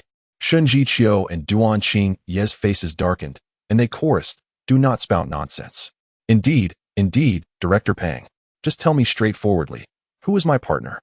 Peng Biao grinned mischievously, pointing at the sullen-faced Duan Qingyi. It is Duan Xiao. Jiang Wen nodded resignedly. Duan Xiao, may we have a pleasant collaboration today? Duan Qingyi coldly scoffed, then stepped beside her, accepting the slip of paper handed over by the staff, fried rice. The two would need to assist one another in preparing breakfast for their teammates. As long as the other was satisfied, they would receive the full budget for the day. He cast a lingering glance filled with melancholy towards Xiao Muyin, making it abundantly clear that he had no desire to team up with anyone else. He solely wished for her. His intense gaze, almost tangible, seemed to pierce through the lens, leaving viewers flush with excitement. How handsome is Duan Xiao? Who is he looking at? Isn't that direction aimed at Yin Yin? Sister and brother. Wow, sibling romance feels so exhilarating. Impossible. Duan Xiao is clearly looking at Miss Bai. She is the only woman he has ever acknowledged. Xiao Muyin's thoughts turned dangerously cynical as she lowered her eyes, revealing a mocking smile. It was indeed rare to see such a resentful expression on his face. This man seemed to have forgotten how he had once verbally abused and violently mistreated her upon their first meeting, secretly plotting against her whenever Bai Xinyue faced any adversity. In the original short play, the female supporting character would suffer grievous injuries at his hands, nearly losing her life before her demise. Even if she did not take her own life, he was undoubtedly one of her tormentors. How laughable it was for her to present herself in such a manner now. She had become so engrossed in the role that she had deceived herself. Did she truly wish to be his leading lady? Absurd. Next came Deng Jiayu, who drew a note inscribed with the word cake. He couldn't help but chuckle wryly. His good teammate would likely be disappointed, for he was nothing short of a kitchen disaster, struggling even to sort vegetables, let alone bake a cake. His self-deprecating humor elicited laughter from the crowd, and he turned his gaze towards Sun Xiqing, eagerly inquiring if he might be the cake. Sun Xiqing covered his astonished mouth, exclaiming, your guess is remarkably accurate. Deng Jiayu felt a heavy sigh of relief. It was not that he wished to avoid partnering with Xiao Muyin, but the other two participants were clearly eyeing him with intent, and he dared not provoke misfortune. The only remaining contestants were Xiao Muyin and Bai Xinyue, while the sole male contestant left was Shen Jiqiu. Shen Jiqiu, with a calm demeanor, drew a note, but upon reading its content, his expression soured. It was stinky tofu. The moment Bai Xinyue's gaze met his, her ears flushed crimson as she shyly inquired, "Jiqiu, did you draw me? You were Stinky Tofu?" Bai Xinyue remarked, "This is hilarious. I feel embarrassed for Miss Bai." No way. Did Miss Bai really write Stinky Tofu? Indeed, a true heiress remains grounded. No, she shot a furious glare at Xiao Mayan, incredulous that it could be this wretched woman. Upon realizing it was Xiao Mayan, a flicker of delight crossed Shen Jiqiu's eyes, but as he met Xiao Mayan's frown, that fleeting joy swiftly evaporated, leaving him with a sense of unease. Was she displeased? Xiao Mayan fidgeted with her hands, taking a deep breath before softly uttering her refusal. "Chiu, I will not team up with you." Shen Jiqiu was taken aback. "What do you mean? You deserve someone far better." Her voice was laced with melancholy and helplessness as she gazed earnestly at him. A hint of concern and reluctance flickered across Shen Jiqiu's typically stoic face. "No, it is not that." He insisted, "You deserve far better than me." In Chapter 52 of the exiled, immortal Shen Jiqiu, the atmosphere suddenly became tense. Jiang Wen and Sun Xiqing stifled their laughter, while Lung Xiyue could barely contain himself, and Duan Qingye burst into laughter. The fiery spark in Shen Jiqiu's eyes was doused by a bucket of cold water thrown by Xiao Mayan, his deep-set pupils shimmering with subdued emotions. Xiao Mayan retaliated defiantly. Although she had just received a substantial sum from him, he, like Duan Qingye, had behaved despicably the previous night. One had attempted to force her into the limelight through underhanded tactics, while the other sought to tarnish her reputation through public opinion. It was well known that if a female star were to mysteriously disappear at night, it could easily lead to scandal, an occurrence that could ruin a life. She had hoped that by indulging them recently, some of the hostility would dissipate. However, it seemed all her efforts were in vain. Is this a hellish battleground? Do they all reside on the router? How could they arrive so swiftly? Xiao Jie's soldiers have come to her rescue. Director Pang, since Teacher Xiao is unwilling to team up with Emperor Shun, perhaps we should consider a different candidate. Lung Xiyue raised his cold gaze, his voice devoid of warmth. Mr. Lung, there is no one else to replace them. They seem to have forgotten that another male guest has gone to the hospital and won't be returning anytime soon. Calm and composed, Lung Xiyue replied, I can fill in for a while. Director Pang wrestled with indecision, swayed by the magnetic charm of the domineering CEO. Teacher Xiao, would you like to draw again? Wait, Director Pang, this is unfair. I have already drawn mine. Duan Qingye derisively scoffed. Isn't Shen Jiqiu supposed to be devoid of desires? Why is he now competing and scrambling like an eager little four? With a slight raise of his brow, Lung Xiyue inquired, do you wish for Xinu to be left alone? At that moment, Bai Xinyue felt thoroughly embarrassed. Shen Jiqiu remained silent. Having mastered the art of concealing his emotions as an esteemed actor, he was acutely aware of how fervent his female fans could be and thus never revealed his admiration for Bai Xinyue. However, he was taken aback that Lung Xiyue had discerned something, his keen insight strikingly sharp. With a resigned shrug and a casual smile, he thought, indeed, leaving a girl alone is not a gentlemanly act. Mr. Lung could simply team up with Miss Bai. Must Emperor Shen insist on making things difficult? Mayan, am I truly so unbearable to you? Xiao Mayan thought, this wretched man dares to dig a pit for her publicly. He is indeed no good. Sometimes, when the heavens close a door, one believes a window will remain ajar, only to discover that every exit has been sealed and ferocious hounds unleashed. Lung Xiyue continued, since Emperor Shun has no objections, I would appreciate it if you could draw again. Shen Jiqiu was taken aback. Even a domineering CEO could be unreasonable and obstinate. Xiao Mayan cautiously replied, yes, let us draw again. I also do not want Miss Bai to be left alone. A smile danced on Lung Xiyue's lips. The words from those delicate lips were rather charming. Receiving a subtle hint from the higher-ups, the sycophant Pang Biao promptly adjusted the drawing box. Shen Emperor, please. Shen Jiqiu's smile was gentle, yet his voice emerged with a strained edge.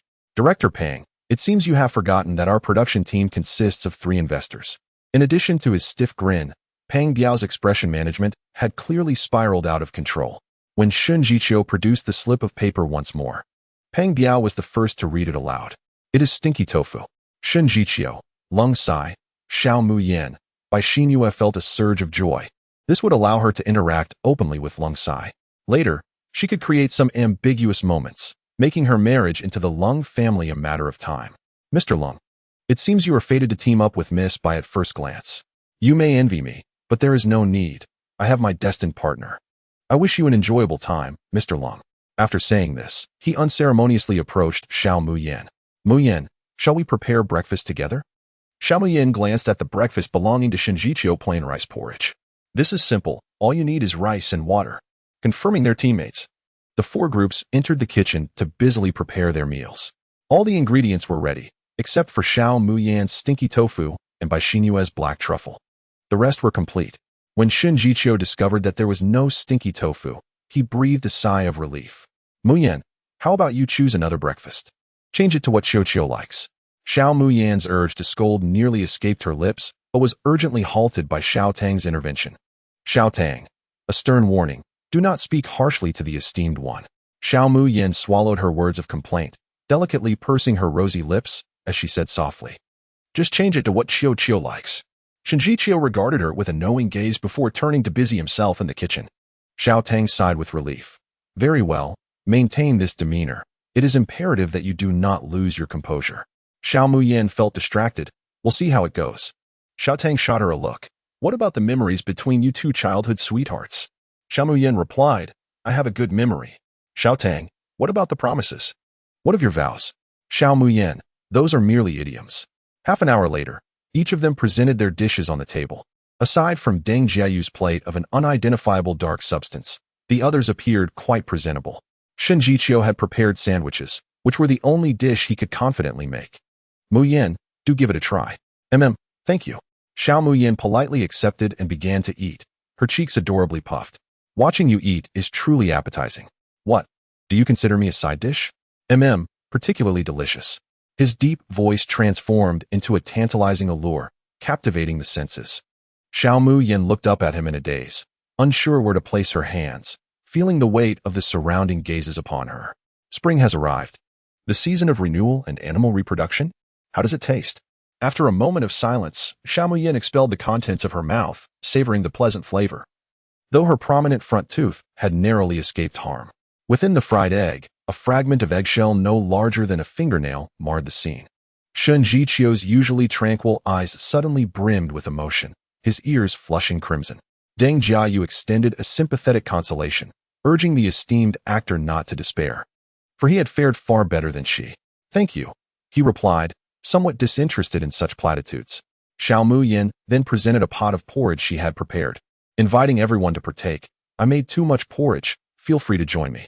Shinjichio's eyes flickered mischievously as he jested. Wasn't this made just for me? Indeed. But let us follow a procedure first. What procedure? A hug. A hug. Shinjichio's alluring Adam's apple bobbed as he struggled to comprehend how she could utter such a flirtatious proposition with such ease.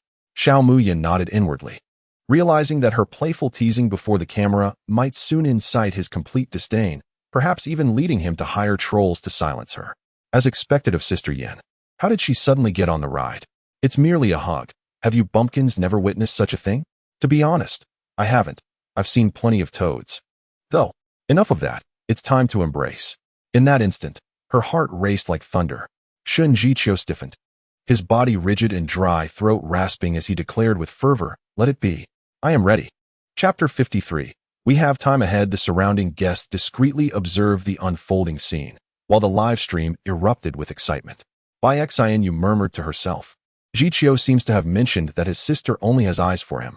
Duan Qingyi and Lung Siyi instinctively narrowed their eyes, watching the two with a predatory gaze. Who would have thought that the illustrious actor Shinjichio could be so flirtatious? Isn't he known for avoiding romantic roles? I didn't expect Shinjichio's first embrace to be offered on a variety show. Xiao Muyan is truly audacious, taking advantage of the show to get close to Shinjichio. Isn't that rather shameless? Really?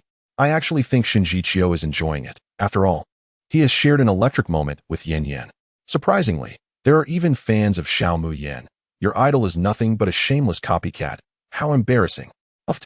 Shinjichio himself has declared that he is Yan's favorite. Duan Qingyi thought, how infuriating. What does she find in pretending to be aloof? How can she captivate those foolish women? Is she truly so disdainful of her own darkness? Lung Siyi pondered, she is still my fiancée. How dare she flirt with other men? I cannot let Xiao Muyan off lightly, unaware of the tension surrounding her. Xiao Muyan fluttered her lashes and playfully bit her rosy lip, sweetly proclaiming, "Here I come." Her habitual rising inflection and teasing tone stirred a restlessness in the hearts of those present. Shinjichio's heart thundered. The anticipation was indeed the most excruciating. Ah! Suddenly, Xiao Muyan let out a startled cry. He immediately opened his eyes and saw her body uncontrollably toppling backwards. "Be careful." He swiftly grasped her hand, pulling her into his embrace.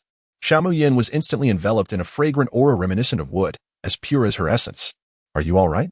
He scrutinized her from head to toe, his clear eyes meeting hers. Xiao Muyan tightened her grip on his collar, her almond-shaped eyes fixating on the alluring movement of his Adam's apple, her slightly parted lips unable to utter a sound. A large hand rested on her neck, drawing them closer, followed by a soft, moist whisper. Xiao Muyan's pupils dilated in shock. Was he biting her neck? The tip of his tongue grazed her ear, sending shivers coursing through her. Shinjichio's lips traveled down her neck, his warm breath caressing her exposed skin, his deep voice resonating in her ear.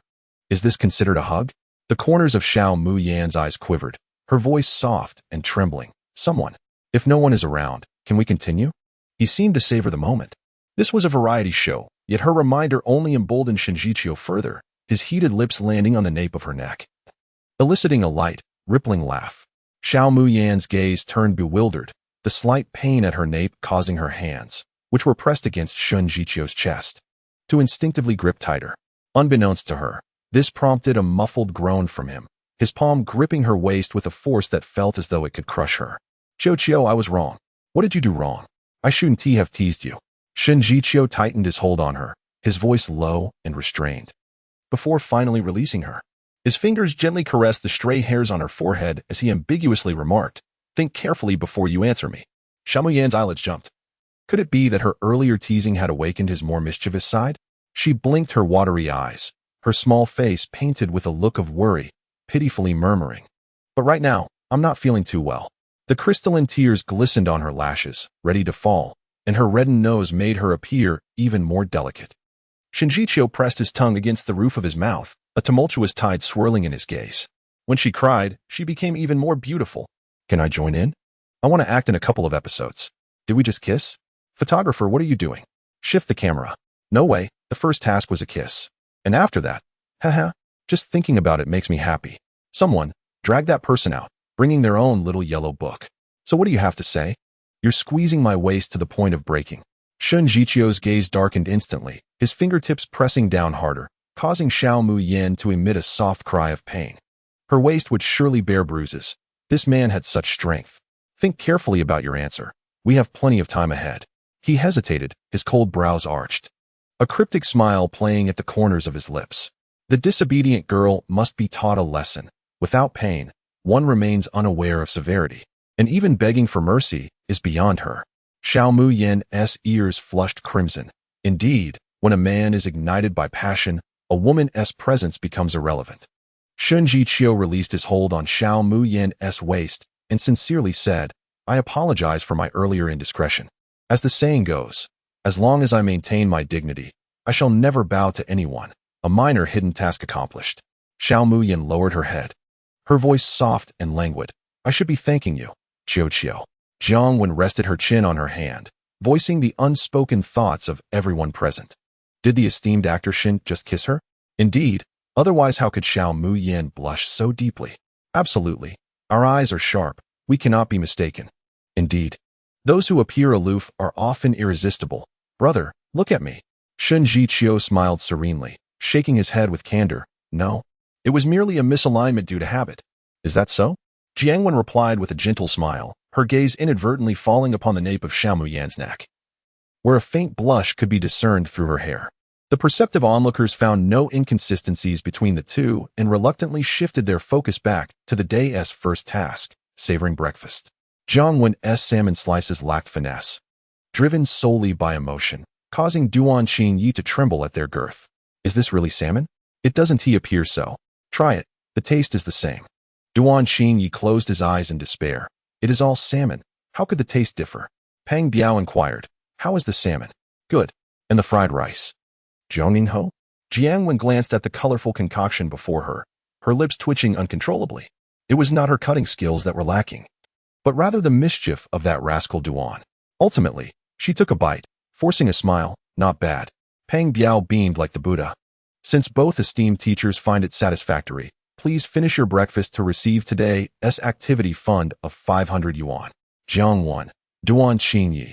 The atmosphere grew suddenly quiet. As everyone exchanged glances at the creative dishes before them, if there were a gift to capture this moment, it would perfectly embody their sentiments. Sun Si Chun's soy milk was commendable. However, the 2 blackened sticks of fried dough were the highest praise that Deng Jiayu could muster. Taking a bite nearly cost him a tooth. It was more suited for self-defense.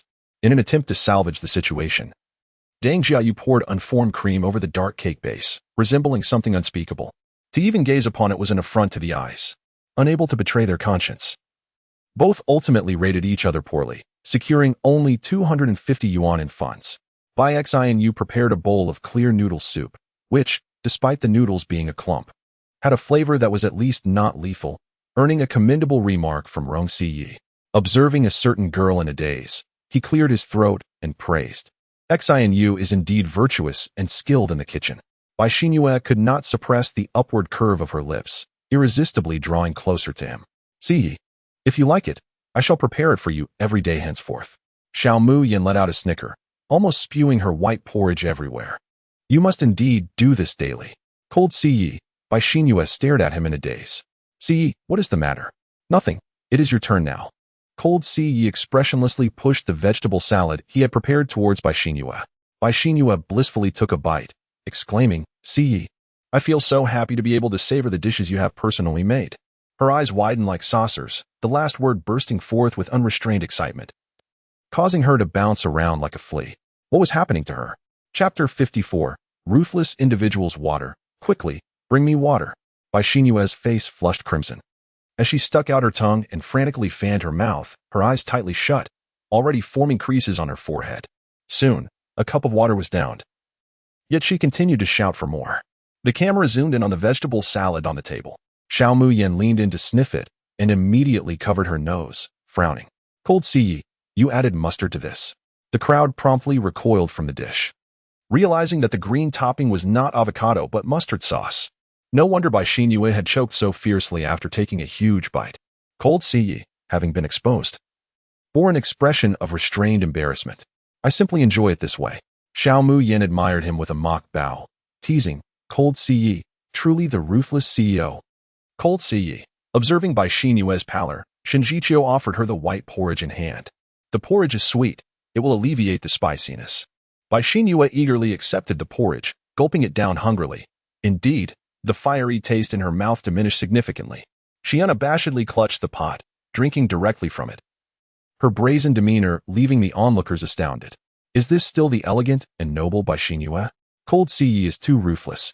How could he not detect the overpowering scent of mustard? Bai Xinyue has truly experienced Cold Siyi's profound affection. I believe once she marries him, the kitchen will become a forbidden zone.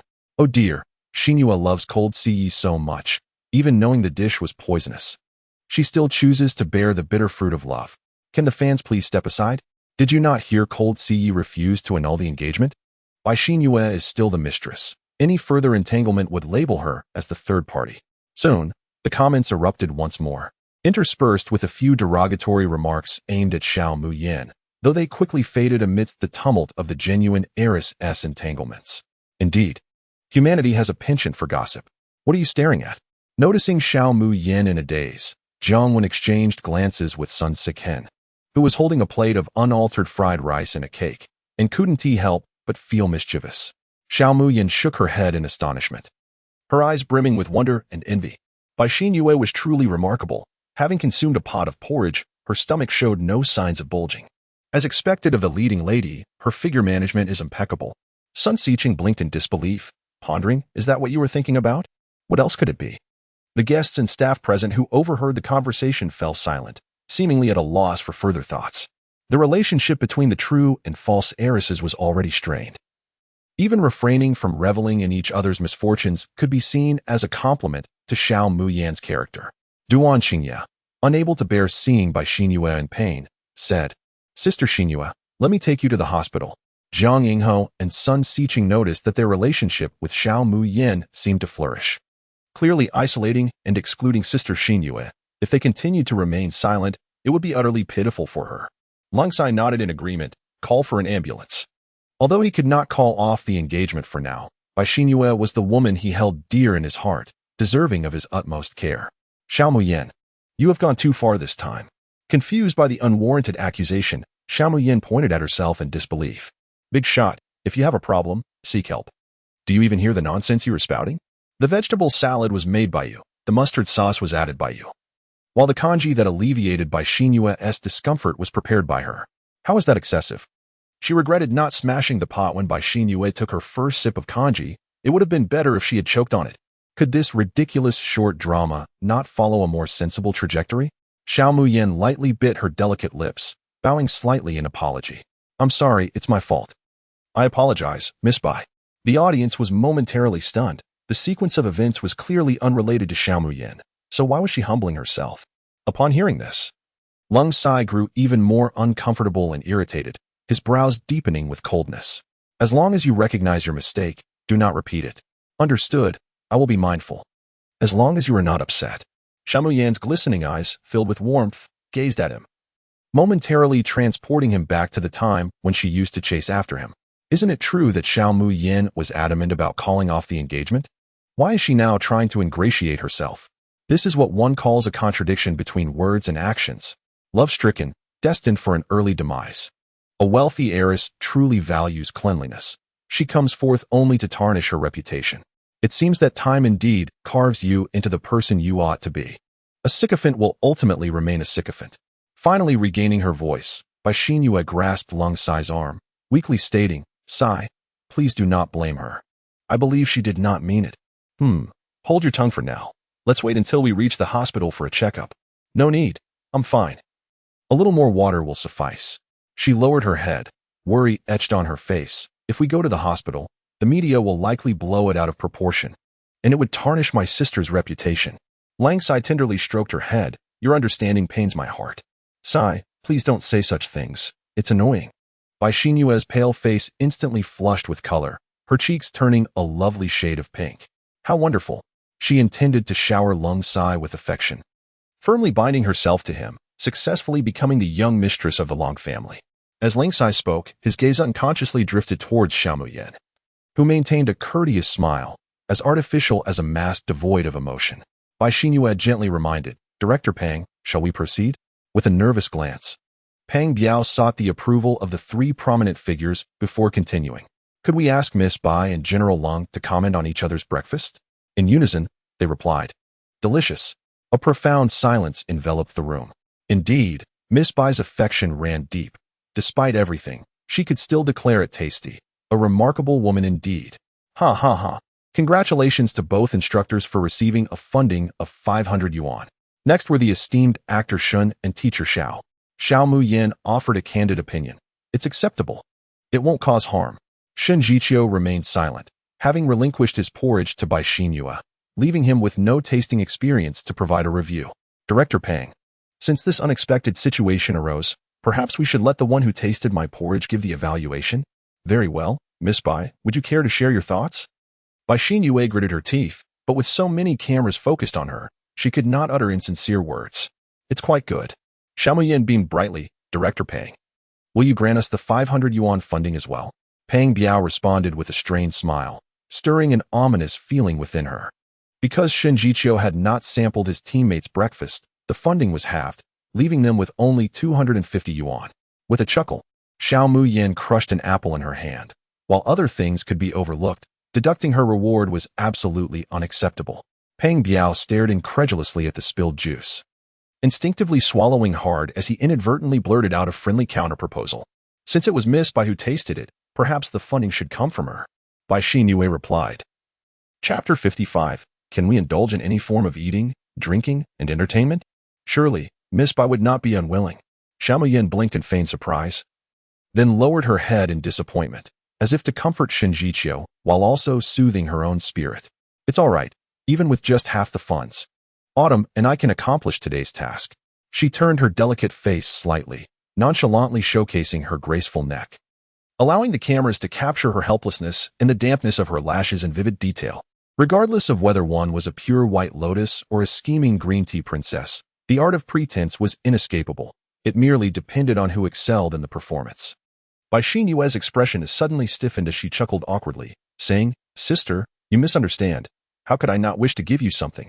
With that, she grasped Lung Sai's hand and pleaded, "Sai, you see, there aren't many skills involved. If the funds are so limited, I'm afraid she might go hungry.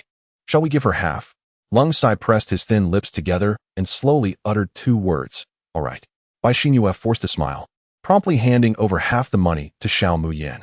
"Sister, you need not fear hunger now." Xiao Muyan counted the money with satisfaction and cast a sidelong glance at her, saying, "This is what I deserve." Lung Sai was nearly choked by her blatant audacity. She was utterly unreserved.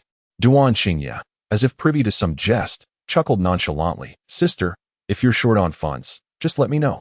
Why rely on someone else's meager 200? Then how much will you give me?" Xiao Muyan's eyes sparkled at the mention of money. After all, who would ever find too much of it undesirable?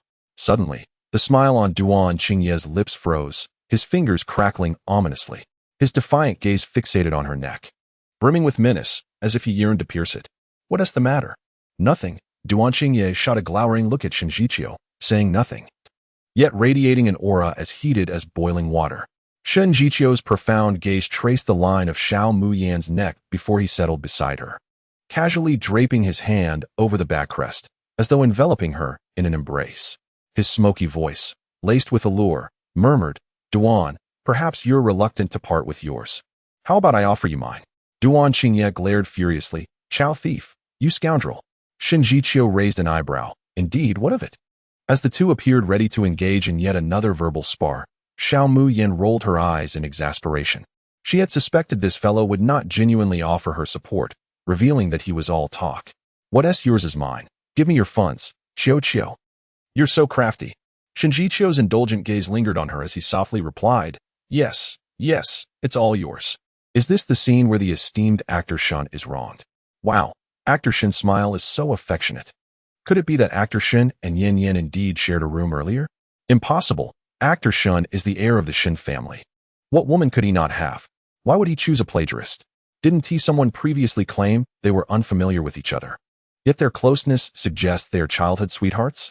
Since his debut, actor Shen has never been involved with any woman. Xiao Muyan is undoubtedly the first. A true pairing worth shipping. Alas, it seems actor Shen and actress Jiang truly have no future together. My dream couple has met an untimely end.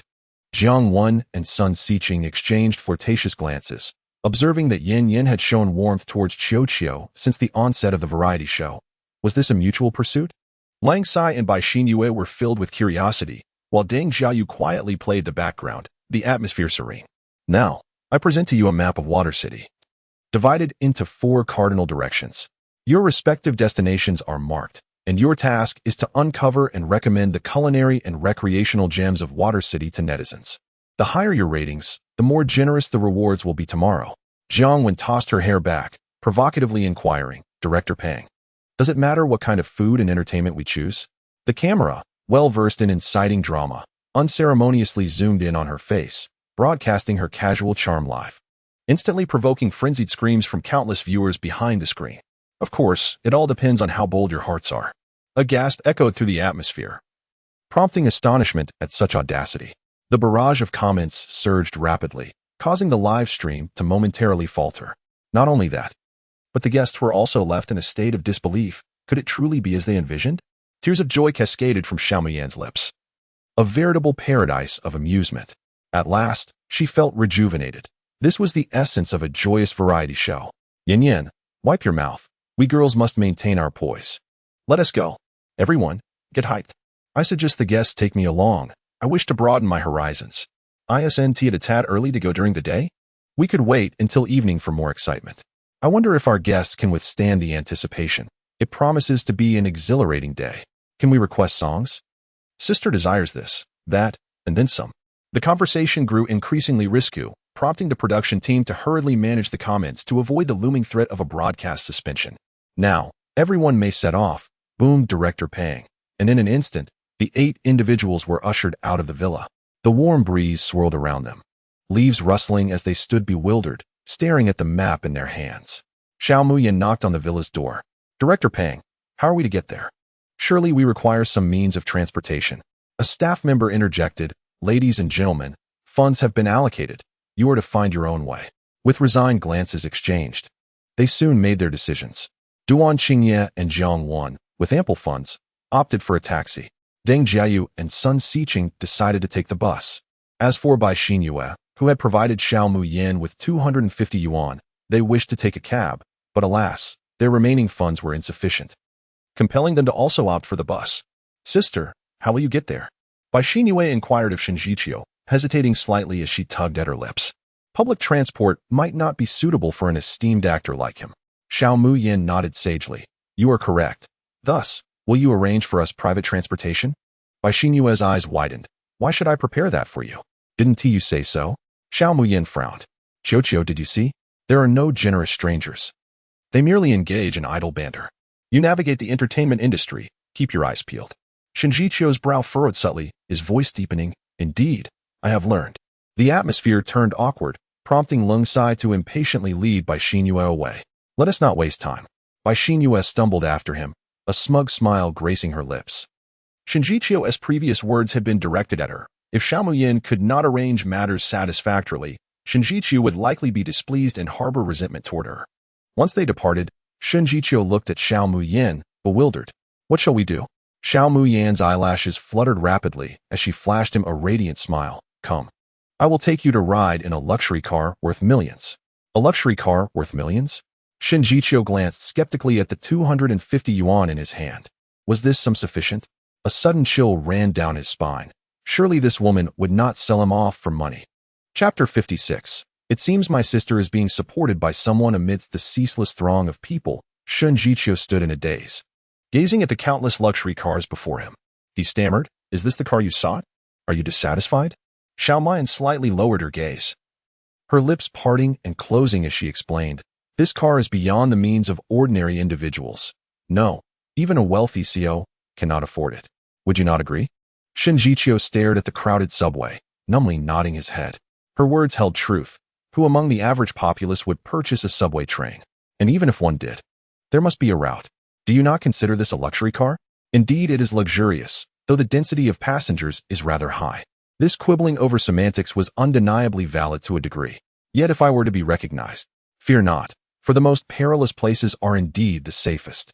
No sooner had her words left her lips than Shinjiqiu found himself donning a mask and standing in the subway. The carriage was packed, and Shinjiqiu shielded Xiao Muyin close to his chest. Gripping the nearby handrail with one hand, he cautioned, Hold on tight to me. Do not get swept away. Xiao Muyin tilted her head, her eyes, clear and luminous, resting on his chiseled jawline, her voice languid and teasing. You do not wish to take advantage of me, do you? As the vehicle turned, she instinctively stumbled against Shinjiqiu's firm chest. Once the train stabilized, her hand unconsciously grazed his form. Xiao Muyin's chest emitted a low, resonant laugh, causing her hand to tingle. Do you like it? The feel is indeed pleasant.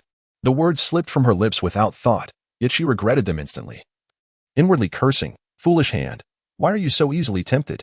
Beneath her mask, her lips curved upward uncontrollably. If Muyin enjoyed it, she was welcome to explore further. For I am ever at her service. Zoom in. It is impossible to see anything clearly here. Did these two exchange words? The masks obscure everything. Oh no. Will the esteemed actor Shin be taken advantage of by Xiao Muyin? Is our actor's pristine reputation to be tarnished on the subway? The above commenter speaks wisely. Share more. Here is a pen. Please commence your narrative. The live stream was in disarray, yet it did not interrupt the private exchanges between the two. Xiao Muyin lingered, her hand wandering across Shinjiqiu's chest once more. Though she preferred men with a more rugged demeanor, the appeal of a lean physique was undeniable. Only through such contact could one truly appreciate its allure. Once, she too had lived a life of ascetic purity, but now, alas, the past is often too painful to revisit. One cannot empathize with their former self. As she felt the soft touch leave her chest, Shinjiqiu's throat felt dry and parched, his expression a blend of confusion, restraint, and a hint of exhilaration. Why have you stopped? The camera was filming. From a distance, Shinjiqiu noticed the following photographer being jostled away by the crowd after just 2 stops. With phone raised high, he could only capture their faces. His Adam's apple bobbed, his hand enclosing hers, positioning it on his waist. Qiuqiu, this will not lead to being squeezed. Xiao Muyin silently nodded. Yet her body became rigid at an almost imperceptible speed, all due to the pressure between her legs. You dead bamboo horse, are you not the aloof film emperor? Why this fever in public? Shinjichio also sensed the change in his body. He tried to stand upright, but beads of sweat uncontrollably streamed down his back. Helplessly, he cast a glance downwards, inwardly cursing, what madness is this? What if I frighten her? At that moment, the carriage door opened, and the throng of passengers pressed them even closer together. Shinjichio lowered his head to behold Xiao Muyan's fluttering lashes and her delicate, fair visage, his gaze flickering with ambiguous intent. How had he not realized that she had taken residence in his heart? Xiao Muyan nestled against him, obedient and serene. Little Tang. A new storyline begins. Flatter Shinjichio, tarnish by Xin Yue's reputation, and provoke Shinjichio's disdain for you. Xiao Muyan. Can't I simply flatter him? Little Tang. No spreading of inappropriate and unhealthy videos. Xiao Muyan. What are you thinking? I have no habit of speaking ill of others behind their backs. Little Tang. Hee, have you said less? Quickly, be quiet. Muyan rose. They had 3 more stops to go. Shinjichio gently pushed her aside, just as the photographers squeezed in. Teacher Shun, Teacher Xiao, is your microphone malfunctioning? The previous live stream only captured a cacophony of static. The viewers are almost ready to tear you apart. We don't know. You should check. They exchanged for a new pair of microphones, and the live broadcast could finally capture their voices. Muyan, the map indicates that the southern route we are taking involves a fear challenge. Did you draw that? The previous night, the 4 female guests had gone out with Director Pang individually, and today the map had directly delineated the locations, making it easy to deduce that they had made allocations the day before. Chio's mind is quite sharp. You figured it out so quickly. Why choose this? Because the fear challenge offers the highest prize. She leaned in conspiratorially, whispering. Director Pang said that this portion of the money would be dispersed after the show ends, alongside the pay. Are you short on money? Shinjichio was aware of the prize money, but grew increasingly perplexed. Had she not just received a transfer of 100 million? Why then concern herself with mere thousands? Xiao Muyan sighed wistfully. That 100 million is long gone. You know, I have no choice. My balance is this little, and today is my last stand. How come I never knew you could spend so much? Now you do. As the subway arrived at the station, Shinjichio gazed at her silhouette. Aren't you afraid I might drag you down and cause you to lose? Xiao Muyan turned her head, her silky hair dancing in the air, her face radiating a calm and confident composure. I will not lose. In a taxi on the other side, Lung Siyi could no longer endure the crowded bus and ultimately opted for a cab. Siyi, I feel a bit carsick. Beside him, Lang Siyi closed his eyes to rest, his taut lips radiating a chilling aura. Bai Xinyue was acutely aware of his temper and dared not approach him too closely, lest she provoke his irritation. To her astonishment, upon opening her phone, she discovered that the video of Xiao Muyan performing with the sword still lingered on the trending search list, receiving hundreds of shares and maintaining an impressive level of popularity. A veritable miracle of social media. She clenched her phone in frustration, wondering why that little minx remained a topic of conversation. As Long Siyue opened the window, a gust of wind swept in, dispersing the strange odor within the car. Just as Bai Xinyue intended to close her phone, it slipped from her grasp and landed in Long Siyue's hand. I see my sister is trending, he stated, his silence heavy as he opened the familiar yet shocking video. Bai Xinyue, with an air of feigned nonchalance, remarked, Sister is truly remarkable. Many are sharing her video. She has successfully entered the circle, and I am genuinely happy for her. Someone must have bought the trending spot, she added. Covering her mouth, she questioned, who purchased the trending spot for my sister? Could it be that she really? Her unvoiced thoughts drew a cold, indifferent gaze from Lung Siyue. What is it? He inquired. I heard from my foster mother that my sister seems to be in a relationship with someone. Chapter 57. An immersive horror base by Xin Yue's hand was suddenly seized with an iron grip. What did you say? In a relationship? Who is Xiao Muyan involved with? Goodness. Are we really in the midst of such a colossal scandal? I've prepared my seat. This is a tale from the upper echelons. Has Xiao Muyan really become so extravagant? After losing her status as a Bai family heiress and being cast out by the Xiao family, it is indeed inevitable that she finds herself in such a predicament. A chilling expression of disdain crossed Long Siyue's face, causing Bai Xinyue to gasp in pain. Siyue. It hurts. He seemed unperturbed, his fingers digging in deeper.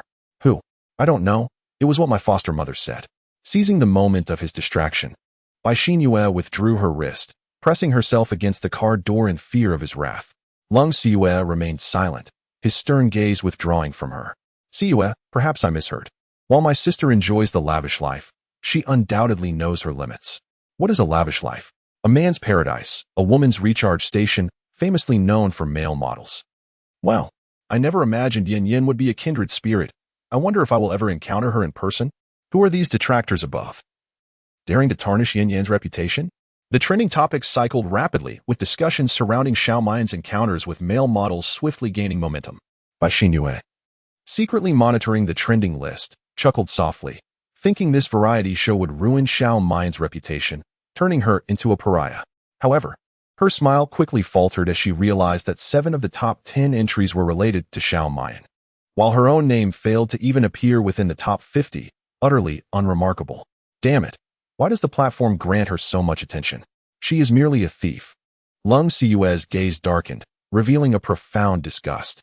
Bai Xinyue seemed oblivious to the chill emanating from him, smiling with relief as she said, "Si Yi, if my sister knew how much you cared for her, she would surely be delighted." No. What? I do not care for her. At his words, Bai Xinyue felt a surge of joy within, suppressing the slight curl of her lips, yet her response dripped with a tinge of acidity. Si Yi, your sister is your fiancée, how can you not care for her? I fear that once she learns of this, she will once again threaten to call off the engagement. She will never allow Lang Ziyu to forget the turmoil caused by Xiao Muyin's withdrawal from the engagement, trampling the Long family's pride underfoot. As the heir of the Long family, can he truly endure such humiliation? As expected, Lang Ziyu reacted as she anticipated, his voice rising in indignation. She dares. Sensing the moment was ripe, the insinuating words needed not be excessive, merely guiding his thoughts to ensure he and the live audience occasionally recalled the situation would suffice.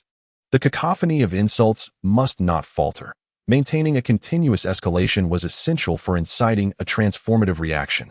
Feeling the air within the vehicle growing colder, the photographer in the passenger seat silently gulped. Heavens, what sins have I committed to be tasked with following General Lang? I hope he does not freeze before we reach our destination. Achoo. Meanwhile, Xiao Muyin let out a tremendous sneeze. Am I feeling a chill? Shinjiqiu, ever considerate, promptly removed her light jacket and draped it over her. Xiao Muyan's eyes sparkled with gratitude as she softly expressed, "Thank you, Chi-Chi," her fists clenched. Who was scheming against her from the shadows? The two emerged from the subway station, becoming the first pair of guests to successfully arrive at their destination. Shinjiqiu looked at his watch in astonishment. So soon? Xiao Muyan's lips twitched. Truly, he was an otherworldly young master. Are you questioning the efficiency of national transport? Shinjiqiu remarked. Since when did your little mouth become so chatty? It's rather endearing. The two traversed nearly a kilometer, map in hand, gazing at the enormous entrance before them, emblazoned with the words immersive horror base. This must be it, Xiao Muyin observed, glancing around with fascination. Is this truly a must-visit spot in Water City? Indeed, I checked, and this place has been established since the rise of script murder games, one of the first bases. Many tourists from afar come here to check in. The experience is exceptional. Xiao Muyan's interest was piqued at just the mention, her eyes shimmering with eager anticipation. Chi-Chi, I will protect you. Shinjiqiu met her enchanting smile, his fingers instinctively twisting together as he chuckled bashfully. Then I shall entrust my safety to Muyin. Woe is me. Let me drown in the smile of the illustrious Shun. Shun, smile at me. I would give my life for you. No wonder they are childhood sweethearts, so cherished and adored. I wonder if Xiao Muyin will remain so composed once they enter the horror base. Upon entering the base, they found themselves amidst a deserted street, shrouded in a somber gloom that exuded an eerie atmosphere. Where are the staff? Is there no script for us? It is precisely because there is no script, with all scenarios being random, that it attracts people to experience it. Is that so? Xiao Muyin shivered, her shoulders curling in trepidation as she glanced around warily. The scene set by the film crew is quite impressive, exuding an eerie and haunting realism. One wonders what awaits them, zombies, phantoms, or perhaps deranged individuals. Shinjiqiu gazes at her with a smile in his eyes, remarking on her desire for self-protection. Is she already frightened? The thought of potential physical contact sends a deeper smile across his cold visage, stirring a flicker of anticipation within. Just then, a series of intermittent sobs break the silence from a corner, the sound of a woman weeping, amplifying the desolation of the dimly lit street. Shinjiqiu's eyes glimmer slightly as he unconsciously stretches his arms, leisurely biding his time. Ah, Chi-Chi. A startled cry sounds near his ear. and he immediately feels a soft, tender presence against his arm. The woman who claimed she would protect herself is now pressed closely to him. Shinjichio's smile takes on a deeper meaning as he prepares to offer some words of comfort, only to hear her burst into tears. "Dear lady, your tears shatter my heart. I shall come to find you." With that, she dashes toward the source of the sound. Shinjichio stands momentarily frozen, gazing at his empty arm, an inexplicable sense of melancholy washing over him. How strange.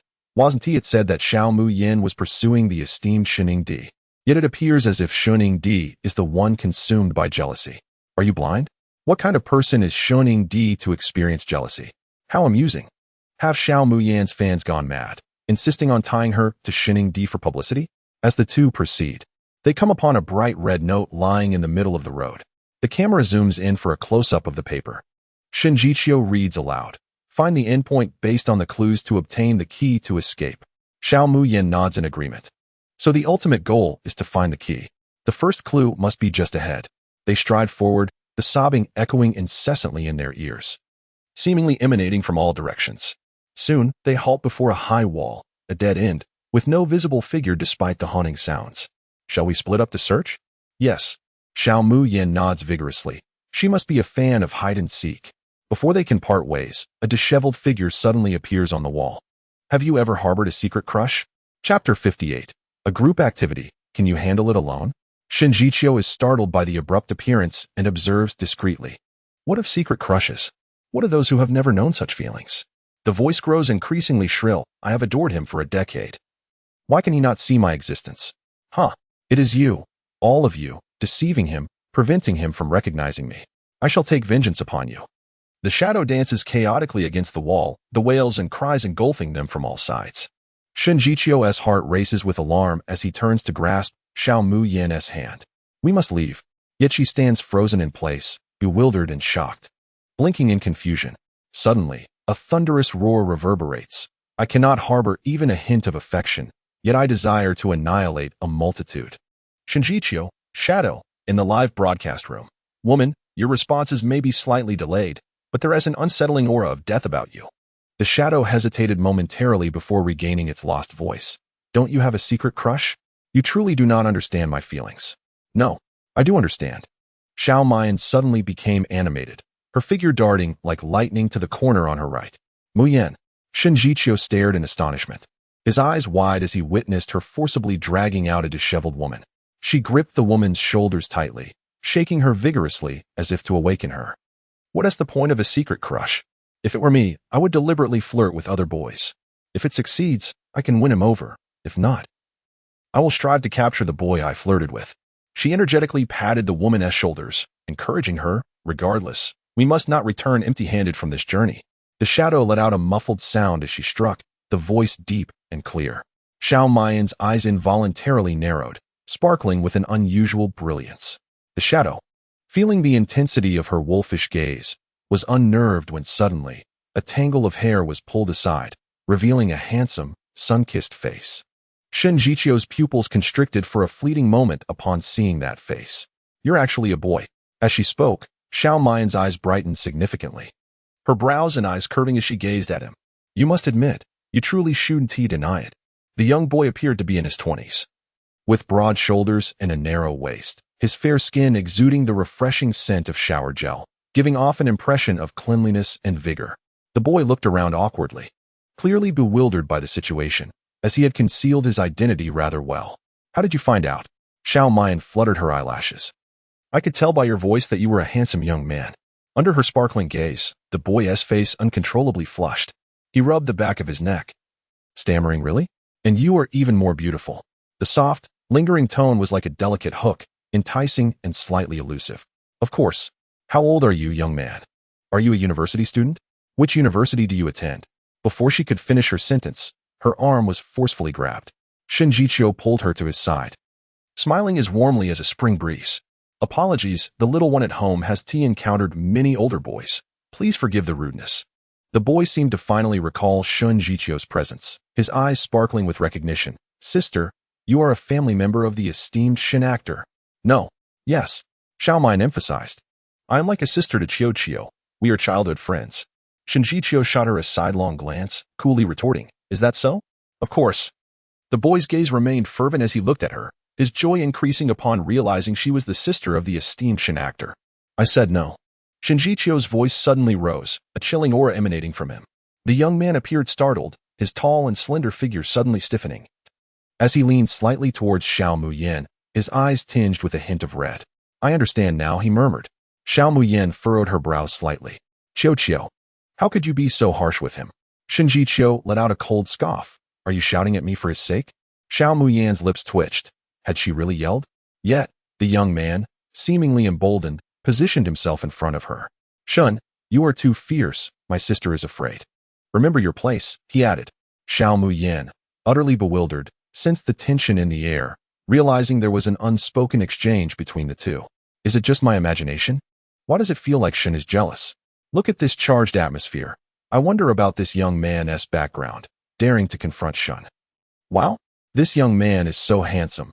I must inquire about his name and address, not for anything else, just to get to know him. The young man took the wig from Xiao Muyin's hands, his shoulders drooping in disappointment as he brushed past her. Don't go.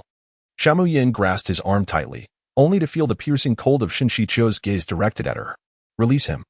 Xiao Muyin shook off his grip and shot him a glare before softly addressing the young man. Brother, let us ignore him. As she spoke, she pulled him aside and began to whisper. Shinjichio, seething with unbridled fury, wondered what could be so secretive that it must be hidden from him. Xiao Muyin and the young man crouched in a corner, the camera shifting to capture their interaction. Brother, you haven't finished your story. The young man blinked his pitiful eyes. Did you call me over just for this? Of course not. Xiao Muyin nearly blurted out the truth before veering off course. Unsure of Shinjichio's erratic behavior, nearly losing the clear thread of their conversation. The young man smiled again, and they animatedly exchanged thoughts. As Shinjichio approached, he strained to catch their conversation. Can I be your fan, sister? Absolutely. I feel so fortunate to have such a handsome young man as my fan. Xiao Muyin responded enthusiastically, and soon they were engrossed in a lively discussion. Shinjichio felt a pang of frustration, attempting to interject, but finding it impossible. Engulfed by an inexplicable sense of helplessness. Suddenly, a powerful force pulled the two apart, causing Xiao Muyin to stumble into a cold embrace. Is this what you two are discussing? That was all for the clues. The clues being that he wants to be your fan? Shinjichio's voice, laced with jealousy, revealed his inner turmoil. Xiao Muyin, taken aback, replied, yes. Did you not hear him inquire about matters of unrequited love? We must pose as siblings to allay his suspicions and elicit the clues. Shinjichio regarded her with skepticism, his gaze scrutinizing her. Wouldn't mentioning an object of affection provoke more resonance? But you already stated that there wasn't one. When did I ever say that? Xiao Muyin's fists clenched momentarily, reminding herself that great achievers are not deterred by trifles. She must endure. Adults often deny matters without providing a direct answer. Shinjichio remarked, is this truly his fault? Clearing his throat, he asked, what shall we do next? A flicker of hesitation, embarrassment, annoyance. An excitement crossed Xiao Muyin's face as she leaned in mysteriously, whispering, what comes next is a group activity. Can you manage it alone? Shinjichio widened his eyes in disbelief. Was this woman out of her mind? What audacious words. Chapter 59. What is hidden beneath the surface? Heavens. Did Yin Yin just mention a group activity? Perhaps my eyes have deceived me. Could I be hearing things? Alas, my ears have been sullied. Is this still a respectable variety show? Upon recognizing the mischievous glint in Xiao Muyin's eyes, Shinjichio suddenly understood, a subtle smile gracing his lips. But I am not alone. You are here too. Xiao Muyin, momentarily stunned by his enchanting voice, nearly lost her composure. Is this man feverish again? Her eyes, shimmering and slightly flushed, quickly averted from his gaze as she murmured, yes, it would be far more enjoyable to play together. Let us proceed. On their way, Shinjichio discovered that she was a ghost who had harbored a secret affection for a campus heartthrob for years. 5 years prior, she had suffered bullying due to her unrequited love and tragically died on her way home from evening classes, leaving her with lingering resentment as she sought retribution in the alleyways. Retribution? That meant drawing people into a prepared darkroom. Xiao Muyin cast a playful glance at the boy still clad in women's attire, named Li Xing, a student from Water City University. Li Xing, are you not a staff member here? Wouldn't following us create complications? Are you worried about me, sister? He replied with a sunny smile. Rest assured, those who pass through will be brought here. Be careful. Two voices chimed in unison. Suddenly, the The tiles beneath Xiao Mayan's feet rose, causing her to tumble uncontrollably forward. With a thud, the tall and the petite figures collided on the ground. Xiao Mayan groaned, cradling her forehead as her vision darkened slightly. Heavy breaths emanated from beneath her. "Sister, you have pressed down on me." Looking down, she realized she had fallen atop Li Sheng, her legs straddling his waist. He appeared to have hit his head and was now rubbing the back of his skull with closed eyes. The position was rather intimate. Flustered, she scrambled to her feet. "I am so sorry. I'll get up now." Yet, her legs gave way, and her soft body tumbled back down, lips colliding with Li Sheng's. Both were momentarily transfixed, entirely forgetting to evade. Her soft lips brushed against his cheek, warmth enveloping his earlobe, leaving behind a damp trace. Li Sheng was caught off guard by the forceful impact, his expression a complex blend of pain and pleasure. He teased with a seductive tone, "Sister." Just then, a cold, indifferent voice interrupted their enchanting moment. "How long do you intend to embrace?" Xiao Mu Yin had yet to feel the firmness of the man's embrace when she was swept off her feet. Was this a Princess Carrie? Her face had already flushed crimson, her head lowered, unable to meet the gaze of the man holding her. "You just," Qiu confirmed, "questioning me here?" As she spoke, her fingers danced lightly around Shun Zhiqiu's neck. Xiao Mu Yan's eyes, once filled with bewilderment, now glimmered with mischief, as if nothing had transpired. Her crimson lips parted, uttering something unknown, causing Shun Zhiqiu's expression to shift dramatically. He straightened his back, rigidly setting her down. "Ahem. Let us hurry to the next challenge." "Wow. One-handed Princess Carrie, Shun the film emperor's boyfriend strength is astounding. I must invest in this variety show. I need to make a cameo. Crazy. Does the world really need another wealthy person?" Xiao Mu Yin rubbed her knee where she had bumped it. Recalling her whispered exchange with Li Sheng, her lashes fluttering down to shield her excited gaze. How firm? What secrets was the younger brother hiding? No. The younger brother is being naughty. Sister might just have to confiscate it. Don't touch. Xiao Mu Yin caressed the firmness concealed in her pocket, a playful smile gracing her lips. Truly, the sun-kissed younger brother had a clever mind, so young yet brimming with schemes, almost like a beehive. Meeting Li Sheng's gaze, Xiao Mu Yin asked with concern, "Are you all right?" "No, I'm fine." "Is sister angry?" "How could I be? I ought to thank you for being my cushion, otherwise I would have fainted." Li Sheng's ears turned crimson as he lowered his head, leading the way in silence. Shun Zhiqiu pretended to be indifferent, yet his peripheral vision frequently lingered on the two. The atmosphere between them had shifted. 100 meters later, Xiao Mu Yin looked up at the foreboding castle ahead, pondering if this would be yet another terrifying chase scene. Li Sheng timidly asked, "Sister, may I hug you?" "Of course, and I must thank you again." With that, she enveloped him in a warm embrace, while Shun Zhiqiu's icy gaze fixated on their closeness. The typically decisive, composed man was struggling to contain his surging emotions. Reluctantly, Li Sheng waved goodbye, and Xiao Mu Yin let out a soft sigh of regret, not willing to part. Quite an interesting younger brother. But Qiu is definitely the best. You must have anticipated this. Let us go inside. Shun Zhiqiu entered with a stoic expression, while Xiao Mu Yin suddenly felt the chill in the air, involuntarily rubbing her goosebumps. Indeed, this was a horror base. It was cold. The photographer trailing behind observed thoughtfully, questioning if he had imagined things. Had he just witnessed the film emperor's death glare? As Xiao Mu Yin continued on, her mind had already ignited a grand debate. "Xiao Tang, do you realize your attitude lately has been quite problematic?" "Xiao Mu Yin, how so?" "Xiao Tang, you don't even have time to be a sycophant. Don't forget that being a sycophant is your primary duty." "Xiao Mu Yin, did I not flatter them? I have devoted my entire life to praising them." "Doing so daily. Is that not sufficient?" "Xiao Tang, your lifetime effort is encapsulated in merely 3 words. Is your vocabulary so limited?" "Xiao Mu Yin, feeling wronged. I thought you understood me." "Xiao Tang, with a headache. Stop pretending to be cute and get down to business." "Xiao Mu Yin, wait a moment." "Xiao Tang, humph, do not stall. Even if, Xiao Mu Yin, hasn't it increased?" Xiao Tang, momentarily caught off guard. "What?" Xiao Mu Yin blinked, realizing that due to her focus on the variety show, she had neglected to check the live broadcast status. The follower count had surged by over 100,000. And even the short drama's rating had improved by 5 points. Xiao Tang, feeling both awkward and guilty. Well, Xiao Mu Yin clicked her tongue. As a director, you are unaware of the fluctuations in ratings? Xiao Tang, ahem, did it really increase? I didn't notice that. Xiao Muyan, at such a young age, you are already losing your sight. This is a malady that requires treatment. Xiao Tang, I'm leaving now. I cannot afford to provoke you.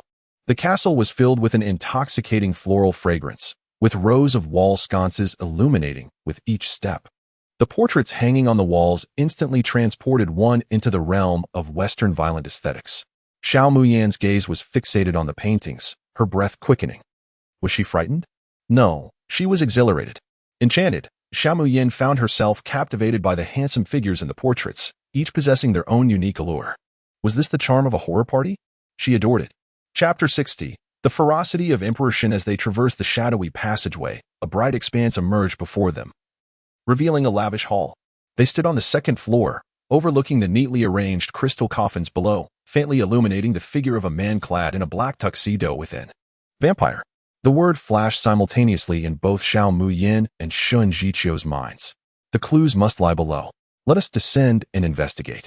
The two descended along the spiral staircase, Shun Jiqiu rubbing his temples, muttering to himself, "Why do I still feel a bit dizzy?" Xiao Muyan's interest intensified. She had not anticipated that even a staircase could conceal such mysteries, employing deceptive formations. The architect of this base possessed considerable skill. "I will support you as we go down." Xiao Muyan gently grasped his arm, instantly bringing clarity to the chaos in her mind. Shun Jiqiu lowered his gaze, contemplating the delicate hand that held onto him. As they approached the center of the crystal coffins, wisps of white smoke suddenly wafted around their feet, and a black cabinet emerged from the ground. "Do not fear. I am here." Shun Jiqiu clenched his fist in reassurance, but when he turned around, Xiao Muyan had already opened the cabinet and retrieved a slip of paper from within. Shun Jiqiu, Xiao Muyan unfolded the paper and read aloud. "Jade flute sings softly, love drifts gracefully." What is this? It must be the location of the next clue. Let us proceed. Shun Jiqiu grasped her hand and swiftly moved towards the exit. The elaborate setup inside was undoubtedly not merely for show. Xiao Muyan pursed her lips. It seemed they might not be able to leave after all. As the crystal coffins surrounding them rose, they simultaneously opened, revealing the figures within who emerged to obstruct their path. "Welcome to Peter's castle. Sacrifices," they proclaimed. With blood-red eyes, sharp fangs, and vivid lips stained crimson, 6 men clad in tailcoats, towering at 190 centimeters, approached with an ominous presence. Shun Jiqiu instinctively shielded Xiao Muyan, whispering, "Muyan, you must run when the moment comes." Soon, Xiao Muyan's delicate voice floated back. "Actually, this is rather intriguing." Shun Jiqiu, taken aback, turned to see the woman's gaze ensnared by the deep necklines of the man, her lips shimmering with an inexplicable glimmer. "Ah, you truly are something." One of the men sneered at them. "Thinking you can escape? You shall not." No sooner had he spoken than the 6 figures lunged forward with predatory intent. "Be careful." Bang, bang, bang. Xiao Muyan blinked in astonishment as those charging towards them suddenly collapsed one after another, presenting her with an unexpected display of submission. Her almond-shaped eyes widened in shock, revealing her fair skin as the deep collars of her attire fell away, exposing a glimpse of her delicate physique. A striking blend of masculinity and elegance that painted an alluring tableau.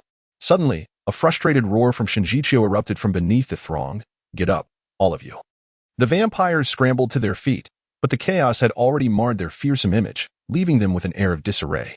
"Are you still going to block us?" "Without notice, you ought to continue your obstruction."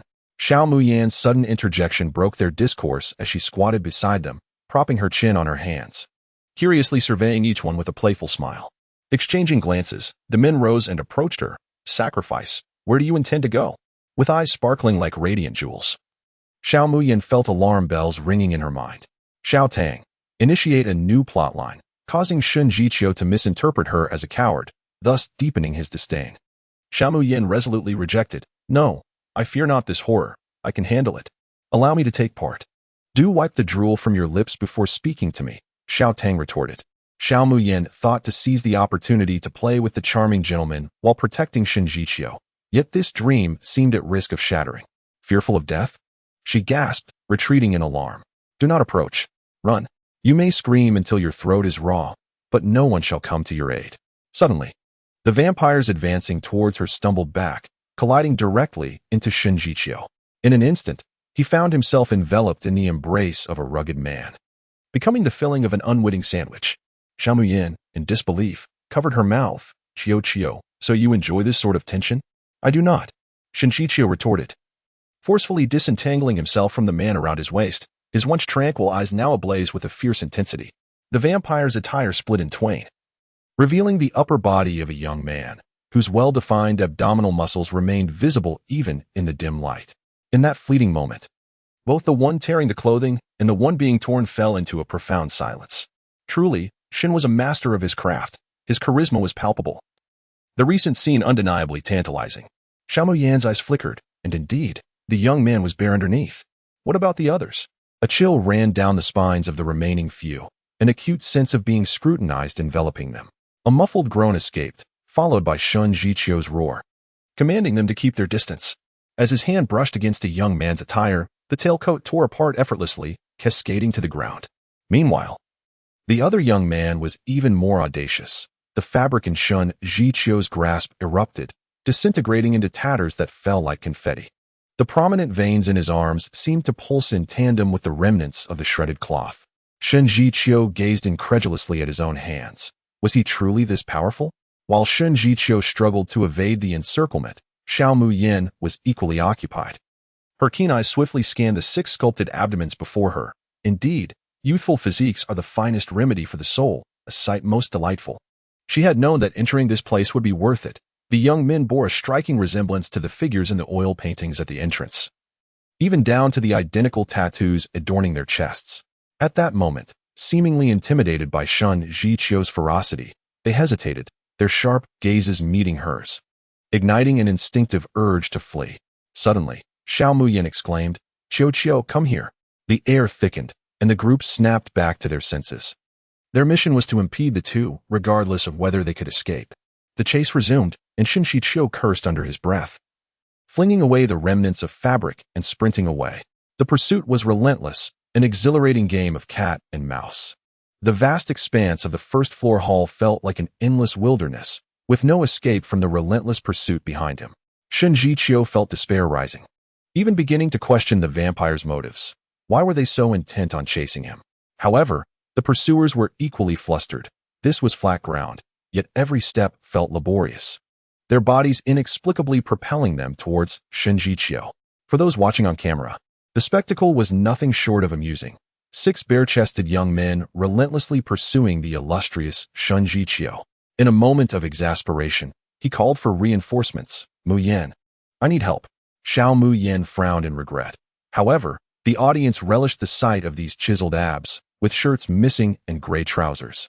As handsome young men leapt and sprinted, the charmingly sinister young man was striking, his abdominal muscles impressive. The young man with blood trickling from his mouth had beautifully sculpted biceps.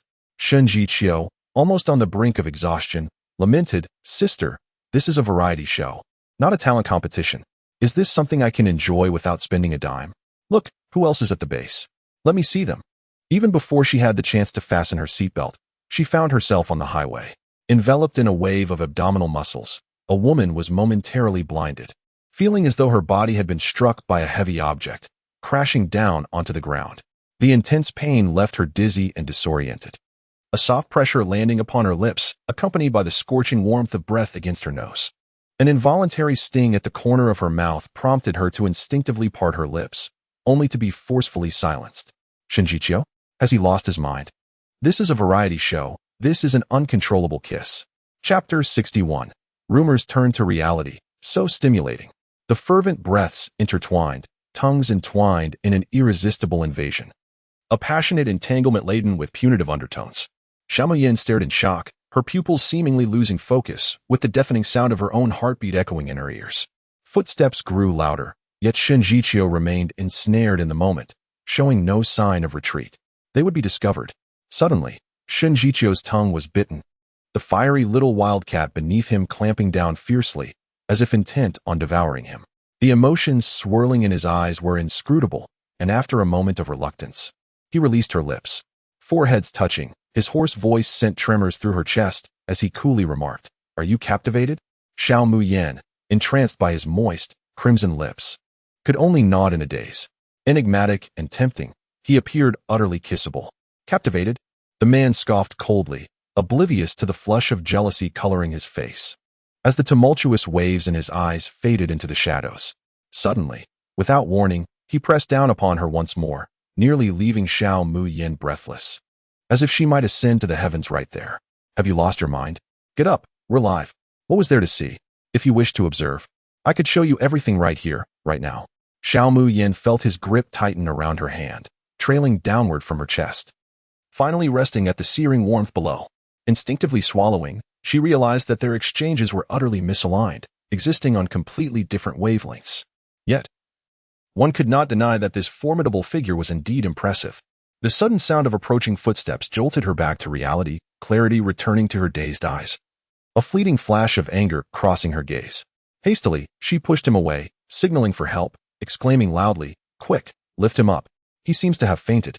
Shinjicho has fainted? Upon hearing this, they exchanged glances, bewildered. Was the esteemed actor truly that weak? It was as if they had stumbled upon a monumental secret. And they tacitly chose to remain silent, hurriedly assisting Shinjicho to his feet. However, he glared fiercely at her. "I am not faint, nor am I weak. The little green plum has transformed into a little wildcat, daring to spread rumors before the person involved. Is that so?" Xiao Mu-yin squeaked in fright, instinctively pushing him away, causing Shinjicho to tumble into the embrace of 6 men. Her hand found its way to his waist, gently caressing, amidst the chaos. Faint sounds of buttons being pressed could be heard. In an instant, several individuals stumbled and fell into a heap. Shinjicho's hand rested against a boy's chest, while a few other boys' arms encircled his waist. The scene was so beautiful that it left onlookers hesitant to gaze upon it. It appeared that Shun, the esteemed actor, indeed had an affinity for both genders, and his closeness with the young man was captivating. There were fervent pleas for a director to create a film featuring Shun as one of the dual male leads. A sense of urgency surged among his devoted fans, who felt the need to protest against the notion of having to guard against both women and men. The previous live broadcast with Duan Xiao seemed genuine and not scripted. Shinjicho, in a fit of exasperation, called out, "Xiao Mu-yin." She averted her gaze, softly murmuring, "Since you embrace him, you can no longer embrace me." Shinjicho, amused yet irritated, replied, "Mu-yin, you just kissed me, and now you want to push me away?" Observers stood in silence, curious about the unfolding drama. Xiao Mu-yin blinked, transitioning from confusion to a beaming smile. Shun, in his selfless act to shield by Xianu from exposure, had inadvertently positioned himself as a human shield, ensuring that any future public announcement of their relationship would not provoke animosity from fans, a clever dual purpose indeed. The situation was infuriating yet thrilling. She was taken aback, her emotions a blend of surprise and bashfulness. "Is it true that you genuinely like me?" Shinjicho, with a nonchalant smile, affirmed, "Of course, it is." Suddenly, he stumbled, his body twisting dramatically as he lunged backward, colliding with the row behind him. The moment was breathtaking. Shinjicho had crossed the line from ambiguity to a direct kiss on camera, catching everyone off guard. The rumor transformed into undeniable proof, igniting excitement among onlookers. In a corner, someone murmured, "This woman is intriguing." Moments later, a figure vanished into the shadows. Xiao Mu-yin withdrew the remote control from her grasp, casting a discreet glance towards the darkness in the corner, her eyes widening in disbelief. With reddened eyes and damp lashes, she gazed pitifully, realizing that everything was indeed true. "You and Duan Xiao are really," she lamented. "I shall no longer harbor feelings for you." She covered her face, weeping as she fled, leaving her unspoken words to reverberate through the live stream, shattering the hearts of devoted fans. Oh my, it's no wonder Shinjicho has never pursued women. He truly prefers men. I always felt that he and Duan Xiao were well matched. It appears that was indeed the case. Alas, I was mistaken. My rival is not a woman, but a fellow man. I assisted my rival in pursuing my wife, and my rival praised my thoughtfulness. Does this imply that the esteemed actor Shun has fallen from grace? What is wrong with a star engaging in romance? Love knows no boundaries. What is the matter with men? That young master is indeed quite handsome. It is reasonable to say that what is just will eventually counterbalance, and from now on, we shall be sisters of the esteemed actor Shun. Protect the sisters. At this moment, Pang Biao, who was intently gazing at the camera, inadvertently sprayed water everywhere. Bewilderedly asking his assistant, "What is going on?" The assistant, stammering and blinking, replied, "Well, it's just this situation. Director Pang, do you think our variety show can still air normally?" A scandal involving the investors broke out during the live broadcast. Will I be directly blacklisted? Everyone get out. Shinjichio furiously commanded, driving them away. Even after fleeing the castle, one could still hear a man's impotent rage. Xiao Mayan raised the corner of her mouth. Standing still, waiting. Xiao Tang. Is he really not the big boss from the short drama? Xiao Tang asked in confusion. Who? The dashing and charming young man. Xiao Tang assured her. Of course not. You can rest easy. Our big bosses are only those 5. Xiao Mayan smiled silently. If he isn't, then he is indeed an intriguing fellow. Before long, the others hurriedly ran out. Miss Xiao? Suddenly meeting Xiao Mayan's seemingly playful gaze, they instinctively grew flustered, as if caught in a compromising situation. Young man, what is your relationship with Qiuqiu? The few of them hurriedly waved their hands in denial. No, we have no connection with the esteemed actor Shun. Xiao Mayan blinked lightly. Then can you take me to Breakthrough quickly? Of course, we will take you right away. They nodded without hesitation. If they didn't hurry to escort this esteemed figure away, they would truly become the rumored boyfriends of the esteemed actor Shun. Xiao Mayan turned her head to glance at the figure appearing at the door and casually curved her lips. Disobedient men will surely face consequences. Chapter 62. Is this your preference? On the other side of the live broadcast, Bai Xingyue and Lang Sai were engaged in a sweet mission at an amusement park. Their affectionate interactions attracted numerous viewers, who exclaimed that the two were a match made in heaven. However, at this moment, Bai Xingyue was hiding in the restroom, taking a phone call. Miss Bai, we have found it. The voice on the other end was low and cautious. Xiao Mayan has spent a fortune to promote her trending topic. We cannot remove it. I knew that wretched woman had ulterior motives. If she can buy trending topics, then I can certainly bring hers down. Bai Xingyue commanded with a grim expression, 3 million. Immediately remove all her trending topics. There was a moment of silence on the other end. Miss Bai, 3 million is unfeasible. Unfeasible. Bai Xingyue nearly shrieked. Are you useless? You can't even take down 3 million? I truly lack this capability. Miss Bai, perhaps it's best to seek someone more capable. The call was abruptly terminated, infuriating Bai Xingyue to the point where she nearly hurled her phone. Suddenly, a knock echoed from outside the door. It was the voice of Lang Sai. Xingyue, are you all right? No, I'm fine. I'll be out shortly. Bai Xingyue replied, dialing back her phone in a fit of exasperation as she demanded, how much do you need? 50 million. Bai Xingyue's eyes widened in shock. Have you lost your mind? 50 million to withdraw trending searches? Yes. It is estimated that Xiao Mayan has invested around 70 to 80 million. Impossible. Where would she get that kind of money? Is Miss Bai still withdrawing? Bai Xingyue gritted her teeth. Withdraw everything. I want it all gone. She glared at her account balance, which represented her painstakingly accumulated cash flow. Where is everyone? Shinjichio emerged from the castle, only to find the entrance utterly deserted. That wretched woman had left him behind, claiming to be the one he had cherished for over 20 years. How foolish. He took a few steps in frustration when a vampire came sprinting toward him. His expression turned serious. He straightened his back and crossed his arms, subtly shielding his vital points. What do you want now? The online viewers, startled by his sudden appearance, nearly burst into laughter at the absurdity of this episode. This variety show was undoubtedly a blemish on Emperor Shun's illustrious reputation, as even his acting had faltered. The young man stood blushing just 3 feet away from Shinjichio. Emperor Shun, you've completed the challenge. Let us leave now. Shinjichio retorted. Who should be avoiding whom? How did you manage to finish the challenge so quickly? You'll understand once you step out, the young man mumbled, lowering his head. Emperor Shun, if you're looking for a boyfriend, I'm quite obedient. Get lost. Shinjichio's eyes glimmered with unresolved anger. Had his reputation truly been tarnished beyond repair? He stormed out of the base, only to be further enraged by the scene before him. Surrounding Xiao Mayan were a dozen charming young men, each exuding their own distinct charisma. Sister, what was the first thing that came to your mind when you opened your eyes? Why hasn't the earth exploded yet? Sister, your skin is so beautiful. What skincare products do you use? Good food and sleep result in good skin. Sister, are you this skilled at gaming as well? You're amazing. Then I'll take you out for a game next time. Sister, I'm also a student at your school. Can we be friends? Let us hang out sometime. She shyly lowered her head, her ears faintly flushed, hurriedly dodging each burning gaze while obediently answering their questions. Add me. If I come again, I'll definitely look for you. She smiled bashfully, quickly pulling up her QR code to share. This counts as infiltrating the inner circle of young men. The nights ahead won't be lonely. The young man beamed, promptly taking out his phone. Sister, can we add each other too? Sure. Thank you, sister. Before the camera could focus, the QR code was snatched away. Shen Jiqiu tightly grasped Xiao Maiyan's phone, his cold gaze sweeping over the handsome youth. An aura of chilling detachment emanating from him. Ahem. Miss Xiao, we shall not intrude upon you and Emperor Shen's recording. We will take our leave. Indeed. We will be in touch via phone later. A group of over a dozen people fled in a panic for 100 meters before halting, exchanging bewildered smiles tinged with irony.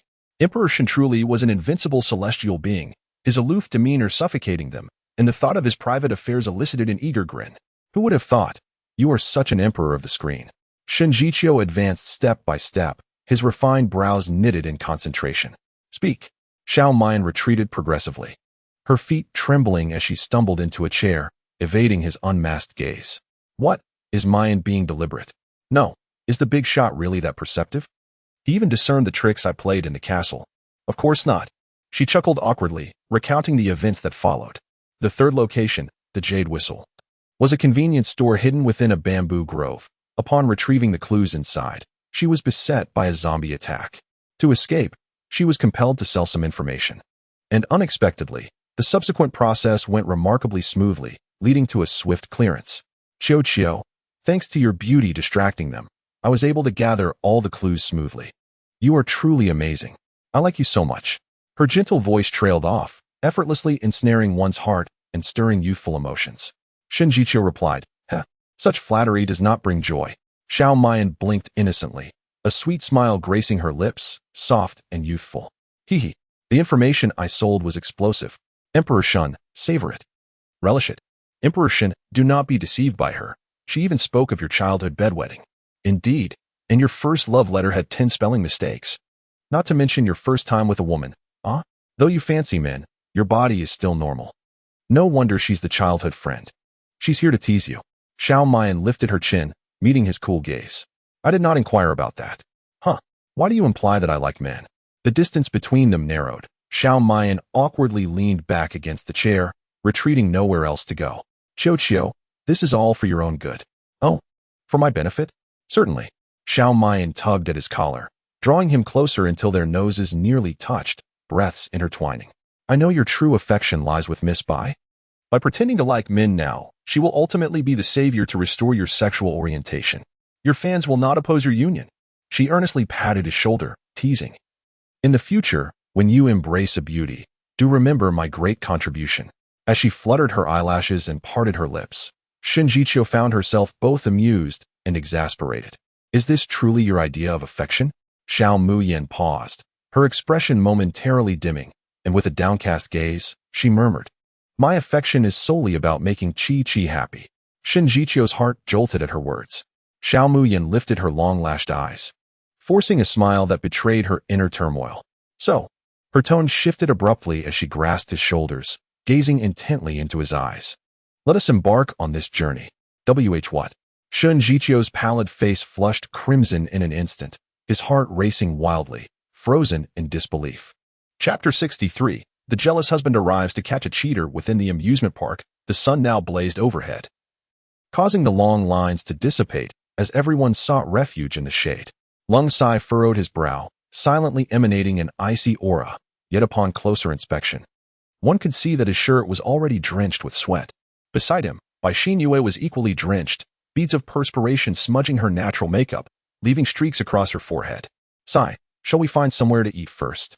Bai Xinyue spoke softly, suppressing her inner agitation, her gaze lingering on the completed attractions for an extended period. They had previously navigated their tasks with ease, so why, now that the mission was accomplished, had the clues vanished? Had they perhaps faltered in their assignment? I'm not hungry. As the domineering CEO, even facing contracts worth millions couldn't compare to the sense of defeat he felt now. His eyes burned with fury, as if they could bore holes into the map. Just as he spoke, a low rumble echoed, momentarily freezing the atmosphere, intensifying the chill that surrounded him. At that moment, familiar voices reached his ears. We made a mistake. We didn't anticipate being stuck for so long. We should grab a bite outside before heading back in. Lang Sai paused in shock and turned to see two figures behind the tree. Was it really them? Under the shade, a tall and a short individual squatted on the ground, gesturing animatedly. Shen Jiqiu was peering at her phone, attempting to locate nearby restaurants for sustenance. The nearby restaurants have a wait list of 70 to 80 people. By the time we get a table, we'll surely be famished. You're hungry? You should have mentioned it sooner. Xiao Muyin promptly rummaged through her pockets, producing a foldable pot, a gas stove, soy sauce, vinegar, salt, eggs, and a bag of noodles. Good heavens, is she preparing for a survival challenge? Shen Jiqiu blinked in disbelief, her usually composed demeanor crumbling as she stared at the pile of cooking supplies and provisions. Is this? Xiao Muyin moved the items to a distance and busied herself with boiling water, declaring, "The noodles will be ready shortly. Let us make do for now." "No, it's not necessary. Aren't you hungry? The boss is being finicky. You're the one who is starving yet refusing to eat. Have you even considered whether we have the conditions to indulge in a five-star dining experience right now?" Without lifting a finger, one finds oneself surrounded by numerous matters. May starvation be your fate. Shen Jiqiu thought to express that there was no need to maintain such a distance, yet his ability to articulate seemed to regress momentarily, leaving him speechless. Despite his belief that his esteemed lineage and the title of Best Actor had endowed him with considerable experience, this peculiar enchantment was entirely foreign to him. After only a few years apart, how had she acquired such a talent? It was evident that she had little experience with variety shows, where phones and backpacks are typically confiscated. His preparations ensured he would not face starvation. Shen Jiqiu was astonished. You make a valid point. But how could she possibly conceal so many items in her pockets, producing them endlessly? Let me take a moment. Next time she pulls a table from her pocket, I would not be surprised. An enchanted bag indeed. Could it truly not be magic? How could so many items be hidden within her pocket? Xiao Muyin languidly brushed aside the strands of hair falling over her forehead, claiming that all these items were purchased from the live-streaming marketplace. Her golden finger was indeed remarkable, leaving others in stunned awe. The noodles were soon ready, and she pushed a steaming bowl towards Shen Jiqiu. Eat. Shen Jiqiu stared blankly at the bowl of noodles before him, and just as he raised his hand, it was intercepted by someone else. Long Sy held the bowl, his cold gaze lifting slightly, his sharp eyes scrutinizing them, as if assessing the situation. Fiancé E, is it appropriate for you to cook for another man? His words were laced with a palpable tension, akin to a husband catching his wife in an act of infidelity. Xiao Muyin rolled her eyes discreetly, casting a sidelong glance at Bai Xinyue, who trailed behind him, while the grumbling of their stomachs echoed in the background. President Long, Miss Bai, you are here too. Bai Xinyue looked disdainfully at the items scattered on the ground. Jiqiu, sister, are you here for a picnic? Shen Jiqiu ignored her remark, positioning himself protectively in front of Long Sy and grasping the other side of the bowl. President Long, this was specially made for me by Muyin. The word specially was almost forced through clenched teeth. His bony fingers gripped the bowl firmly, refusing to yield. The broth within the bowl trembled. The rhythm of their struggle mirrored in its vibrations, the camera capturing the whiteness of their knuckles. Do you both wish to eat? Xiao Muyin asked, perplexed. Ignoring her, she twitched her lips in irritation. Suddenly, she smacked her forehead in realization and presented them with another bowl. One bowl is truly unnecessary. To her surprise, the two exchanged glances and tightened their grips on the bowl. Long Sy declared, this bowl is mine. Shen Jiqiu countered, this bowl is mine. Xiao Muyin observed, it seems you are not hungry after all, as she lowered her gaze to the bowl. Oh, I almost forgot. She produced a bottle of chili sauce and vinegar, generously adding a spoonful of chili and half a bottle of vinegar, then smiled broadly. How could one forget the essential condiments for noodles? Bang! The pungent aroma of vinegar wafted through the air, causing the three hungry souls to feel a twinge of acidity, all staring intently at her seemingly ordinary pockets. Xiao Muyin devoured her noodles, having no time to indulge in the antics of the leading trio. Face is theirs, but the body belongs to oneself. Bai Xinyue gently asked, sister, may I have a bit of your noodles? I am so hungry. Xiao Muyin raised her head, a wicked smile playing on her lips. You wish to eat? Surely, sister would not refuse me? Bai Xinyue pouted in a pitiful manner, a smile lingering at the corners of her eyes. Refuse me. The harsher your rejection, the better. Let everyone witness your indifference. No, I will not share. Xiao Muyin swiftly scooped all the noodles from the pot into her bowl, finishing the meal in just a few bites, leaving not a drop of broth. Rubbing her belly and stifling a satisfied burp, she smugly declared, there are none left now. With a crack, the bowl shattered into two, noodles scattering across the floor. The three stared in stunned silence at the mess, their stomachs protesting in unison. Well, now there's nothing to eat, Xiao Muyin shrugged, seemingly resigned, as she prepared to leave, satisfied from her meal. Stop. Long Cui blocked her path. His expression impassive as he commanded, fetch me another bowl. Are you out of your mind? Xiao Mian rubbed her twitching right eye. Recalling the ancient saying, a twitching right eye foretells misfortune, and indeed it seemed to hold true. The corners of his eyes narrowed slightly, his thin lips whispering a warning. Do not forget that you agreed to continue with the marriage. A glint of cold light flickered in Xiao Mian's eyes. What if I provoke you? Her expression shifted abruptly, and she sweetly complimented, you have stepped into soft mud. I shall prepare it for you at once. Though she lacked many skills, she excelled at grasping the crux of the matter. This man was a paying patron, not to be disregarded. Standing beside Xiao Mian, Lang Cui radiated an inexplicable aura of pressure. The distance to prepare noodles for Shen Jiqiu was so minimal. It was evident to any onlooker that she was avoiding the heat. How could she not have the courtesy to consider him? His sharp gaze lingered thoughtfully on the two. Sheningdi, your task does not seem to lie here. Shen Jiqiu's eyes sparkled like spring waters, her tone leisurely as she replied, indeed. The little one expressed a desire to play, so I accompanied her to prevent her from getting lost. Long Cui gritted his teeth. The relationship between Sheningdi and my fiancée East is indeed quite close. Thankfully, they were merely childhood friends who grew up together. The two stood facing each other, neither yielding, as if a confrontation was imminent. Xiao Mian was drenched in sweat, her heart already spewing expletives. She had not yet enjoyed the privileges of a victor, and now she had to endure the antics of two grown men. At times, she truly wondered who among them was unwell. Bai Xinyue could not bear to see their attention fixated on Xiao Mian. Qiuqiu, what is your task? You should ask Mu Yan. I was brought along by her to clear the levels. Shen Jiqiu's gentle voice trailed off, captivating the hearts of those around. A pair of piercing gazes fell on her back, and she knew without needing to ask who it was. She raised her enchanting smile, her long eyelashes fluttering towards Shen Jiqiu. Our task is to be utterly captivated by the allure of splendid abdominal muscles, is it not, Qiuqiu? Chapter 64. Those who cannot have me seek to claim my wealth? Xiao Muyan's deer-like eyes shimmered with a profound smile. She had preserved a high-definition version of the beauty portrait from the live stream, ready to indulge in it at any moment. Shen Jiqiu's gentle smile abruptly froze on his face, his fingers turning pale as he murmured, noisy. All right, this is a secret between Qiuqiu and me. Xiao Muyan replied, blinking her moist, clear apricot eyes with a mix of good humor and helplessness. As a devoted admirer, what ill intentions could she possibly harbor? Naturally, she sought to please the benefactor.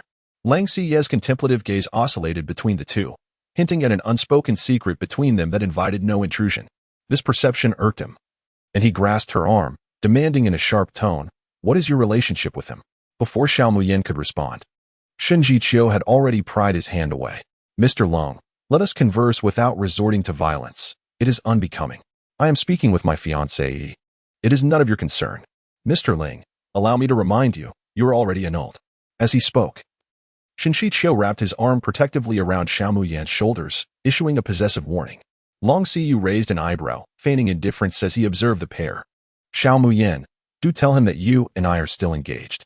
Sensing the benefactor's rising ire, Xiao Muyan's breath caught, and she promptly extricated herself from Shen Jiqiu's embrace. Standing at attention, she assumed a composed posture devoid of any emotion, save for a reverent acknowledgement of wealth. There is no annulment. Mr. Lung remains my fiancé. Shen Jiqiu was taken aback, the revelation striking him like a tempest, utterly unexpected. How could you? Are you not coming over? Without hesitation, she stepped to Lung Ciye's side, her starry-eyed gaze fixed upon him as if he were her universe, her all.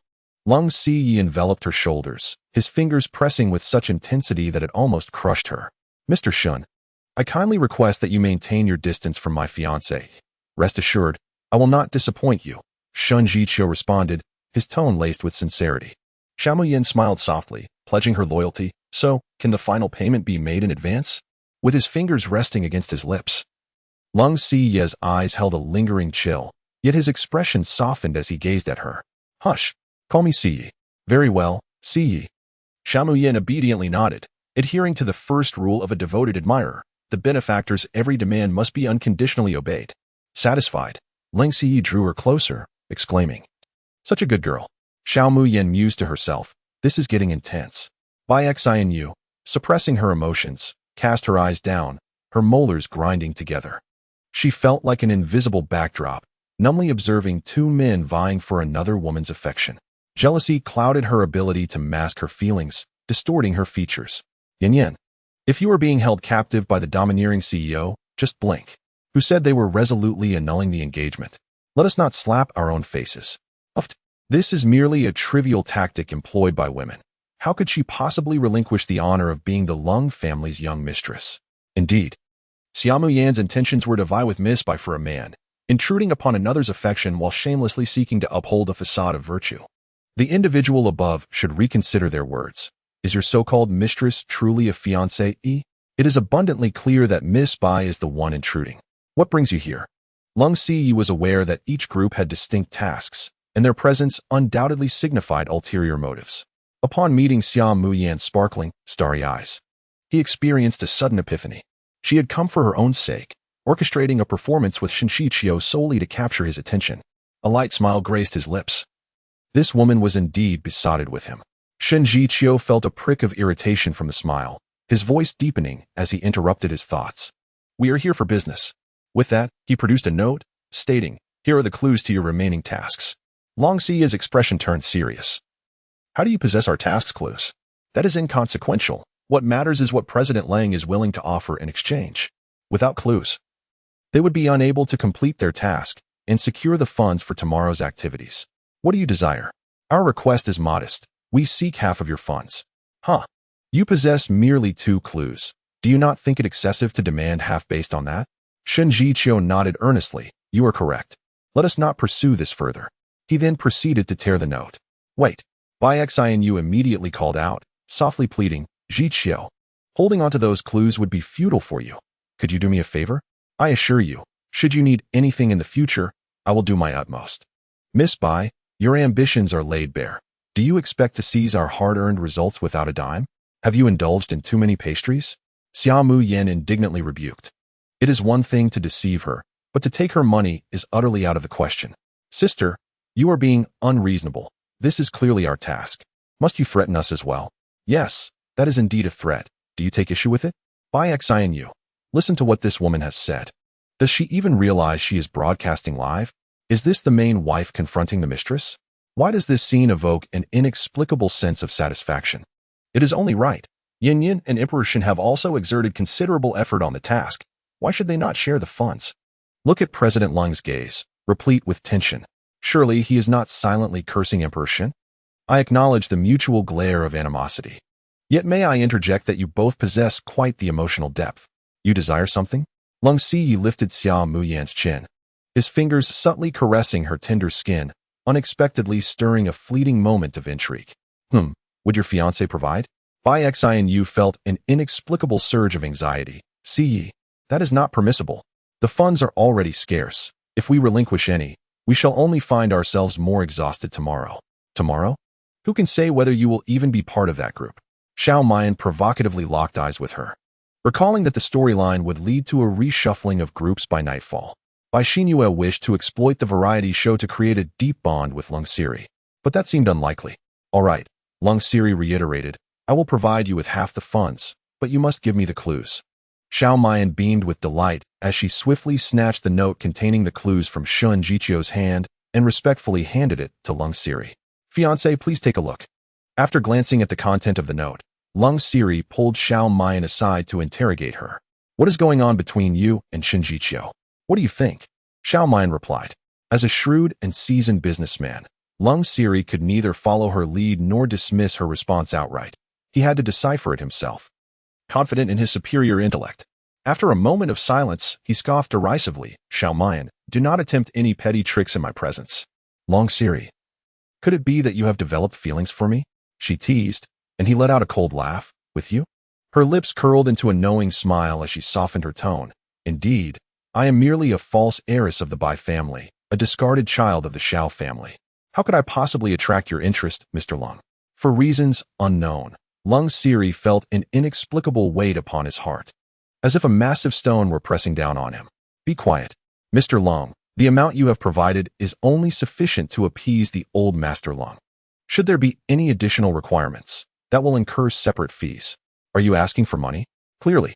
Lung Siri's furrowed brow relaxed slightly. Those who could not possess him sought to possess his wealth. Suddenly, a notification chimed on his phone, 1 million received. Xiao Mian was ecstatic. Lung Siri warned, Xiao Mian, aside from money, do not expect anything else. Chapter 65. Stay away from me. Your words are nonsense. Truly a domineering figure. His propensity to throw money around was rather endearing. Were circumstances different, Xiao Mian would have embraced her bank card in a fervent kiss. Such was the life of a devoted admirer. Rest assured, Mr. Lung, I harbor no ulterior motives towards you. As Lung Siri observed her earnest expression, the coldness in his eyes churned, yet vanished in an instant.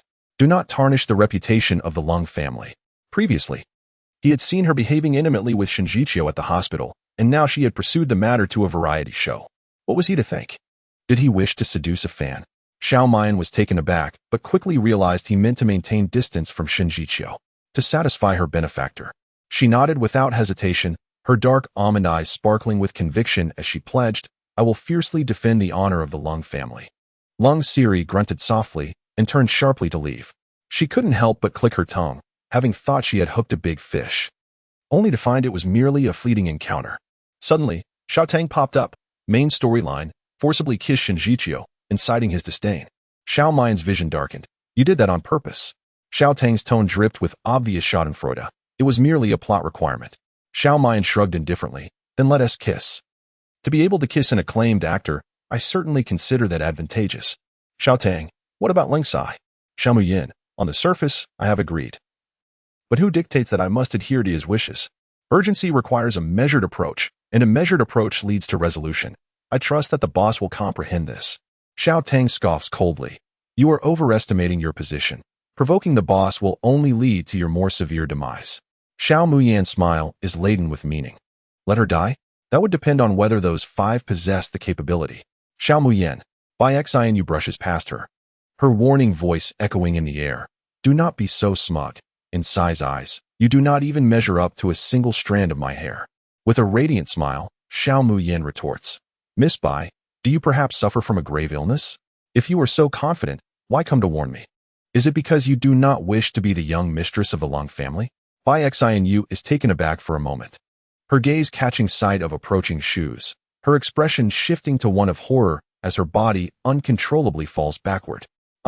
She theatrically kneels on the ground, resembling a delicate little flower. Shinjichio hastens forward to assist her. Are you all right? Bai Xianyu clings to his hand, unsteadily rising, her glistening eyes accusingly fixed on him. Sister, why did you push me? Xiao Muyan glances at her, and then at Shinjichio, who scrutinizes her. Chiao, I did not push her. Shinjichio nods, leaning closer to Bai Xianyu to whisper, Xianyu, Muyan did not mean it. How about I apologize on her behalf? He does not doubt her, but Xiao Muyan has previously crossed too many lines with Xianyu, and tripping her has become a frequent tactic. Though his voice is soft, it still reaches their ears. Xiao Muyan chuckles to herself with self-deprecating humor. After all, as one of the main characters, any harm that befalls the female lead will ultimately be pinned on her, the devoted admirer. Bai Xianyu purses her lips in reluctance, feigning difficulty as she says, Very well, I shall let this go this time. But Jiqiu, please advise your sister. Sai does not harbor feelings for her, and a forcibly twisted vine bears no sweet fruit. I truly cannot bear to see her suffer. Shinjichio gazes deeply at her, a hint of sadness and weariness coloring his features. All right, I shall advise her. You. He pauses, his voice hoarse yet clear. You should also counsel Xiao Long. An engagement is a sacred matter and should not be taken lightly with just anyone. Just anyone? Xiao Muyan softly echoes, savoring the words as a smirk dances on her lips. Indeed, I am rather indiscriminate. Her gaze carries an unspoken implication. No, that is not what I meant. Shinjichio feels an inexplicable flutter of anxiety, wishing to deny it but inadvertently locking eyes with her innocent yet somber expression. The redness at the corners of her eyes feels like a sharp blade, piercing through him. Why is he so flustered? It's merely a slip of the tongue. An apology should suffice. Just as he is about to speak, Xiao Muyan has already averted her gaze, turning away with a slight shrug, as if silently weeping. Muyan, Jiqiu, I understand now. I will have a proper conversation with Sai. Bai Xinyue, adorned with the smile of a victor, strode confidently after Lung Sanj. She had always asserted that Shen Jiqiu could never truly care for that wretched woman. It was all mere pretense. For his genuine affections could only be directed towards her. Alas, after just a few steps, Bai Xinyue stumbled spectacularly, landing in an undignified heap. Miss Bai, I have long contemplated suggesting a visit to a neurologist. Your falls may stem from external forces, yet they also indicate a lack of cerebellar development. One must not shy away from the truth. Xiao Muyin slyly retracted her outstretched fingers, playfully sticking out her tongue. What has befallen the heroine? If I do not vindicate myself against your slander, then what am I but a mere supporting character? We may play the role of devoted admirers, but we shall never be humiliated in our devotion. As long as one lives, she may be subjected to the utmost trials. Shen Jiqiu's gaze was fixed, sensing that something significant had just transpired, yet he could not dwell on it. After a fleeting glance at Bai Xinyue, he suddenly bent his rigid spine, retching violently. Bai Xinyue, spitting and grimacing, was left speechless, pointing an accusing finger at Xiao Muyin. You, keep your distance. Your breath reeks of filth. No sooner had her words fallen than a series of retching sounds echoed in her ears. TSK. It appears, Miss Bai and Emperor Shen, that you are both lacking in decorum. Xiao Muyin's face was etched with impatience as she gathered her camping gear, departing without a backward glance. She had no desire to linger and assist in cleaning up their mess. Just as she exited, Bai Xinyue succumbed to her own nausea. Shen Jiqiu, having eaten nothing, found his stomach empty. After a spell of retching, he finally settled. However, upon witnessing Bai Xinyue collapsed amidst a heap of indistinguishable dark matter, he felt a wave of unease wash over him and stammered towards the distant camera. Are you not going to intervene? We cannot engage in guest interactions, came the response. Are you blind? Where do you see this as an interactive segment? He retorted through gritted teeth, ultimately deciding to carry her to the medical room of the amusement park, leaving behind an unusual fragrance lingering in the air. Look, Miss Bai has fallen into a pit, yet Emperor Shen is still willing to carry her. Is this not true love? What is Emperor Shen's inclination, towards women or men? Didn't he say that since entering the entertainment industry, Emperor Shen has had no scandal? How could he lose his masculinity in a mere variety show? Emperor Shen must be the legendary figure who is bi-curious. How fortunate that my first fandom is of such explosive caliber. Upon closer inspection of the films he has starred in, it seems his affections have always left a trace. It is we who have been blind and missed it, thus revealing ourselves as false fans. Shoo, lower your voice. Emperor Shen wishes to keep his preferences under wraps. Understood. Sisters, from now on, when we encounter those male temptations, we shall unite to defend Emperor Shen's honor. The dazzling trends on social media kept fans in a frenzy, transforming age-old rivalries into unexpected camaraderie in an instant.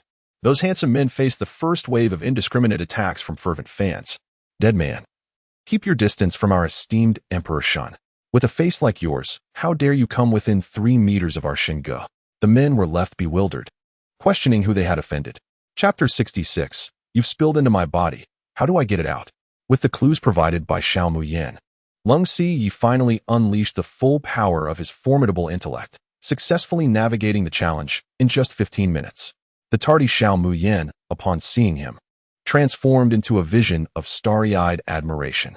She gracefully ran towards him, her skirt billowing like petals in the breeze, with sunlight casting a golden halo around her tousled hair. In the next moment, a sweet fragrance enveloped him, and Lung Ziyi felt his heart momentarily skip a beat under her intense gaze, causing his throat to tighten. Xiao Muyin's lips curled in a coy smile, vibrant and youthful. Mr. Lung, were you waiting for me? Lung Ziyi swallowed hard, his lips inexplicably parched. Yearning for moisture, he responded with a cool, nonchalant yet his gaze remained fixated on her glistening, supple lips that seemed inviting. Suddenly, Xiao Muyin's delicate hand reached out towards him.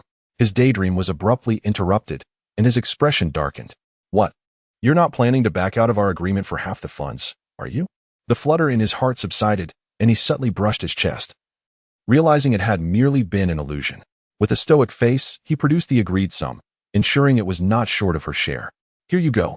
In the blink of an eye, the money found its way into Xiao Muyin's hands, which she swiftly tucked into her pocket, cheerfully patting it as if to introduce herself. Thank you for your patronage, Mr. Ling. Should there be any future tasks requiring my assistance, you can count on me for flawless execution. Lung Ziyi scrutinized her pocket, which appeared unremarkable, yet he couldn't fathom how it could hold so much. What about them? Miss Bai is unwell from overeating. She should head to the medical office. Lung Si furrowed his brow, realizing Shun Jiqiu had not accompanied her. Was she with XINU? Concerned, he made a phone call, only to find Xiao Mu Yin had vanished. Where did she go? The photographer replied, Miss Xiao just left. With a cold smile, Lung Si mused that she was the first to dare to leave him behind. Inside the medical office, Bai Xinu lay on the bed, her face cleansed of any stains, appearing as though she had drifted into slumber. Doctor, how is she? She's fine. It's merely a case of extreme hunger and nervous exhaustion that caused her to faint. Once she awakens and has something to eat, she will be well. Shinji Qiu, upon hearing this, felt a pang in his own stomach, yet appetite eluded him, having been too famished for too long. Just then, his phone rang incessantly. The Agent S calls echoing like a haunting reminder. When should I answer? Is there something urgent? If it were not for his presence to care for Baxin Yue, the production team would not have made an exception to allow him brief access to his phone. He had other matters to attend to, leaving no time for idle chatter. Presently, the internet is rife with rumors suggesting he favors men. If you are referring to this matter, I shall disconnect. Shinjichio's voice was cold and detached. As an acclaimed actor, he was not surrounded by inept individuals. His public relations team was among the best in the industry, and such trivial gossip was insufficient to hinder them. Brother, we should exercise restraint in the variety show and maintain a respectful distance from both genders. After a moment of silence, Shinjichio proposed, I could pursue Xiaomu Yin. This could dispel the rumors. His manager nearly gasped in alarm, exclaiming, Isn't this merely drawing more attention to it? Doing nothing would truly reflect a guilty conscience. I will ensure Xiaomu Yin cooperates. You merely need to manage the public perception. With that, Shun Jiqiu hung up, an expression of determination gracing his features. After exchanging pleasantries with the medical staff, he eagerly sought out the female lead. At the moment the door closed, Baxin Yue opened her eyes, a fierce resentment flashing in her narrowed gaze. Shinjichio was hers. The name Water City traces its origins to the Sui and Tang dynasties, serving as a tributary of the Grand Canal. Over time, it evolved into a series of small towns, culminating in the formation of Water City. Xiaomu Yin, having received permission from Director Pang to explore freely, unhesitatingly made her way to the tea house she had previously researched, a true sanctuary. The tea house stood atop a waterway, with colorful lanterns from the painted boats converging to create a magnificent dragon, epitomizing the exquisite night view of Water City. As night fell, the stars twinkled in the sky, tantalizingly close yet utterly distant. Xiaomu Yin gazed up in a trance, her thoughts drifting into a rare stillness. Suddenly, a series of knocks jolted her back to reality. Finally, he had arrived. Come in. Her eyes sparkled with playful reproach, her cheeks flushed with excitement as she curled her fingers around the wine glass, feigning to calm her restless heart. In an instant, her smile faltered, and she looked suspiciously at the newcomer. Why are you here? Shin Jiqiu had changed into a flamboyant floral shirt, beneath which a silver chain clung closely to his chest, reflecting the light. Xiao Muyan blinked rapidly, nearly blinded by the sight. Muyan, were you waiting for me? Shin Jiqiu sat close beside her, draining his glass in one swift motion. What are you doing? Though she questioned him, her almond-shaped eyes were drawn irresistibly to his lips. Shin Jiqiu chuckled softly, leaning in closer until their skin brushed together intimately. Muyan, I specifically came to find you. I've drunk your wine. Tonight, you may punish me as you wish. A playful glint danced in his eyes, his languid tone stretching out enticingly. Leaning down, his handsome face magnified in her vision. If you desire it, take the initiative. I am entirely at your disposal. Xiao Muyan's heart raced as she sensed danger. This deep voice seemed intent on shattering her resolve. Did he not notice her aversion? Shun Jiqiu's alluring Adam's apple moved enticingly, his eyes glinting with charm, as he deftly unbuttoned the remaining fastenings with his distinctly elegant fingers. The woody fragrance wafted past her ear, each motion akin to a slow-motion dance, drawing her in irresistibly. High-level hunters often appear in the guise of their prey. Xiao Muyan gazed softly at his sculpted abdomen, her hand unconsciously drifting downward. Was anything permissible? She did not feign coyness. Her voice naturally carried an enchanting lilt, accustomed to a rising intonation. Indeed, tonight, I am entirely yours. His damp, warm lips brushed against her earlobe, his eyes filled with fervent desire, their breaths mingling in an intense heat. Xiao Muyan gulped, her mental defenses crumbling completely. Very well. She acknowledged herself as the woman of feeble will. Shen Jiqiu declared. Yin Yan, I have decided to gift you 2 houses. Xiao Muyan's eyes sparkled with intrigue. Houses? Qiu, you are not deceiving me. Are you? How could that be? Can you not see my sincerity? Where do you intend to gift me these houses? Shen Jiqiu placed her hand over his chest, pressing firmly. My left and right atrium. Xiao Muyan splashed a cup of ice water onto his chest, her voice sharp as she warned, Are you awake now? Shen Jiqiu's eyes shimmered with obsession. You've poured it into my body. A buzzing sensation filled her mind. What audacious words. What exactly do you intend to do? Can you not discern? Shen Jiqiu's gaze was unwavering. I am courting. Chapter 67. 10 Male Models. Courting? After a fleeting moment of confusion, her pupils dilated in disbelief. How could a man be so brazen? Xiao Muyan inquired. Xiao Tang, does this segment exist in the short play? She recalled how the 5 powerful figures had consistently shown disdain towards her, never once mentioning pursuit or romance, while the dogged female supporting character shamelessly pursued them herself. Xiao Tang replied, Indeed, it does not. But it does not affect the plot. You may resolve it yourself. Realization dawned on Xiao Muyan. Shen Jiqiu was testing her. Had he begun recording? Or did he hide cameras in the room? Or perhaps he was aware of hidden cameras and intended to reveal his own entanglement during this free promotional time. Did these powerful figures suffer from paranoia? Their thoughts were too intricate. She, a delicate woman, harbored no ill intentions. She merely wished to exist quietly as the devoted admirer. Shen Jiqiu wrapped her in an enticing embrace, his breath heavy as their bodies swayed in rhythm. Muyan's fingertips grazed her chin, her voice muffled. So, shall we try? Xiao Muyan tilted her head back, her gaze clear as she met his, offering a shy smile. No, sister, there were too many people just now. I kneel before you now, please accept my homage. Oh dear, have the benefits of a devoted admirer reached such heights? To be so devoted is indeed a rarity. Did my eyes deceive me, or did I mishear? The esteemed actor Shen actually professed his feelings in public? Perhaps it is all scripted. Now that Shen has spoken, what stubbornness remains? Grateful to the enemy for their generous offering. I knew you would agree. Shen Jiqiu's words were abruptly interrupted. If you disagree, why? Don't you only have feelings for me? Indeed, my affections are solely for Qiu. Xiao Muyan's expression was sincere and earnest, the affection in her eyes unmistakably revealing years of hidden sentiments. But why then? I cannot allow you to be a third party. A third party? Shen Jiqiu instinctively grasped her chin, his gaze turning ominous and threatening. Who was that man? Here again? Xiao Muyan, in anguish, closed her eyes and resisted with all her might, pleading weakly for mercy. Let go. His fingers lightly traced her crimson lips, pressing down gently yet suggestively. Watching as her lips contorted under his touch, his onyx eyes darkening momentarily. Muyan, dear, tell me who he is? He is a very good person. Upon uttering these words, the sounds from both the screen and the outside world came to an abrupt halt, sparking new topics trending online. Who is the one Xiao Muyan truly loves? Shen the actor's love confession met with rejection. The whole internet searched for this good person. Shen Jiqiu momentarily froze, a flicker of murderous intent flashing in his eyes. Which rogue man lured her away right under his nose? Meanwhile, the 4 watching the live stream on their phones simultaneously had the same thought. She is speaking of me. The domineering CEO Lang Ziyi thought, woman, feigning indifference, yet still praising my virtues before millions of viewers. The green tea puppy Duan Qingyi mused, so I am so esteemed in my sister's heart. I shall make you willingly become my girlfriend. The brooding elder brother by Qin Yin remarked, Sister, since you have entangled with me, you can only remain by my side. Dare to gaze at another man, and I shall break your legs. The eccentric Jiang Zhicheng declared, Stay by my side. The whip, blindfold, gag, neck cuff, handcuffs, and leg shackles are all prepared. My body is yours to toy with. Unaware of the chaos beyond the camera, Xiao Muyan seized the opportunity to break free from Shen Jiqiu's grasp, clutching her throat and coughing painfully. Is this what it means for a celestial being to descend to the mortal realm? Such a beautiful facade wasted. Sooner or later, I shall confront the foolish screenwriter of this short drama and chastise them for crafting such ridiculous, outdated plots, complete with unwarranted physicality. Beware. I shall accuse you of domestic violence.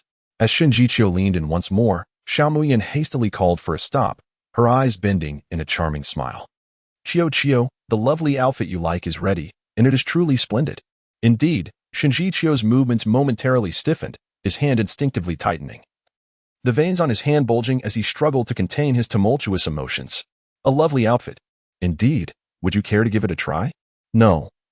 My interest lies with that man. How could Shinjichio possibly be so easily deceived by her? Having resolved to pursue her, he would never allow her to slip through his fingers. Just then, the door of the tea room swung open.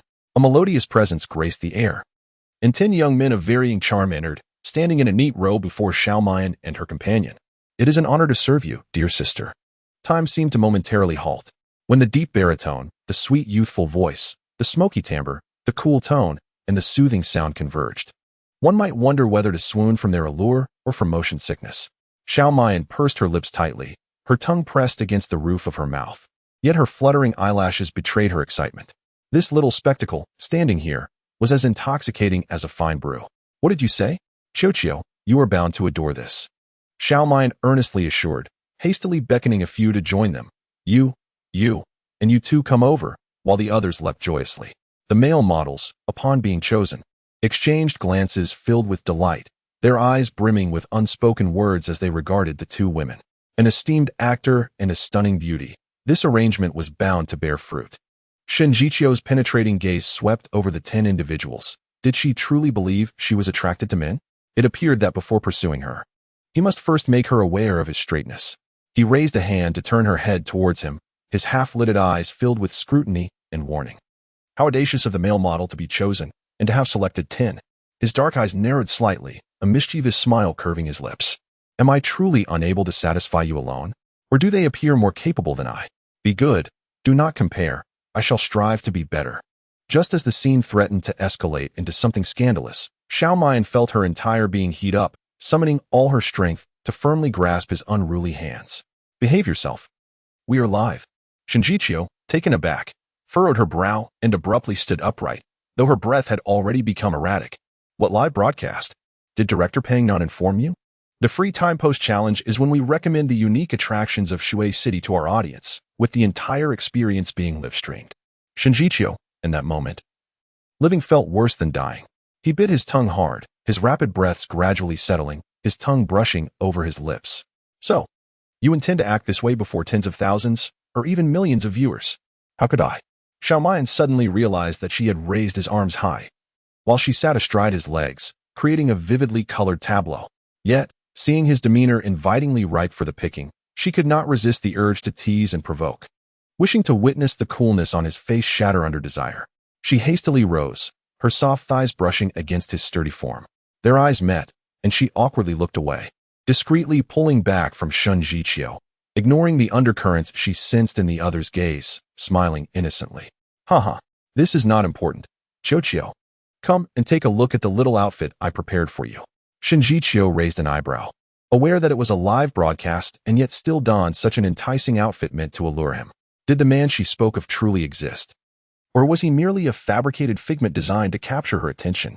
Yet, he beheld Xiaomayan's eyes, tinted with a delicate blush, as she helplessly presented the prepared sheer black ice silk undergarment with both hands. What was this? Chapter 68. Say, you are my male model standard attire. Is this what you refer to as a rather impressive little outfit? Not impressive at all. Xiaomayan blinked innocently, her gaze instinctively drawn to the 10 male models surrounding her. The subtly revealing flesh tones, when twisted, looked rather appealing. Chuckle, Mayan is truly formidable, within this circle. Perhaps only she would dare to present such attire to the illustrious Shiningdi. Sister feels anxious, yet she must maintain a composed smile. Fellow competitors, haters, please be silent. Do not disturb my viewing of Shiningdi's transformation. I cannot fathom how many young hearts Shiningdi will captivate after changing attire. Shinjichio's face darkened, his brows knitting in disdain. What unsavory thoughts occupy your mind? Xiaomayan pouted, pushing away the face that leaned in too close, refusing to allow him to speak of himself in such a manner. Shinjichio, momentarily at a loss for words, could not decide whether to be angry at her for summoning 10 male models or amused by the delight she radiated at the mere thought of him. The powerful music had already drowned out their voices, and the 4 summoned male models took their places beside the 2. Xiaomayan was utterly entranced by the 2 handsome young men beside her. The deep purple shirts hung loosely, revealing their chiseled, snow-white abs, each muscle defined and brimming with strength. Is this your first time here, dear sister? How long have you been at this, little brother? The young man, with his captivating peach blossom eyes, gazed intently at her, placing a chilled glass into her hand and leaning in closer. He whispered beside her, Sister, How much will you drink? How long has my little brother been at this? A striking start. Her throat felt parched, her lips curling enticingly. As she sensed the smoky scent lingering at the tip of her nose, she was utterly captivated by the alluring timbre of his voice. Really? She licked the rim of her glass, an unusual glimmer flashing in her eyes, before tilting her head back and downing the drink in one go, her cheeks instantly flushed. Leaning against the young man's shoulder, her voice trembled slightly as she said, "You smell wonderful, little brother. May I have a whiff of your sweat?" The young man's lips curled into a gentle smile as he poured her another glass. "Sister, you honor me. I shall accompany you." Xiao Mian lazily squinted, the glass gently clinking as it reached her lips. Suddenly, a hand snatched it away. Shen Jiqiu, with an unsavory expression, downed the drink, his gaze defiantly shifting to the male model pressed against her. The swaying figures made Xiao Mian's head spin, a chill creeping up her spine.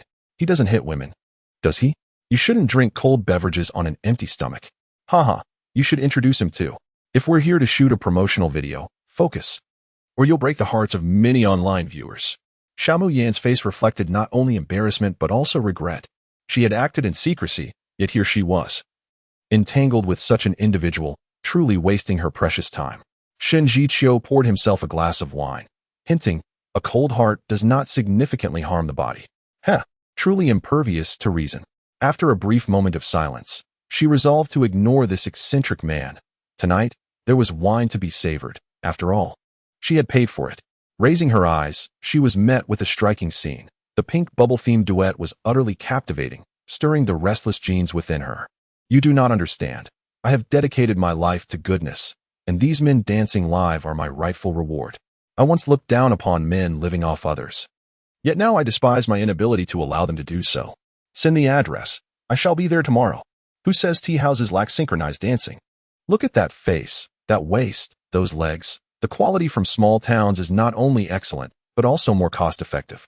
I can hardly fathom how morally corrupt I would be if I were wealthy. Flight tickets are booked. Sisters, let us go. Darling, if only you put in some effort, they would be dancing heatedly in my embrace, rather than merely staring at a screen. She bit her lip, shyly nodding as if she had made a significant decision. Sisters, the Water City Tea House is a must-visit. Yin Yin wholeheartedly recommends it. A stack of crimson bills was exuberantly slammed onto the table, eager to make a grand statement. Yet the alcohol dulled her voice, rendering it soft and coy. Little brother, I'll give you all my bills. Can you give me a thrilling dance? Sister, I want tea, but I'll dance for you. Instantly, the chill of her hand was ensnared by his soft grasp, their fingers intertwined. Xiao Muyan half closed her eyes, relishing the euphoric sway induced by slight intoxication. This was her comfort zone. However, an ominous premonition washed over her. As her gaze met his sharp, piercing eyes, her expression turned blank in an instant.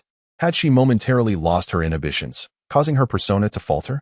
She quickly refocused, her face now a mix of confusion and disarray, yet tinged with annoyance at being interrupted. Defiantly returning his stare. There would be no yielding in this contest of wills. So what if he was a big shot? He would not impede her joy. Shen Jiqiu found her indignant demeanor amusing, unable to suppress a chuckle as he exhaled a breath of exasperation. You, woman, lack a heart. Xiao Muyan raised an eyebrow.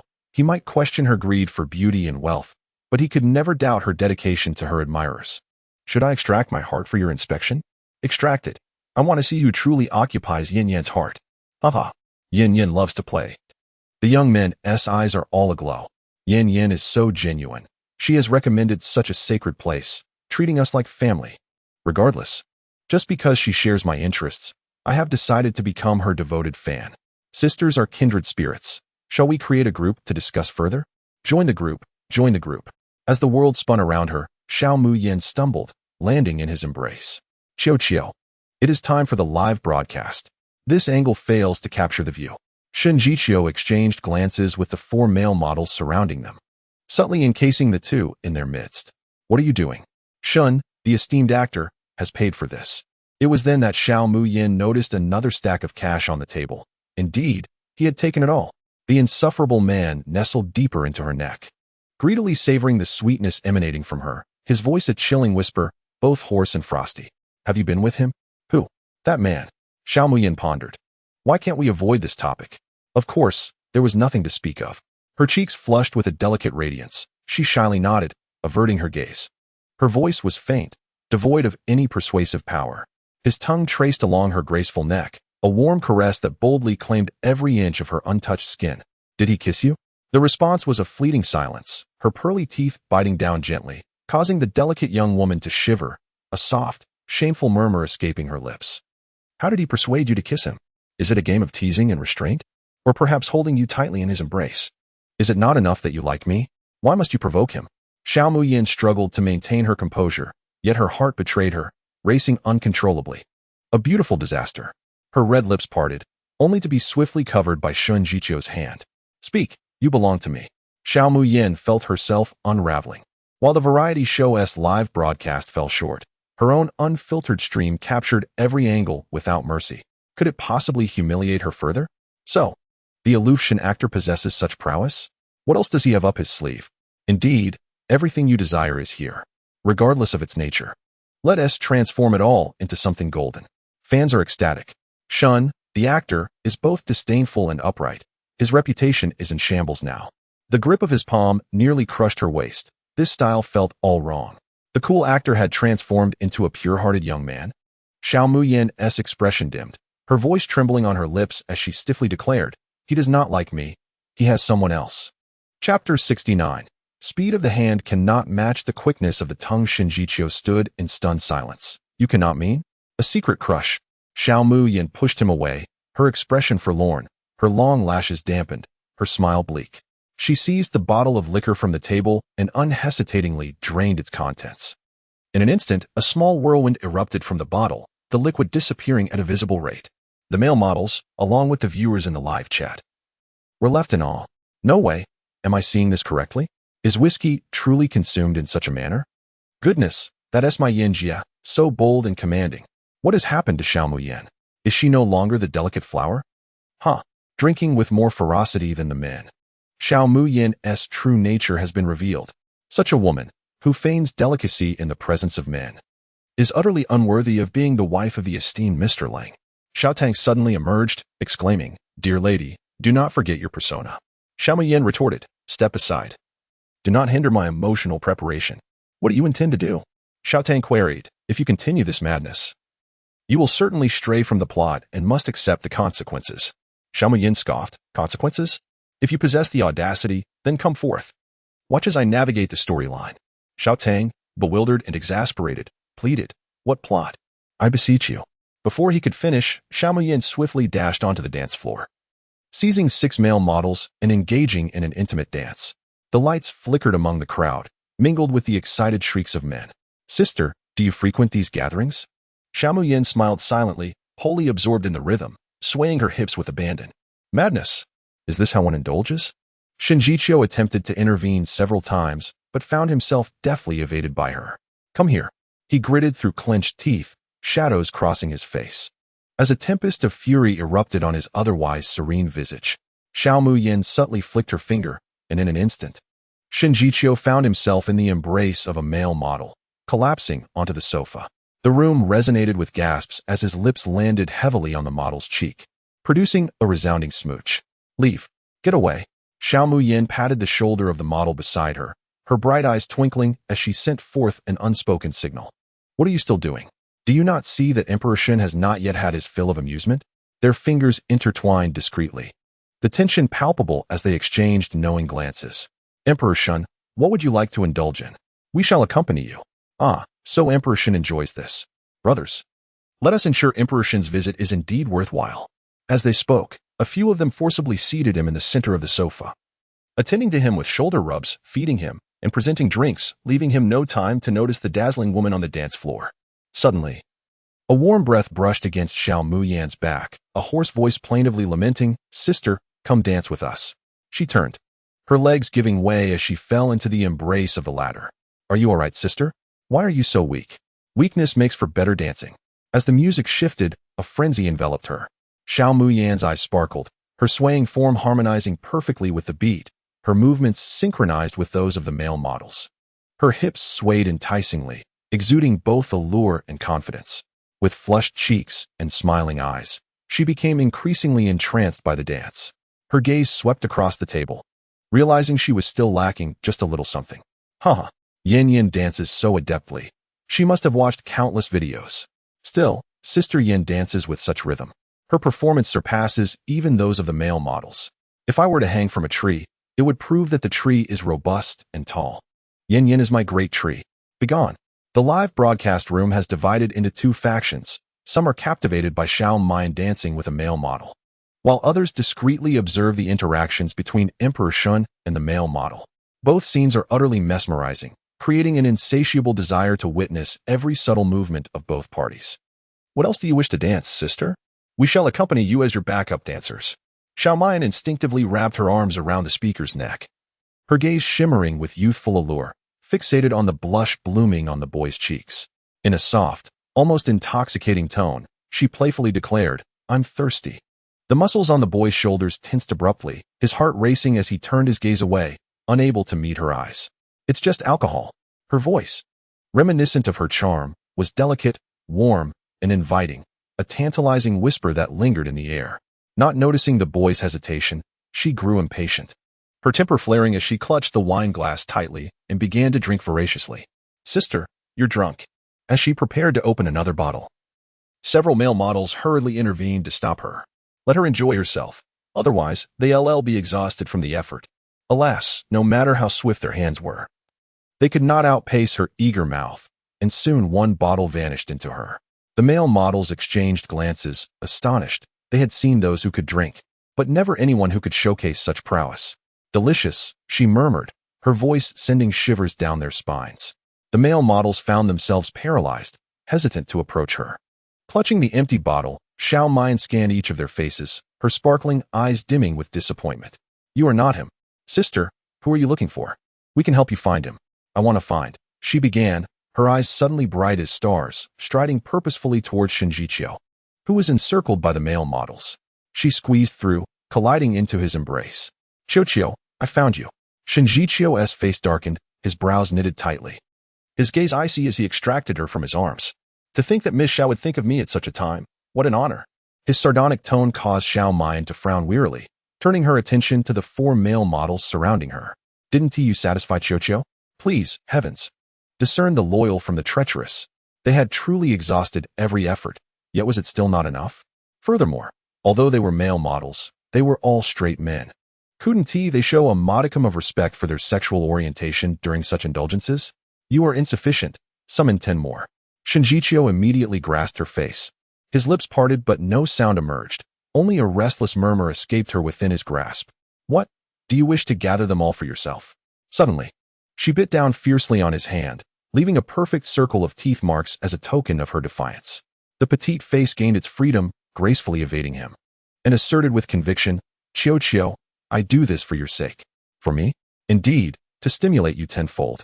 Shinjiqiu's cold expression bore a hint of ambiguous mockery, yet there was a trace of softening. "Pray tell, why provoke me?"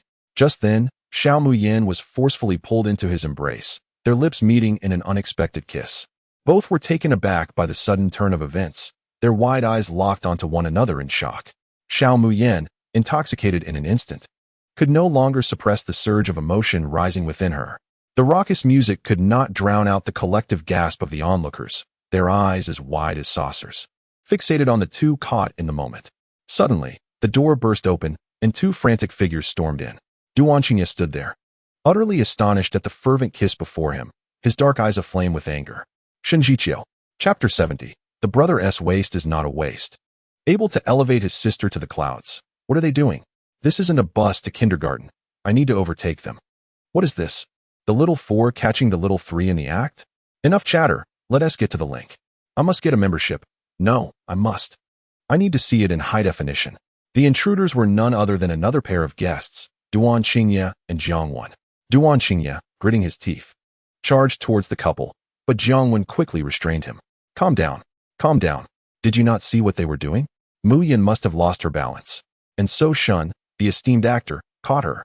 Duan Qingye's envious smile twisted into something grotesque, his voice seething from clenched teeth. Caught her with his mouth?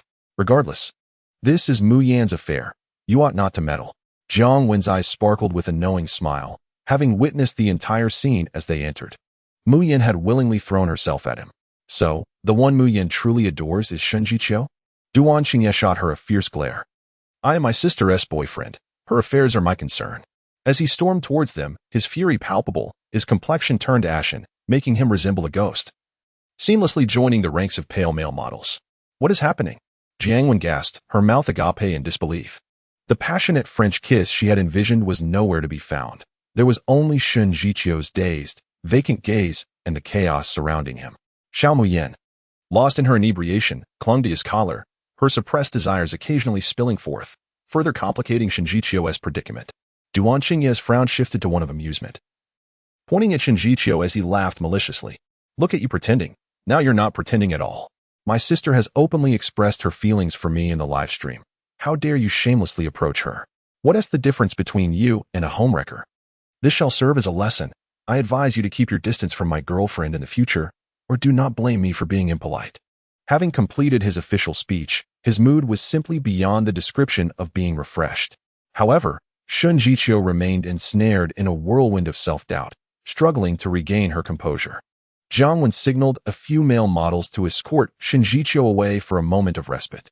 Yet, observing the remnants of distress lingering at the corners of her mouth, it was evident that the blow was too significant for her to recover swiftly. Duan Qingye approached, lifting Xiao Muyan gently, whispering soothingly, "Sister, shall I take you to rest?" The only response was a soft murmur of agreement.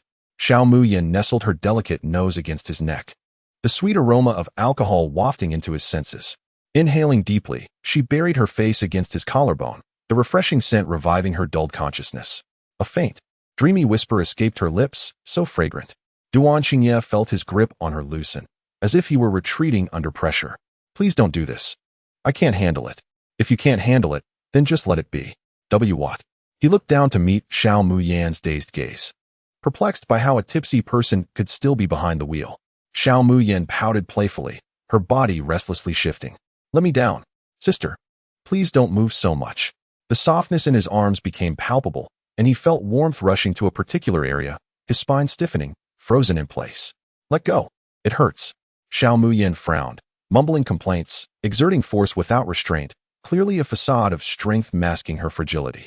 The innocent bystander, Duan Qingye, and Jiang Wen, who was preparing to exit, observed. The male models remarked, "Sister Yan is truly remarkable. Her words are shockingly persistent." Yet, Yin Yin's observation isn't entirely incorrect.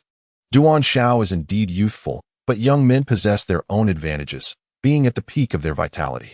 It must be said, Sister Yan is quite fortunate. Surrounded by youthful gentlemen, the aloof film emperor, and the domineering CEO, anyone would consider themselves lucky. Hurry, start the car. His mind raced, pondering how to vanquish magic with magic. Duan Qingye leaned closer to her ear, whispering, "A brother's waist is not merely a waist. It can elevate a sister to the heavens." Xiao Muyan's eyes sparkled with a hint of blush, but upon seeing his face, astonishment overtook her. "Why you?" she stammered, her eyes widening in disbelief as she broke free from his embrace to scrutinize him from head to toe. "How have you become so fair?" Staring at the boy whose complexion was now luminous, she felt an earthquake of realization. Any trace of inebriation vanished. Jiang Wen, concerned, inquired, "How do you feel?" "I'm perfectly fine. Come. Tell me, what on earth is happening?" Xiao Muyan's ears perked up with renewed interest, her focus sharper than during any English proficiency exam. She could hardly contain her eagerness, her eyes sparkling with anticipation. Jiang Wen, kindly seeking to alleviate her curiosity, presented her with a promotional flyer. The bold, flashy background and eye-catching slogan read, "Transform from dark skin to radiant fair skin in just one day. 99.98, you deserve it. Whitening. Sister One, it seems I am beginning to grow wiser. The effectiveness is astonishing. What do those thousands of yuan spent on whitening products during the 618 and Double 11 sales amount to? Is this a blatant advertisement? Yet, I find myself convinced. I must visit the Water City. Tianxian Medical Aesthetics. All claims without personal experience are mere rumors, unless I am granted a complimentary trial. Sister, you profess a dislike for darker skin. I have transformed into a fairer version of myself. Would you consider being my girlfriend?" Xiao Muyan, without a moment's hesitation, declined. "No. Pray tell, why do you refuse to be my girlfriend?" She rubbed her aching temples and replied, "Well, we are in different positions in school rankings. One of us sets the upper limit while the other defines the lower limit. How could that possibly work? It's only through averaging that balance can be achieved. I am older than you," she added, A girl 3 years older than you is a treasure. My future prosperity may well depend on you, dear sister. Never mind. Let me be honest with you. Xiao Mian shyly cast her gaze downward, then glanced at him again, whispering, "It's because we are of different genders." Duan Xingye's rugged face momentarily displayed a look of confusion. "You like women?" "Indeed," Xiao Mian replied, her smile brightening as she linked arms with Jiang Wan. "Sweet and fragrant girls are delightful. Who wouldn't adore them?" Jiang Wan, with a hint of exasperation, gently tapped her nose and agreed, "Indeed. Yan Yan is a charming little beauty. Sister, boys can be delightful too. Would you care to give it a try?" Xiao Mian teased, her discerning gaze unintentionally drifting to the male models lurking in the corner. "Brother, whether they are delightful or not is secondary. You ought to focus on learning to dance. Else you won't even have a place to stand when you grow old." Duan Xingye was momentarily taken aback. "What dance? What place?" Xiao Mian replied, "Square dancing." Duan Xingye chuckled in disbelief. "Huh? Me? Partake in square dancing?" His gaze swept over the 10 youthful male models surrounding them, pondering deeply. Xiao Mian dismissed his nonsensical chatter and, in high spirits, pulled Jiang Wan out of the tea house. Duan Xingye followed closely behind, casually unlocking his phone. Skillfully scrolling through dazzling videos on how to captivate women with a few suggestive gestures. With his striking features, even last-minute preparations could easily charm a lady. Silence can often breed unease. Xiao Mian caught a glimpse of the flickering screen from the corner of her eye, her lips twitching in irritation. It became evident that some things cannot be attained through mere effort, such as intelligence. Chapter 71. In romance, the one who is loved holds the true position. Upon returning to the villa of the film crew, Xiao Mian was fully alert, obediently seated on the sofa. Yet, her almond-shaped eyes would occasionally dart toward Duan Xingye, only to quickly avert, resembling a curious puppy. Duan Xingye relished her furtive glances, increasingly convinced that the person she spoke of so highly during the live stream was none other than himself. "How does it feel now?"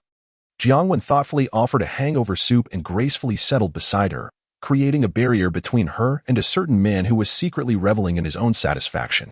"Much better." Xiang Mu Yin sipped the soup delicately, her demeanor exuding a gentle and innocuous charm.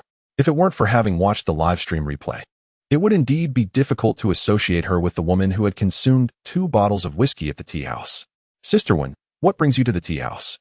Mu Yin inquired. "After completing our task with Duan Xiao, we were in search of a recommended spot and happened upon the painting boat beneath the tea house. To my surprise, I saw you dancing exuberantly with a few gentlemen upstairs." Xiang Mu Yan's cheeks flushed crimson as she leaned against her for support, hastily adding, "Sister, you must have misseen. Those boys are hardly worth mentioning." Clearly, Qiao was enjoying herself far more with the young men.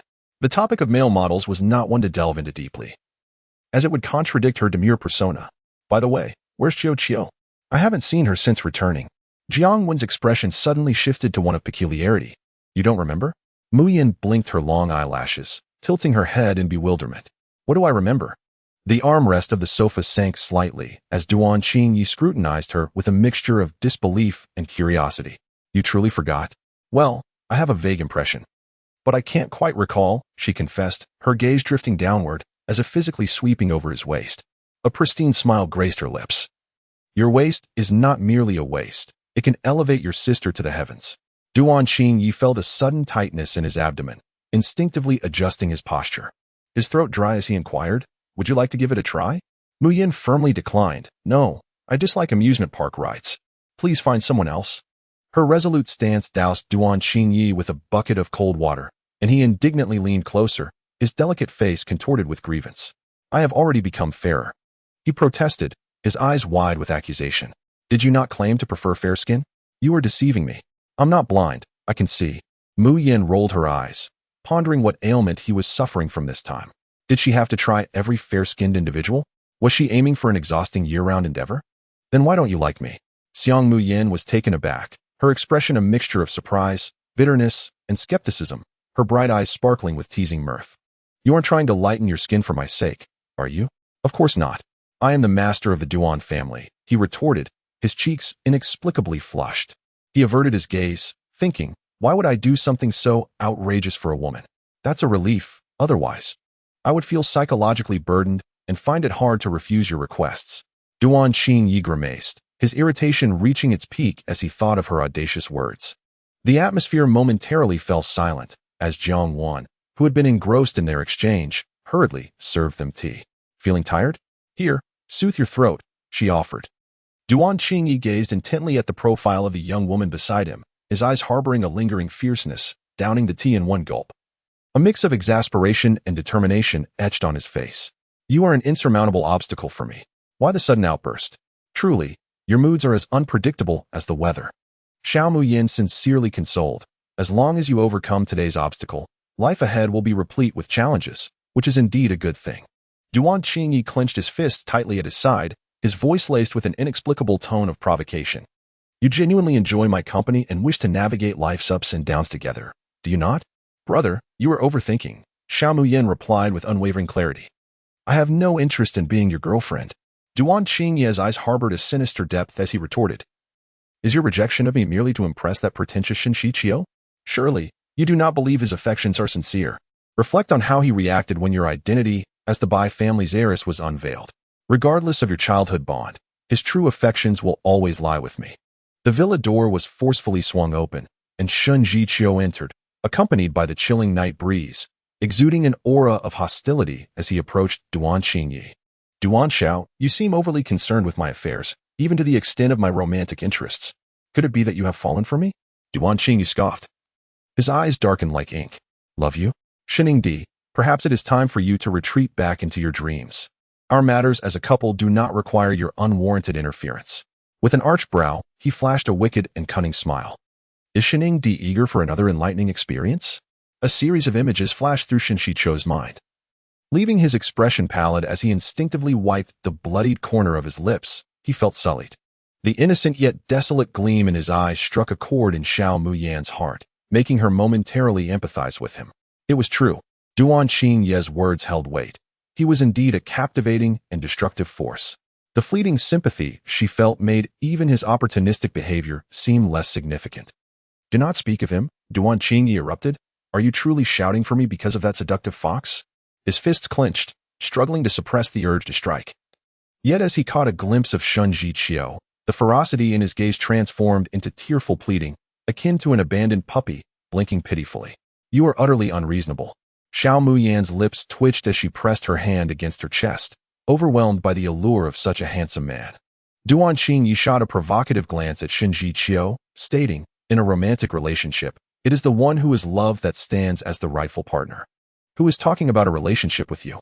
Shen Shiqiu countered, and the atmosphere instantly became tense. The newcomer bore ill intent. Retreat seemed the wisest course. Did I permit you to leave? Shen Shiqiu suddenly seized her wrist, bending her waist almost at a right angle, exhibiting the domineering force of a powerful actor. This uncomfortable position was unbearable for her. Had it not been for her strong strength, her back would have given way.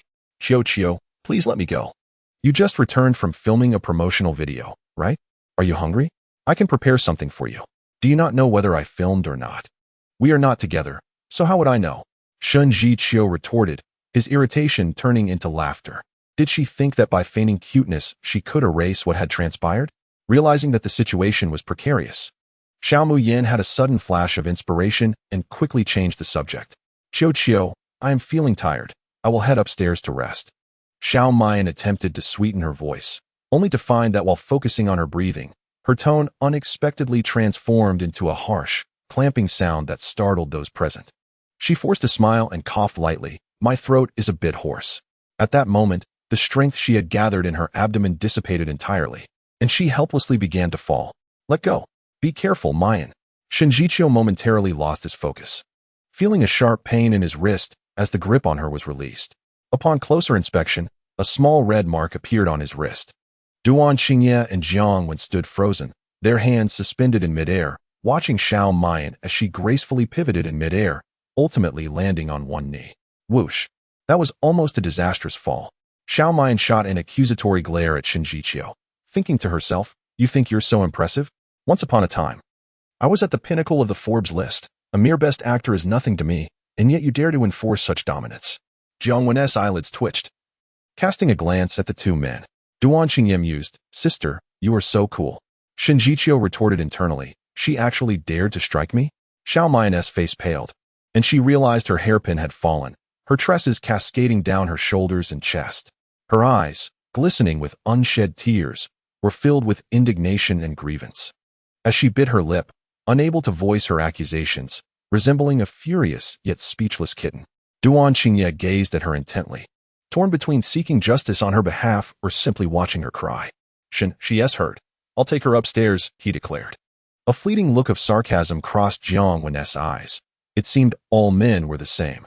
Just moments ago, she thought Shen Jiqiu was a breath of fresh air. But now he appeared no different. I'll do it, Duan Qingye offered, but as soon as his hand touched Xiao Main's shoulder, he was forcefully yanked away, crashing heavily to the ground. Who permitted you to touch her? Shen Jiqiu scolded coldly. Duan Qingye quickly regained his balance, retorting, let go of my girlfriend. Chapter 72, Collaboration. Be my girlfriend. Shen Jiqiu held Xiao Main securely in his arms and lifted a foot to kick Duan Qingye on the shin. When did she become your girlfriend? Bang. Duan Qingye endured the pain, his voice rasping. She confessed to me and played hard to get. Xiao Main furrowed her brow, incredulous at his foolish delusions. Before she could speak, Shen Jiqiu's scoff interrupted. Playing hard to get? Huh. Does she even have that kind of wit? I think not.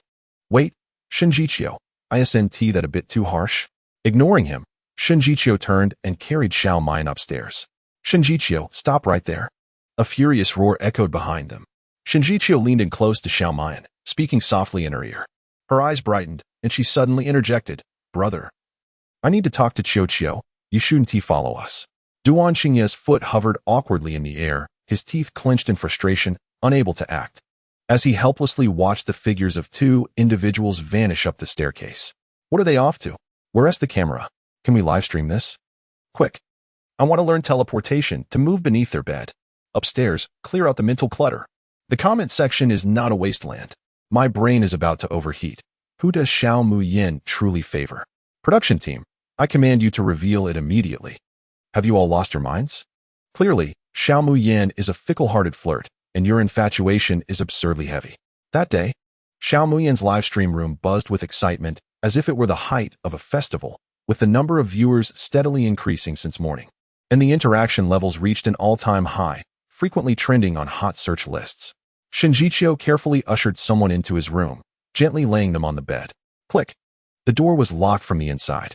Two shadows darted past. Shen Jiqiu's coat caught on the camera within the room. Xiao Muyin's heart momentarily stilled.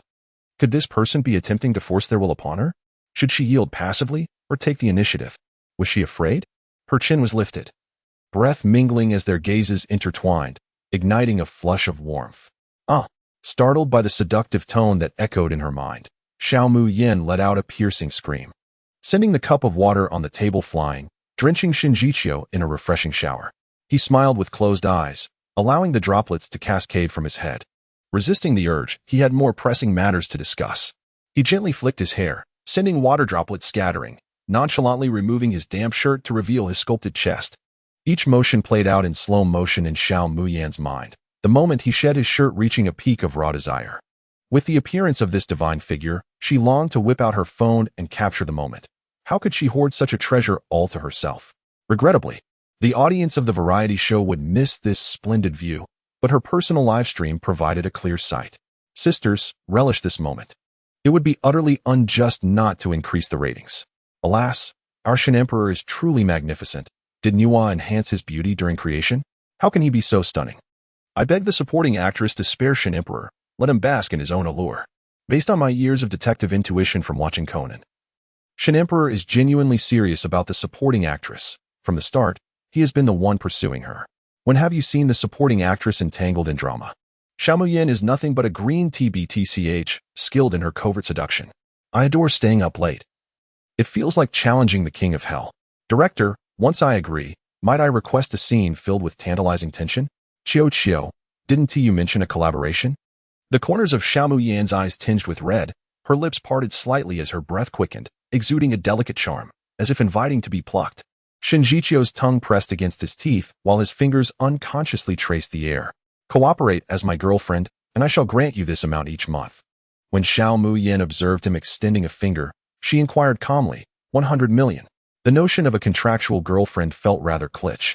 Yet it perfectly suited her current needs, allowing her to indulge openly while earning a side income. Shen Jiqiu felt the veins on his forehead throb. This woman was decidedly unpredictable. No, it's 10 million. Not enough, far too little. Shen Jiqiu retorted, where is it lacking? I merely require your cooperation occasionally. My reputation has suffered. 100 million is a modest sum, while 10 million is merely a pittance. He rubbed his temples in agony, puzzled by the notion that anyone would consider a seven-figure sum as mere pocket change. Noticing his silence, Xiao Muyin unceremoniously stood to leave. If there's nothing else, I shall take my leave. Wait, just 100 million, 1 billion a month. An irate tone escaped through clenched teeth, making him feel as if his jaw had expanded. Is it truly 100 million? A gentleman's word is his bond. It is difficult to return home. A triumphant smile graced Shen Jiqiu's face. Since you have acquiesced, you must maintain a distance from other men in the variety show, and our level of intimacy must also.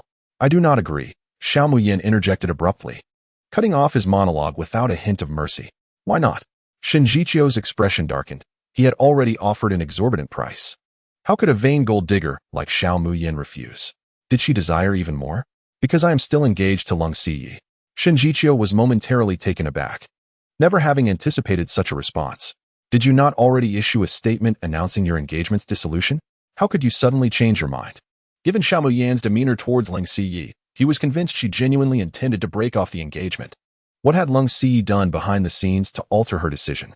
If not for wealth, then for attraction. It must surely be the former. Lung Siyi must have offered a higher price. Xiao Muyin smiled enigmatically, giving his shoulder a hearty pat as she said, Qiu, do not fret. The online discussions will soon fade. There is no need for you to engage in unnecessary actions. Best of luck. Her sweet smile, revealing her adorable little canine teeth, offered him encouragement. Shen Jiqiu was momentarily entranced, realizing how long it had been since he had seen Xiao Muyin smile like that. Upon exiting the room, Xiao Muyin, feeling invigorated, made her way toward the attic, humming a slightly off-key tune. Xiao Tang remarked, you always refuse like this. Are you not afraid of truly driving the big shot away? Xiao Muyin responded, have I truly refused? Isn't negotiating a collaboration merely a process of haggling? You shouldn't push it too far, Xiao Tang warned. Rest assured, if I were to refuse outright, that might indeed pose a risk, but if another party is involved, then there is no concern. Xiao Tang, perplexed, asked, why is that? Xiao Muyin replied, the inherent flaws in men. Xiao Tang, still confused, suddenly exclaimed, I understand now. You're employing a fishing strategy. To put it plainly, you're a siren. Xiao Muyin retorted, what nonsense.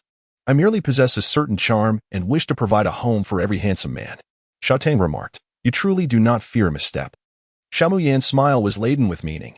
One must first board the vehicle to experience a crash, and she would not grant them the opportunity to embark. Xiao Tang queried, what about your passionate dance with the male model? Xiao Muyin replied nonchalantly, it is merely a prelude. Xiao Tang inhaled deeply, containing her emotions, and mused, at long last, I encounter the familiar essence of this woman. Given that you are of my making, allow me to caution you. A single word of lust can be as perilous as a knife. Xiao Muyin, maintaining her composure, tersely uttered, leave. Chapter 73. A woman pursuing a man can lead to bed. As Xiao Muyin emerged from the bathroom, she discovered Bai Xianyu holding her mobile phone, seemingly engaged in some unknown activity. Is my phone visually appealing? Bai Xianyu was startled by the sudden voice from behind and dropped the phone. Xiao Muyin slightly bent down, deftly catching the phone, which displayed a message from the production team. Please send a text message to the male contestant of interest within half an hour. Sister, I merely glanced at your phone because it lit up, Bai Xianyu explained, turning to the camera at a 45-degree angle, her hands flailing in a panic gesture. It was just a coincidence. Her profile appeared delicate, evoking sympathy and fondness from onlookers. Xiao Muyin coldly retrieved her phone and cast a sardonic smile at her. I am well aware of the Bai family's upbringing. Bai Xianyu's complexion shifted abruptly. Sister, how can you say such a thing? The Bai family has raised you for over a decade. Xiao Muyin responded with a smile, her expression enigmatic, as if she had conveyed a profound message, or perhaps none at all. Very well, this time it was my oversight. I apologize, dear sister. Bai Xianyu's face flushed crimson as she bowed deeply. Their eyes met once more, one brimming with fury, the other devoid of expression. With her back to the camera, Bai Xianyu silently mouthed curses. You little wretch, you've caused me trouble. Xiao Muyin raised an eyebrow. If your mind is troubled, seek treatment. Bai Xianyu's eyes blazed with anger as she tearfully asserted, though her voice sounded as if it were squeezed through clenched teeth, sister, Even if you pushed me at the amusement park due to CE, I would not blame you. Stop. Xiao Muyin swiftly interrupted her with an air of seriousness.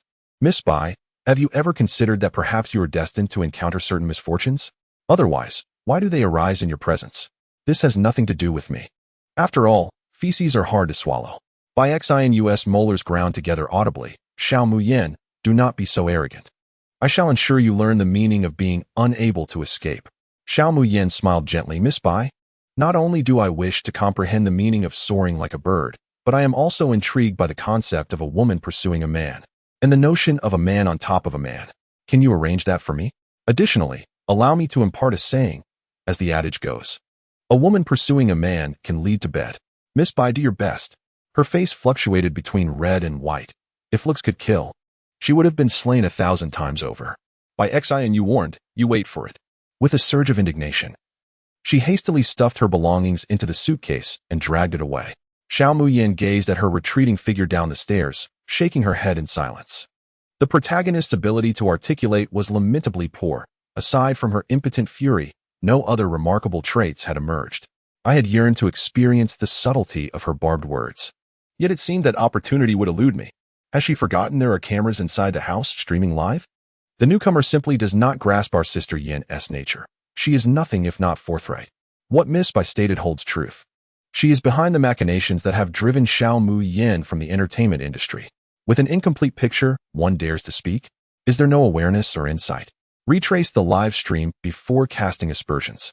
Instantaneously, internet sleuths mobilized en masse, brandishing telescopic lenses to scrutinize the playback of the live stream, eager to unearth any clues. Meanwhile, Bai Xinu achieved her long-desired moment of trending fame, albeit for a video of her consuming dog feces, which saw its viewership soar into the billions. The momentum was fierce, and none could rival it. Xiao Muyin sighed dismally, casually reaching for a bottle of mineral water. However, just as the bottle's rim brushed against her crimson lips, she paused, her movement stilled and discreetly halted. The bottle shimmered under the light, its crystalline clarity reflecting the keen interest in her eyes. I retract my previous statement. This indeed holds intrigue. Listening to the footsteps ascending from downstairs, Xiao Muyin returned the bottle to its place and seized a pillow, cradling it to her chest as her figure vanished in a heartbeat. The next moment, the door was met with Duan Qingye's exuberant voice, "Sister, I have come to keep you company." Yet the room remained desolate, echoing his calls, devoid of any presence. His gaze inadvertently drifted to the ceiling.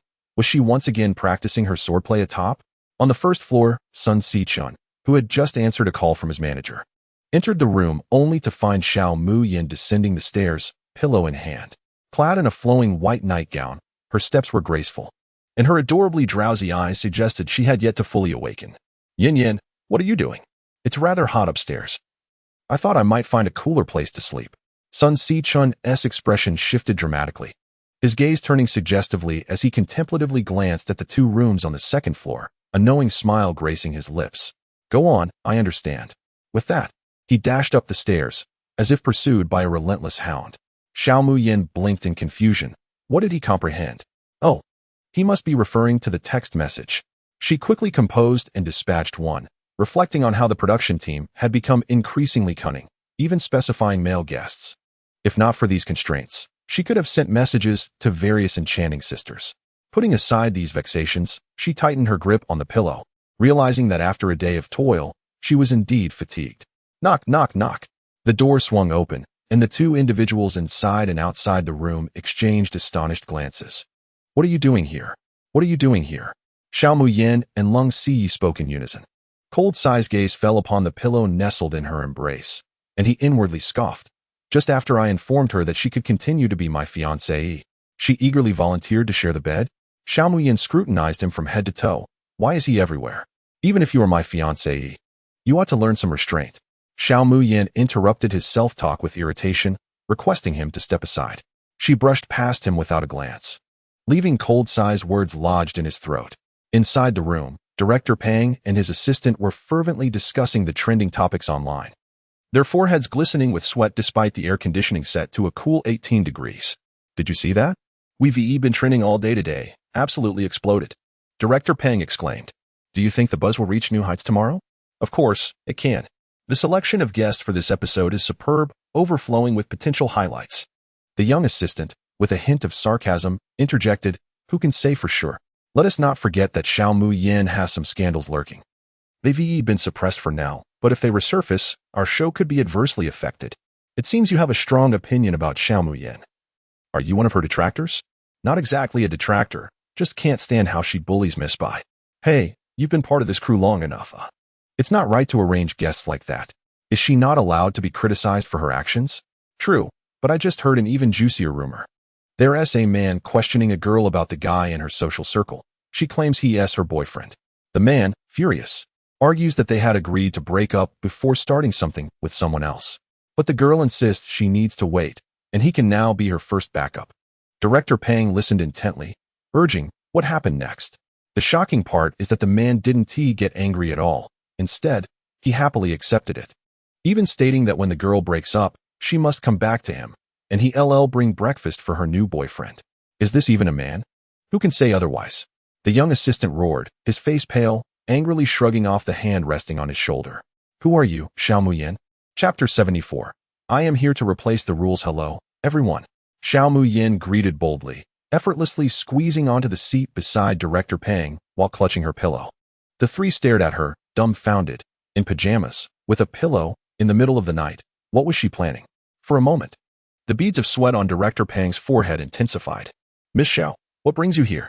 "Oh, I'm here to replace the rules." Xiao Muyin innocently blinked. "Replace the rules?" Director Pang felt a chill run down his spine as a sharp glint fell upon him. "Director Pang, you intend to replace the rules regarding my fiancée?" Cold-sized dark eyes fixed on him, his thin lips uttering two words, seeking death. In a swift motion, Director Pang slid to his knees beside Cold Sai, his speed catching everyone off guard. "President Cold, this is all a misunderstanding. I harbor no disrespect towards Miss Xiao. How could I possibly breach the rules? I swear upon my directing career that even if I were to pick up soap, I would never infringe upon the presence of a female guest." Xiao Muyin's eyes suddenly sparkled with surprise. She hadn't anticipated that Director Pang possessed such niche interests. Indeed, one cannot remain sane when burdened like a beast of burden, not even a director. As her gaze fell upon him, she met Lung Xi's cold stare and blinked hesitantly. "Allow me to clarify. Oh, I am here to direct the rules." Director Pang lamented, "Alas, the heavens conspire against me. CEO Lung, I beseech you, avert your gaze. This girl, if left at the village entrance, would ruin the reputation of even the passing dogs. That little assistant earlier was undoubtedly a black-hearted critic. I must head to the crew, as I have been unwell and could relieve myself in his room." An upstairs reply is most pungent. Goodness, everyone is truly committed to witnessing the spectacle. Director Pang's attic was exceedingly difficult to inhabit. He had claimed that cohabitation with the opposite sex was inappropriate, yet here she was, seeking his company. "Is it suitable for you to share a bed with me?" Pang Biao lamented, fearing he was being pursued by the Grim Reapers. This night, they would not relent until his life was forfeited. He coughed twice, determined to reclaim his dignity as a director. "Miss Xiao, the rooms are all arranged. Why can't they be occupied? Our variety show does not endorse the princess syndrome."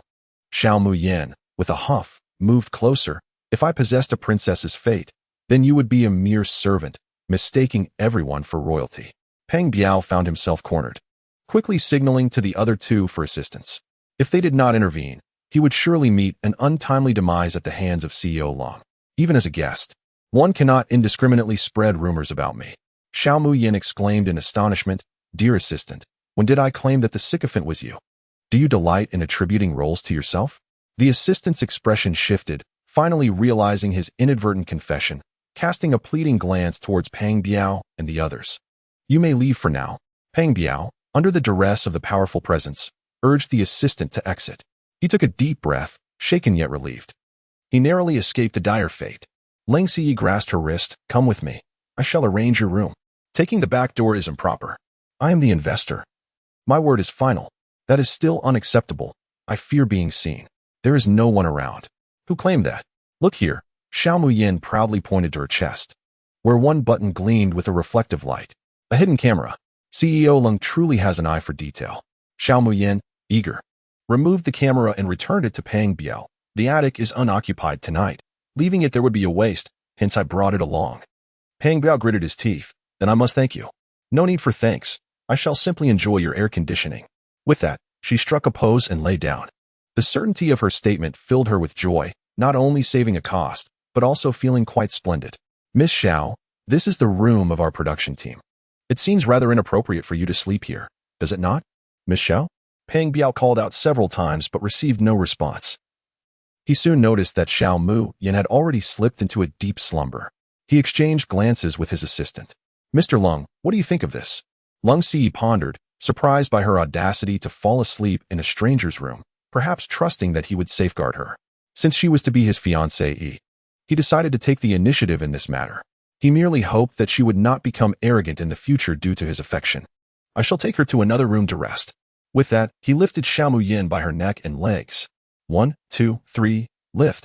However, Lung Si stumbled and fell back, the familiar scene vividly replaying in his mind. Mr. Lung, are you all right? Which eye of yours saw that I am in trouble? His piercing gaze bore down on Peng Biao, who immediately clamped his mouth shut. He said nothing, nor asked any questions, and silently continued watching. Lung Si tried again. Yet Xiao Mu Yan's petite form felt as heavy as a boulder, unyielding to his efforts. Peng Biao and the assistant exchanged discreet glances, their silent conversation flowing. Mr. Lung appears quite tall and imposing, yet it seems he lacks strength. He cannot even lift the delicate Miss Xiao. Perhaps it is a case of a large tree concealing a small chili pepper, impressive in appearance, yet lacking substance.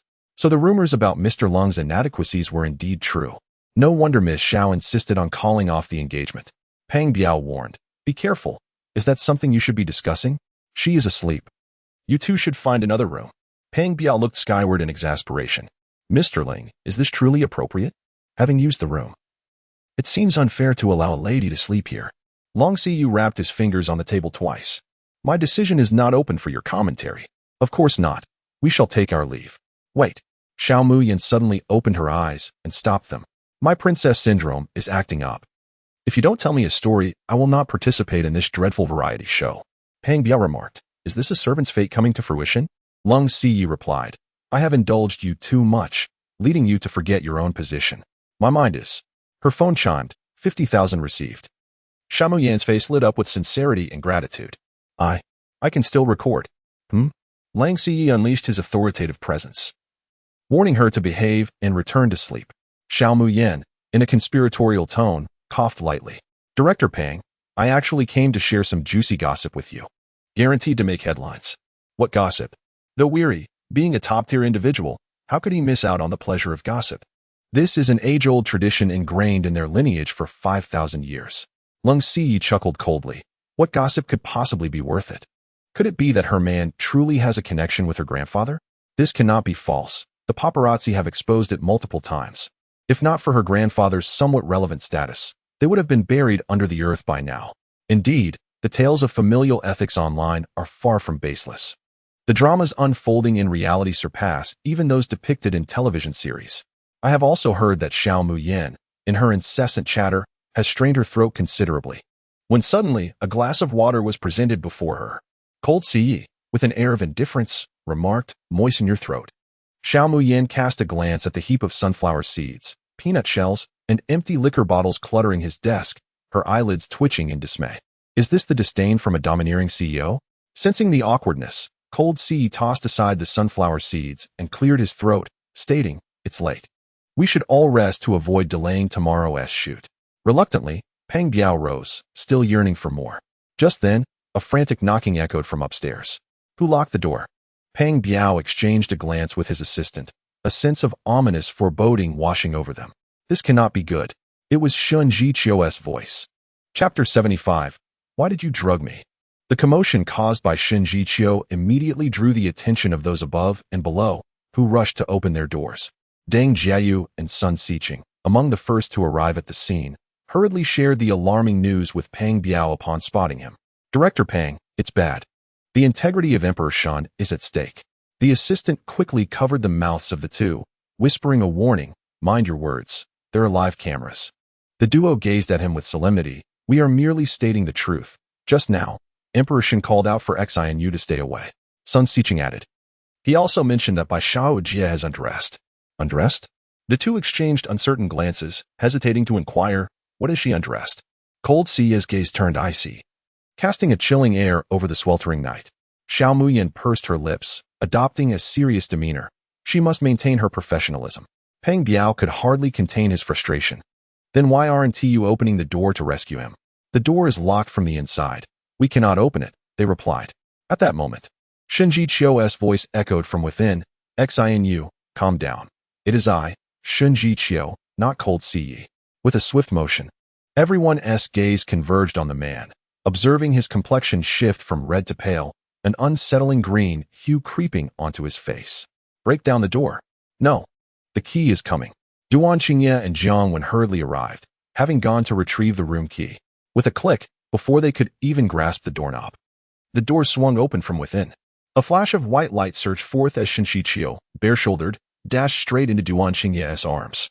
The onlookers stood in stunned silence, witnessing the embrace between the two strikingly handsome men, one seeking refuge from torment, the other exuding a protective dominance.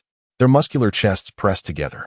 Caught between purity and desire, they sparked an unusual chemistry. Is this truly unfolding in such a manner? Xiao Muyin reflected on her life's sorrows, barely managing to suppress the tears threatening to spill from her lips. I can only imagine the expression on by Xinu's face upon realizing that the fish in her pond had turned on each other. It must be utterly spectacular. Ahem. Du in SHO and SHNYD. Perhaps we should first direct our attention to the individuals within. Ping Bio gradually grew immune to the occasional embrace shared between the two, yet his gaze remained inscrutable. The guests were all commendable, and it would be preferable not to add any theatrics next time. SHNZH forcefully pushed Du Qingye away, casting a furious glare at his hand that encircled her own, and stammered, "You must go check on XNU. She seems rather peculiar." Step aside. Ling Sy dismissed the two blocking the entrance and entered first. "I feel so hot, help me." Upon stepping into the inner chamber, they were greeted by the flustering sounds of soft, breathy gasps. Bixnyu was already pressed against Ling Sy, her fragrant shoulders exposed. Her complexion flushed as she writhed against him, her hands tugging at his collar, gasping for breath like a fish seeking water, her lips brushing against his bare skin. The others stood frozen. "Go in." It appeared they were intruding upon the couple. "Come out." It seemed that Mr. Elling truly needed rescuing. SNSCHN's wide, curious eyes resembled saucers. What has happened to her? Yet, Miss B.I. demonstrated a rather adept skill at unfastening a man's tie and buttons, accomplishing the task with remarkable ease. It had long been rumored that YN's private life was not as simple as it seemed. Yet it turned out that the true audacity lay with the genuine heiress of the B.I. family. A certain woman, forcefully drawn into the gossip, nodded earnestly, "Indeed. This is excessively bold. YN could never engage in such behavior. At most, she might hold a man's small hand or peck at his lips." SNSCHN remarked, "YNG, you dare to speak. How frightfully true." As Bixnyu's actions grew increasingly explicit, Ling Sy bound her hands with his tie and draped his coat over her shoulders. "Where's the doctor?" "He has arrived. The crew's attending physician is here." Bixnyu, now restrained, moved restlessly, her complexion deepening in hue. "Doctor, please examine her. She appears to have been drugged." Ping Bio felt a jolt of alarm, his expression turning solemn. As the director, he bore the responsibility for the guests' well-being while on set. The doctor, upon hearing this, became tense, yet after a thorough examination, he bemusedly stated, "Miss B.I.'s pulse is normal. There are no signs of any drugging." Impossible. If she were not drugged, how could she be in such a disoriented state? Perhaps she simply overindulged in mushrooms. Xiomyn yawned, finding the scenario utterly tedious. Ding mused aloud. "Mr. Elling, did Miss B.I. consume mushrooms this evening?" As partners, they had dined out, and naturally, Ling Sy was most aware of what Bixnyu had eaten. "Absolutely not. We did not consume mushrooms," Ling Sy affirmed. "This is indeed puzzling." The doctor muttered as he inspected the room, finding nothing amiss. How could Miss B.I. have become so peculiar? Perhaps there is another possibility. A faint voice interrupted the group's contemplation. Xiomyn, with a sympathetic expression, suggested, "It may be that Miss B.I. consumed something today that contained mushrooms." Lung Sai, Director S Group, Sun Siqing, and Deng Jiu were at a loss, wondering what Miss B.I. had consumed. "Do speak up." Xiao Mayan comfortingly patted the shoulders of the two, saying, "It's nothing of importance. Children should not meddle in the affairs of adults." The two, inexplicably assigned to the children's table, were suddenly enlightened. Their hands meeting in realization. The truth of the matter was indeed as they suspected. Duan Qingye cast a sweeping glance at Long Sai. Is that so, Mr. Long? A crack formed on Long Sai's stern visage, memories too painful to revisit. Perhaps. I have summoned someone, shortly. We shall send Xianyu to a private hospital for a thorough examination. Indeed, Duan Qingye replied repeatedly, carefully offering a cup of water to Bai Xianyu. Suddenly, his hand was empty, and he felt a heavy kick to his backside. Who the hell? He met Xiao Mian's disdainful gaze, witnessing her deftly transfer the cup into Long Sai's hands. Sister, what are you doing? It was one thing to snatch his belongings in front of him, but to return it to a rival was intolerable. He must defend his dignity as a man. Why are children so thoughtless? Miss Bai belongs with young Master Long. You should not interfere. After saying this, she flashed a flattering smile at Long Sai and whispered, Dear benefactor, no, Mr. Long, rest assured, with me around, not even a stray dog shall approach Miss Bai. I am your love bodyguard, professionally. Sister, what are you whispering to Mr. Long? Let us go? You must not call me a child. I am a man. Such a chatterbox, Xiao Mian retorted, grasping his collar and dragging him out of the room while ushering others away. It's fine, everyone disperse.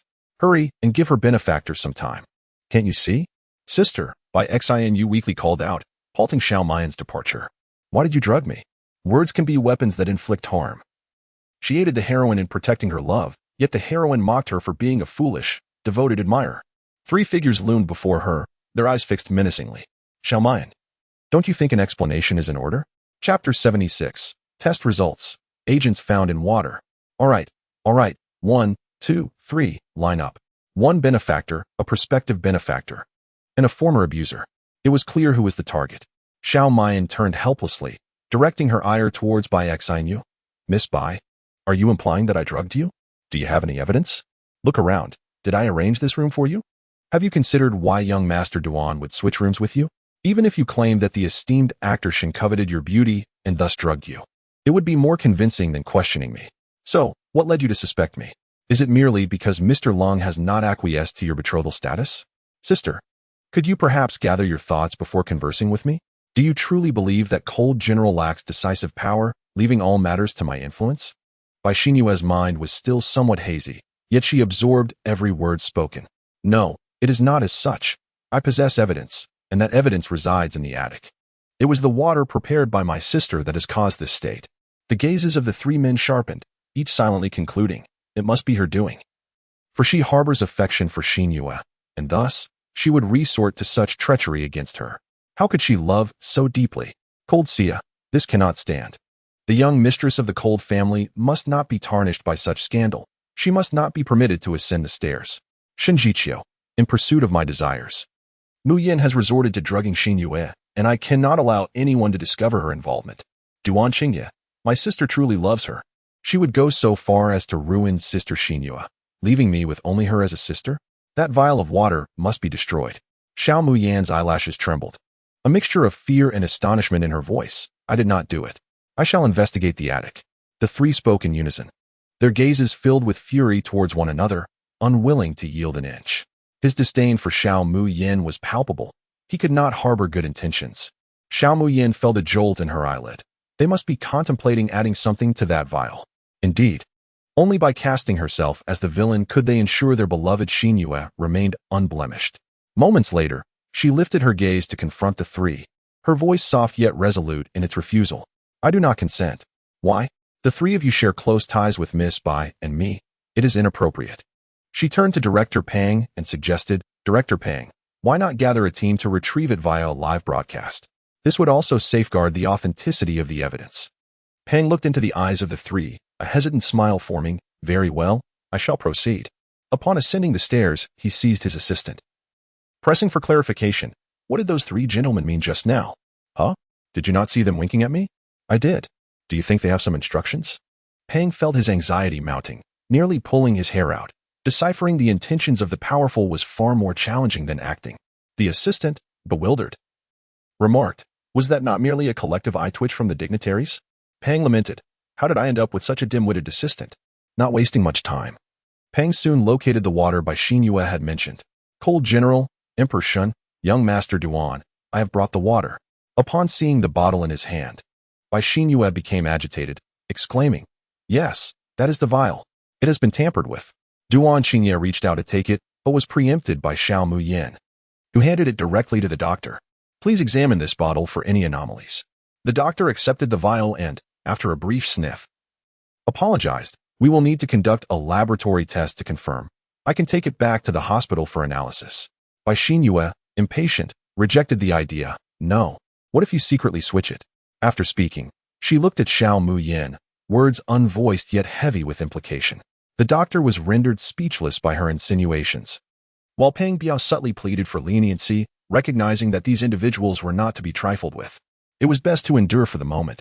Xiao Muyin, in a fit of rage, forced a smile, her eyes glistening with unshed tears, and spoke in a low voice. Yes. I too fear that someone may have tampered with it. Peng Biao attempted to mediate, suggesting that this might be a misunderstanding and that Miss Bai was not gravely harmed. Perhaps they should disperse. Director Pang, I am currently dizzy and disoriented. How can you deem this as not serious? She retorted. Haha, I misspoke.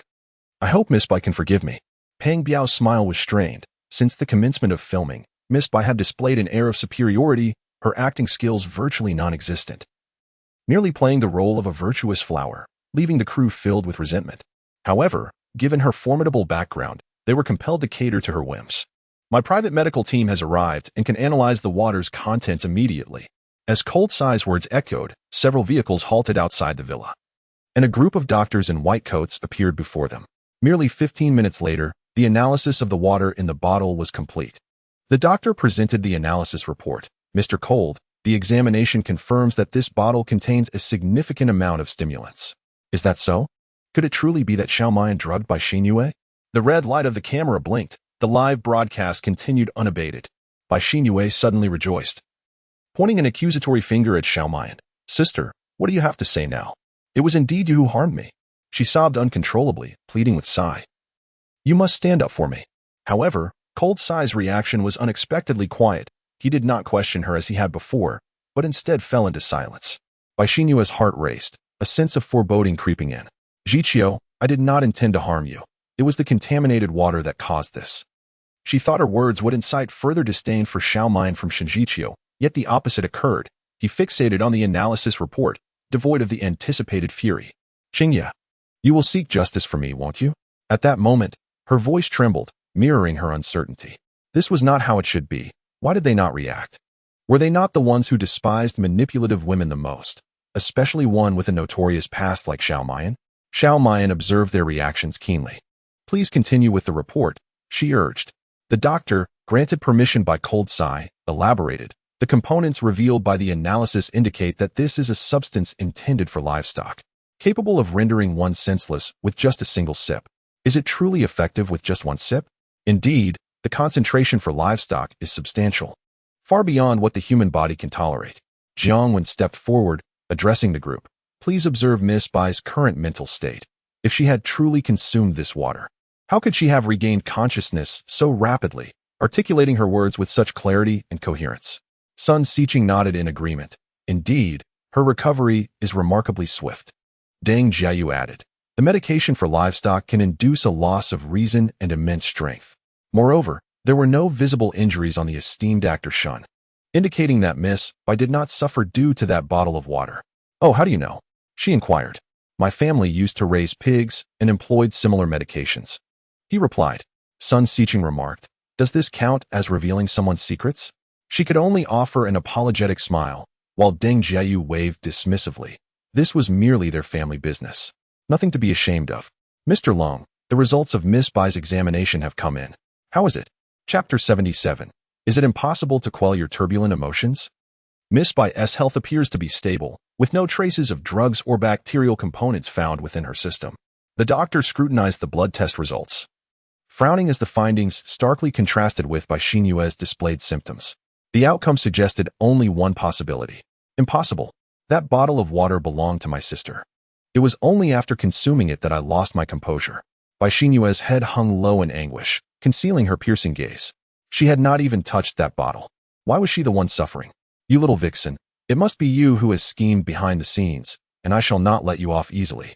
In the dead of night, Lung Xia held the weeping woman close, his deep voice resonating softly. Xingyue is still young. This time, please forgive her. Duan Xingye, with a rebellious brow, now displayed a more restrained demeanor, chiming in. Yes. Sister Xingyue was merely frightened and spoke nonsense. Do not hold it against her. Shen Jiqiu cast a cold, penetrating glance at the person shielded by Lung Xia, her eyes glinting with darkness. Xingyue mistakenly drank the tainted water. I will uncover who is responsible and restore justice for you both. Xiao Mayan remained silent, her tear-filled eyes gazing at them, a bitter smile lingering on her lips. The trio immediately averted their gaze from her, as no reasonable person would believe such claims, least of all them. The room was enveloped in an oppressive silence. As Peng Biao and others sought to ease the tension, yet an invisible force seemed to bind them, making it difficult for outsiders to intervene. Since there are no objections, I shall take her to rest. Wait. Yes, Miss Bai is a national treasure. Xiao Mayan's almond-shaped eyes glinted with a hint of mischief. Her voice laced with a light-hearted tone. I have nothing of value to offer, so let me grant her one wish. With a swift motion, Bai Xinyue's garment was torn from her collar, exposing her vulnerable form. A cacophony of screams erupted, with Peng Biao's voice rising above, all in fervor. Cut the live broadcast. All cameras must be shut down. We cannot allow the show to be interrupted. Bai Xinyue stood frozen, nearly grinding her teeth in disbelief. Was the show truly more important than her? The previously charged atmosphere dissipated as the boys turned away, stifling laughter. While the girls cast furtive glances, their thoughts fixated on one notion. This woman's physique was fabricated. In a frantic rush, she seized a bedspread to cover herself, screaming, what are you doing? You feigned illness merely to garner attention. I now fulfill your demands, yet you remain discontent. Is it that Xiao Muyan, the livestream director, requires the adulation of 5 prominent figures without any obligation to extend the same to the leading lady? She would not grant her even a shred of modesty. If one wishes to bring about their own downfall, they must be prepared to perish. She paused, her spirited eyes scanning her from head to toe, her face adorned with a malicious smirk as she applauded her. Do you truly believe that the gentlemen present are incapable of quelling your tumultuous desires? The faces of the men in attendance instantly flushed crimson. How could this woman launch such indiscriminate attacks? Is it still possible to leave at this moment? Bai Xinyue, filled with indignation, nearly shattered, glaring at her with tears in her eyes. How can you slander me in such a manner? Have you not already caused me enough suffering? Do you intend to utterly ruin me? Xiao Muyan curled her lips, her gaze defiantly lifting. Is this what you call ruining me? Miss Bai, let me remind you once more, I have no intention of returning to the Bai family to usurp your position, nor do I wish to associate with someone as insipid as you. I kindly request that you keep your distance, otherwise, I fear that your underdeveloped intellect may lead others to confuse who the true fool is. In that instant, Bai Xinyue's expression fractured, her defenses crumbling. Siyi, Shiqiu. Qingyi, was that last remark an insult? I am the victim here. No, the true victims are Emperor Shun and President Long. Bai Xinyue, do you not feel superfluous among them? Bai Xinyue, indeed. Otherwise, how could you have resorted to coercing others under the guise of traditional medicine? Unfortunately, even that did not fulfill your desires. Perhaps you should reflect on your failures and seek the issues within yourself rather than idly wallowing in your delusions of persecution. Additionally, I offer you a piece of advice. Next time, choose your targets wisely. Starving, you cannot indiscriminately shove everything down your throat, lest you suffer indigestion. The crowd, Deng Jiayu discreetly raised a thumbs up. All the bamboo shoots on the mountain had been claimed by Sister Yan. Xiao Muyan subtly raised an eyebrow in triumph, declaring her expertise. Moreover, a little flattery towards the prominent figures is not a waste of breath. Bai Xinyue's face turned ashen with rage, her peripheral vision darting towards Ling Siyi and the others as she incoherently charged towards the wall. Very well, since you wish for my demise, I shall oblige. I refuse to live any longer. Enough. Lung Siyi firmly restrained her in his embrace, his voice low as he addressed Xiao Muyan. This is my compensation to you. It is time to cease. Xiao Muyan cast a fleeting glance at the black card in his hand, a meaningful scoff escaping her lips. President Long, true to his formidable nature, is adept at resolving all matters with monetary compensation. One seeks to perish, while another clamors for sisterly affection, and yet another, a childhood companion, seemingly treats me kindly. Yet, when faced with adversity, I am the first to be cast aside. Am I unworthy of possessing such regard? She is aware of this, so why persist? The others regarded her, words unspoken, their hearts inexplicably aching. yet none paid her any mind, just as they had never truly regarded her. This is not merely a sweet variety show, is it? Even if it airs at midnight, must it also present a tale of sorrow? Is this scripted? In a live broadcast situation, how could anyone foolishly resort to drugging, fearing the repercussions of internet sleuths? I can't help but feel this is a self-directed performance. Isn't that how short dramas unfold? Perhaps one should watch fewer short dramas. That is the realm of the wicked female antagonist. How could the gracious and elegant Bai Xiaojie resort to such actions? It seems the upstairs viewer has indulged in quite a few short dramas. The roles are distinctly delineated. Are you suggesting that Bai Xinyue is the protagonist? Xiao Tang, a warning. A warning. Do not mock the esteemed one. This is your first and final warning. Xiao Muyan, what, do you wish to electrocute me again? If you have the audacity, then come forth. One utterance from me and you become the subordinate. Xiao Tang, are you so brazen? Are your fans aware of this? Suddenly, she seized the cup, tilting her head back to gulp down a mouthful of spiked water. Her desperate gaze fixed intently upon him, her ethereal voice seemingly emanating from the depths of her soul. Lung Siyi, I, Xiao Muyan, now declare that I am not someone to be dismissed with a mere 2 coins. Tears streamed down her cheeks as she smiled silently. Her once pure and fragile eyes gradually suffused with a crimson hue, embodying obsession and madness. Xiao Muyan, Xiao Tang, immediately transfer all the funds from that black card to me. I shall not leave a single cent for that foolish chun. Xiao Tang, apologies. But I am merely the live broadcast director, not a money launderer. Such actions are beyond my capabilities. Xiao Muyan, indeed, directors are utterly ineffectual. They accomplish nothing but chatter. Xiao Tang, he tolerated her, refraining from wasting words on a drunken woman. Muyan, you are out of your mind. There are drugs in that water. Shinshi Qiu stepped forward to steady her as she staggered, yet in the next moment, her scorching hand had already found its way to his chest, delicately probing along the deep neckline of his garment. Muyan, please refrain. Refrain? Chapter 78 by Qin Yan. Bring her to me. Shinshi Qiu's once tranquil gaze now surged with unusual emotions. His lowered gaze fleetingly tracing the elegant lines of her neck before he nonchalantly turned aside. Once his breathing stabilized, the tension beneath him returned to normal. He deftly restrained her hand that had ventured to his chest behind her back. At this moment, Xiao Muyan's face flushed crimson, her restlessness pressing against him in search of coolness. Young sir, you feel so cool and comfortable. Could you reveal the hidden ice for me? Do not move. Shinshi Qiu's half-lowered eyelids bore into her, his husky tone laced with allure, resembling not a warning but an enticement. Duan Qingyi lowered his brow, shadows flickering in his eyes, his hand pressed firmly upon Xiao Muyan's shoulder, gently yet assertively pulling her back into his embrace. Shiningdi, my sister has already rejected you. It would be wise to maintain your distance lest you provoke her disdain. Xiao Muyan felt the pain in her shoulder, frowning and groaning, her hands unable to resist exploring Duan Qingyi's face, grumbling, why have you lost your coolness? Where have you hidden the ice? With that, her hand ventured into the depths of the nearby thicket. As soon as Duan Qingyi's body stiffened, he finally comprehended the expression on Shinshi Qiu's face. It was the exquisite agony intertwined with pleasure. Release her. She is my fiancée. Long Siyue immediately signaled the white-coated individuals to neutralize the effects of the drug on her. The onlookers were utterly bewildered, grappling with the absurdity of the situation. Why had Miss Xiao suddenly consumed that tainted vial? Was it to vindicate herself? Surely, it should have been Miss Bai who drank it. The unfolding drama was utterly bewildering. Someone echoed Xiao Tang's incredulous outburst. Indeed. Why did you drink it? Xiao Mayan replied, of course, it's because the medicine tastes delightful. Xiao Tang, on the verge of collapse, exclaimed, this is a live broadcast, or rather, a double live broadcast. Xiao Mayan retorted, I know. Being live draws more ire. It's far more exhilarating. Xiao Tang lamented, let it all perish. Just let it all be destroyed. Xiao Mayan sneered, you, a mere director who can only resort to electric shocks, shall witness me muddle this water today. Regardless of whether they are influential figures, I shall take charge. As for Bai Xinyue, what was it but a pitfall? Hiding away to perform was utterly dull, if one must act. Better to do so in front of her, such a thrill. The white-coated individuals present were at a loss, utterly disheartened. Had they not heeded their professional advice? They had stated that the vial contained veterinary medicine. Why would she still drink it? Lung Zong was unhinged, and his fiancée, he seemed even more so.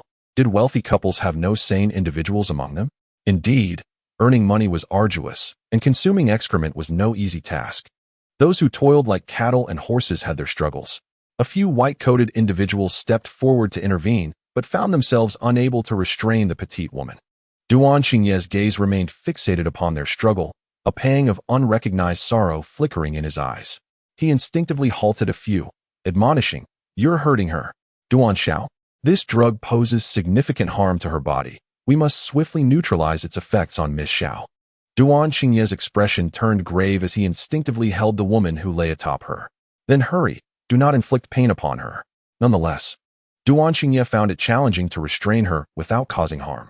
Watching her clothing become increasingly disheveled, his breath grew heavy. "Sister, please regain your clarity." At that moment, Xiao Mayan's complexion flushed crimson, her exquisite skin radiating a feverish heat, waves of desire cascading over her already dazed consciousness. All that remained was the instinct to seek coolness, oblivious to how it further fueled the imagination. "I shall assist you." Shen Jiqiu's gaze was murky.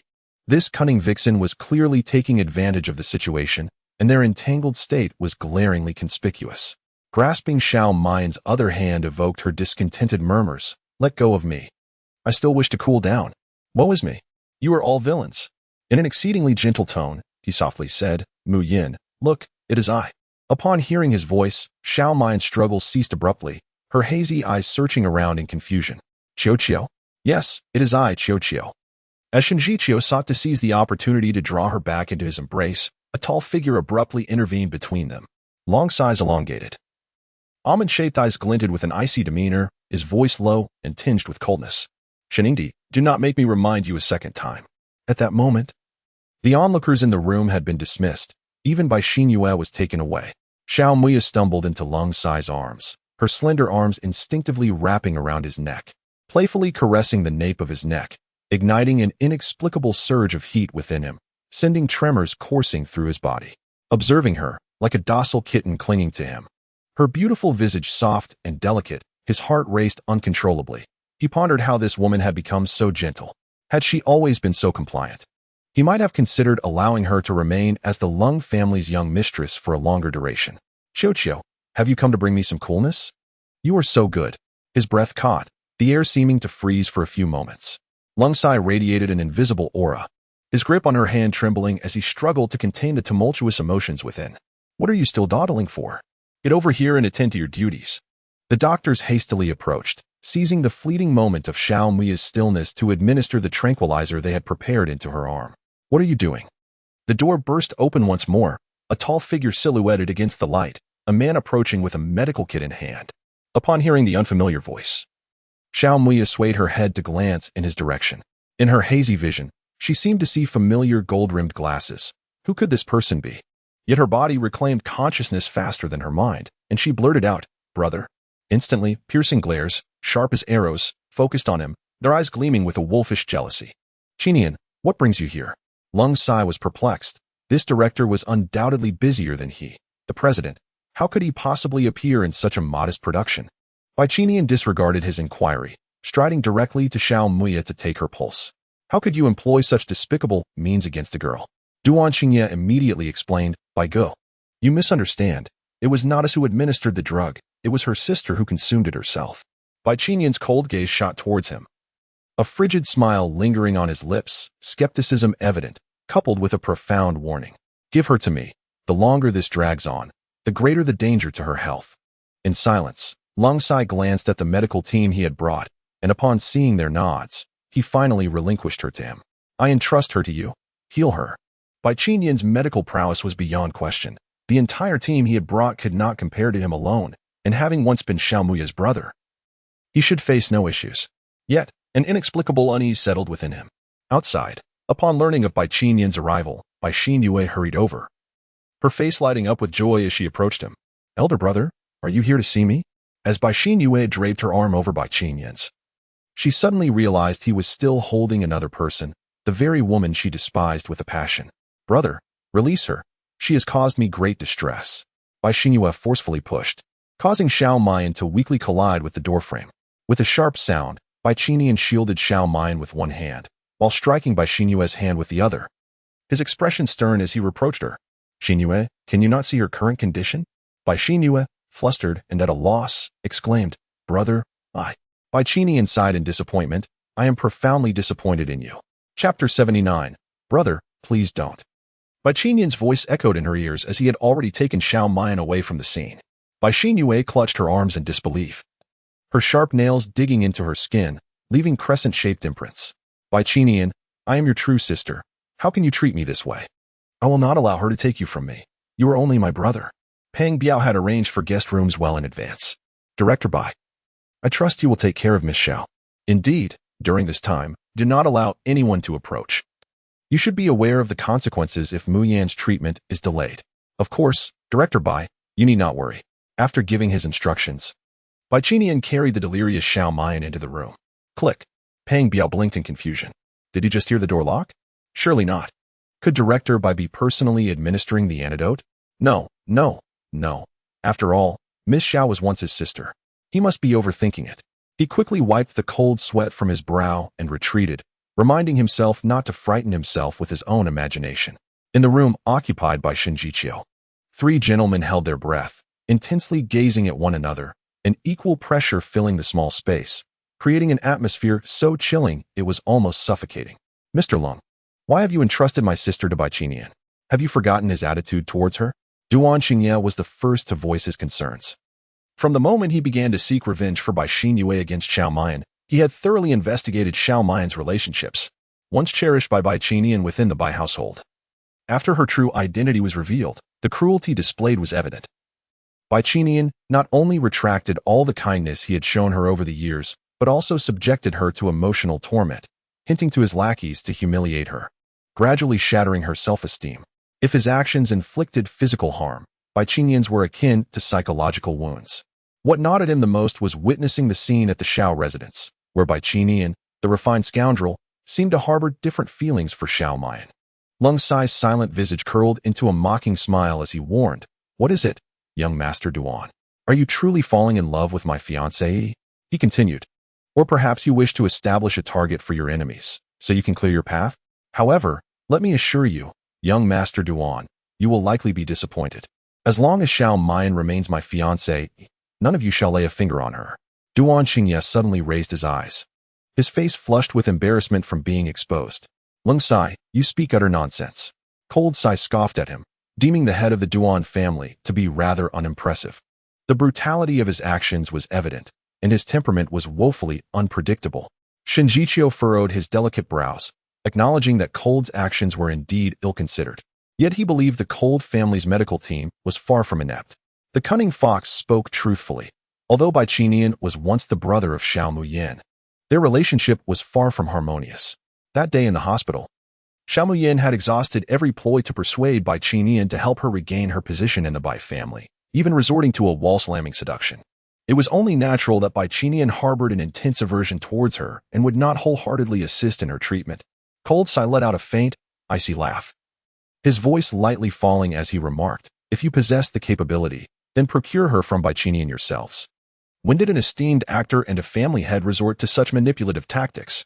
Upon leaving the room, Cold Sai paused, deep in thought. The words of the two had indeed reached his ears. He recalled that day when he chastised Xiao Muyan for her lack of propriety, which had inadvertently drawn out of Bai Qinyan.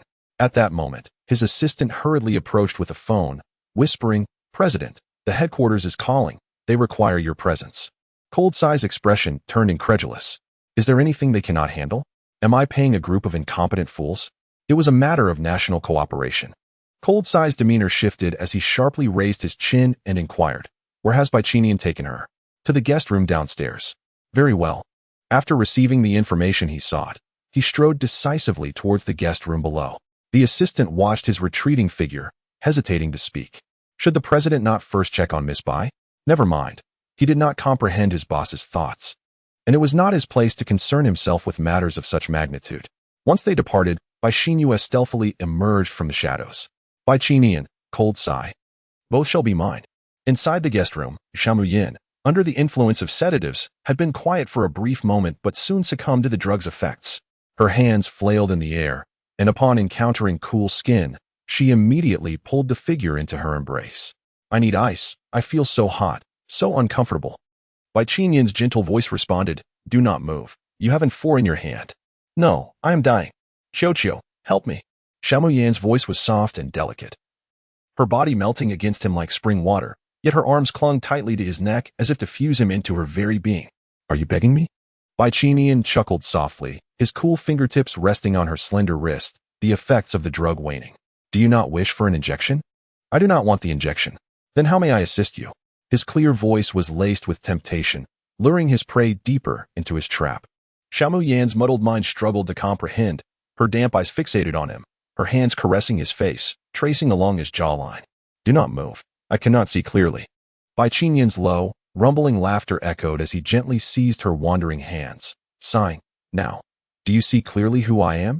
Xiao Muyan squinted through her hazy vision, her gaze only catching indistinct shapes. In a moment of disorientation, she lunged towards his chest, taking a deep breath and murmuring incoherently. It's Qiu Qiu, good Qiu Qiu. In an instant, her chin was gripped tightly, Bai Qingyan's voice icy as winter, laced with a chilling undertone. My dear sister, open your eyes and see clearly. Am I not your childhood companion? Ouch, that hurts. Pain is precisely what you deserve. Since you seem to lack memory, let me assist you in deepening it. Don't. Brother, the final syllable barely escaped her lips before it was forcefully sealed between his. Bai Qingyan, unable to contain his fury, captured the lips he had long coveted. His warm tongue sweeping in, aggressively claiming every breath. He aimed to envelop her entirely in his essence, ensuring she would remember only him. Xiao Muyan's struggling hands were raised high above her head, the delicate layers of her hanfu slipping away at his fingertips, revealing her exquisite alabaster skin and a waist that could be grasped with a single hand. Bai Qingyan's eyes were filled with desire as his fingers traced her lips. Softly reassuring, do not fear, dear sister. My injections are gentle, and you shall recover swiftly. His robust frame pressed down, creating indentations on the mattress, while on the sofa nearby, a figure gracefully tended to the tea set, the warm steam curling upwards, infusing the air with the rich aroma of brewed tea. Xiao Muyan casually sipped, her gaze falling upon the man on the bed, cocooned in blankets, his demeanor cool and detached, showing no signs of the chaos that had ensued after the herbal remedy. Tang, in shock, exclaimed, What on earth is happening? Chapter 80, The Brothers' Generosity. Would you care for some oxygen? Xiao Muyan observed the unfolding spectacle on the bed with great interest, admiring the physique. Tang, in a frenzy, nearly leaped to her side, desperate to rouse the woman entranced by beauty. Speak, or else I shall resort to tenfold electric shocks. Xiao Muyan sighed. Tenfold shocks? Are you trying to make me undergo a thunder tribulation? How cruel. Tang, exasperated, retorted, Stop with the nonsense and tell me the truth. Xiao Muyan replied. The truth is, I administered her the drug. Tang blinked in astonishment. Drug? What sort of drug? Xiao Muyan elaborated. A hallucinogenic potion, purchased from a live-streaming marketplace. Upon hearing this, Tang ceased his inquiries, realizing the origin of the drug was of little consequence. His curiosity had been satisfied. But you consumed the spiked water as well. Why are you unaffected? Tang pressed. Xiao Muyan innocently blinked. How would I know? Aren't you the director? Tang, gritting his teeth, retorted. You surely know. Xiao Muyan shot back. Then go gnaw on your own frustrations. Tang, seething in silence, suddenly realized, you did this on purpose. Xiao Muyan raised an eyebrow. Indeed. They clearly have others in their hearts yet still flirt with me.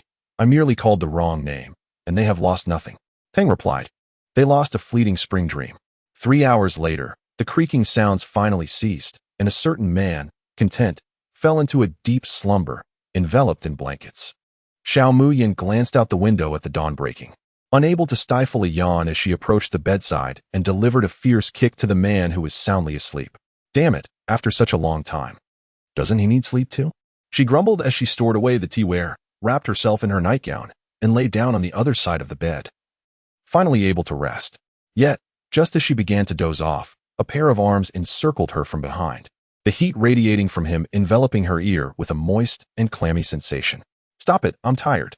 Bai Qingyan's voice, calm and gentle, reached her ears as his long, warm hand glided down her shoulder, while the other firmly grasped her waist. Even through the thin blanket, she could feel his searing warmth, which was quite suffocating. Were you tired yesterday? It seems my sister needs to join me in exercising from now on. Xiao Muyan, irritated by the buzzing noise in her ear, responded with a couple of vague sounds, pulling the corner of the blanket over herself. Ugh, this is maddening. Can't I even sleep? Tang was astonished. He thought you too. Xiao Muyan, flustered, interjected. Yes, yes. I've been marked by him. Tang asked. Where did you buy that medicine? Its effects are remarkable. Xiao Muyan retorted. Can you please shut up? Unfortunately, it was evident that Tang had muted himself. Yet that man still refused to relent. Bai Qinyan, like a reckless youth indulging in absurdity for the first time, insisted on clinging to her and engaging in all sorts of flirtatious antics, his warmth utterly infuriating. Xiao Muyan's fists clenched in anger. This insufferable man was out of line. Just as she was about to deliver a punch to his chest, Tang urgently warned. Warning. High damage detected. Xiao Muyan thought. When I was punching Duan Qingyi and whipping Jiang Shiqing, why didn't you say that the boss couldn't be hit? The thunderous strike transformed into a gentle tap, softly landing on Bai Qinyan's chest, and her breath brushed against him as she murmured, Brother, you're being reckless. A jolt of electricity coursed through Bai Qinyan's body, causing him to tense up, his breath becoming heavy. Sister, why is your face so flushed? Xiao Muyan inwardly cursed. The space was too confined, and she was running out of oxygen. He feigned nonchalance as he tugged at the already scant collar of his shirt, revealing more skin, his gentle voice enticing her.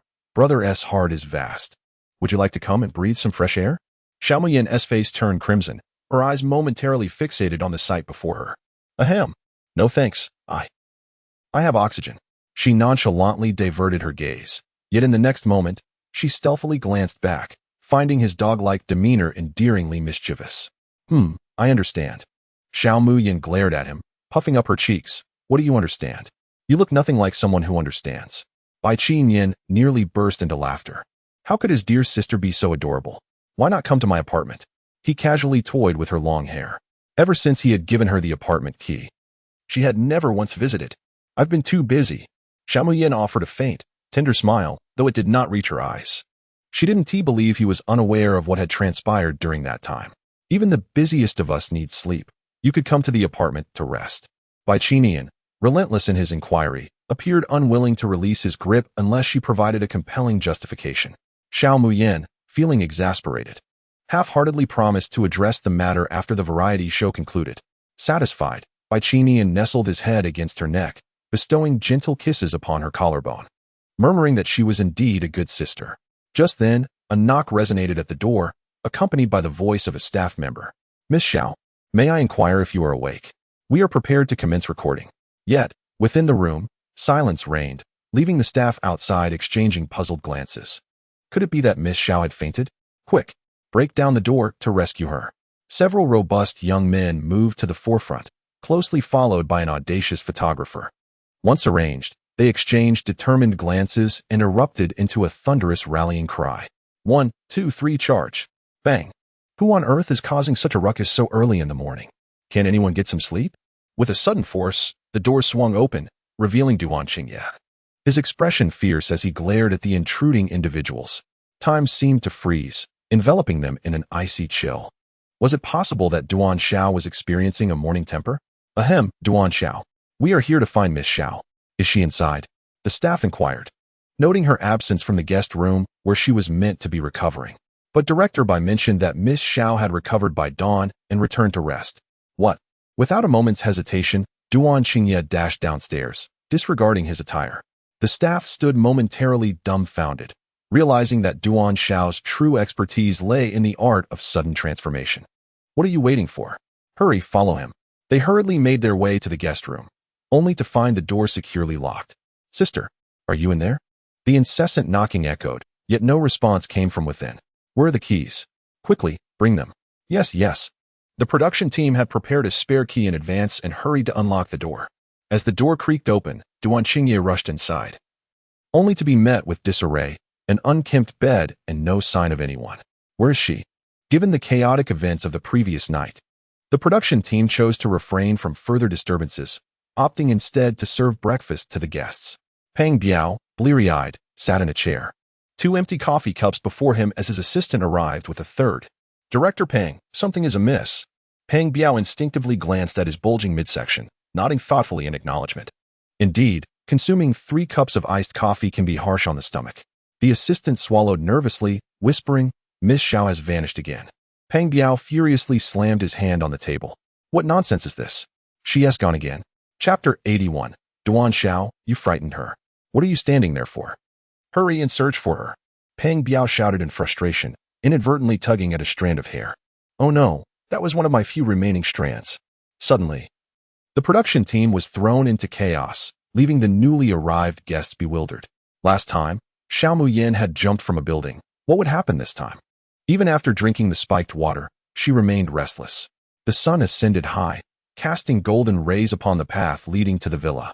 A girl clad in sportswear strolled along the rural lane, enveloped in a dazzling aura. Muyin? The girl halted, turning to greet the man behind her. Qiao, are you here for morning exercise as well? How did you end up here? When did you wake up? I woke up early to stretch a bit. Do you feel unwell anywhere? Shenji Qiao scrutinized her thoughtfully, as if trying to discern something from her expression. Yes. He tensed, staring intently. Where? Xiao Muyin hesitated before replying. My back hurts. Why does your back hurt? His clear, bright eyes sharpened. Did someone named Bai touch you? The bed was a bit hard. I didn't sleep well. You mean the bed? Xiao Muyin observed him leisurely. Indeed. What else could it be?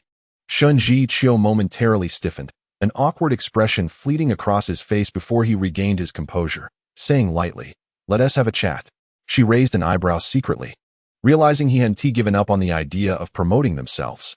Just as she agreed, sounds emanated from the villa. Is there urgency? The recording is about to begin. Shenji Qiao paused for a moment, tapping a few times on his phone. The next second, Xiao Muyin received a notification of a bank transfer. She looked over in confusion. Qiao, why did you transfer money to me? Do you want to support me? Xiao Muyin's eyes widened in disbelief, her soft hands covering her mouth, unable to stifle her gasp. A mixture of confusion and anger flickered across her face. She had not expected him to be this kind of person. With a heavy heart, she stumbled towards the villa. It's not what you think. Shenji Qiao instinctively reached for her, and the petite girl's toes traced a circle on the ground before she fell back into his embrace. Muyin, you currently have no income, so do you pity me and want to support me as a mistress? His voice trailed off as he met Xiao Muyin's weary gaze, unable to voice the couple's sentiments. She lifted her chin slightly, fighting back tears, her tightly pressed lips seeming to swallow all her pain and grievances. Shenji Qiao gently embraced her, soothingly patting her back. I only wanted to invest in our collaboration. That was meant as a deposit for you. Xiao Muyin, still shaken, patted her chest and repeated in a daze. It really isn't about being a mistress? Shenji Qiao, both amused and exasperated, playfully poked her fair forehead. What are you imagining? Do you really see me that way? Of course not. Qiao, you are the best, the most devoted. Devoted? Why would you use that term? Before he could ponder further, Xiao Muyin hesitantly spoke. Qiao, stirring up a bit of buzz is acceptable, but could we limit it to the duration of the variety show? With a substantial deposit of 100 million. Given his earnest intent, I shall not be overly difficult. However, collaboration necessitates a sense of order and contractual integrity. Although he and Lang Ziyi are offering the same amount, since I have already established a partnership with Lang Ziyi, I cannot unilaterally breach the agreement. I must maintain my image as his fiancé to appease old Master Long. As for him, a little publicity during the show is sufficient. Beyond that, I have no desire to continue this charade. Shenji Qiao felt a twinge of dissatisfaction, yet upon meeting her pleading gaze, his grievances seemed trivial. Very well. I shall not press her further. It shall be confined to the variety show. He was confident that, given Xiao Muyin's affection for him, a few scandals would be enough to ensnare her completely. However, a little provocation was still necessary. Xiao Muyin caught the glint of mischief in his eyes and smiled gently. She would certainly engage him well. Sister, is that you? Duan Xingye's booming voice pierced the air, and as he approached, the sunlight illuminated his eager face. Shenji Qiao took her hand, tightening his grip. My dear, let us commence. Yet, Xiao Muyin instinctively pulled back, unable to escape his grasp, murmuring softly, this doesn't need to be so obvious, does it? Oh, do you wish to engage in a secret affair with me? His fingers caressed her hand, his deep voice laced with a lingering laughter, revealing that Muyin enjoyed this notion. I do not, Xiao Muyin retorted, casting a flustered glance at him.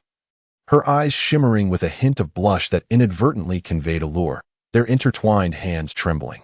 Shenji Qiao noticed the unintentional expression of shyness in her eyes. How could this little darling be so easily flustered? Just holding hands stirred her so. How would she endure it in the future? It must be his irresistible charm at fault. The sound of running footsteps grew closer, and Duan Qingyi waved at them from a distance. Sister, it truly is you. We searched everywhere for you. How did you end up here alone? He approached, accompanied by a refreshing breeze and his signature minty fragrance. Xiao Muyin gazed steadily into his anxious eyes. Was he worried for her safety, or was he concerned about losing his prey too soon, thereby diminishing the thrill? Suddenly, a chill ran through her as she looked up to see Duan Qingyi's piercing gaze fixed intently on their clasped hands, radiating a palpable aura of hostility. Oh, the little wolf dog is ready to unleash its ferocity? With two formidable figures at odds, who would emerge victorious? As such thoughts raced through her mind, her body involuntarily stirred with excitement. She longed to witness the unfolding drama. Shen Jiqiu felt the tension in their hands and smirked, positioning himself protectively in front of her. Duan, you startled her. This protective stance indeed provoked frustration in others. Duan Qingyi pressed his lips together, yet a radiant smile broke through. Sister, everyone has been searching for you. Let me take you back. Xiao Muyin was momentarily dazzled by his pearly white teeth. Was he about to reveal his fangs again? This was the typical narrative. One could not help but feel a curiosity to witness the exploits of this young master who had previously tormented the original character. Yet, it remained uncertain how long he could maintain his composure. I can return by myself. Xiao Muyin lowered her head, shyly withdrawing her hand from Shen Jiqiu's grasp, and hurriedly made her way back to the villa. As she brushed past Duan Qingyi, he clearly observed the lingering blush upon her ear. Sheningdi, this is a variety show. You ought to be mindful of your conduct. Duan Xiao, Muyin is not your plaything. Your juvenile antics ought to be curtailed. Duan Qingyi scoffed, his eyes filled with derision. Has Sheningdi truly immersed himself in his role? Have you forgotten your true intentions? Shen Jiqiu cast a languid glance downward. Duan Xiao, are you perhaps a parasite residing in my belly? How is it that you seem to know everything? The two exchanged silent glances as the wind around them suddenly turned biting cold. Chapter 82. Congratulations, brother. You have defeated 99 men nationwide. Inside the villa, the appearance of Xiao Muyin caused the previously frantic crowd to momentarily freeze. Miss Xiao? Miss Xiao? Pang Biao scrambled towards her, nearly moved to tears. My dear aunt, you have finally graced us with your presence. Director Pang, have you forgotten to take your medication today? Xiao Muyin was startled by his exuberance and instinctively took a step back. His state of mind seemed quite off. An assistant suddenly appeared behind her, quietly explaining. Director Pang has had 5 cups of coffee in his quest to find you. Seeking someone with coffee? The reasons men concoct are often perplexing. Why is it so difficult to admit to feeling unwell? By Xianu approached with a worried expression. Sister, where have you been so early in the morning? We have been searching for you for quite some time. Ah, sister, what is that on your neck? Could it be that after taking the medicine last night? Her unfinished sentence sparked numerous speculations, her gaze lingering vaguely on Xiao Muyin's neck. Pang Biao felt as though darkness had enveloped him. He pressed a hand against his chest, trembling as he spoke. The live broadcast is about to begin. Rest assured, Director. The live stream has been initiated at the earliest opportunity. You need not worry. He nearly spat out a mouthful of blood. It's already aired? Heaven is against me. At that moment, his desire to end it all peaked. Xiao Muyin, puzzled, touched her neck. What's wrong? Sun Sichun and Deng Jiayu descended the stairs in succession, coincidentally overhearing Bai Xianyu's words, and both rolled their eyes. Sun Sichun remarked, Miss Bai, it is the height of summer. With the abundance of flora near the villa, encountering mosquitoes is quite normal. I have several bites on my neck and arms as well. Deng Jiayu added, Indeed. I too have been bitten. What is the big deal? Isn't there a red mark on the back of Miss Bai's neck as well? No need to exaggerate. Upon hearing this, the panic in Bai Xianyu's eyes flickered before she hurriedly covered her neck, forcing a laugh. No wonder I felt an itch on the back of my neck. It turns out I was bitten by mosquitoes. Xiao Muyin regarded her thoughtfully. Oh dear, could the mark on the back of her neck possibly be a hickey? Whose could it be? Shen Jiqiu? Duan Qingyi? Or perhaps Ling Siyi? Regrettably, the traces are too faint, otherwise. We could have compared them according to the shape of the mouth. Had I known she would not be in the room last night, I would not have endured 3 hours of waiting in vain. Indeed, the revelries of others appear far more captivating. Sister, this mark of yours, Bai Xinyue is undeterred and still wishes to steer the conversation toward her. As if to confirm her suspicion, she reached out and forcefully touched Xiao Muyin's neck several times. Little sister, it seems you are not engaged in anything. A gentle voice resonated from upstairs. Bai Qinian looked down upon them, more precisely, at Xiao Maiyan's neck. Brother. Bai Xinyue joyfully ran toward him, only to be effortlessly evaded by his swift movements. Bai Qinian addressed Pang Biao with an apology. I wish to examine my sister. Of course, Director Bai, Pang Biao replied, elated at the prospect of having him whisk her away. Otherwise, the live broadcast could descend into chaos. Come with me. The two proceeded to a nearby tea room. Xiao Maiyan, apprehensive of his potential overreach, nervously recoiled a step, tightening her shoulders. Am I truly that terrifying? No, not at all.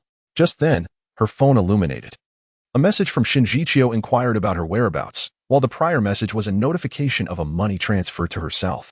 Xiao Maiyan fidgeted with her hands, struggling to articulate her thoughts. Surely, she could not divulge that this was her meager salary for being a sycophant. Suddenly, her chin was lifted, meeting Bai Qinian's placid gaze. Am I not sufficient for you alone? The gold-rimmed glasses were nowhere to be found, and the elite gentleman, clad in a tailored suit, exuded an air of nonchalance. His once piercing gaze now softened, radiating an alluring charm. Truly, he was a seasoned scion of a prestigious family, possessing both strength and cunning. If my little sister requires it, I can serve you right now. Had his hormones nowhere to dissipate, one would never suspect the gentleman's aggressive nature. No wonder he boasted a 3-hour track record. Rule 2 of sycophants. Never allow the dignity of a powerful man to be compromised. Xiao Maiyan leaned closer to his ear, her soft voice penetrating his senses. How could you possibly be unsatisfied? Congratulations, brother. You have triumphed over 999 men nationwide. Bai Qinian's ears flushed with warmth, but swiftly transformed into a tempest of emotions. His gaze darkening as it turned stormy. The very air around them thickened with tension, a dangerous aura enveloping them. How do you know I have defeated 999 men across the nation? Xiao Maiyan mused. Indeed, a generational gap every 3 years. Are there chasms between them? The plot of the original short play flashed through her mind, envisioning the tragic end at his hands, a gruesome fate on the operating table, causing her to involuntarily shudder. Because I believe my brother is the most exceptional in my heart. I do not require your opinion. I desire my own. Kiki, I wish to express my gratitude to your entire family in the most elegant words. Tell me, what sort of transaction did you engage in privately with Shen Jiqiu? Xiao Muyan's lips twitched slightly. She could not help but admire the astuteness of the big shot, who had quickly deduced the situation. This is the investment from Qiu into the Xiao family's finances. Investment? At that moment, Bai Qinian realized the Xiao family's precarious financial state and swiftly took out his phone to take action. What is this? As her mind raced, Xiao Muyan bit her lip. According to the big shot's usual behavior, he would become furious due to another man and subsequently provide her with the same amount of money, severing ties with that individual. Wouldn't that mean she could have double the funds? Look, this is precisely the salary a devoted admirer deserves. Her gaze had already uncontrollably darted towards her phone screen. And indeed, the screen flickered to life. All right, I have suspended your card.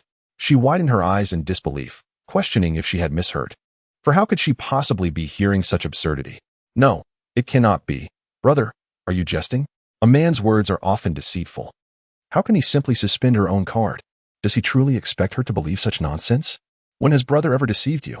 This card was obtained with my assistance. If it holds funds from dubious sources, I shall arrange for a new one. Xiao Muyan. She felt her fists clench. This deceitful man. What of it if you assisted me? I am the card holder. It belongs to me. Xiao Muyan. Xiao Tang, please unfreeze my card. Xiao Tang, apologies. I lack the authority. Xiao Muyan. Then what can you do? Xiao Tang. In any case, I cannot interfere with the narrative of the short drama. Xiao Muyan. Yet I have not seen you refrain from intervening. Xiao Tang. I suggest you diligently flatter the big shot. In the future, you will reap abundant rewards. So there is no need to be fixated on the present. Xiao Muyan, hee. You deserve to remain in this predicament. Xiao Tang felt wronged.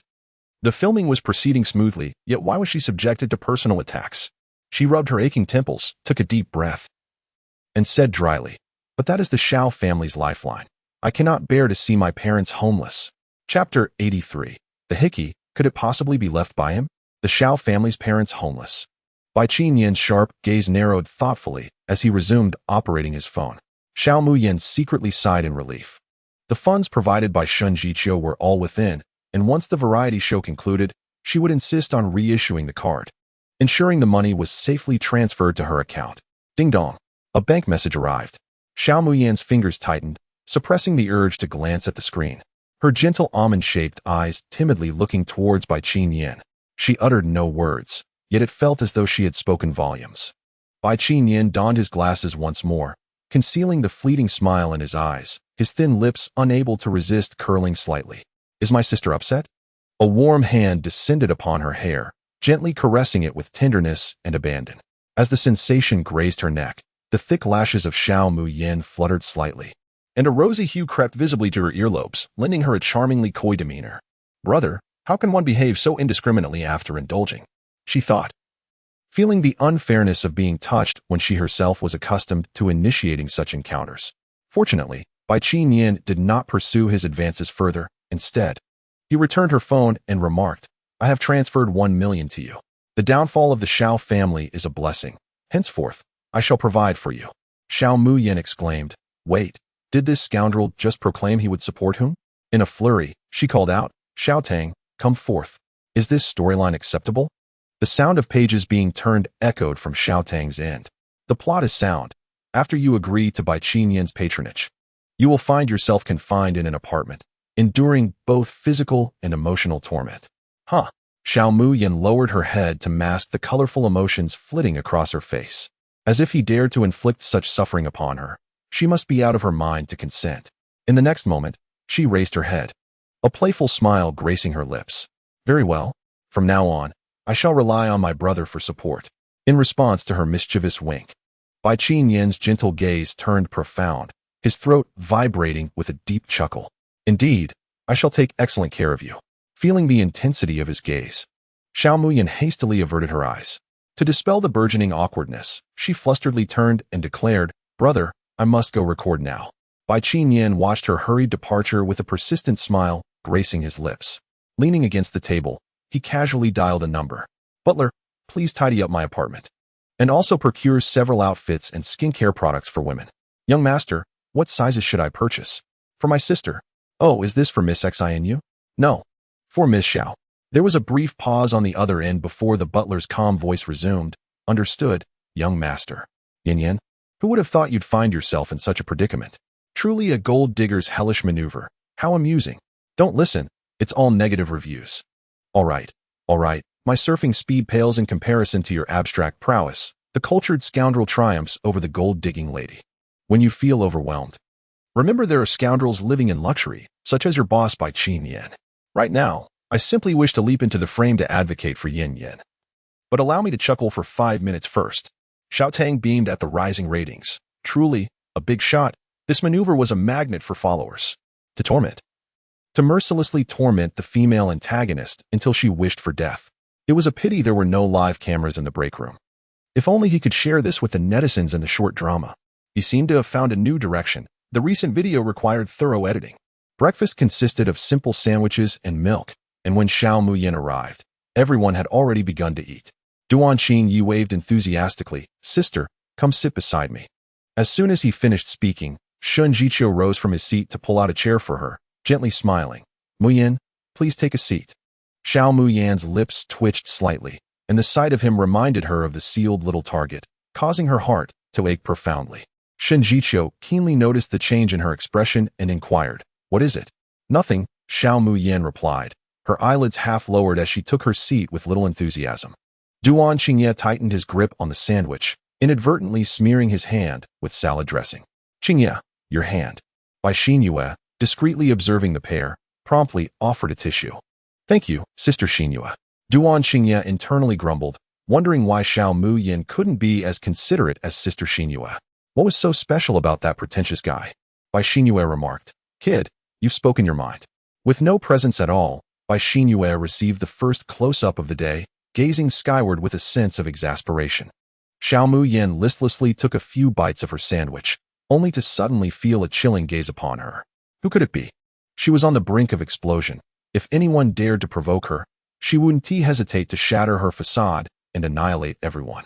With a serious expression, she followed the line of sight, only to unexpectedly meet the gaze of Chaogu. At that moment, Chaogu had reverted to his usual self, throwing a greasy look at her as she glanced over. Disgusting. The silence at the dining table made her retching sound conspicuously clear. Bai Xingyue, concerned, handed her a glass of water. Sister, are you all right? Is it your throat? Xiao Muyan ignored her, scrutinizing Chao Gu with a pointed eyebrow, asking, Chao Gu, has Wang recovered? Chao Ji's expression darkened, his voice slipping out from between clenched teeth. I've been perfectly fine. That's good to hear. I was worried that Wang's fragile constitution couldn't withstand a second injury. Chao Gu immediately felt alarm bells ringing. What was she planning? Casually glancing to the side, it became apparent to Xiao Muyan that he was looking at Bai Xingyue. It had barely been a few days, and he was already flirting. Truly, she was the heroine. A sudden spark of realization flickered in her mind. Could the kiss mark on Bai Xingyue's neck have been left by Chao Gu? Although last night had been somewhat chaotic, there were traces to follow. She believed that Shun Jiqiu, who had nearly been forced upon her, would certainly lack the interest. Bai Xingyue wouldn't seek Duan Xingye in a shabby loft. Deng Jieyu was evidently disinterested, and Leng Xia had already made a contract with her, intending to keep their relationship concealed from the public until old Master Leng recovered. Thus, the only remaining man was the seldom-seen Chao Gu, and the unremarkable Director Pang could be ruled out. The marks shouldn't be too obvious. The amusement in her eyes was hard to conceal. She wondered if eliminating him would harm the heroine. Chao Gu awkwardly chuckled. Teacher Xiao, you truly enjoy jesting. Xiao Muyan smiled without a word. But the more she did so, the more the smile on Chao Ji's face began to crack, as he sensed an impending danger. Bai Xingyue held the cup of water aloft with trembling hands, her voice quivering with emotion. Sister, do you truly despise me so?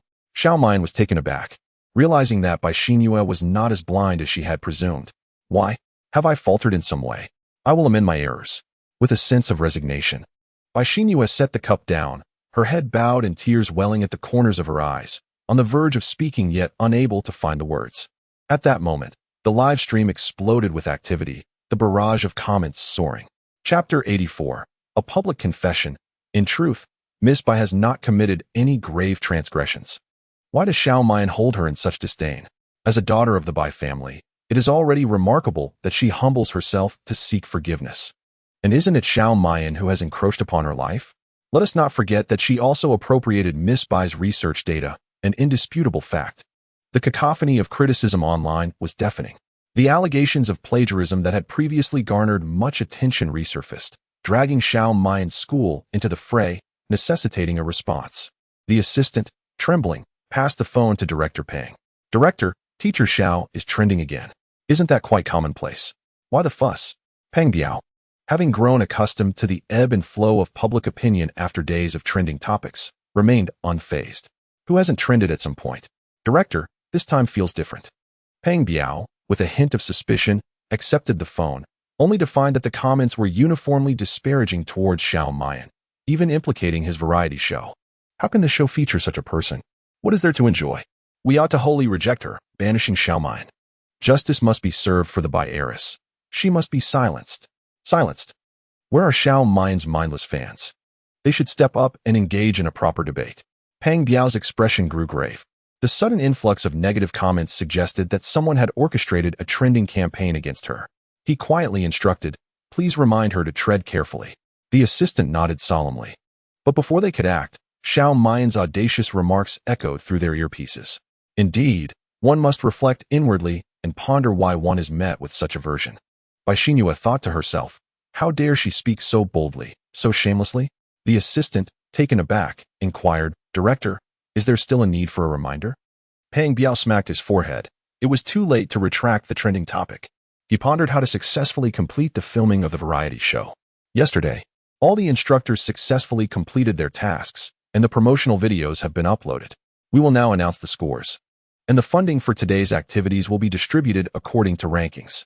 His words captured the attention of all the guests, allowing for a smooth transition from the recent awkwardness.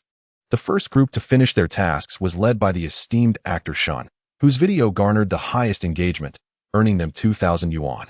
A large red envelope was placed before Xiao Muyan, yet her face bore an unusual absence of joy. Shin Jiqiu split the money in two. Not to your liking? How could that be? Who doesn't he appreciate money? Xiao Muyan accepted her share but, after a fleeting glance, returned it, feeling a pang of disappointment. Was she truly in need of just 1,000 yuan? She was merely missing the 2 minor goals that were blocked in her card. Suddenly, her lips were pressed against by Shun Jichio's distinctly knuckled hand, gently gliding along her lip line. There was something on her lips. Oh, Shun Jichio's deep voice momentarily paused, and after several seconds, his hand remained unyieldingly in place. Xiao Mayan raised an eyebrow in silent inquiry. What is it, esteemed one?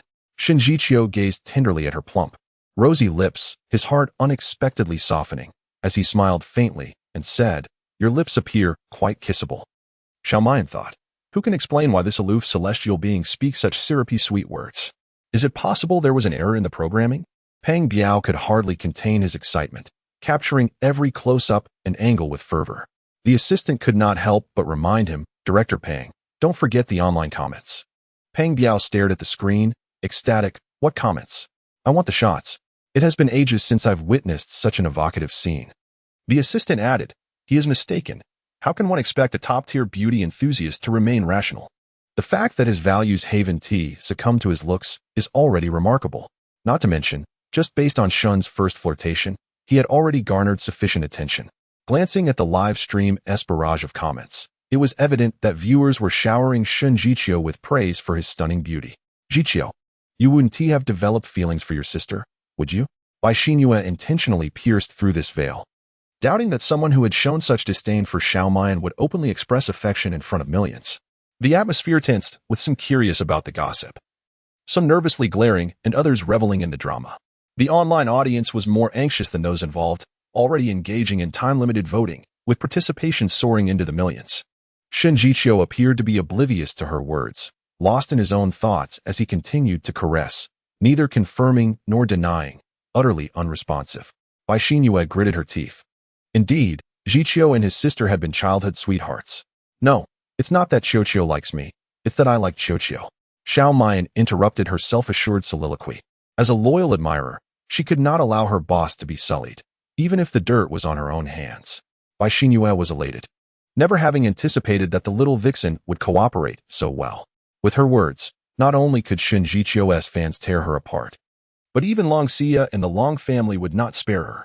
Shun Jichio wore a smile of satisfaction, while Xiao Mayan locked eyes with him and gently spoke. Qiuqiu protects me just like a brother. It's hard not to like him. The one who had ascended to the role of brother felt his smile freeze on his face. What a clever tongue. He pressed down on the corner of her lips with his fingertip until a purplish hue appeared. Only then did he release her with indignation. Naturally, it is the brother's duty to protect the good child. A cool voice slipped through clenched teeth, his gaze filled with warning. Bang. The door to the tea room was slammed shut, and Bai Qinian adjusted his glasses on his nose, apologetically saying, Sorry, the wind blew it. Unaware of the concealed darkness lurking in his eyes, the guests responded with benevolent smiles. Brother? How could someone with the surname Shun be worthy? Xiao Tang remarked. Your servile behavior is commendable, but aren't you afraid of the other prominent figures retaliating against you? Strike her? That is out of the question. Lung Sai has already departed from the production team. Even if he wished to act, his reach is limited. Duan Xingye might have an opportunity. But on what grounds would he act? To seize the fish from his beloved sister Yu's pond? As for Bai Qinian, he would neither dare to publicly acknowledge their relationship, nor would he ever do so. That hypocritical fellow harbors the darkest heart and holds the least standing. Be a good child and eat first. We shall settle the accounts later. What does this mean, Emperor Shun? Has he agreed? Impossible. An adult who does not respond directly is effectively declining. What Emperor Shun means by settling accounts pertains to yesterday's financial distribution. Let us not overthink it. Indeed, how could he possibly have anything to do with Xiaomuya?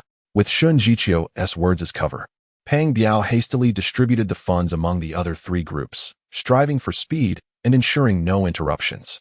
Director Peng. Peng Biao was startled by Xiaomuya's voice, causing his belly to quiver slightly. What is it? Yesterday, we assisted Miss Bai S Group in uncovering critical clues, and President Lung promised us half of the funds. I wonder if this still holds true with the change of personnel? Peng Biao scratched his head in dilemma, casting the question into the air. Teacher Bai, what do you think? Bai Xinhua feigned calmness and said, Of course, this is what my sister deserves. Receiving half of their funds. Particularly witnessing Bai Xinhua's impotent fury masked by a forced smile, Xiaomuya's spirits lifted somewhat. The law of conservation of energy, laughter does not vanish. It merely transfers from one face to another. Chapter 85, the disappointing second-in-command of Duan Xiao. Holding a substantial sum, Xiao Muya felt no joy, especially upon seeing her sister, who incessantly called her sister. She could only wonder, is he a broken record? Duan Xingye blinked with clear eyes. Despite his unconventional features, a slight smile radiated youthful sunshine. Is my sister unhappy because she is teamed with me? Sister, have I done something wrong? Please tell me, and I shall amend it. I will give you all my funds. You can buy whatever you wish. What is mine is yours. Xiao Muya rubbed her forehead, her head buzzing with pain. Shaking her head, she decided to confront the instigator of it all. Director Pang, is it possible to reassign the groups? Pang Biao displayed a formulaic smile. No. The group assignments were determined by online matching and cannot be altered. Was it stated that the first team to complete the task would have the right to choose their teammates? That privilege lies solely with the fans of the winning contestants. All right, the final say rests with the production team, does it? Duan Xingye's eyes brimmed with tears. Her tall stature of 1.80 meters giving her the appearance of a child in distress. Sister, you certainly did not say that yesterday. She lamented, her voice trailing off melodiously. The demeanor of the person before her was one of feigned innocence, as if she had provoked the wrath of heaven and man alike. You said it made you feel good. Duan Xingye gazed intently, her tone low and intimate, as if whispering secrets. That was someone else's first time. Does sister not wish to take responsibility? The uninformed netizens, momentarily stunned, soon spiraled into utter chaos. When did this happen yesterday? What unknown events transpired that we are unaware of? It seems to be related to the sudden live stream from the early morning. Does anyone have a recording? Please share. Isn't Xiao Mayan straddling two boats? Publicly declaring her affection for Emperor Shun while entangled with young Master Duan. Xiao Mayan interjected, brothers. Some matters need not be cloaked in ambiguity. The truth is evident to those present. Bai Xinyue observed discreetly, noting the situation with satisfaction. If she were to act now, she might reveal a flaw, potentially tarnishing her image in the eyes of the others. However, the current scenario of two men pursuing one woman was instigated by Xiao Mayan herself. With a little guidance, the reputation of being fickle could easily be pinned on her. With destruction merely a step away, Shun Jiqiu's warm gaze subtly swept over the seemingly innocent vixen. Having decided to assist Xinyue in clearing obstacles, he would ensure that both the pretentiously aloof Lung Xian and the persistently clingy Duan Xingye would be eliminated one by one. Muyan, let us be on the same team. Jiqiu, since this is a grouping by netizens, it would be inappropriate for you to change teams at will. It would also be disrespectful to actress Jiang. Bai Xinyue kindly advised. Knowing that only by having Xiao Mayan and young Master Duan entangled could she craft her narrative more effectively. Upon hearing that Jiang had feelings for Shin Jiqiu, she anticipated that when the little vixen was exposed, she would relish the sight of Jiang when no longer protecting her. Sister, do you not agree? Xiao Mayan perked up, feigning seriousness as she covered her mouth in astonishment. Miss Bai, are you trying to sell a set? How dare you insult me? Accusing me of selling that sort of thing. Before she could react further, Xiao Mayan leaned in, smiling. Otherwise, how do you explain your duality in front and behind? A performance more elaborate than the last? A burst of laughter erupted from the crowd, with Jiang Wen's laughter ringing the loudest as she shyly waved her hands at the two. Apologies. Please continue as though we do not exist. Bai Xinyue remarked. You are making it impossible for her to express her anger. After all, the law does not punish the multitude. Chao Gu, unable to bear the humiliation of his companion, immediately stepped forward. Your words are far too vulgar. You exhibit no semblance of a lady. Xiao Mayan nodded earnestly in response, as a false heiress. What need have I for ladylike decorum? She then shifted her tone, her eyes shimmering with a feigned innocence. Miss Bai, you would not be deliberately saying such things to make others think me petty and unreasonable, would you? Bai Xinyue and Chao Gu found themselves silenced, their gazes inadvertently meeting the brooding eyes of Shin Jiqiu, whose contemplative glance sent a wave of unease through him. Chao Gu cleared his throat twice. Teacher Bai, today's task is demanding. Let us commence our journey. Xiao Mayan playfully tugged at Duan Xingye's sleeve. Shall we also make our exit? Noticing his lack of response, she took his hand and led him out of the villa. Muyan. Shun Jiqiu hesitated, but was interrupted by his partner, Jiang Wen, esteemed actor Shun. I look forward to your guidance today. You flatter me, actress Jiang. Though his words remained cool, the urgency in his eyes betrayed him. Jiang Wen smiled silently, thinking, men. Once outside the villa, Duan Xingye passively trailed behind her, his mind ensnared by the soft sensation of her touch. This was indeed the first time she had taken the initiative to hold his hand. After a moment of surprise, his heart fluttered, and he came to his senses, his eyes brightening and a smile involuntarily gracing his lips. Xiao Mian glanced at him, noticing the genuine joy on his face. Yet discerning the true nature of his emotions remained elusive. She opened her phone to set the location. Today, we are to check in as special forces. We must be prudent with our expenses and ensure we find the most suitable transportation and itinerary for our online friends. This task was randomized, allowing them to choose their check-in locations, but only the first group to complete their check-ins would earn points. Are you listening? Duan Xingye, caught off guard, responded with a half-hearted appearing rather distracted. Xiao Mian regarded him with suspicion, quickly sensing something amiss. He was rigid, clearly putting on airs. Just as she was about to speak, she encountered an awkward bulge. Her pupils dilated sharply, the atmosphere grew unnaturally still. In disbelief, she stared wide-eyed, her mouth opening and closing without forming coherent words. Indeed, one could not deny that young men are in their prime, exuberantly vibrant. Even as her mind raced with inappropriate thoughts, the words that escaped her lips conveyed a different essence. You rogue. Duan Xingye jolted awake, casting a fierce glare at his rebellious lower half. In that moment, composure had long since fled. His lower self stood proudly under scrutiny. He swallowed hard, hastily grasping Xiao Mian's hand to explain, "Sister, I swear it's merely a matter of pants style. I shall change immediately." Watching him flee in disarray, Xiao Mian shook her head in disdain, feeling as though she had been the object of unwelcome scrutiny. In half a minute, Duan Xingye reappeared before her with impressive swiftness. "Sister, I'm ready." Xiao Mian instinctively looked down and found a clear path. Meeting his eager, puppy-like smile, she silently gave him a thumbs up. Even in such a state, he managed to compose himself in under 30 seconds. Truly a formidable character. "Follow me." Duan Xingye rubbed his hands together in anticipation. "I will heed your every word." 10 minutes later, they remained basking under the scorching sun. He wiped the beads of sweat from his forehead. "Sister, I know a place that's not exposed to the sun. Shall we give it a try?" "Where to?" Chapter 86. Duan Xingye, you are quite the charmer. Ultimately, Duan Xingye cast his gaze downward, looking melancholic at the 3 or 5 shared bicycles before him. "Sister, you're really mischievous," always teasing him. Xiao Muyan, somewhat irritated, punched him lightly in the chest. She was sensitive to those who spoke in a high-pitched manner. "Duanyi, do you possess any common sense? It's the peak rush hour in the morning. The traffic is a nightmare. Only an all-terrain vehicle can break through this gridlock." "Is this an all-terrain vehicle?" Xiao Muyan smiled meaningfully. "Whether it can break through depends on your strength." Duan Xingye's deep voice emerged through clenched teeth. "All right, I'll follow my sister's lead." No sooner had he spoken than he was momentarily distracted by Xiao Muyan's graceful motion of getting on the bike. Truly, she was the woman he had set his sights on. Every movement exuded charm and elegance. "Sister, wait for me." He fumbled through the steps to unlock the bike when suddenly, a cup of cold water splashed onto him, leaving him utterly chilled. The air became instantly tense as Xiao Muyan froze, staring at the woman who had drenched him. "How brave, she is no match for me."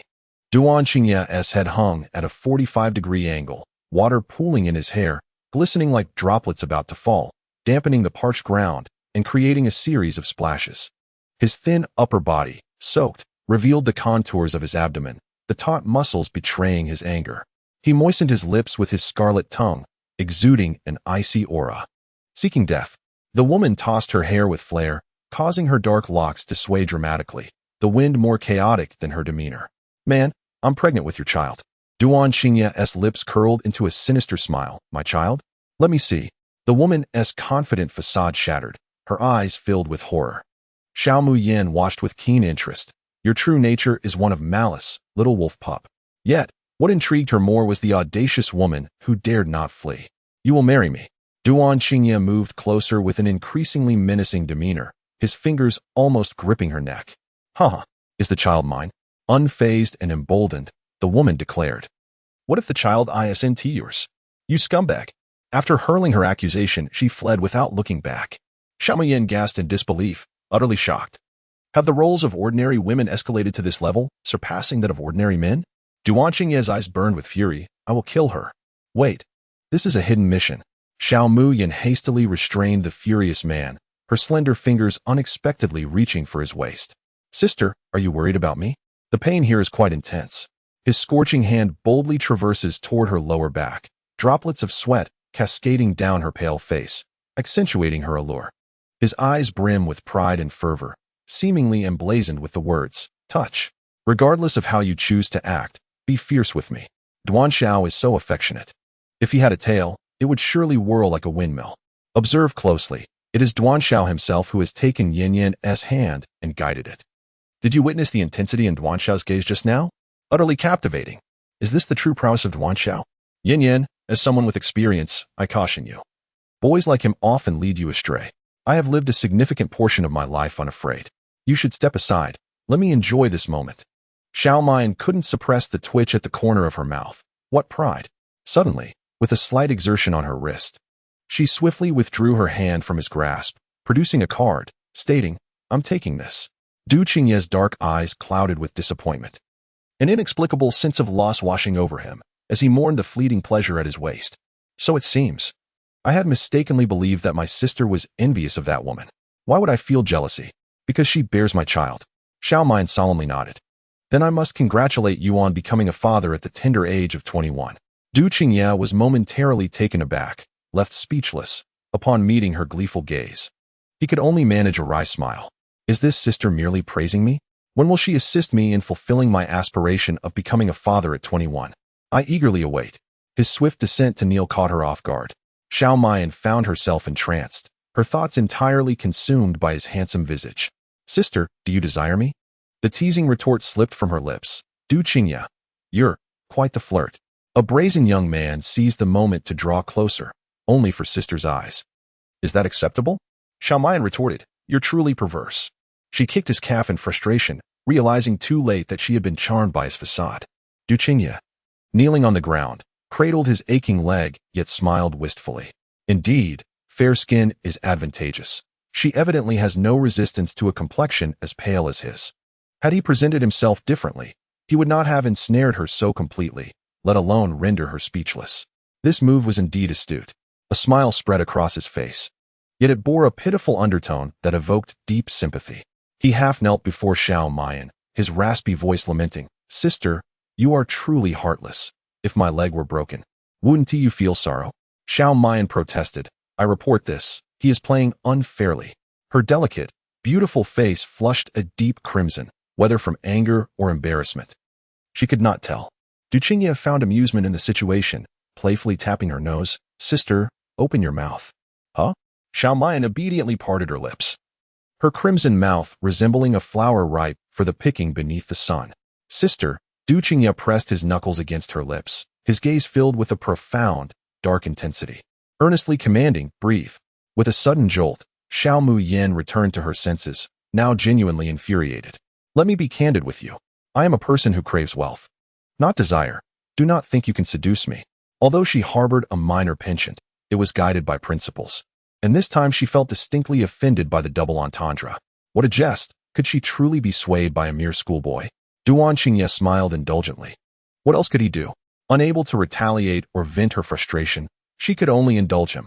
Hurry up, don't waste my time. Yet, her legs truly ached.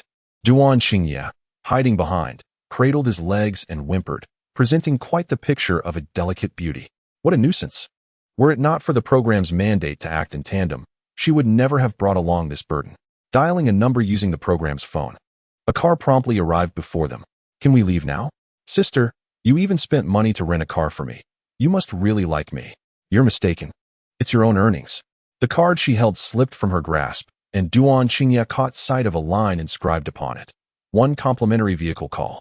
He shook his head in melancholy. It seemed he had misinterpreted her feelings. Not expecting Xiao Muyin to assist him, he steadied himself on his own. Yet as he entered the car, he inadvertently noticed the bruise around her waist. His fists clenched involuntarily. That mark was left by someone else. Who was it? Chapter 87. Can I develop affections for an abuser? The car lingered momentarily before accelerating, whisking Xiao Muyin and Duan Qingye away from the villa district.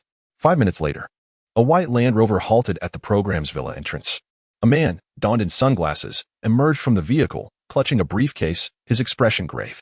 On the expressway, the car was undeniably ensnared amidst a traffic jam. How could there be congestion on an expressway? Xiao Muyin half closed her eyes, suppressing an eye roll as she quietly maneuvered to the edge of her seat, her disdain unmistakable. Sister, Duan Xingye flashed a broad smile, revealing his pristine 8 teeth, quickly scooting closer to her. What are you squeezing for? Move over. It's chilly. Let us huddle together for warmth. Driver, please switch to the heating. Don't let our young master freeze. The driver, albeit perplexed, complied respectfully, adjusting the air conditioning while discreetly cracking open a window. Not for any other reason, but to avoid suffocation. Haha, almost died laughing. Young Master Duan wants to get cozy, only to be thwarted by the ironclad straight woman. Does Xiao Muyin possess a romantic allergy? Will young Master Duan secretly weep? Poor little puppy, come to your sister's embrace. She'll comfort you. A wave of heat washed over them, beads of sweat forming on Duan Xingye's pale face. Sister, your gaze has betrayed you. You clearly have feelings for me. Otherwise, why do you only reveal your true self in my presence? Before others, you present yourself as a delicate and fragile being. Yet only with me do you resort to accusations and insults, indicating that your feelings towards me are indeed unique. Suddenly, he clutched his chest, his dark eyes clouded with bitterness. Sister, please don't keep your distance. It pains my heart. Could you please look at me? Is the master truly reduced to this state? Xiao Muyin, with an expressionless demeanor, pushed away the man leaning on her shoulder, saying, keep your distance. The live broadcast prohibits any inappropriate conduct. Our variety show maintains a wholesome image, and all the guests are quite healthy, so rest assured. Xiao Muyin added, you call me master, and yet you genuinely believe I am your subordinate, don't you? Feeling the sincere rejection emanating from her, Duan Xingye could only manage a helpless smile. Filled with confusion, why would she refuse the pursuit of a man who is wealthy, powerful, and handsome? Sister, why do you despise me so? At last, Xiao Muyin opened her eyes, gazing intently at him. The atmosphere became tense as Duan Xingye clearly discerned her disdain reflected in her eyes. Do you really think I could harbor affection for an abuser? His heart momentarily halted as he crouched down, his throat dry. The live broadcast room, capturing every word and action, erupted once more, with comments flooding in at a rapid pace. What is happening? Could there be a backstory between them? Abuser? Has Duan Xiao ever laid a hand on Xiao Muyin? No way. He doesn't seem like someone who would hit a woman.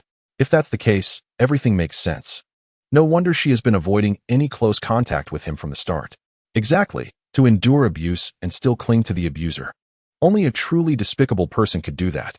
Duan Xingye murmured softly, I thought we had reconciled. Xiao Muyin, with a sardonic flick of her wrist, retorted, do you think that just because the scars on my body have faded, the pain you inflicted has vanished too? The external wounds may heal, but the marks left on my bones are everlasting. Duan Xingye's heart jolted, and he hurriedly replied, Sister, let me explain. It was because he halted mid-sentence. Realizing that framing his actions as mere retaliation for Bai Xinyue would jeopardize her gentle and gracious image. I was wrong. What must I do for your forgiveness? Forgiveness? Indeed.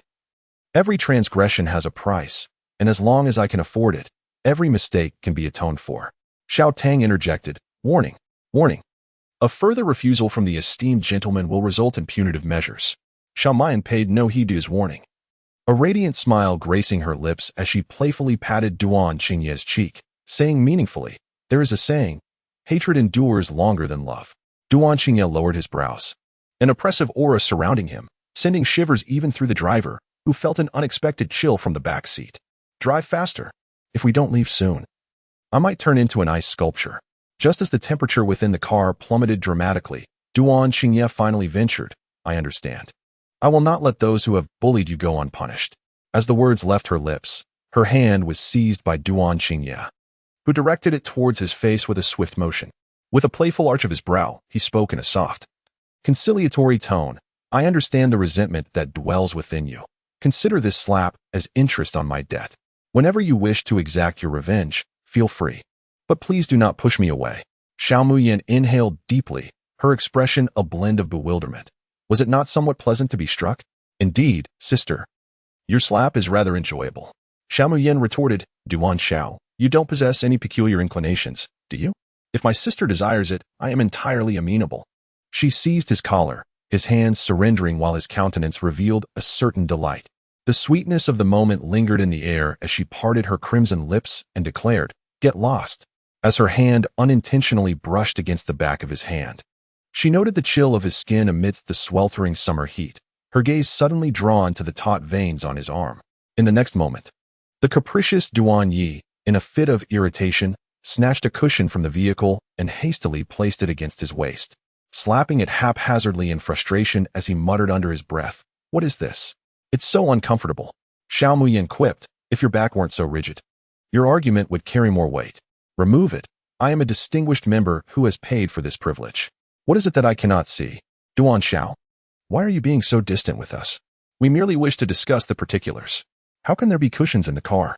An excessive silence enveloped the vehicle, amplifying the awkwardness.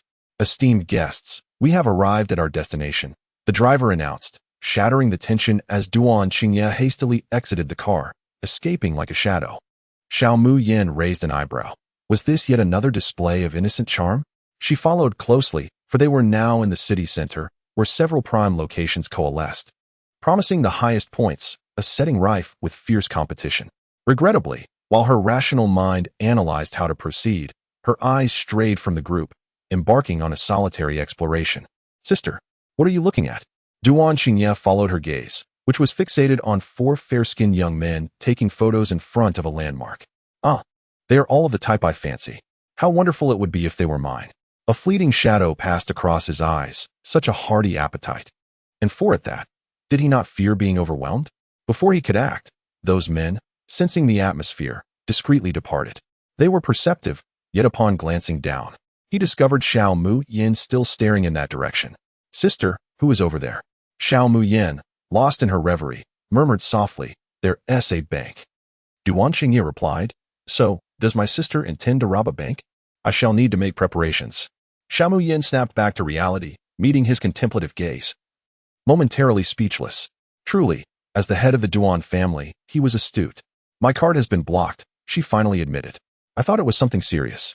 Chapter 88. The expulsion letter delivered by Professor Jiang in the bank. The cameraman stealthily mingled among the crowd, his presence reminiscent of a tabloid reporter rather than a live broadcaster, evoking a sense of amusement. Duan Qingye approached the manager directly, confidently producing his black card. "Mr. Duan, please come in." The manager hastily ushered him into a private room, ensuring that tea and pastries were prepared, as they were obliged to provide exceptional service to a black card holder. Duan Qingye grasped Xiao Muyin's hand, his deep-set eyes winking at her with a playful, yet mischievous tone. "Sister, shall we go inside?" "Get lost. Stay away from me," Xiao Muyin retorted, shaking off his hand and stepping into the private room first. Duan Qingye glanced at their recently intertwined fingers, gently tracing them, as if his restless heart had finally found its way home. 5 minutes later, Xiao Muyin emerged from the room, her face alight with joy as she clutched her bank card, beaming with delight. Although he wished not to disturb her elation, Duan Qingye couldn't help but caution, "Sister, if you keep smiling like that, your teeth will get cold." Xiao Muyin quickly covered her mouth, glaring at him with an indignant expression. "With a gambling father, a sick mother, and a sister in school, do you have any idea what it means for my card to be frozen?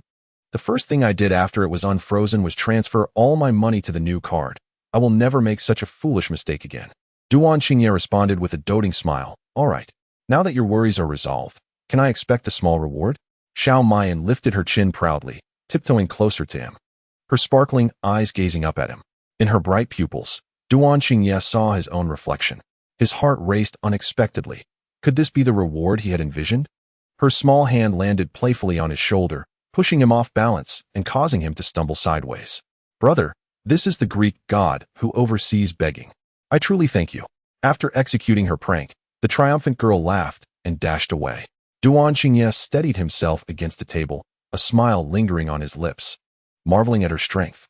Only he knew the spirited girl behind that facade.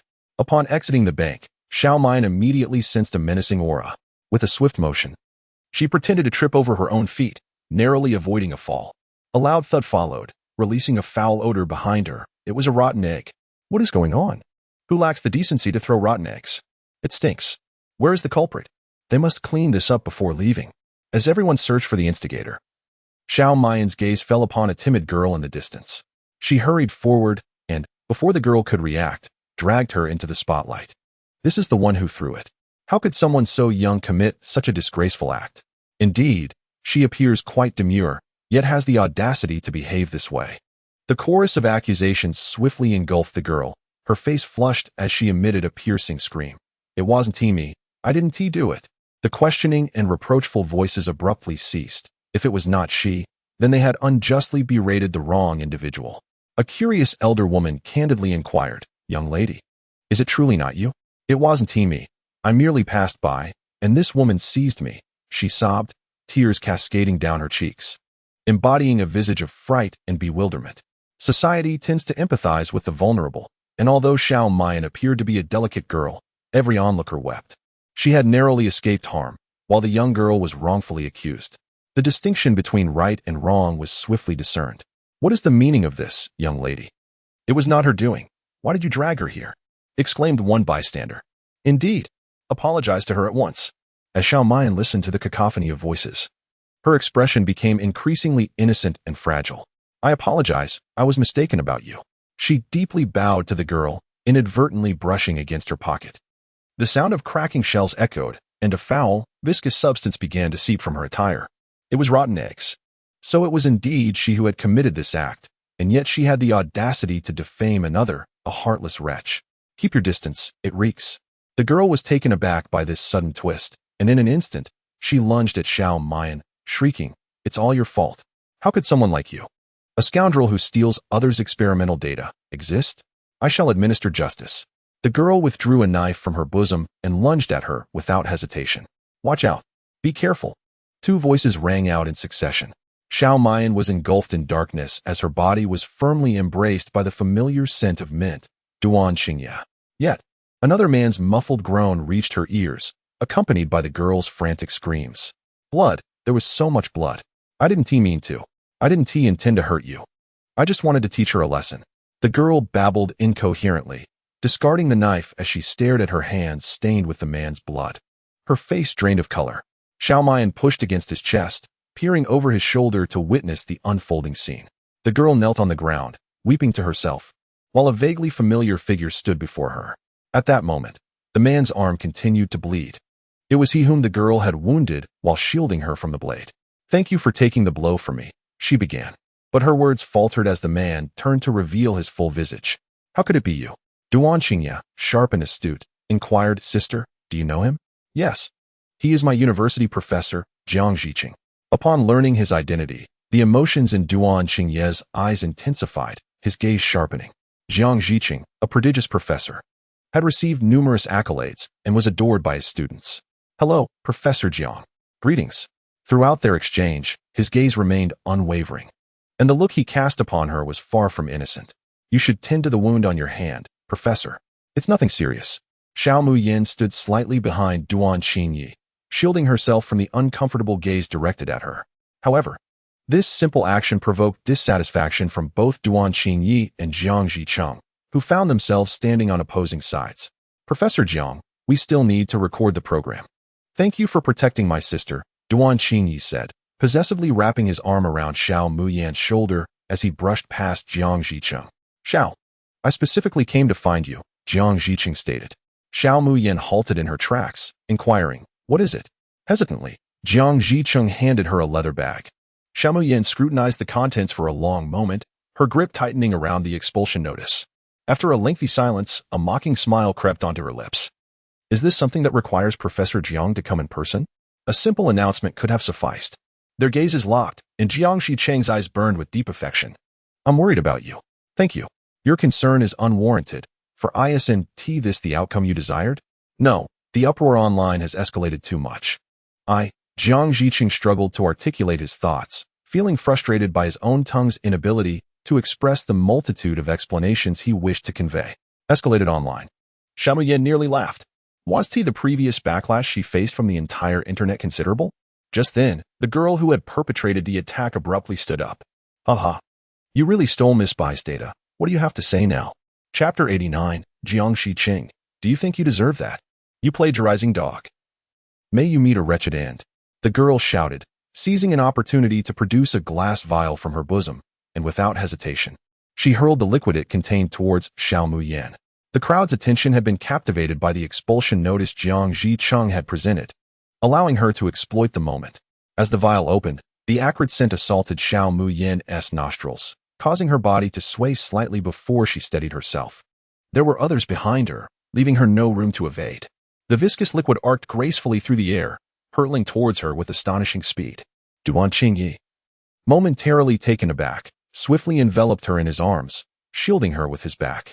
Jiang Zicheng's pupils dilated in horror as he rushed forward, managing only to snatch the vial from her grasp, helplessly watching as the liquid spiraled out of control.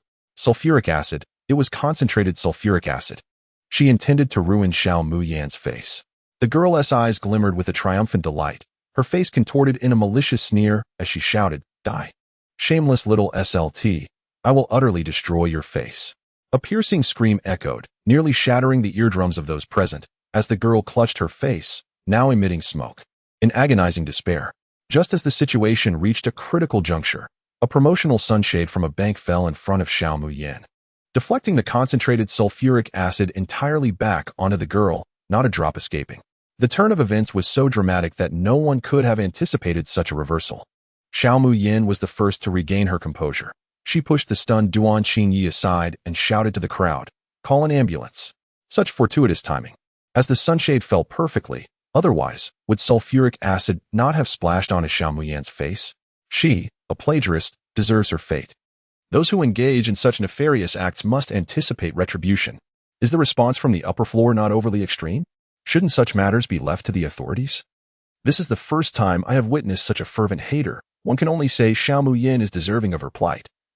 Though it is unfortunate for that young lady, whose face may be irrevocably damaged. Is Xiao Muyan truly that kind of person? Out of so many.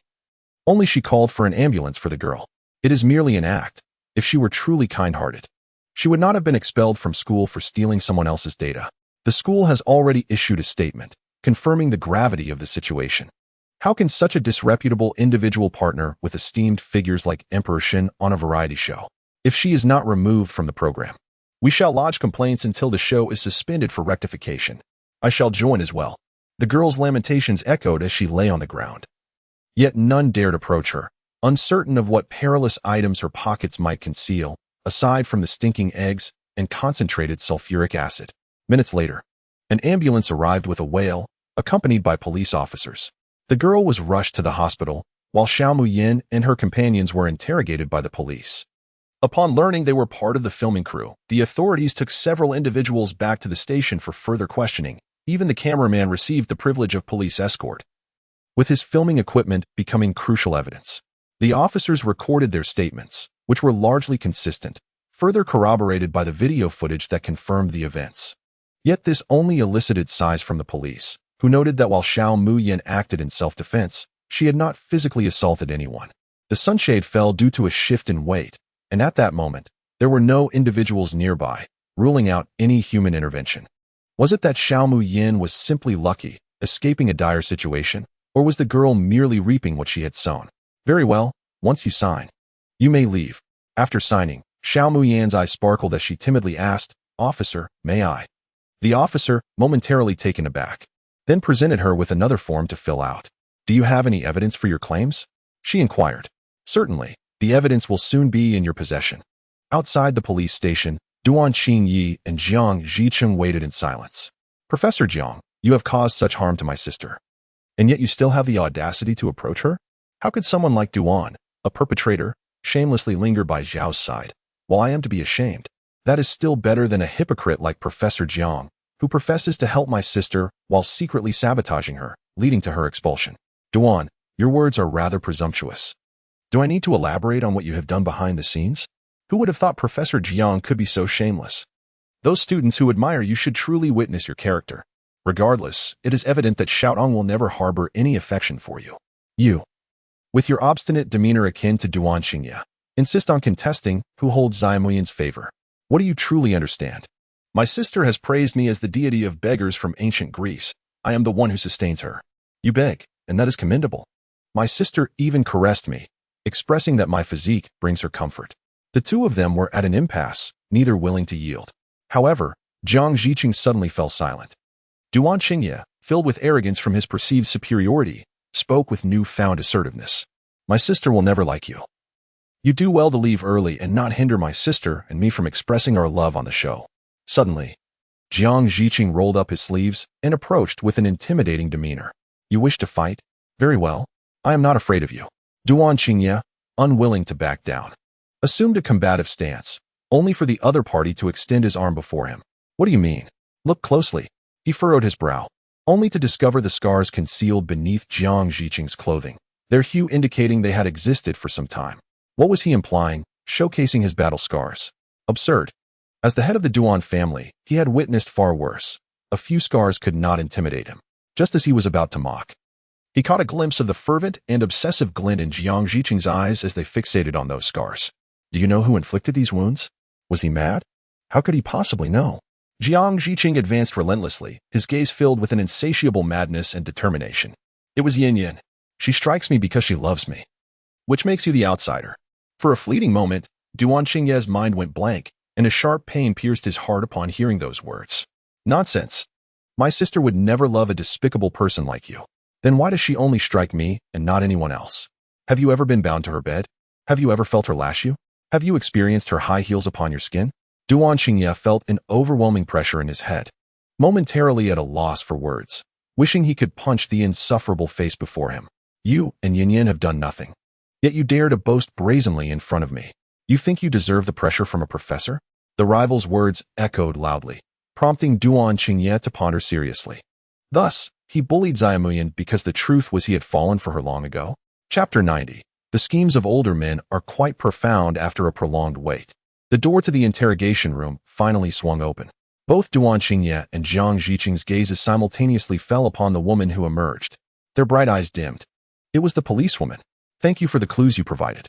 Please continue to cooperate with our investigation should the need arise. Xiaomuyan obediently nodded.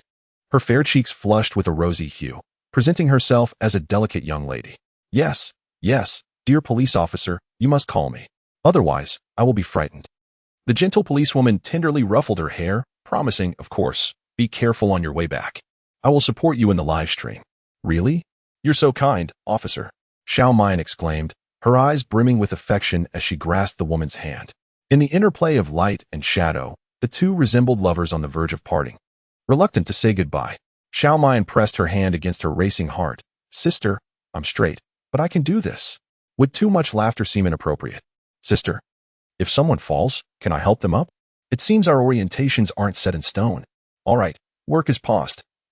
I need to drink some herbal medicine to recuperate. As her words faded, two intense gazes seemed to penetrate the clasped hands. Jiang Ziqing wore a cryptic expression, his hand clenched tightly beneath his sleeve. Could that woman's hand be better suited for a whip? He preferred to see her unruly demeanor. Duan Qingye nearly ground his silver teeth to dust, having failed to guard against the allure of the uniform. Damn it, from now on. He would be wary of women too. Let us see who dares approach him. What are you two doing? Duan Qingye grinned playfully. Nothing, just teasing Professor Jiang. Came the reply. Jiang Ziqing, with utmost seriousness, added, Yes, young Master Duan is quite mad. Xiao Mayan cast a suspicious glance between the two, momentarily perplexed. I didn't expect you to get along so well. I won't disturb you then. Just then, a phone call interrupted. Hello. All right, I understand. After hanging up, Xiao Mayan looked up at Jiang Ziqing, whose arm bore an injury, and softly said, I'll accompany you to the hospital. Since she had taken 30,000 from Jiang Ziqing and left his home, this seemed to be the first time she had seen him again. In just a few days. How had he descended into such a state? As a devoted admirer, accepting his money meant she would fulfill her role completely. She would never admit that, in this moment. His bloodstained appearance bore an unconventional allure that stirred her deeply. Nor would she confess that her interest in Jiang Ziqing was sparked by the sight of his red-bottomed leather shoes. The alluring steps danced upon her heart, causing tremors and an insatiable itch, her gaze drawn irresistibly. Who understands the lethal charm of red-bottomed shoes paired with black stockings? I do, sister, we are kindred spirits. My modicum of virtue is upheld by poverty. Being poor is a talisman that wards off all wicked thoughts. Indeed, if not for poverty, I doubt I would be virtuous either. In wealth, I would be silver. In poverty, I would shift. In power, I would yield. In temptation, I would succumb. Brother, who would take me? I would be willing. Is it beautiful? Xiao Mayan nodded earnestly, absolutely. Meeting Duan Qingye's icy gaze, her eyes inadvertently reddened. Well, I am not devoid of charm. I simply bloom with exquisite beauty, and not casting a glance would seem unrefined. Duan Qingye grinned mischievously, like a peacock eager to display its plumage. Sister, you may gaze upon me. My physique exudes youthfulness, my skin is tauter, and I possess more vigor than older men. Yet, a woman of indomitable will finds herself ensnared by a pair of shoes, her words lackluster. Younger brother, you cannot fathom the merits of older men. Huh. Setting aside Xiao Muyan's character, she is indeed another version of myself, with flaws as identical as a mirror's reflection. Ladies, regarding these two, my campaign declaration is this: should I engage romantically, you shall have your share of amusement. Cease your chatter. These two are worth more than your very life. The older man's schemes are intricate, there is no future with them. A sudden thought flashed through Xiao Muyan's mind, her heartbeat quickening thrice over. Indeed, it was profound.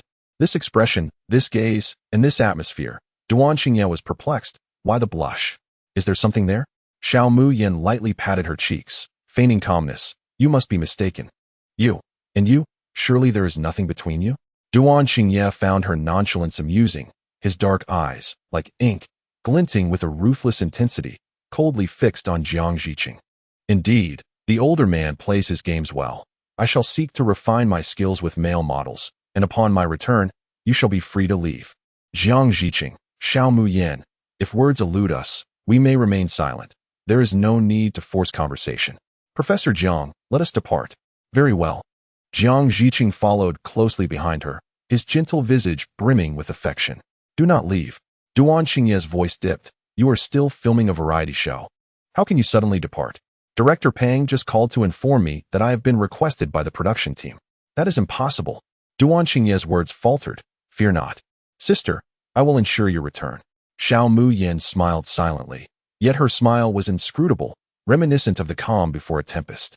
Within the confines of the hospital, a girl lay on the bed, her face swathed in layers of bandages, her gaze vacant as she stared at the stark white ceiling.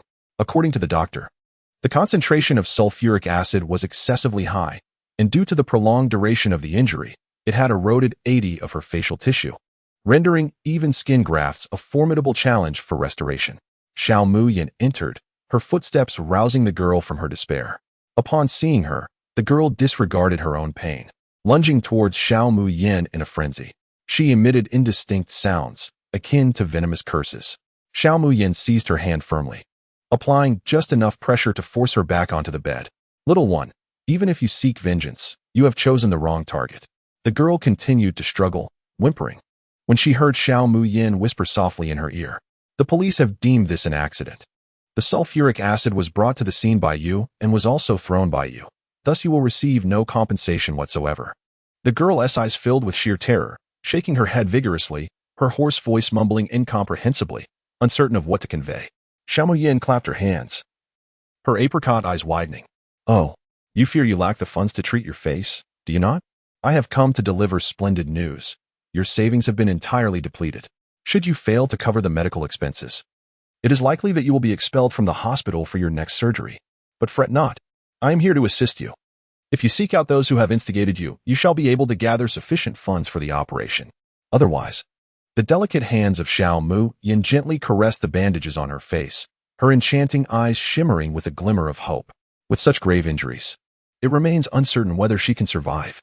The struggles of her subordinates came to an abrupt halt as the girl was stripped of all her strength. Upon exiting the ward, her phone vibrated with a buzzing sound. Xiao Muyan glanced down, a subtle smile gracing her lips. Indeed, the situation had taken a delightful turn.